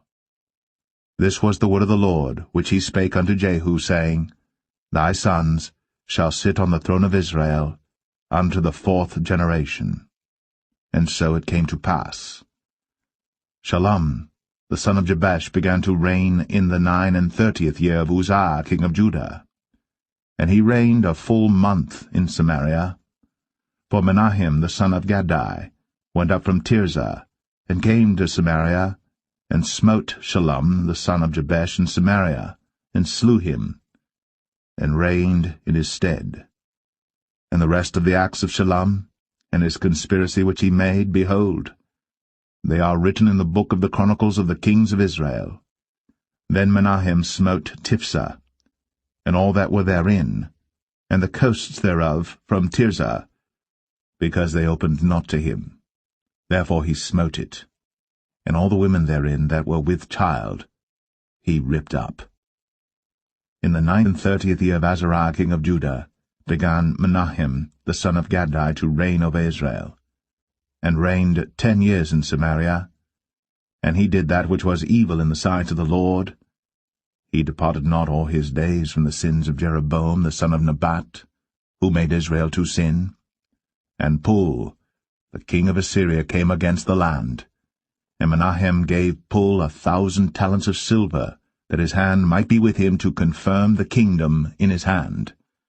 And Menahem exacted the money of Israel, even of all the mighty men of wealth, of each man 50 shekels of silver, to give to the king of Assyria.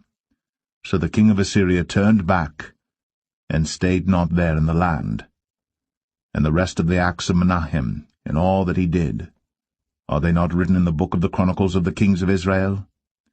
And Menahem slept with his fathers, and Pekahiah his son reigned in his stead.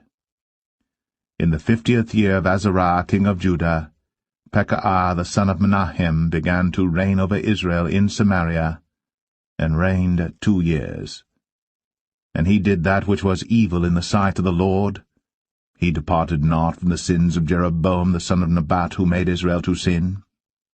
But Pekah, the son of Remaliah, a captain of his, conspired against him, and smote him in Samaria in the palace of the king's house, with Argob and Arieh, and with him 50 men of the Gileadites.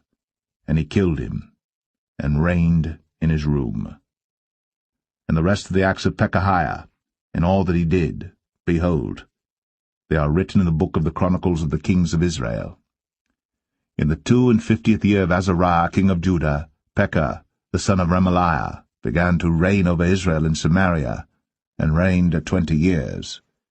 And he did that which was evil in the sight of the Lord. He departed not from the sins of Jeroboam the son of Nebat, who made Israel to sin. In the days of Pekah king of Israel came Tiglath-Pileser, king of Assyria, and took Ion, and Abel-Beth-Maachah, and Genoa, and Kadesh, and Hazor, and Gilead, and Galilee, all the land of Naphtali, and carried them captive to Assyria. And Hoshea, the son of Elah, made a conspiracy against Pekah the son of Remaliah, and smote him, and slew him, and reigned in his stead, in the 20th year of Jotham the son of Uzziah. And the rest of the acts of Pekah, and all that he did, behold, they are written in the book of the Chronicles of the kings of Israel. In the 2nd year of Pekah the son of Remaliah, king of Israel, began Jotham the son of Uzziah, king of Judah, to reign. 25 years old was he when he began to reign, and he reigned 16 years in Jerusalem. And his mother's name was Jerusha, the daughter of Zadok. And he did that which was right in the sight of the Lord. He did according to all that his father Uzziah had done. Howbeit the high places were not removed. The people sacrificed, and burned incense still in the high places. He built the higher gate of the house of the Lord. Now the rest of the acts of Jotham, and all that he did, are they not written in the book of the Chronicles of the kings of Judah? In those days the Lord began to send against Judah Rezin, the king of Syria, and Pekah the son of Remaliah. And Jotham slept with his fathers, and was buried with his fathers in the city of David his father. And Ahaz, his son, reigned in his stead.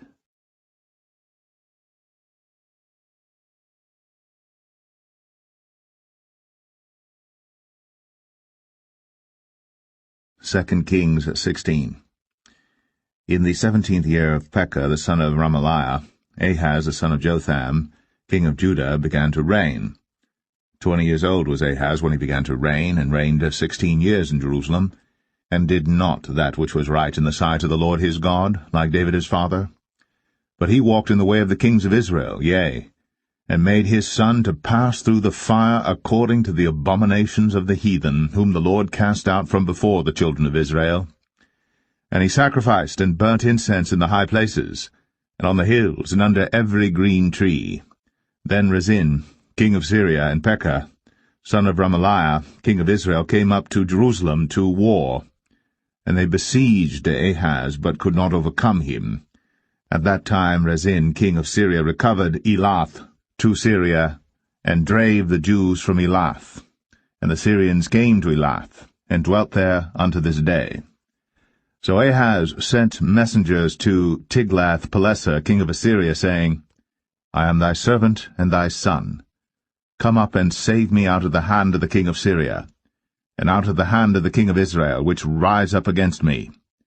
And Ahaz took the silver and gold that was found in the house of the Lord, and in the treasures of the king's house, and sent it for a present to the king of Assyria. And the king of Assyria hearkened unto him, for the king of Assyria went up against Damascus, and took it, and carried the people of it captive to Kir, and slew Rezin. And King Ahaz went to Damascus to meet Tiglath-Pileser, king of Assyria, and saw an altar that was at Damascus. And King Ahaz sent to Urijah the priest the fashion of the altar, and the pattern of it, according to all the workmanship thereof. And Urijah the priest built an altar according to all that King Ahaz had sent from Damascus. So Urijah the priest made it, against King Ahaz came from Damascus. And when the king was come from Damascus, the king saw the altar, and the king approached to the altar, and offered thereon. And he burnt his burnt offering and his meat offering, and poured his drink offering, and sprinkled the blood of his peace offerings upon the altar. And he brought also the brazen altar, which was before the Lord, from the forefront of the house, from between the altar and the house of the Lord, and put it on the north side of the altar.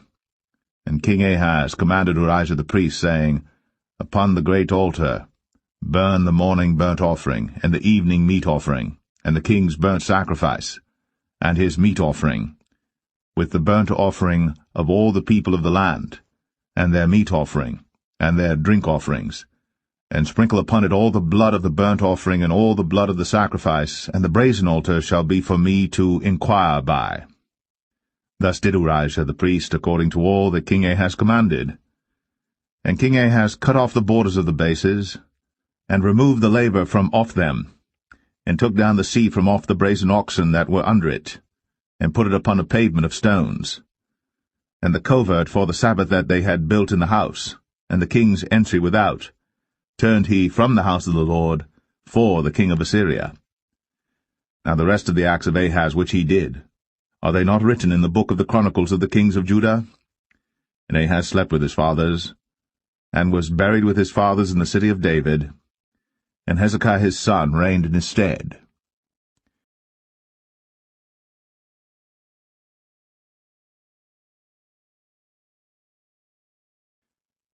2 Kings 17. In the 12th year of Ahaz, king of Judah, began Hoshea the son of Elah to reign in Samaria over Israel 9 years. And he did that which was evil in the sight of the Lord, but not as the kings of Israel that were before him. Against him came up Shalmaneser king of Assyria, and Hoshea became his servant, and gave him presents.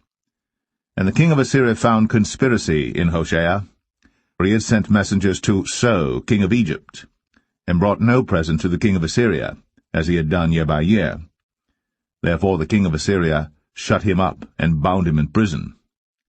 Then the king of Assyria came up throughout all the land, and went up to Samaria, and besieged it 3 years. In the 9th year of Hoshea the king of Assyria took Samaria, and carried Israel away into Assyria, and placed them in Halah and in Habor, by the river of Gozan, and in the cities of the Medes. For so it was, that the children of Israel had sinned against the Lord their God, which had brought them up out of the land of Egypt, from under the hand of Pharaoh king of Egypt, and had feared other gods, and walked in the statutes of the heathen, whom the Lord cast out from before the children of Israel, and of the kings of Israel which they had made. And the children of Israel did secretly those things that were not right against the Lord their God, and they built them high places in all their cities, from the tower of the watchman to the fenced city. And they set them up images and groves in every high hill, and under every green tree. And there they burnt incense in all the high places, as did the heathen whom the Lord carried away before them, and wrought wicked things to provoke the Lord to anger. For they served idols, whereof the Lord had said unto them, Ye shall not do this thing. Yet the Lord testified against Israel and against Judah by all the prophets, and by all the seers, saying, Turn ye from your evil ways, and keep my commandments and my statutes, according to all the law which I commanded your fathers, and which I sent to you by my servants the prophets. Notwithstanding they would not hear, but hardened their necks, like to the neck of their fathers, that did not believe in the Lord their God. And they rejected his statutes and his covenant that he made with their fathers, and his testimonies which he testified against them. And they followed vanity, and became vain, and went after the heathen that were round about them, concerning whom the Lord had charged them that they should not do like them. And they left all the commandments of the Lord their God, and made them molten images, even 2 calves, and made a grove, and worshipped all the host of heaven, and served Baal. And they caused their sons and their daughters to pass through the fire, and used divination and enchantments, and sold themselves to do evil in the sight of the Lord, to provoke him to anger. Therefore the Lord was very angry with Israel, and removed them out of his sight. There was none left but the tribe of Judah only. Also Judah kept not the commandments of the Lord their God, but walked in the statutes of Israel which they made. And the Lord rejected all the seed of Israel, and afflicted them, and delivered them into the hand of spoilers, until he had cast them out of his sight. For he rent Israel from the house of David, and they made Jeroboam the son of Nebat king, And Jeroboam drave Israel from following the Lord, and made them sin a great sin. For the children of Israel walked in all the sins of Jeroboam which he did. They departed not from them, until the Lord removed Israel out of his sight, as he had said by all his servants the prophets. So was Israel carried away out of their own land to Assyria unto this day. And the king of Assyria brought men from Babylon, and from Cuthah, and from Avah, and from Hamath, and from Sepharvaim, and placed them in the cities of Samaria instead of the children of Israel. And they possessed Samaria, and dwelt in the cities thereof. And so it was at the beginning of their dwelling there, that they feared not the Lord. Therefore the Lord sent lions among them, which slew some of them. Wherefore they spake to the king of Assyria, saying, The nations which thou hast removed and placed in the cities of Samaria know not the manner of the God of the land. Therefore he hath sent lions among them, and behold, they slay them, because they know not the manner of the God of the land. Then the king of Assyria commanded, saying, Carry thither one of the priests whom ye brought from thence, and let them go and dwell there, and let him teach them the manner of the God of the land. Then one of the priests whom they had carried away from Samaria came and dwelt in Bethel, and taught them how they should fear the Lord. Howbeit every nation made gods of their own, and put them in the houses of the high places which the Samaritans had made, every nation in their cities wherein they dwelt. And the men of Babylon made Succoth-Benoth, and the men of Cuth made Nergal, and the men of Hamath made Ashima, and the Avites made Nibhaz and Tartak, and the Sepharvites burnt their children in fire to Adramelech and Anamelech, the gods of Sepharvaim. So they feared the Lord, and made unto themselves of the lowest of them priests of the high places, which sacrificed for them in the houses of the high places. They feared the Lord, and served their own gods, after the manner of the nations whom they carried away from thence. Unto this day they do after the former manners. They fear not the Lord, neither do they after their statutes, or after their ordinances, or after the law and commandment which the Lord commanded the children of Jacob, whom he named Israel, with whom the Lord had made a covenant, and charged them, saying, Ye shall not fear other gods, nor bow yourselves to them, nor serve them, nor sacrifice to them.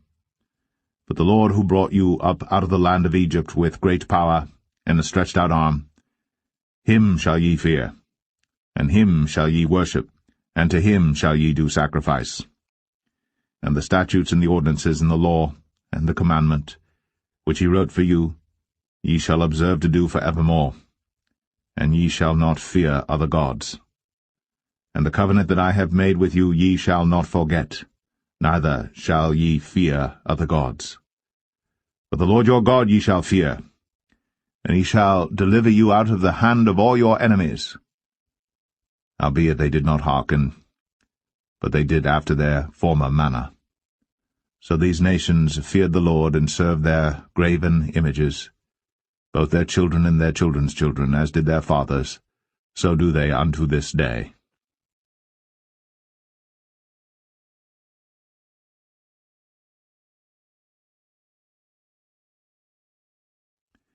Second Kings 18. Now it came to pass in the 3rd year of Hoshea son of Elah, king of Israel, that Hezekiah the son of Ahaz, king of Judah, began to reign. 25 years old was he when he began to reign, and he reigned 29 years in Jerusalem. His mother's name also was Abi, the daughter of Zechariah. And he did that which was right in the sight of the Lord, according to all that David his father did. He removed the high places, and brake the images, and cut down the groves, and brake in pieces the brazen serpent that Moses had made. For unto those days the children of Israel did burn incense to it. And he called it Nehushtan. He trusted in the Lord God of Israel, so that after him was none like him among all the kings of Judah, nor any that were before him. For he clave to the Lord, and departed not from following him, but kept his commandments which the Lord commanded Moses. And the Lord was with him, and he prospered whithersoever he went forth. And he rebelled against the king of Assyria, and served him not.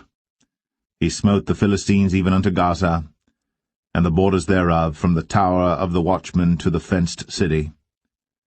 And it came to pass in the 4th year of King Hezekiah, which was the 7th year of Hoshea, son of Elah, king of Israel, that Shalmaneser, king of Assyria, came up against Samaria and besieged it. And at the end of 3 years they took it. Even in the 6th year of Hezekiah, that is the 9th year of Hoshea, king of Israel, Samaria was taken. And the king of Assyria did carry away Israel unto Assyria, and put them in Halah, and in Habor by the river of Gozan, and in the cities of the Medes, because they obeyed not the voice of the Lord their God, but transgressed his covenant, and all that Moses the servant of the Lord commanded, and would not hear them, nor do them. Now in the 14th year of King Hezekiah did Sennacherib king of Assyria come up against all the fenced cities of Judah, and took them. And Hezekiah king of Judah sent to the king of Assyria to Lachish, saying, I have offended, return from me, that which thou puttest on me will I bear. And the king of Assyria appointed unto Hezekiah king of Judah 300 talents of silver, and 30 talents of gold. And Hezekiah gave him all the silver that was found in the house of the Lord, and in the treasures of the king's house. At that time did Hezekiah cut off the gold from the doors of the temple of the Lord, and from the pillars which Hezekiah king of Judah had overlaid, and gave it to the king of Assyria. And the king of Assyria sent Tartan, and Rabsaris, and Rabshakeh from Lachish to King Hezekiah with a great host against Jerusalem. And they went up and came to Jerusalem. And when they were come up, they came and stood by the conduit of the upper pool, which is in the highway of the fuller's field. And when they had called to the king, there came out to them Eliakim the son of Hilkiah, which was over the household, and Shebna the scribe, and Joah the son of Asaph the recorder. And Rabshakeh said unto them, Speak ye now to Hezekiah. Thus saith the great king, the king of Assyria, What confidence is this wherein thou trustest? Thou sayest, but they are but vain words, I have counsel and strength for the war. Now on whom dost thou trust, that thou rebellest against me? Now behold, thou trustest upon the staff of this bruised reed, even upon Egypt, on which if a man lean, it will go into his hand, and pierce it. So is Pharaoh king of Egypt unto all that trust on him. But if ye say unto me, We trust in the Lord our God, is not that he whose high places and whose altars Hezekiah hath taken away, and hath said to Judah and Jerusalem, Ye shall worship before this altar in Jerusalem? Now therefore I pray thee, give pledges to my lord the king of Assyria, and I will deliver thee 2,000 horses, if thou be able on thy part to set riders upon them. How then wilt thou turn away the face of one captain of the least of my master's servants, and put thy trust on Egypt for chariots and for horsemen?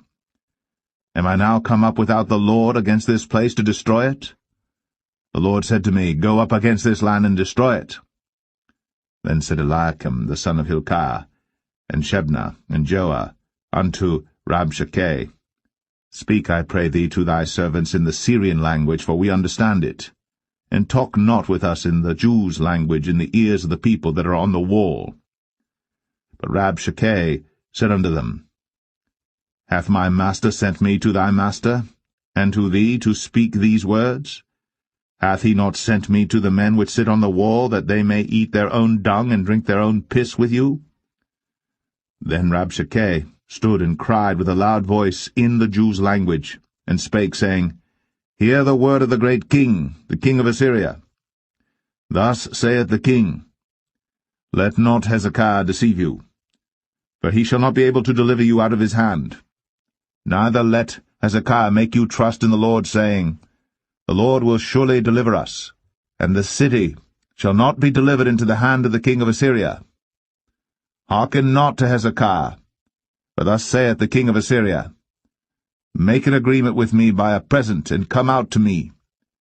And then eat ye every man of his own vine, and every one of his fig tree, and drink ye every one the waters of his cistern, until I come and take you away to a land like your own land, a land of corn and wine, a land of bread and vineyards, a land of oil olive and of honey, that ye may live and not die, and hearken not unto Hezekiah, when he persuadeth you, saying, The Lord will deliver us. Hath any of the gods of the nations delivered at all his land out of the hand of the king of Assyria? Where are the gods of Hamath and of Arpad? Where are the gods of Sepharvaim, Hena, and Eva? Have they delivered Samaria out of mine hand? Who are they among all the gods of the countries that have delivered their country out of mine hand, that the Lord should deliver Jerusalem out of mine hand? But the people held their peace, and answered him not a word, for the king's commandment was, saying, Answer him not. Then came Eliakim the son of Hilkiah, which was over the household, and Shebna the scribe, and Joah the son of Asaph the recorder, to Hezekiah with their clothes rent, and told him the words of Rabshakeh.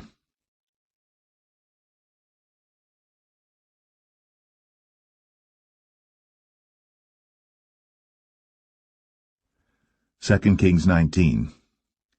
And it came to pass, when King Hezekiah heard it, that he rent his clothes, and covered himself with sackcloth, and went into the house of the Lord. And he sent Eliakim, which was over the household, and Shebna the scribe, and the elders of the priests, covered with sackcloth, to Isaiah the prophet, the son of Amoz. And they said unto him, Thus saith Hezekiah, This day is a day of trouble, and of rebuke and blasphemy, for the children are come to the birth, and there is not strength to bring forth. It may be the Lord thy God will hear all the words of Rabshakeh, whom the king of Assyria his master hath sent to reproach the living God, and will reprove the words which the Lord thy God hath heard. Wherefore lift up thy prayer for the remnant that are left. So the servants of King Hezekiah came to Isaiah. And Isaiah said unto them, Thus shall ye say to your master, Thus saith the Lord, Be not afraid of the words which thou hast heard, with which the servants of the king of Assyria have blasphemed me.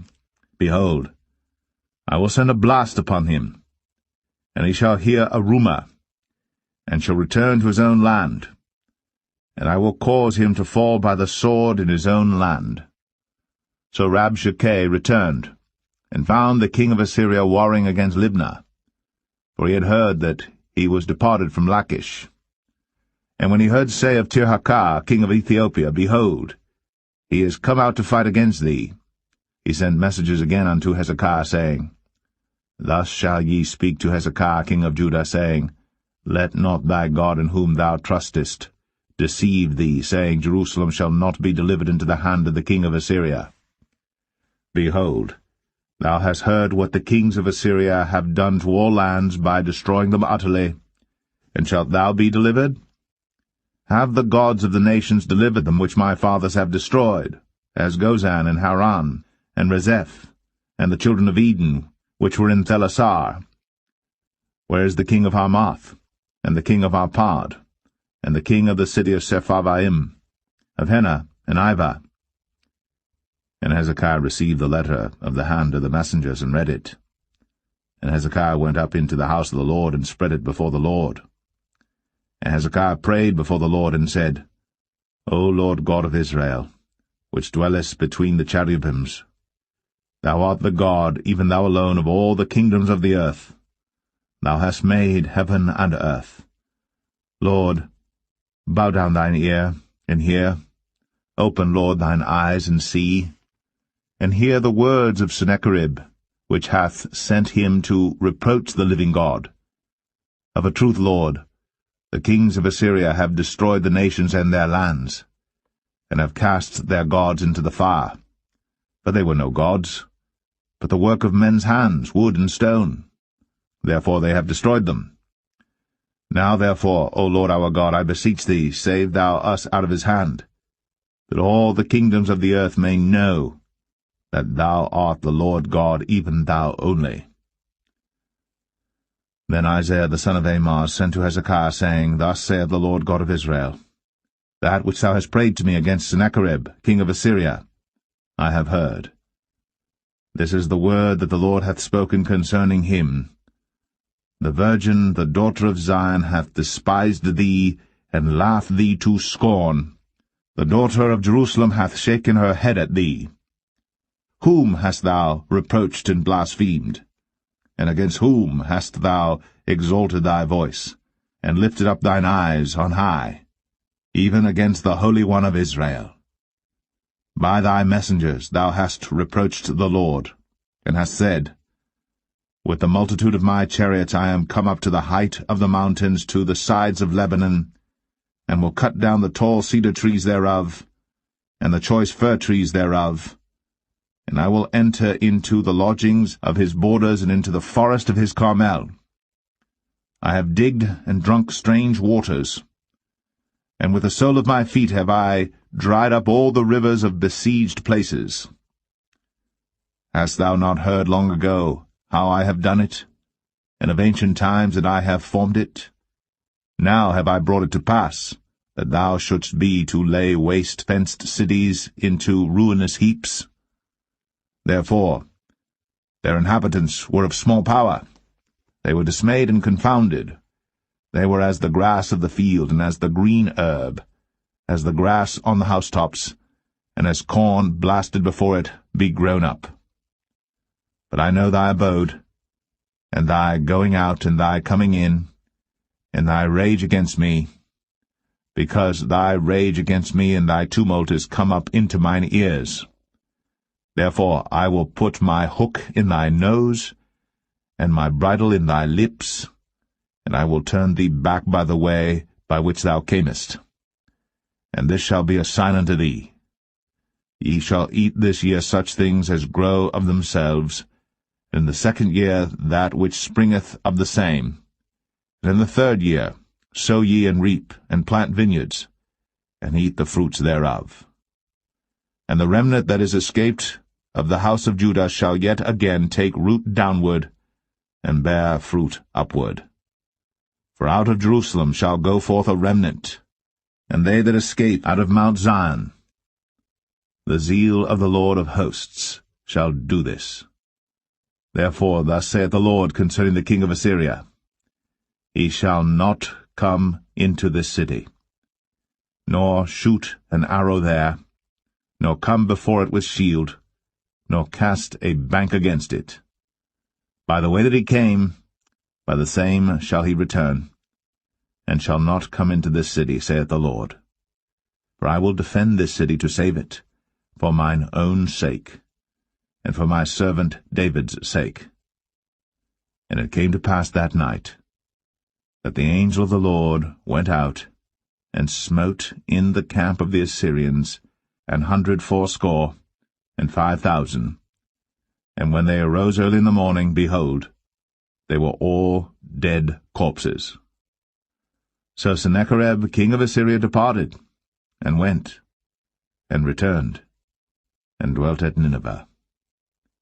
And it came to pass, as he was worshipping in the house of Nisroch his god, that Adramelech and Sharezer his sons smote him with the sword, and they escaped into the land of Armenia. And Esarhaddon his son reigned in his stead.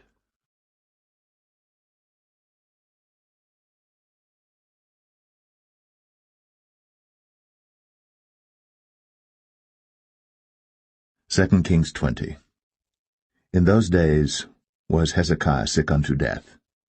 And the prophet Isaiah the son of Amoz came to him, and said unto him, Thus saith the Lord, Set thine house in order, for thou shalt die, and not live. Then he turned his face to the wall, and prayed unto the Lord, saying, I beseech thee, O Lord, remember now how I have walked before thee in truth, and with a perfect heart, and have done that which is good in thy sight. And Hezekiah wept sore. And it came to pass, afore Isaiah was gone out into the middle court, that the word of the Lord came to him, saying, Turn again, and tell Hezekiah, the captain of my people, Thus saith the Lord, the God of David thy father, I have heard thy prayer, I have seen thy tears. Behold, I will heal thee. On the third day thou shalt go up into the house of the Lord. And I will add unto thy days 15 years, and I will deliver thee and this city out of the hand of the king of Assyria, and I will defend this city for mine own sake, and for my servant David's sake. Then Isaiah said, Take a lump of figs. And they took and laid it on the boil, and he recovered. And Hezekiah said unto Isaiah, What shall be the sign that the Lord will heal me, and that I shall go up into the house of the Lord the 3rd day? And Isaiah said, This sign shalt thou have of the Lord, that the Lord will do the thing that he hath spoken. Shall the shadow go forward 10 degrees, or go back 10 degrees? And Hezekiah answered, It is a light thing for the shadow to go down 10 degrees, nay, but let the shadow return backward 10 degrees. And Isaiah the prophet cried unto the Lord, and he brought the shadow 10 degrees backward, by which it had gone down in the dial of Ahaz. At that time Berodach-Baladan, the son of Baladan, king of Babylon, sent letters and a present unto Hezekiah, for he had heard that Hezekiah had been sick. And Hezekiah hearkened unto them, and showed them all the house of his precious things, the silver, and the gold, and the spices, and the precious ointment, and all the house of his armor, and all that was found in his treasures. There was nothing in his house, nor in all his dominion, that Hezekiah showed them not. Then came Isaiah the prophet unto King Hezekiah, and said unto him, What said these men, and from whence came they unto thee? And Hezekiah said, They are come from a far country, even from Babylon. And he said, What have they seen in thine house? And Hezekiah answered, All the things that are in mine house have they seen. There is nothing among my treasures that I have not showed them. And Isaiah said unto Hezekiah, Hear the word of the Lord. Behold, the days come, that all that is in thine house, and that which thy fathers have laid up in store unto this day, shall be carried into Babylon. Nothing shall be left, saith the Lord. And of thy sons that shall issue from thee, which thou shalt beget, shall they take away, and they shall be eunuchs in the palace of the king of Babylon. Then said Hezekiah unto Isaiah, Good is the word of the Lord which thou hast spoken.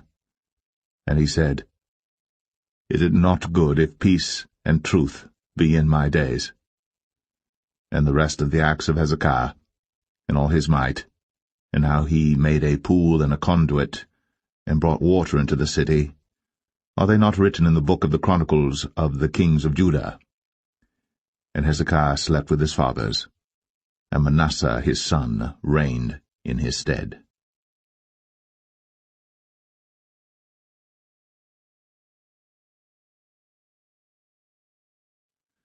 2 Kings 21. Manasseh was 12 years old when he began to reign, and reigned 55 years in Jerusalem. And his mother's name was Hephzibah. And he did that which was evil in the sight of the Lord, after the abominations of the heathen whom the Lord cast out before the children of Israel. For he built up again the high places which Hezekiah his father had destroyed. And he reared up altars for Baal, and made a grove, as did Ahab king of Israel, and worshipped all the host of heaven, and served them. And he built altars in the house of the Lord, of which the Lord said, In Jerusalem will I put my name. And he built altars for all the host of heaven in the 2 courts of the house of the Lord.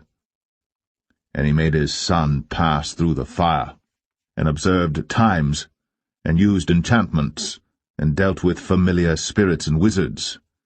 He wrought much wickedness in the sight of the Lord, to provoke him to anger. And he set a graven image of the grove that he had made in the house, of which the Lord said to David, and to Solomon his son, In this house and in Jerusalem, which I have chosen, out of all tribes of Israel, will I put my name forever. Neither will I make the feet of Israel move any more out of the land which I gave their fathers, only if they will observe to do according to all that I have commanded them, and according to all the law that my servant Moses commanded them. But they hearkened not. And Manasseh seduced them to do more evil than did the nations whom the Lord destroyed before the children of Israel. And the Lord spake by his servants the prophets, saying, Because Manasseh king of Judah hath done these abominations, and hath done wickedly above all that the Amorites did which were before him, and hath made Judah also to sin with his idols, Therefore thus saith the Lord God of Israel, Behold, I am bringing such evil upon Jerusalem and Judah, that whosoever heareth of it, both his ears shall tingle. And I will stretch over Jerusalem the line of Samaria, and the plummet of the house of Ahab. And I will wipe Jerusalem as a man wipeth a dish, wiping it and turning it upside down. And I will forsake the remnant of mine inheritance, and deliver them into the hand of their enemies. And they shall become a prey and a spoil to all their enemies. Because they have done that which was evil in my sight, and have provoked me to anger, since the day their fathers came forth out of Egypt, even unto this day. Moreover, Manasseh shed innocent blood very much, till he had filled Jerusalem from one end to another, beside his sin wherewith he made Judah to sin, in doing that which was evil in the sight of the Lord. Now the rest of the acts of Manasseh, and all that he did, and his sin that he sinned, are they not written in the book of the Chronicles of the kings of Judah? And Manasseh slept with his fathers, and was buried in the garden of his own house, in the garden of Uzzah, and Amon his son reigned in his stead. Amon was 22 years old when he began to reign, and he reigned 2 years in Jerusalem. And his mother's name was Meshullemeth, the daughter of Haruz of Jotbah. And he did that which was evil in the sight of the Lord, as his father Manasseh did. And he walked in all the way that his father walked in, and served the idols that his father served, and worshipped them. And he forsook the Lord God of his fathers, and walked not in the way of the Lord. And the servants of Amon conspired against him, and slew the king in his own house. And the people of the land slew all them that had conspired against King Amon. And the people of the land made Josiah his son king in his stead. Now the rest of the acts of Amon which he did, are they not written in the book of the Chronicles of the kings of Judah? And he was buried in his sepulchre in the garden of Uzzah, and Josiah his son reigned in his stead.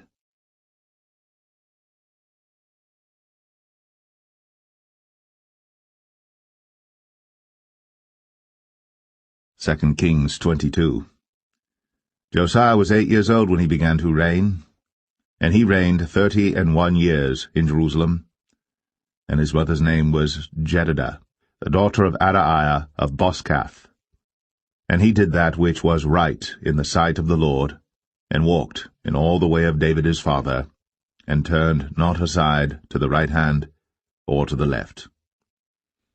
And it came to pass in the 18th year of King Josiah that the king sent Shaphan the son of Azaliah, the son of Meshullam, the scribe, to the house of the Lord, saying, Go up to Hilkiah the high priest, that he may sum the silver which is brought into the house of the Lord, which the keepers of the door have gathered of the people, and let them deliver it into the hand of the doers of the work that have the oversight of the house of the Lord, and let them give it to the doers of the work which is in the house of the Lord, to repair the breaches of the house, unto carpenters and builders and masons, and to buy timber and hewn stone to repair the house. Howbeit there was no reckoning made with them of the money that was delivered into their hand, because they dealt faithfully. And Hilkiah the high priest said unto Shaphan the scribe, I have found the book of the law in the house of the Lord. And Hilkiah gave the book to Shaphan, and he read it. And Shaphan the scribe came to the king, and brought the king word again, and said, Thy servants have gathered money that was found in the house, and have delivered it into the hand of them that do the work, that have the oversight of the house of the Lord. And Shaphan the scribe showed the king, saying, Hilkiah the priest hath delivered me a book. And Shaphan read it before the king. And it came to pass, when the king had heard the words of the book of the law, that he rent his clothes. And the king commanded Hilkiah the priest, and Ahikam the son of Shaphan, and Achbor the son of Micaiah, and Shaphan the scribe, and Asahiah a servant of the king's, saying, Go ye, inquire the Lord for me, and for the people, and for all Judah, concerning the words of this book that is found. For great is the wrath of the Lord that is kindled against us, because our fathers have not hearkened unto the words of this book, to do according unto all that which is written concerning us. So Hilkiah the priest, and Ahikam, and Achbor, and Shaphan, and Asahiah, went unto Huldah the prophetess, the wife of Shallum the son of Tikvah, the son of Harhas, keeper of the wardrobe. Now she dwelt in Jerusalem in the college. And they communed with her. And she said unto them, Thus saith the Lord God of Israel, Tell the man that sent you to me, Thus saith the Lord, Behold, I will bring evil upon this place and upon the inhabitants thereof, even all the words of the book which the king of Judah hath read, because they have forsaken me, and have burned incense unto other gods, that they might provoke me to anger with all the works of their hands. Therefore my wrath shall be kindled against this place, and shall not be quenched.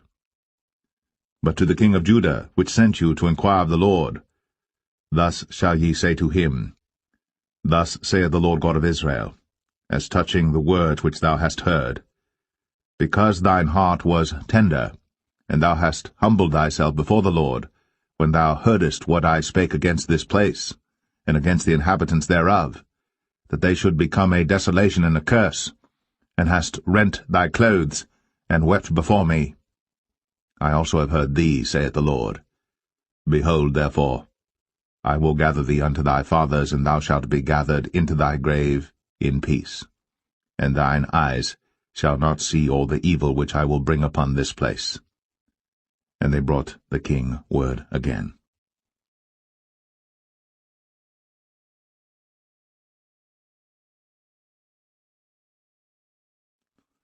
2 Kings 23. And the king sent, and they gathered unto him all the elders of Judah and of Jerusalem. And the king went up into the house of the Lord, and all the men of Judah, and all the inhabitants of Jerusalem with him, and the priests and the prophets, and all the people, both small and great. And he read in their ears all the words of the book of the covenant which was found in the house of the Lord.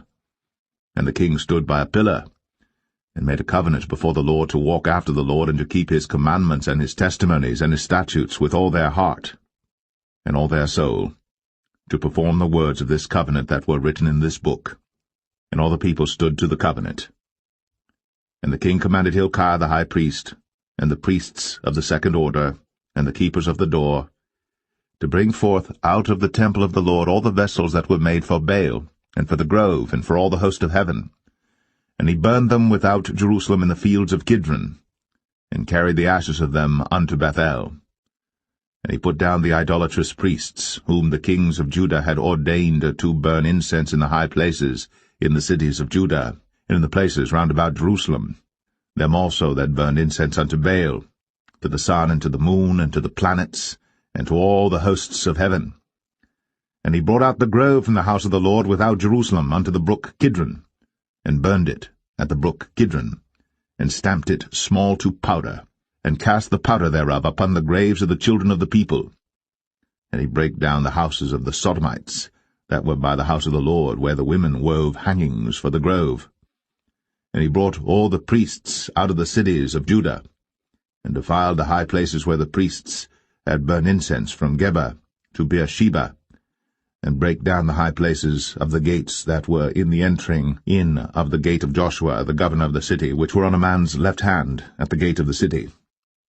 Nevertheless the priests of the high places came not up to the altar of the Lord in Jerusalem, but they did eat of the unleavened bread among their brethren. And he defiled Topheth, which is in the valley of the children of Hinnom, that no man might make his son or his daughter to pass through the fire to Molech. And he took away the horses that the kings of Judah had given to the sun, at the entering in of the house of the Lord, by the chamber of Nathan-Melech, the chamberlain, which was in the suburbs, and burned the chariots of the sun with fire. And the altars that were on the top of the upper chamber of Ahaz, which the kings of Judah had made, and the altars which Manasseh had made in the two courts of the house of the Lord, did the king beat down, and break them down from thence, and cast the dust of them into the brook Kidron. And the high places that were before Jerusalem, which were on the right hand of the mount of corruption, which Solomon the king of Israel had builded for Ashtoreth, the abomination of the Zidonians, and for Chemosh, the abomination of the Moabites, and for Milcom, the abomination of the children of Ammon, did the king defile. And he brake in pieces the images, and cut down the groves, and filled their places with the bones of men.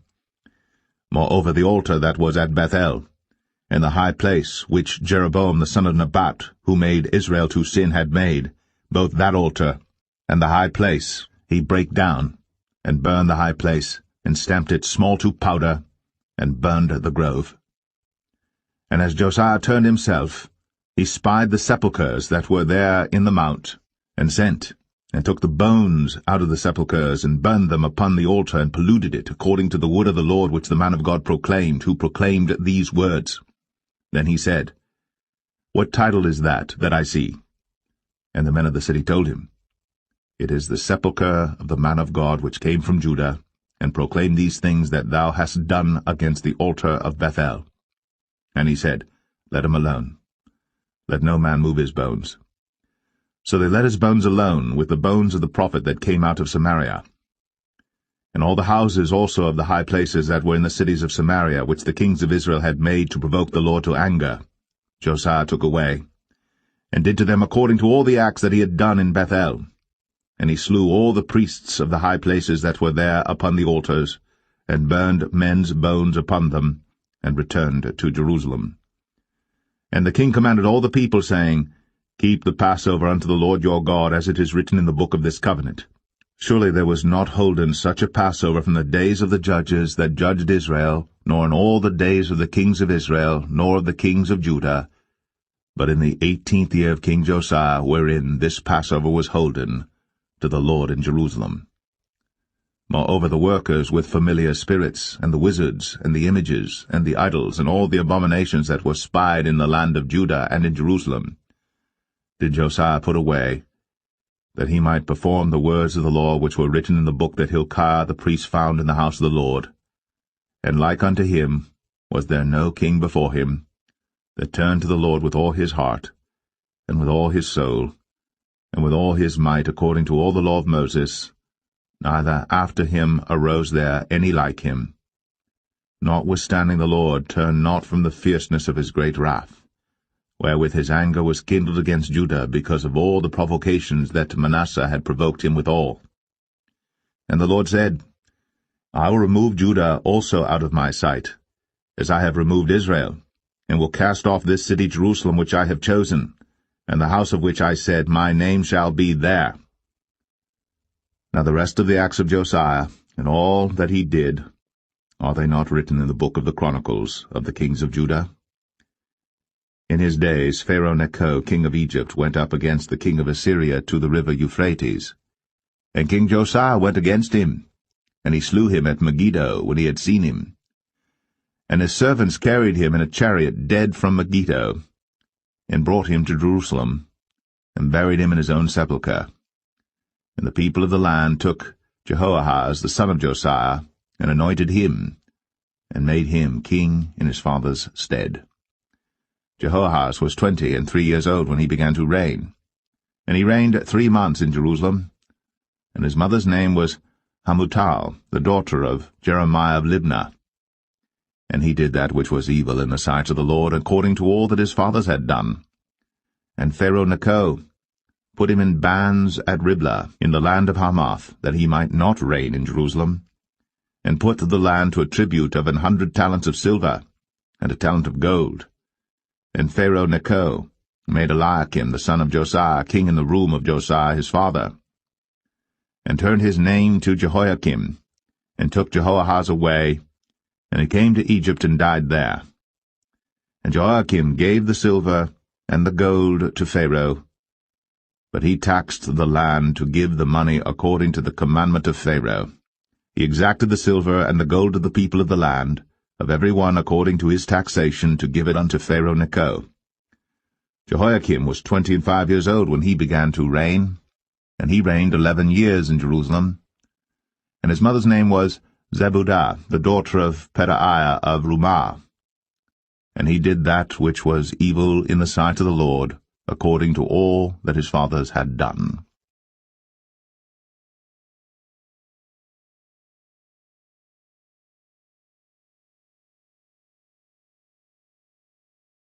Second Kings 24. In his days Nebuchadnezzar king of Babylon came up, and Jehoiakim became his servant 3 years. Then he turned and rebelled against him. And the Lord sent against him bands of the Chaldees, and bands of the Syrians, and bands of the Moabites, and bands of the children of Ammon, and sent them against Judah to destroy it, according to the word of the Lord which he spake by his servants the prophets. Surely at the commandment of the Lord came this upon Judah to remove them out of his sight, for the sins of Manasseh according to all that he did, and also for the innocent blood that he shed. For he filled Jerusalem with innocent blood which the Lord would not pardon. Now the rest of the acts of Jehoiakim, and all that he did, are they not written in the book of the Chronicles of the kings of Judah? So Jehoiakim slept with his fathers, and Jehoiachin his son reigned in his stead. And the king of Egypt came not again any more out of his land, for the king of Babylon had taken from the river of Egypt unto the river Euphrates all that pertained to the king of Egypt. Jehoiachin was 18 years old when he began to reign, and he reigned in Jerusalem 3 months. And his mother's name was Nehushta, the daughter of Elnathan of Jerusalem. And he did that which was evil in the sight of the Lord, according to all that his father had done. At that time the servants of Nebuchadnezzar king of Babylon came up against Jerusalem, and the city was besieged. And Nebuchadnezzar king of Babylon came against the city, and his servants did besiege it. And Jehoiachin the king of Judah went out to the king of Babylon, he and his mother and his servants, and his princes and his officers. And the king of Babylon took him in the 8th year of his reign. And he carried out thence all the treasures of the house of the Lord, and the treasures of the king's house, and cut in pieces all the vessels of gold which Solomon king of Israel had made in the temple of the Lord, as the Lord had said. And he carried away all Jerusalem, and all the princes, and all the mighty men of valor, even 10,000 captives, and all the craftsmen and smiths, none remained, save the poorest sort of the people of the land. And he carried away Jehoiachin to Babylon, and the king's mother, and the king's wives, and his officers, and the mighty of the land. Those carried he into captivity from Jerusalem to Babylon. And all the men of might, even 7,000, and craftsmen and smiths 1,000, all that was strong and apt for war, even them the king of Babylon brought captive to Babylon. And the king of Babylon made Mattaniah his father's brother king in his stead, and changed his name to Zedekiah. Zedekiah was 21 years old when he began to reign, and he reigned 11 years in Jerusalem. And his mother's name was Hamutal, the daughter of Jeremiah of Libnah. And he did that which was evil in the sight of the Lord, according to all that Jehoiakim had done. For through the anger of the Lord it came to pass in Jerusalem and Judah, until he had cast them out from his presence, that Zedekiah rebelled against the king of Babylon.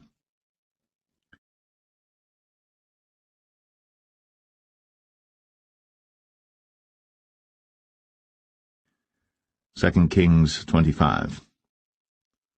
And it came to pass in the 9th year of his reign, in the 10th month, in the 10th day of the month, that Nebuchadnezzar king of Babylon came, he and all his host, against Jerusalem, and pitched against it. And they built forts against it round about. And the city was besieged unto the 11th year of King Zedekiah. And on the 9th day of the 4th month the famine prevailed in the city, and there was no bread for the people of the land.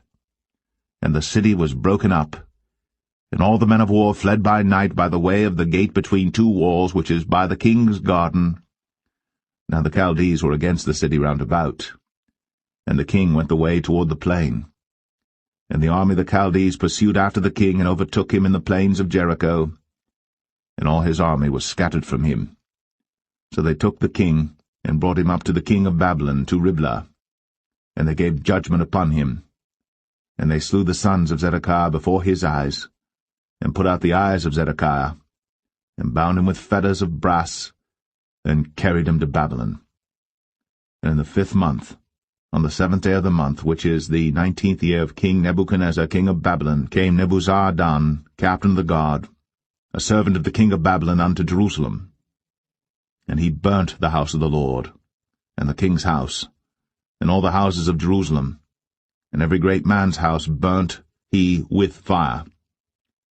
And all the army of the Chaldees that were with the captain of the guard brake down the walls of Jerusalem round about. Now the rest of the people that were left in the city, and the fugitives that fell away to the king of Babylon, with the remnant of the multitude, did Nebuzaradan, the captain of the guard, carry away. But the captain of the guard left of the poor of the land to be vine-dressers and husbandmen. And the pillars of brass that were in the house of the Lord, and the bases, and the brazen sea that was in the house of the Lord, did the Chaldees break in pieces, and carried the brass of them to Babylon. And the pots, and the shovels, and the snuffers, and the spoons, and all the vessels of brass wherewith they ministered, took they away. And the firepans, and the bowls, and such things as were of gold, in gold, and of silver, in silver, the captain of the guard took away. The 2 pillars, 1 sea, and the basis which Solomon had made for the house of the Lord, the brass of all these vessels was without weight. The height of the 1 pillar was 18 cubits, and the chapiter upon it was brass, and the height of the chapiter 3 cubits, and the wreathen work, and pomegranates upon the chapiter round about, all of brass, and like unto these had the 2nd pillar with wreathen work. And the captain of the guard took Seraiah the chief priest, and Zephaniah the 2nd priest, and the 3 keepers of the door. And out of the city he took an officer that was set over the men of war, and 5 men of them that were in the king's presence, which were found in the city, and the principal scribe of the host, which mustered the people of the land, and 60 men of the people of the land that were found in the city. And Nebuzaradan, captain of the guard, took these, and brought them to the king of Babylon to Riblah. And the king of Babylon smote them, and slew them at Riblah in the land of Hamath. So Judah was carried away out of their land. And as for the people that remained in the land of Judah, whom Nebuchadnezzar king of Babylon had left, even over them he made Gedaliah the son of Ahikam, the son of Shaphan, ruler. And when all the captains of the armies, they and their men, heard that the king of Babylon had made Gedaliah governor, there came to Gedaliah to Mizpah, even Ishmael the son of Nethaniah, and Johanan the son of Kareah, and Zeraiah the son of Tanhumeth the Netophathite, and Jaazaniah the son of a Maacathite, they and their men. And Gedaliah sware to them, and to their men, and said unto them, Fear not to be the servants of the Chaldees, dwell in the land, and serve the king of Babylon, and it shall be well with you. But it came to pass in the 7th month, that Ishmael the son of Nethaniah, the son of Elishama, of the seed royal, came, and 10 men with him, and smote Gedaliah, that he died, and the Jews and the Chaldees that were with him at Mizpah. And all the people, both small and great, and the captains of the armies, arose and came to Egypt, for they were afraid of the Chaldees. And it came to pass in the 37th year of the captivity of Jehoiachin king of Judah, in the 12th month, on the 27th day of the month, that Evil-Merodach king of Babylon, in the year that he began to reign, did lift up the head of Jehoiachin king of Judah out of prison, and he spake kindly to him, and set his throne above the throne of the kings that were with him in Babylon, and changed his prison garments, and he did eat bread continually before him all the days of his life. And his allowance was a continual allowance given him of the king, a daily rate for every day, all the days of his life.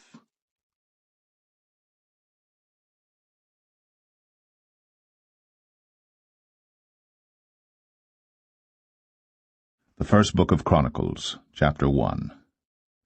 Adam, Sheth, Enosh, Canaan, Mahalaleel, Jared, Enoch, Methuselah, Lamech, Noah, Shem, Ham, and Japheth. The sons of Japheth, Gomer and Magog, and Madai, and Javan, and Tubal, and Meshach, and Tiras. And the sons of Gomer, Ashchenaz, and Ribhath, and Togarmah. And the sons of Javan, Elisha, and Tarshish, Kittim, and Dodanim. The sons of Ham, Cush, and Mizraim, Put, and Canaan. And the sons of Cush, Seba, and Havilah, and Sabta, and Ramah, and Sabteka. And the sons of Ramah, Sheba, and Dedan. And Cush begat Nimrod. He began to be mighty upon the earth. And Mizraim begat Ludim, and Anamim, and Lehabim, and Naphtuhim, and Pathrusim, and Casluhim, of whom came the Philistines, and Caphtorim. And Canaan begat Zidon, his firstborn, and Heth, the Jebusite also, and the Amorite, and the Girgashite, and the Hivite, and the Archite, and the Sinite, and the Arvadite, and the Zemarite, and the Hamathite. The sons of Shem, Elam, and Ashur, and Arphaxad, and Lud, and Aram, and Uz, and Hul, and Gether, and Meshech. And Arphaxad begat Shelah, and Shelah begat Eber. And unto Eber were born 2 sons. The name of the one was Peleg, because in his days the earth was divided. And his brother's name was Joktan. And Joktan begat Almadad, and Sheleph, and Hazarmaveth, and Jerah. Hadoram also, and Uzal, and Diklah, and Ebal, and Abimael, and Sheba, and Ophir, and Havilah, and Jobab. All these were the sons of Joktan. Shem, Arphaxad, Shelah, Eber, Peleg, Reu, Serug, Nahor, Terah, Abram. The same is Abraham. The sons of Abraham, Isaac, and Ishmael. These are their generations. The firstborn of Ishmael, Nebaioth, then Kedar, and Abiel, and Mibsam, Mishma, and Dumah, Massa, Hadad, and Tema, Jetur, Naphish, and Kedemah. These are the sons of Ishmael. Now the sons of Keturah, Abraham's concubine.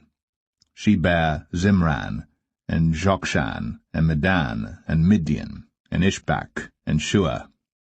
And the sons of Jokshan, Sheba, and Dedan. And the sons of Midian, Ephah, and Epher, and Henoch, and Abida, and Eldaah. All these are the sons of Keturah. And Abraham begat Isaac. The sons of Isaac, Esau, and Israel. The sons of Esau, Eliphaz, Ruel, and Jeush, and Jalam, and Korah. The sons of Eliphaz, Teman, and Omar, Zephi, and Gatam, Kenaz, and Timnah, and Amalek. The sons of Ruel, Nehath, Zerah, Shammah, and Mizah. And the sons of Zia, Lotan, and Shobal, and Zibeon, and Anah, and Dishan, and Ezar, and Dishan. And the sons of Lotan, Horai, and Homam, and Timnah was Lotan's sister. The sons of Shobal, Alian, and Manahath, and Ebal, Shephi, and Onam. And the sons of Zibeon, Ai, and Anah. The sons of Anah, Dishon. And the sons of Dishon, Amram, and Eshban, and Ithran, and Cheran. The sons of Ezer, Bilhan, and Zavan, and Jachan. The sons of Dishan, Uz, and Aran. Now these are the kings that reigned in the land of Edom, before any king reigned over the children of Israel. Bela the son of Beor, and the name of his city was Dinhabah. And when Bela was dead, Jobab the son of Zerah, of Bozrah, reigned in his stead. And when Jobab was dead, Husham of the land of the Timonites reigned in his stead. And when Husham was dead, Hadad the son of Bedad, which smote Midian in the field of Moab, reigned in his stead. And the name of his city was Avith. And when Hadad was dead, Samlah of Masrekah reigned in his stead. And when Samlah was dead, Shaul of Rehoboth by the river reigned in his stead. And when Shaul was dead, Baal-Hanan the son of Achbor reigned in his stead. And when Baal-Hanan was dead, Hadad reigned in his stead, and the name of his city was Pai. And his wife's name was Mehetabel, the daughter of Matred, the daughter of Mezahab. Hadad died also, and the dukes of Edom were Duke Timnah, Duke Aliah, Duke Jetheth, Duke Oholibamah, Duke Elah, Duke Pinan, Duke Kenaz, Duke Teman, Duke Mibsar, Duke Magdiel, Duke Iram. These are the dukes of Edom.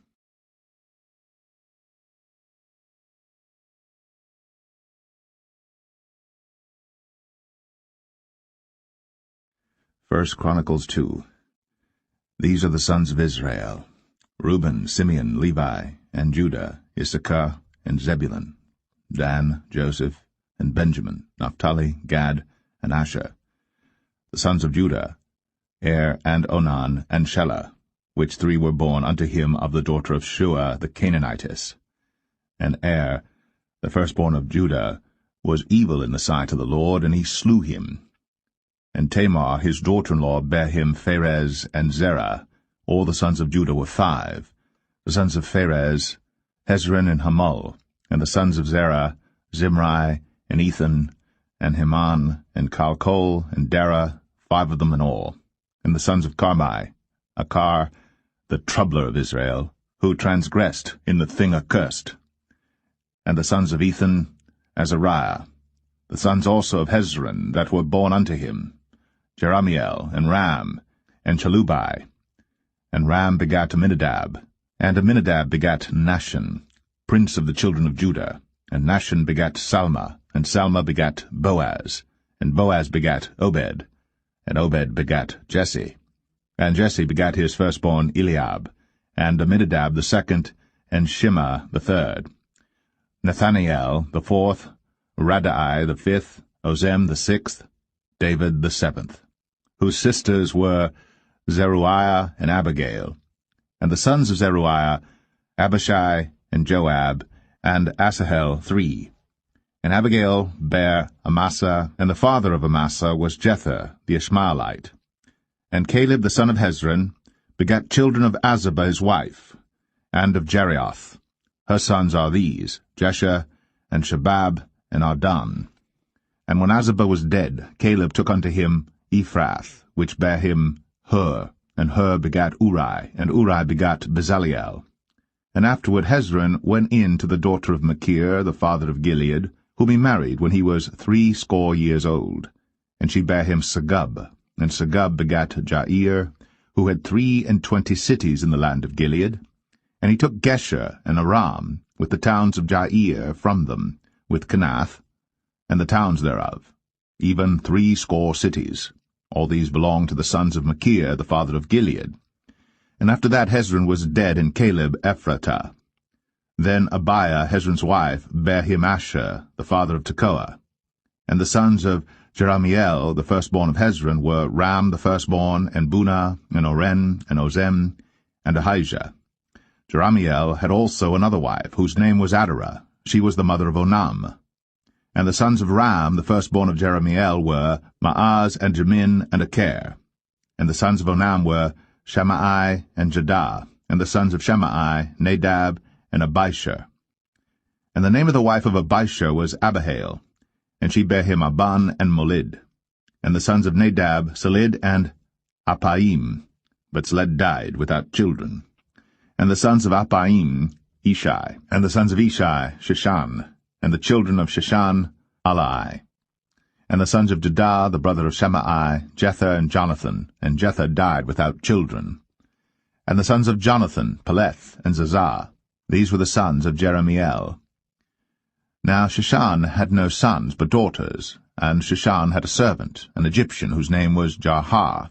And Sheshan gave his daughter to Jarha his servant to wife, and she bare him Attai. And Attai begat Nathan, and Nathan begat Zabad, and Zabad begat Ephlal, and Ephlal begat Obed. And Obed begat Jehu, and Jehu begat Azariah, and Azariah begat Helez, and Helez begat Eleasah, and Eleasah begat Sesamei, and Sesamei begat Shalom, and Shalom begat Jechamiah, and Jechamiah begat Elishama. Now the sons of Caleb, the brother of Jeramiel, were Misha, his firstborn, which was the father of Ziph, and the sons of Mareshah, the father of Hebron, and the sons of Hebron, Korah, and Tapua, and Rechem, and Shema. And Shema begat Raham, the father of Jorkoam, and Rechem begat Shemai. And the son of Shemai was Maon, and Maon was the father of Beth-zur.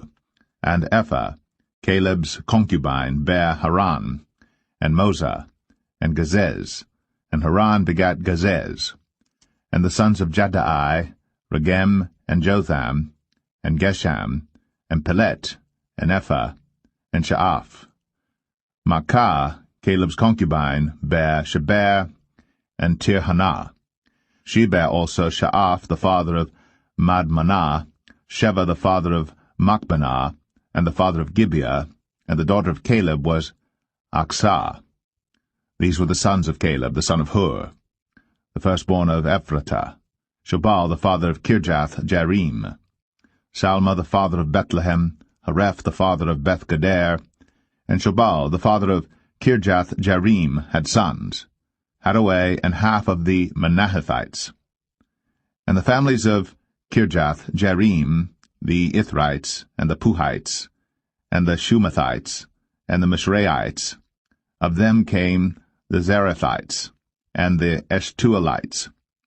The sons of Salma, Bethlehem, and the Netophathites, Adaroth, the house of Joab, and half of the Manahethites, the Zorites. And the families of the scribes which dwelt at Jabez, the Terathites, the Shimeathites, and Sukathites. These are the Kenites that came of Hemath, the father of the house of Rechab.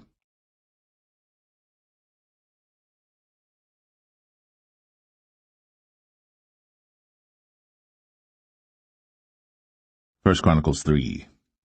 Now these were the sons of David, which were born unto him in Hebron. The firstborn, Amnon, of Ahinoam, the Jezreelitess. The second, Daniel, of Abigail, the Carmelitess. The third, Absalom, the son of Maacah, the daughter of Talmai, king of Geshur. The fourth, Adonijah, the son of Haggith. The fifth, Shephatiah of Abital.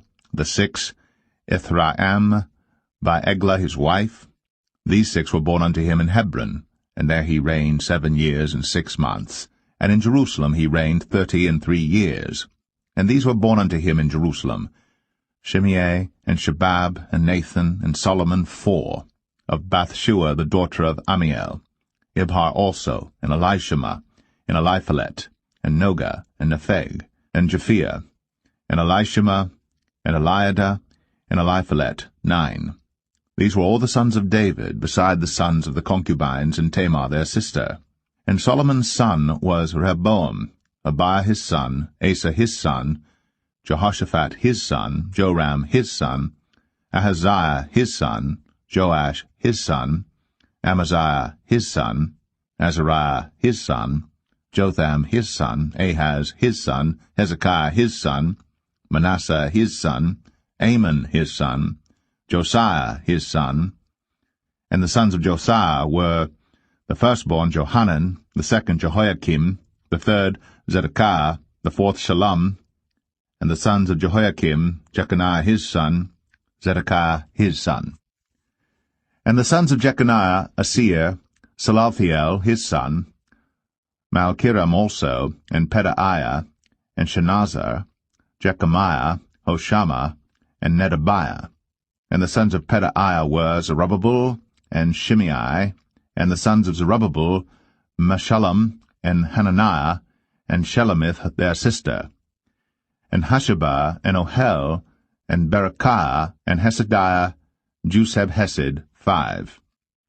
And the sons of Hananiah, Pelatiah, and Jesaiah, the sons of Rephaiah, the sons of Arnan, the sons of Obadiah, the sons of Shechaniah, and the sons of Shechaniah, Shemaiah, and the sons of Shemaiah, Hattush, and Igial, and Baraiah, and Neriah, and Shaphat, 6. And the sons of Neriah, Elionai, and Hezekiah, and Azrikam, 3. And the sons of Elionai were Hodiah, and Eliashib, and Pelaiah, and Akub, and Johanan, and Dalaiah, and Anani, 7.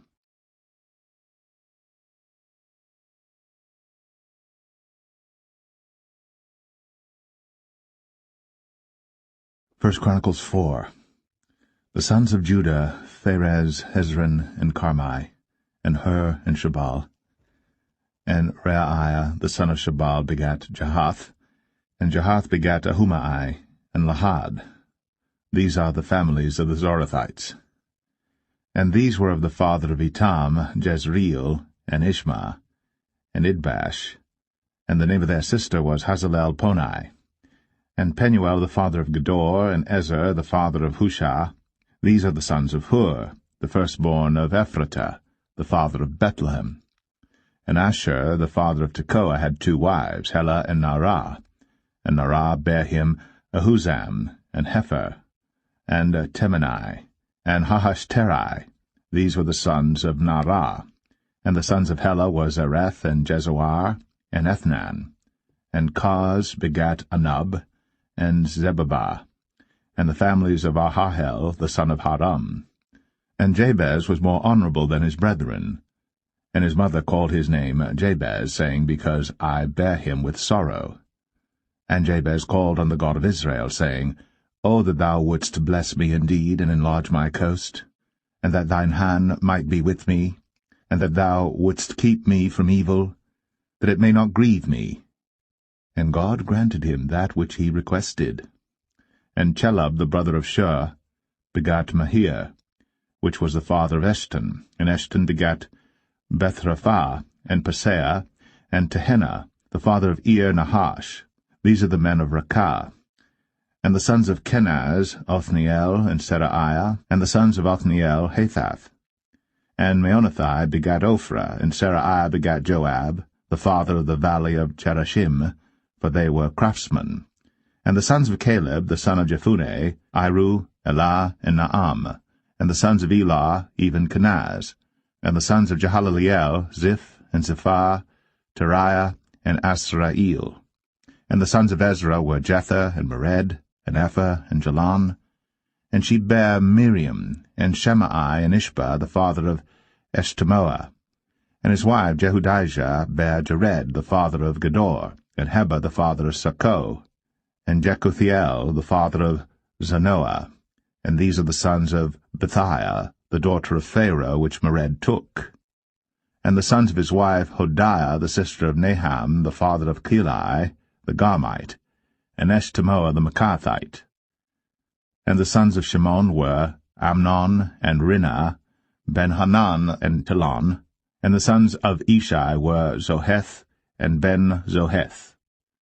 The sons of Shelah, the son of Judah, were the father of Lakah, and Ladah, the father of Mareshah. And the families of the house of them that wrought fine linen of the house of Ashbea. And Joachim, and the men of Chozeba, and Joash, and Seraph, who had the dominion in Moab, and Jashubai Lehem. And these are ancient things. These were the potters, and those that dwelt among plants and hedges. There they dwelt with the king for his work. The sons of Simeon were Nemuel, and Jamin, Jerib, Zerah, and Shaul. Shalom his son, Mibsam his son, Mishma his son, and the sons of Mishma, Hamuel his son, Zakur his son, Shimei his son. And Shimei had 16 sons and 6 daughters. But his brethren had not many children, neither did all their family multiply like to the children of Judah. And they dwelt at Beersheba and Moladah, and Hazar-Shual, and at Bilhah, and at Ezem, and at Tolad, and at Bethuel, and at Hormah, and at Ziklag, and at Beth-Markaboth, and Hazar-Susim, and at Beth-Birei, and at Sharaim.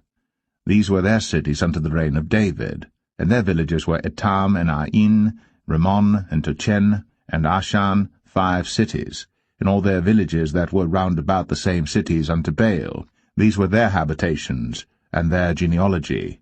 And Meshobab, and Jamlech, and Joshah, the son of Amaziah, and Joel, and Jehu, the son of Josabiah, the son of Seraiah, the son of Asiel, and out of the tribe of Naphtali, and out of the tribe of Manasseh in Bashan 13 cities. Unto the sons of Merari were given by lot throughout their families, out of the tribe of Reuben, and out of the tribe of Gad, and out of the tribe of Zebulun 12 cities. And the children of Israel gave to the Levites these cities with their suburbs. And they gave by lot out of the tribe of the children of Judah, and out of the tribe of the children of Simeon, and out of the tribe of the children of Benjamin these cities which are called by their names. And the residue of the families of the sons of Kohath had cities of their coasts, out of the tribe of Ephraim. And they gave unto them of the cities of refuge, Shechem, in Mount Ephraim with her suburbs. They gave also Gezer with her suburbs, and Jokmeam with her suburbs, and Beth-horon with her suburbs, and Ailon with her suburbs, and Gath-rimmon with her suburbs. And out of the half tribe of Manasseh, Aner with her suburbs, and Bileam with her suburbs. for the family of the remnant of the sons of Kohath. Unto the sons of Gershom were given out of the family of the half-tribe of Manasseh, Golan in Bashan with her suburbs, and Ashtaroth with her suburbs. And out of the tribe of Issachar, Kadesh with her suburbs, Daberoth with her suburbs, and Ramoth with her suburbs, and Anem with her suburbs. And out of the tribe of Asher, Marshal with her suburbs, and Abdon with her suburbs, and Hukok with her suburbs, and Rehob with her suburbs. And out of the tribe of Naphtali, Kadesh in Galilee with her suburbs, and Hammon with her suburbs, and Kirjathaim with her suburbs. Unto the rest of the children of Merari were given out of the tribe of Zebulun, Rimmon with her suburbs, Tabor with her suburbs.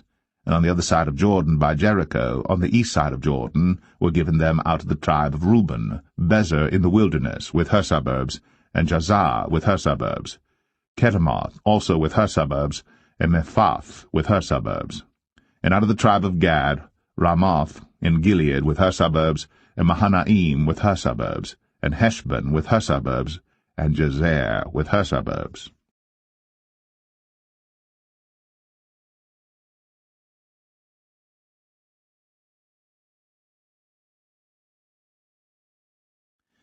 Chronicles 7. Now the sons of Issachar were Tola, and Puah, Jashub, and Shimrom, 4. And the sons of Tola, Uzai, and Rephaiah, and Jeriel, and Jamai, and Jibsam, and Shemuel, heads of their father's house, to wit, of Tola. They were valiant men of might in their generations, whose number was, in the days of David, 22,600. And the sons of Uzai, Israiah, and the sons of Israiah, Michael and Obadiah, and Joel, Ishiah, 5, all of them chief men. And with them by their generations, after the house of their fathers, were bands of soldiers for war, 36,000 men. For they had many wives and sons, and their brethren among all the families of Issachar were valiant men of might, reckoned in all by their genealogies 7,000. The sons of Benjamin, Bela and Becher, and Jediel, 3. And the sons of Bela, Esban, and Uzai, and Uzziel, and Jeremoth, and Eri, 5. Heads of the house of their fathers, mighty men of valor, and were reckoned by their genealogies 22,034. And the sons of Becher, Zemira, and Joash, and Eleazar, and Elionai, and Omri, and Jeremoth, and Abiah, and Anathoth, and Alameth. All these are the sons of Becher. And the number of them, after their genealogy by their generations, heads of the house of their fathers, mighty men of valor, was 20,200. The sons also of Jediel, Bilhan, and the sons of Bilhan, Jeush, and Benjamin, and Ehud, and Chenaanah, and Zethan, and Thashish, and Ahishahar. All these the sons of Jediel, by the heads of their fathers, mighty men of valor, were 17,200 soldiers, fit to go out for war and battle. Shuppim also, and Huppim, the children of Ir, and Hushim, the sons of Aher. The sons of Naphtali, Jaziel, and Gunai, and Jezer, and Shalom, the sons of Bilhah.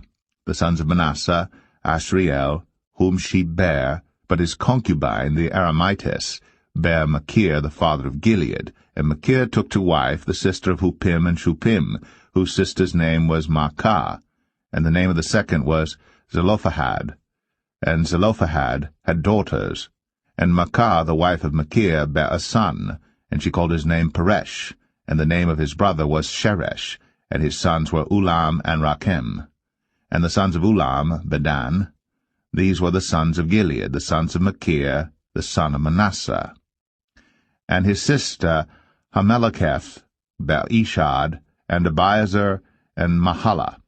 And the sons of Shemaiah were Ahian, and Shechem, and Likai, and Aniam. And the sons of Ephraim, Shuthelah, and Bered his son, and Tahath his son, and Eladah his son, and Tahath his son. And Zabad his son, and Shuthelah his son, and Ezer, and Eliad, whom the men of Gath that were born in that land slew, because they came down to take away their cattle. And Ephraim their father mourned many days, and his brethren came to comfort him. And when he went into his wife, she conceived, and bare a son. And he called his name Beriah, because it went evil with his house. And his daughter was Sherah, who built Beth-horon the Nether, and the upper, and Uzan-Sherah. And Rephah was his son, also Resheph, and Telah his son, and Tahan his son, Ladan his son, Ammihud his son, Elishama his son, Non his son, Jehoshua his son. And their possessions and habitations were Bethel, and the towns thereof, and eastward Naaran, and westward Gezer, with the towns thereof, Shechem also, and the towns thereof, unto Gaza, and the towns thereof. And by the borders of the children of Manasseh, Bethshean and her towns, Taanach and her towns, Megiddo and her towns, Dor and her towns. In these dwelt the children of Joseph, the son of Israel. The sons of Asher, Imnah, and Ishua, and Ishuai, and Beriah, and Sarah their sister. And the sons of Beriah, Heber, and Malchiel, who is the father of Beer-Zavith.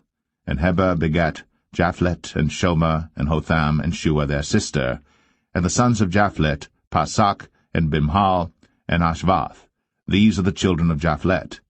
And the sons of Shemer, Ahai, and Roga, Jehubbah, and Aram. And the sons of his brother Helem, Zophah, and Imnah, and Shelesh, and Amal. The sons of Zophah, Sua, and Harnepher, and Shual, and Beri, and Imrah. Bezer, and Hod, and Shammah, and Shilshah, and Ithran, and Birah. And the sons of Jether, Jephunneh, and Pispa, and Arah. And the sons of Ulah, Arah, and Haniel, and Reziah. All these were the children of Asher, heads of their father's house, choice and mighty men of valor, chief of the princes. And the number throughout the genealogy of them that were apt to the war and to battle was 26,000 men.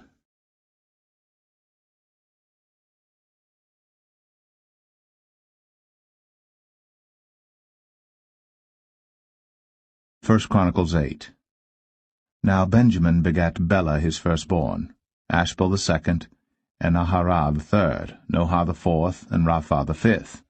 And the sons of Bela were Adar, and Gera, and Abihud, and Abishua, and Naaman, and Ahoah, and Gera, and Shephuphan, and Huram. And these are the sons of Ehud. These are the heads of the fathers of the inhabitants of Geba. And they removed them to Manahath. And Naaman, and Ahiah, and Gera, he removed them, and begat Uzzah, and Ahiad. And Shaharaim begat children in the country of Moab, after he had sent them away. Hushim and Barah were his wives. And he begat of Hodesh his wife Jobab and Zibiah, and Mesha, and Malcham, and Jeuz, and Shekiah, and Mirmah. These were his sons, heads of the fathers. And of Hushim he begat Abitub, and Elpaal. The sons of Elpaal, Eber, and Misham, and Shemed, who built Ono and Lod, with the towns thereof. Beriah also, and Shema, who were heads of the fathers of the inhabitants of Aijalon, who drove away the inhabitants of Gath, and Ahio, Shashak, and Jeremoth, and Zebadiah, and Arad, and Adair, and Michael, and Isbah, and Johah, the sons of Beriah, and Zebadiah, and Meshullam, and Hezekiah, and Heber, Ismarai also, and Jezaliah, and Jobab, the sons of Elpaal, and Jakim, and Zichri, and Zabdi, and Elinai, and Zilthai, and Eliel, and Adaiah, and Beriah, and Shimrath, the sons of Shimhi, and Ishpan, and Heber, and Eliel, and Abdon, and Zichri, and Hanan, and Hananiah, and Elam, and Atathijah, and Ephadiah, and Penuel, the sons of Shashak, and Shamshariah, and Shehariah, and Athaliah, and Jerasiah, and Eliah, and Zichri, the sons of Jeroham. These were the heads of the fathers by their generations, chief men. These dwelt in Jerusalem. And at Gibeon dwelt the father of Gibeon, whose wife's name was Machah, and his firstborn son Abdon, and Zur, and Kish, and Baal, and Nadab, and Gedor, and Ahio, and Zacher. And Mikloth begat Shemaiah, And these also dwelt with their brethren in Jerusalem over against them. And Ner begat Kish, and Kish begat Saul, and Saul begat Jonathan, and Malchishua, and Abinadab, and Eshbaal. And the son of Jonathan was Meribbaal, and Meribbaal begat Micah, and the sons of Micah were Pithon, and Melech, and Tereah, and Ahaz. And Ahaz begat Jehoiada, and Jehoiada begat Alameth, and Asmaveth, and Zimri. And Zimri begat Moza. And Moza begat Benaiah. Rapha was his son, Eliasa his son, Azel his son. And Azel had 6 sons, whose names are these: Azrikam, Bocheru, and Ishmael, and Sheraiah, and Obadiah, and Hanan. All these were the sons of Azel.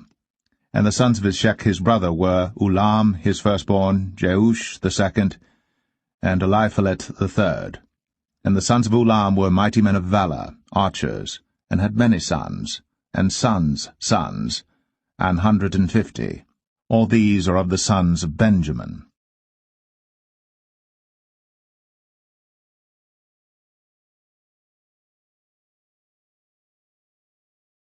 1 Chronicles 9. So all Israel were reckoned by genealogies, and behold, they were written in the book of the kings of Israel and Judah, who were carried away to Babylon for their transgression. Now the first inhabitants that dwelt in their possessions in their cities were the Israelites, the priests, Levites, and the Nethinims. And in Jerusalem dwelt, of the children of Judah, and of the children of Benjamin, and of the children of Ephraim and Manasseh, Uthai the son of Ammihud, the son of Omri, the son of Imri, the son of Bani, of the children of Pharez, the son of Judah. And of the Shilonites, Asaiah the firstborn and his sons, and of the sons of Zerah, Jeuel and their brethren, 690. And of the sons of Benjamin, Salu the son of Meshullam, the son of Hodaviah, the son of Hesenuah, and Ibneiah the son of Jeroham, and Elah the son of Uzai, the son of Michri, and Meshullam the son of Shephatiah, the son of Ruel, the son of Ibnijah, and their brethren according to their generations, 956. All these men were chief of the fathers in the house of their fathers. And of the priests, Jediah, and Jehoiarib, and Jachin. And Azariah the son of Hilkiah, the son of Meshullam, the son of Zadok, the son of Meraioth, the son of Ahitub, the ruler of the house of God.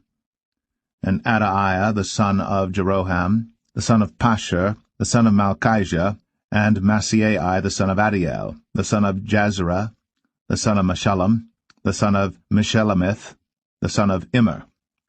And their brethren, heads of the house of their fathers, 1,760, very able men for the work of the service of the house of God. And of the Levites, Shemaiah, the son of Hashub, the son of Azrikam, the son of Hashabiah, of the sons of Merari. And Bakbakar, Haresh, and Galal, and Mattaniah, the son of Micah, the son of Zichri, the son of Asaph, and Obadiah, the son of Shemaiah, the son of Galal, the son of Jeduthun, and Berechiah, the son of Asa, the son of Elkanah, that dwelt in the villages of the Netophathites. And the porters were Shallum, and Akub, and Talmon, and Ahiman, and their brethren. Shallum was the chief, who hitherto waited in the king's gate eastward. They were porters in the companies of the children of Levi. And Shallum the son of Kor, the son of Abiasaph, the son of Korah, and his brethren of the house of his father, the Korahites, were over the work of the service, keepers of the gates of the tabernacle, and their fathers, being over the host of the Lord, were keepers of the entry. And Phinehas the son of Eleazar was the ruler over them in time past, and the Lord was with him. And Zechariah the son of Meshelemiah was porter of the door of the tabernacle of the congregation. All these which were chosen to be porters in the gates were 212. These were reckoned by their genealogy in their villages, whom David and Samuel the seer did ordain in their set office. So they and their children had the oversight of the gates of the house of the Lord, namely, the house of the tabernacle by wards. In 4 quarters were the porters, toward the east, west, north, and south. And their brethren which were in their villages were to come after 7 days from time to time with them. For these Levites, the 4 chief porters, were in their set office, and were over the chambers and treasuries of the house of God. And they lodged round about the house of God, because the charge was upon them, and the opening thereof every morning pertained to them. And certain of them had the charge of the ministering vessels, that they should bring them in and out by tale. Some of them also were appointed to oversee the vessels, and all the instruments of the sanctuary, and the fine flour, and the wine, and the oil, and the frankincense, and the spices. And some of the sons of the priests made the ointment of the spices. And Mattathiah, one of the Levites, who was the firstborn of Shallum the Korahite, had the set office over the things that were made in the pans. And other of their brethren, of the sons of the Kohathites, were over the showbread, to prepare it every Sabbath. And these are the singers, chief of the fathers of the Levites, who remaining in the chambers were free, for they were employed in that work day and night. These chief fathers of the Levites were chief throughout their generations. These dwelt at Jerusalem. And in Gibeon dwelt the father of Gibeon, Jehiel, whose wife's name was Maacah, and his firstborn son Abdon, then Zur, and Kish, and Baal, and Ner, and Nadab, and Gedor, and Ahio, and Zechariah, and Mikloth. And Mikloth begat Shimeam. And they also dwelt with their brethren at Jerusalem, over against their brethren. And Ner begat Kish, and Kish begat Saul, and Saul begat Jonathan, and Melchishua, and Abinadab, and Eshbaal. And the son of Jonathan was Meribbaal, and Meribbaal begat Micah. And the sons of Micah were Pithon, and Melech, and Tereah, and Ahaz. And Ahaz begat Jarah, and Jarah begat Alemeth, and Asmaveth, and Zimri. And Zimri begat Moza, and Moza begat Benaiah, and Rephaiah his son, Eleazar his son, Azel his son. And Azel had 6 sons, whose names are these: Azrikam, Bucheru, and Ishmael, and Shiraiah, and Obadiah, and Hanan. These were the sons of Azel.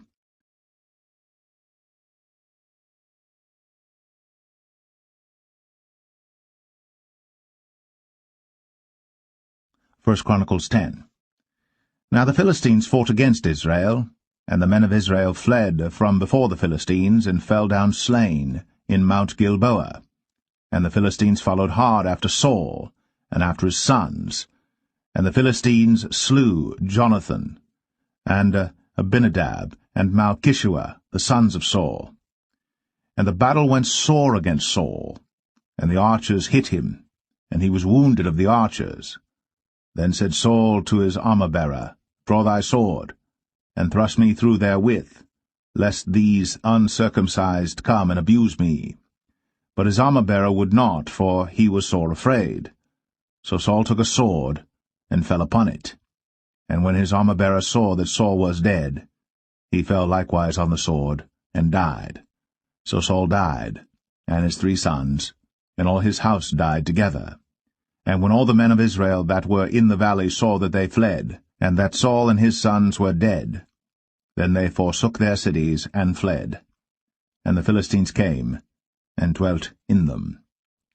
And it came to pass on the morrow, when the Philistines came to strip the slain, that they found Saul and his sons fallen in Mount Gilboa. And when they had stripped him, they took his head and his armor, and sent into the land of the Philistines round about, to carry tidings unto their idols, and to the people. And they put his armor in the house of their gods, and fastened his head in the temple of Dagon. And when all Jabesh-Gilead heard all that the Philistines had done to Saul, they arose, all the valiant men, and took away the body of Saul, and the bodies of his sons, and brought them to Jabesh, and buried their bones under the oak in Jabesh, and fasted 7 days. So Saul died for his transgression, which he committed against the Lord, even against the word of the Lord, which he kept not, and also for asking counsel of one that had a familiar spirit, to inquire of it, and inquired not of the Lord. Therefore he slew him, and turned the kingdom unto David, the son of Jesse.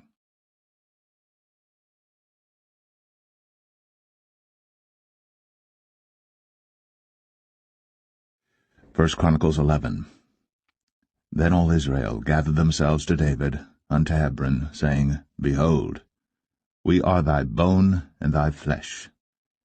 And moreover, in time past, even when Saul was king, thou wast he that leddest out, and broughtest in Israel. And the Lord thy God said unto thee, Thou shalt feed my people Israel, and thou shalt be ruler over my people Israel. Therefore came all the elders of Israel to the king to Hebron, and David made a covenant with them in Hebron before the Lord.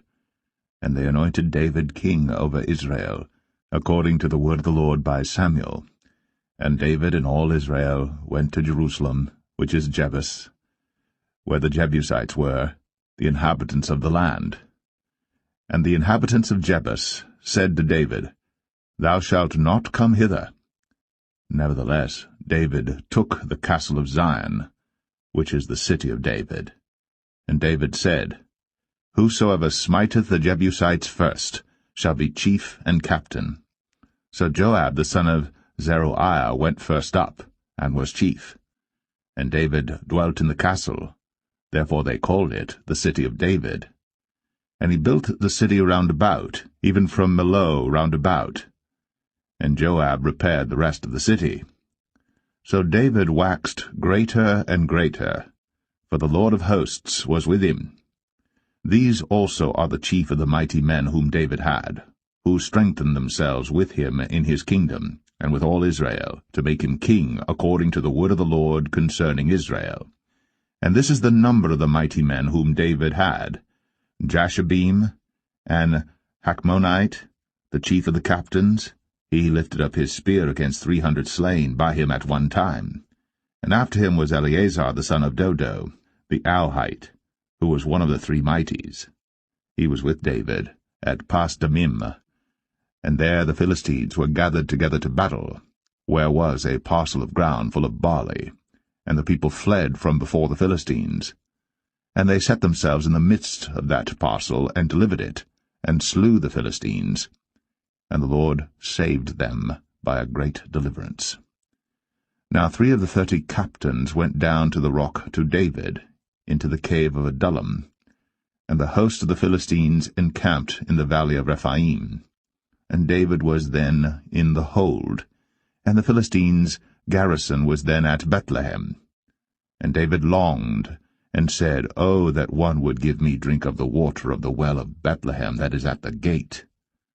And the 3 brake through the host of the Philistines, and drew water out of the well of Bethlehem that was by the gate, and took it, and brought it to David. But David would not drink of it, but poured it out to the Lord, and said, My God forbid it me that I should do this thing. Shall I drink the blood of these men that have put their lives in jeopardy? For with the jeopardy of their lives they brought it. Therefore he would not drink it. These things did these 3 mightiest. And Abishai the brother of Joab, he was chief of the 3. For lifting up his spear against 300, he slew them, and had a name among the 3. Of the 3 he was more honorable than the 2, for he was their captain, howbeit he attained not to the first 3. Benaiah the son of Jehoiada, the son of a valiant man of Kabzeel, who had done many acts, he slew 2 lion-like men of Moab. Also he went down and slew a lion in a pit in a snowy day.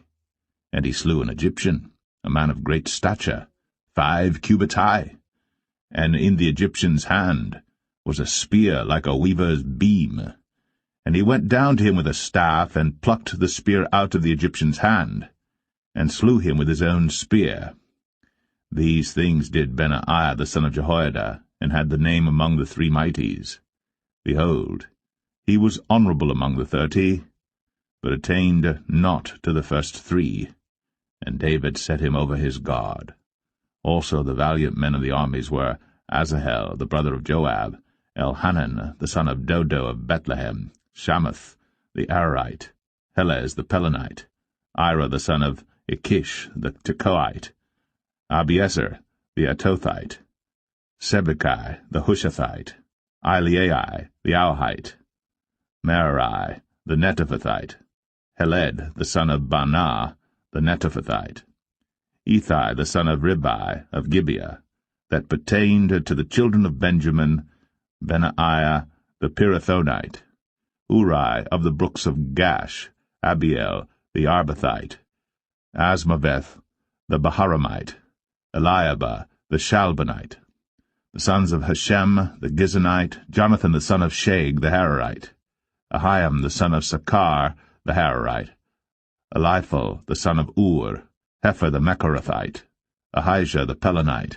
Hezro the Carmelite, Naarai the son of Ezbai, Joel the brother of Nathan, Mibhar the son of Hegarai, Zelek the Ammonite, Naharai the Berathite, the armor-bearer of Joab the son of Zeruiah, Ira the Ithrite, Garib the Ithrite, Uriah the Hittite, Zabad the son of Alai, Adinah the son of Shiza the Reubenite, a captain of the Reubenites, and 30 with him, Hanan the son of Maacah, and Joshaphat the Mithnite, Uzziah the Ashtarothite, Shammah and Jehiel the sons of Hothan the Ararite, Jediael the son of Shimri, and Joah his brother, the Tizite, Eliel the Mahavite, and Jerebiah and Joshaviah, the sons of Elnaam, and Ithmah the Moabite, Eliel and Obed, and Jasiel the Mesabaite,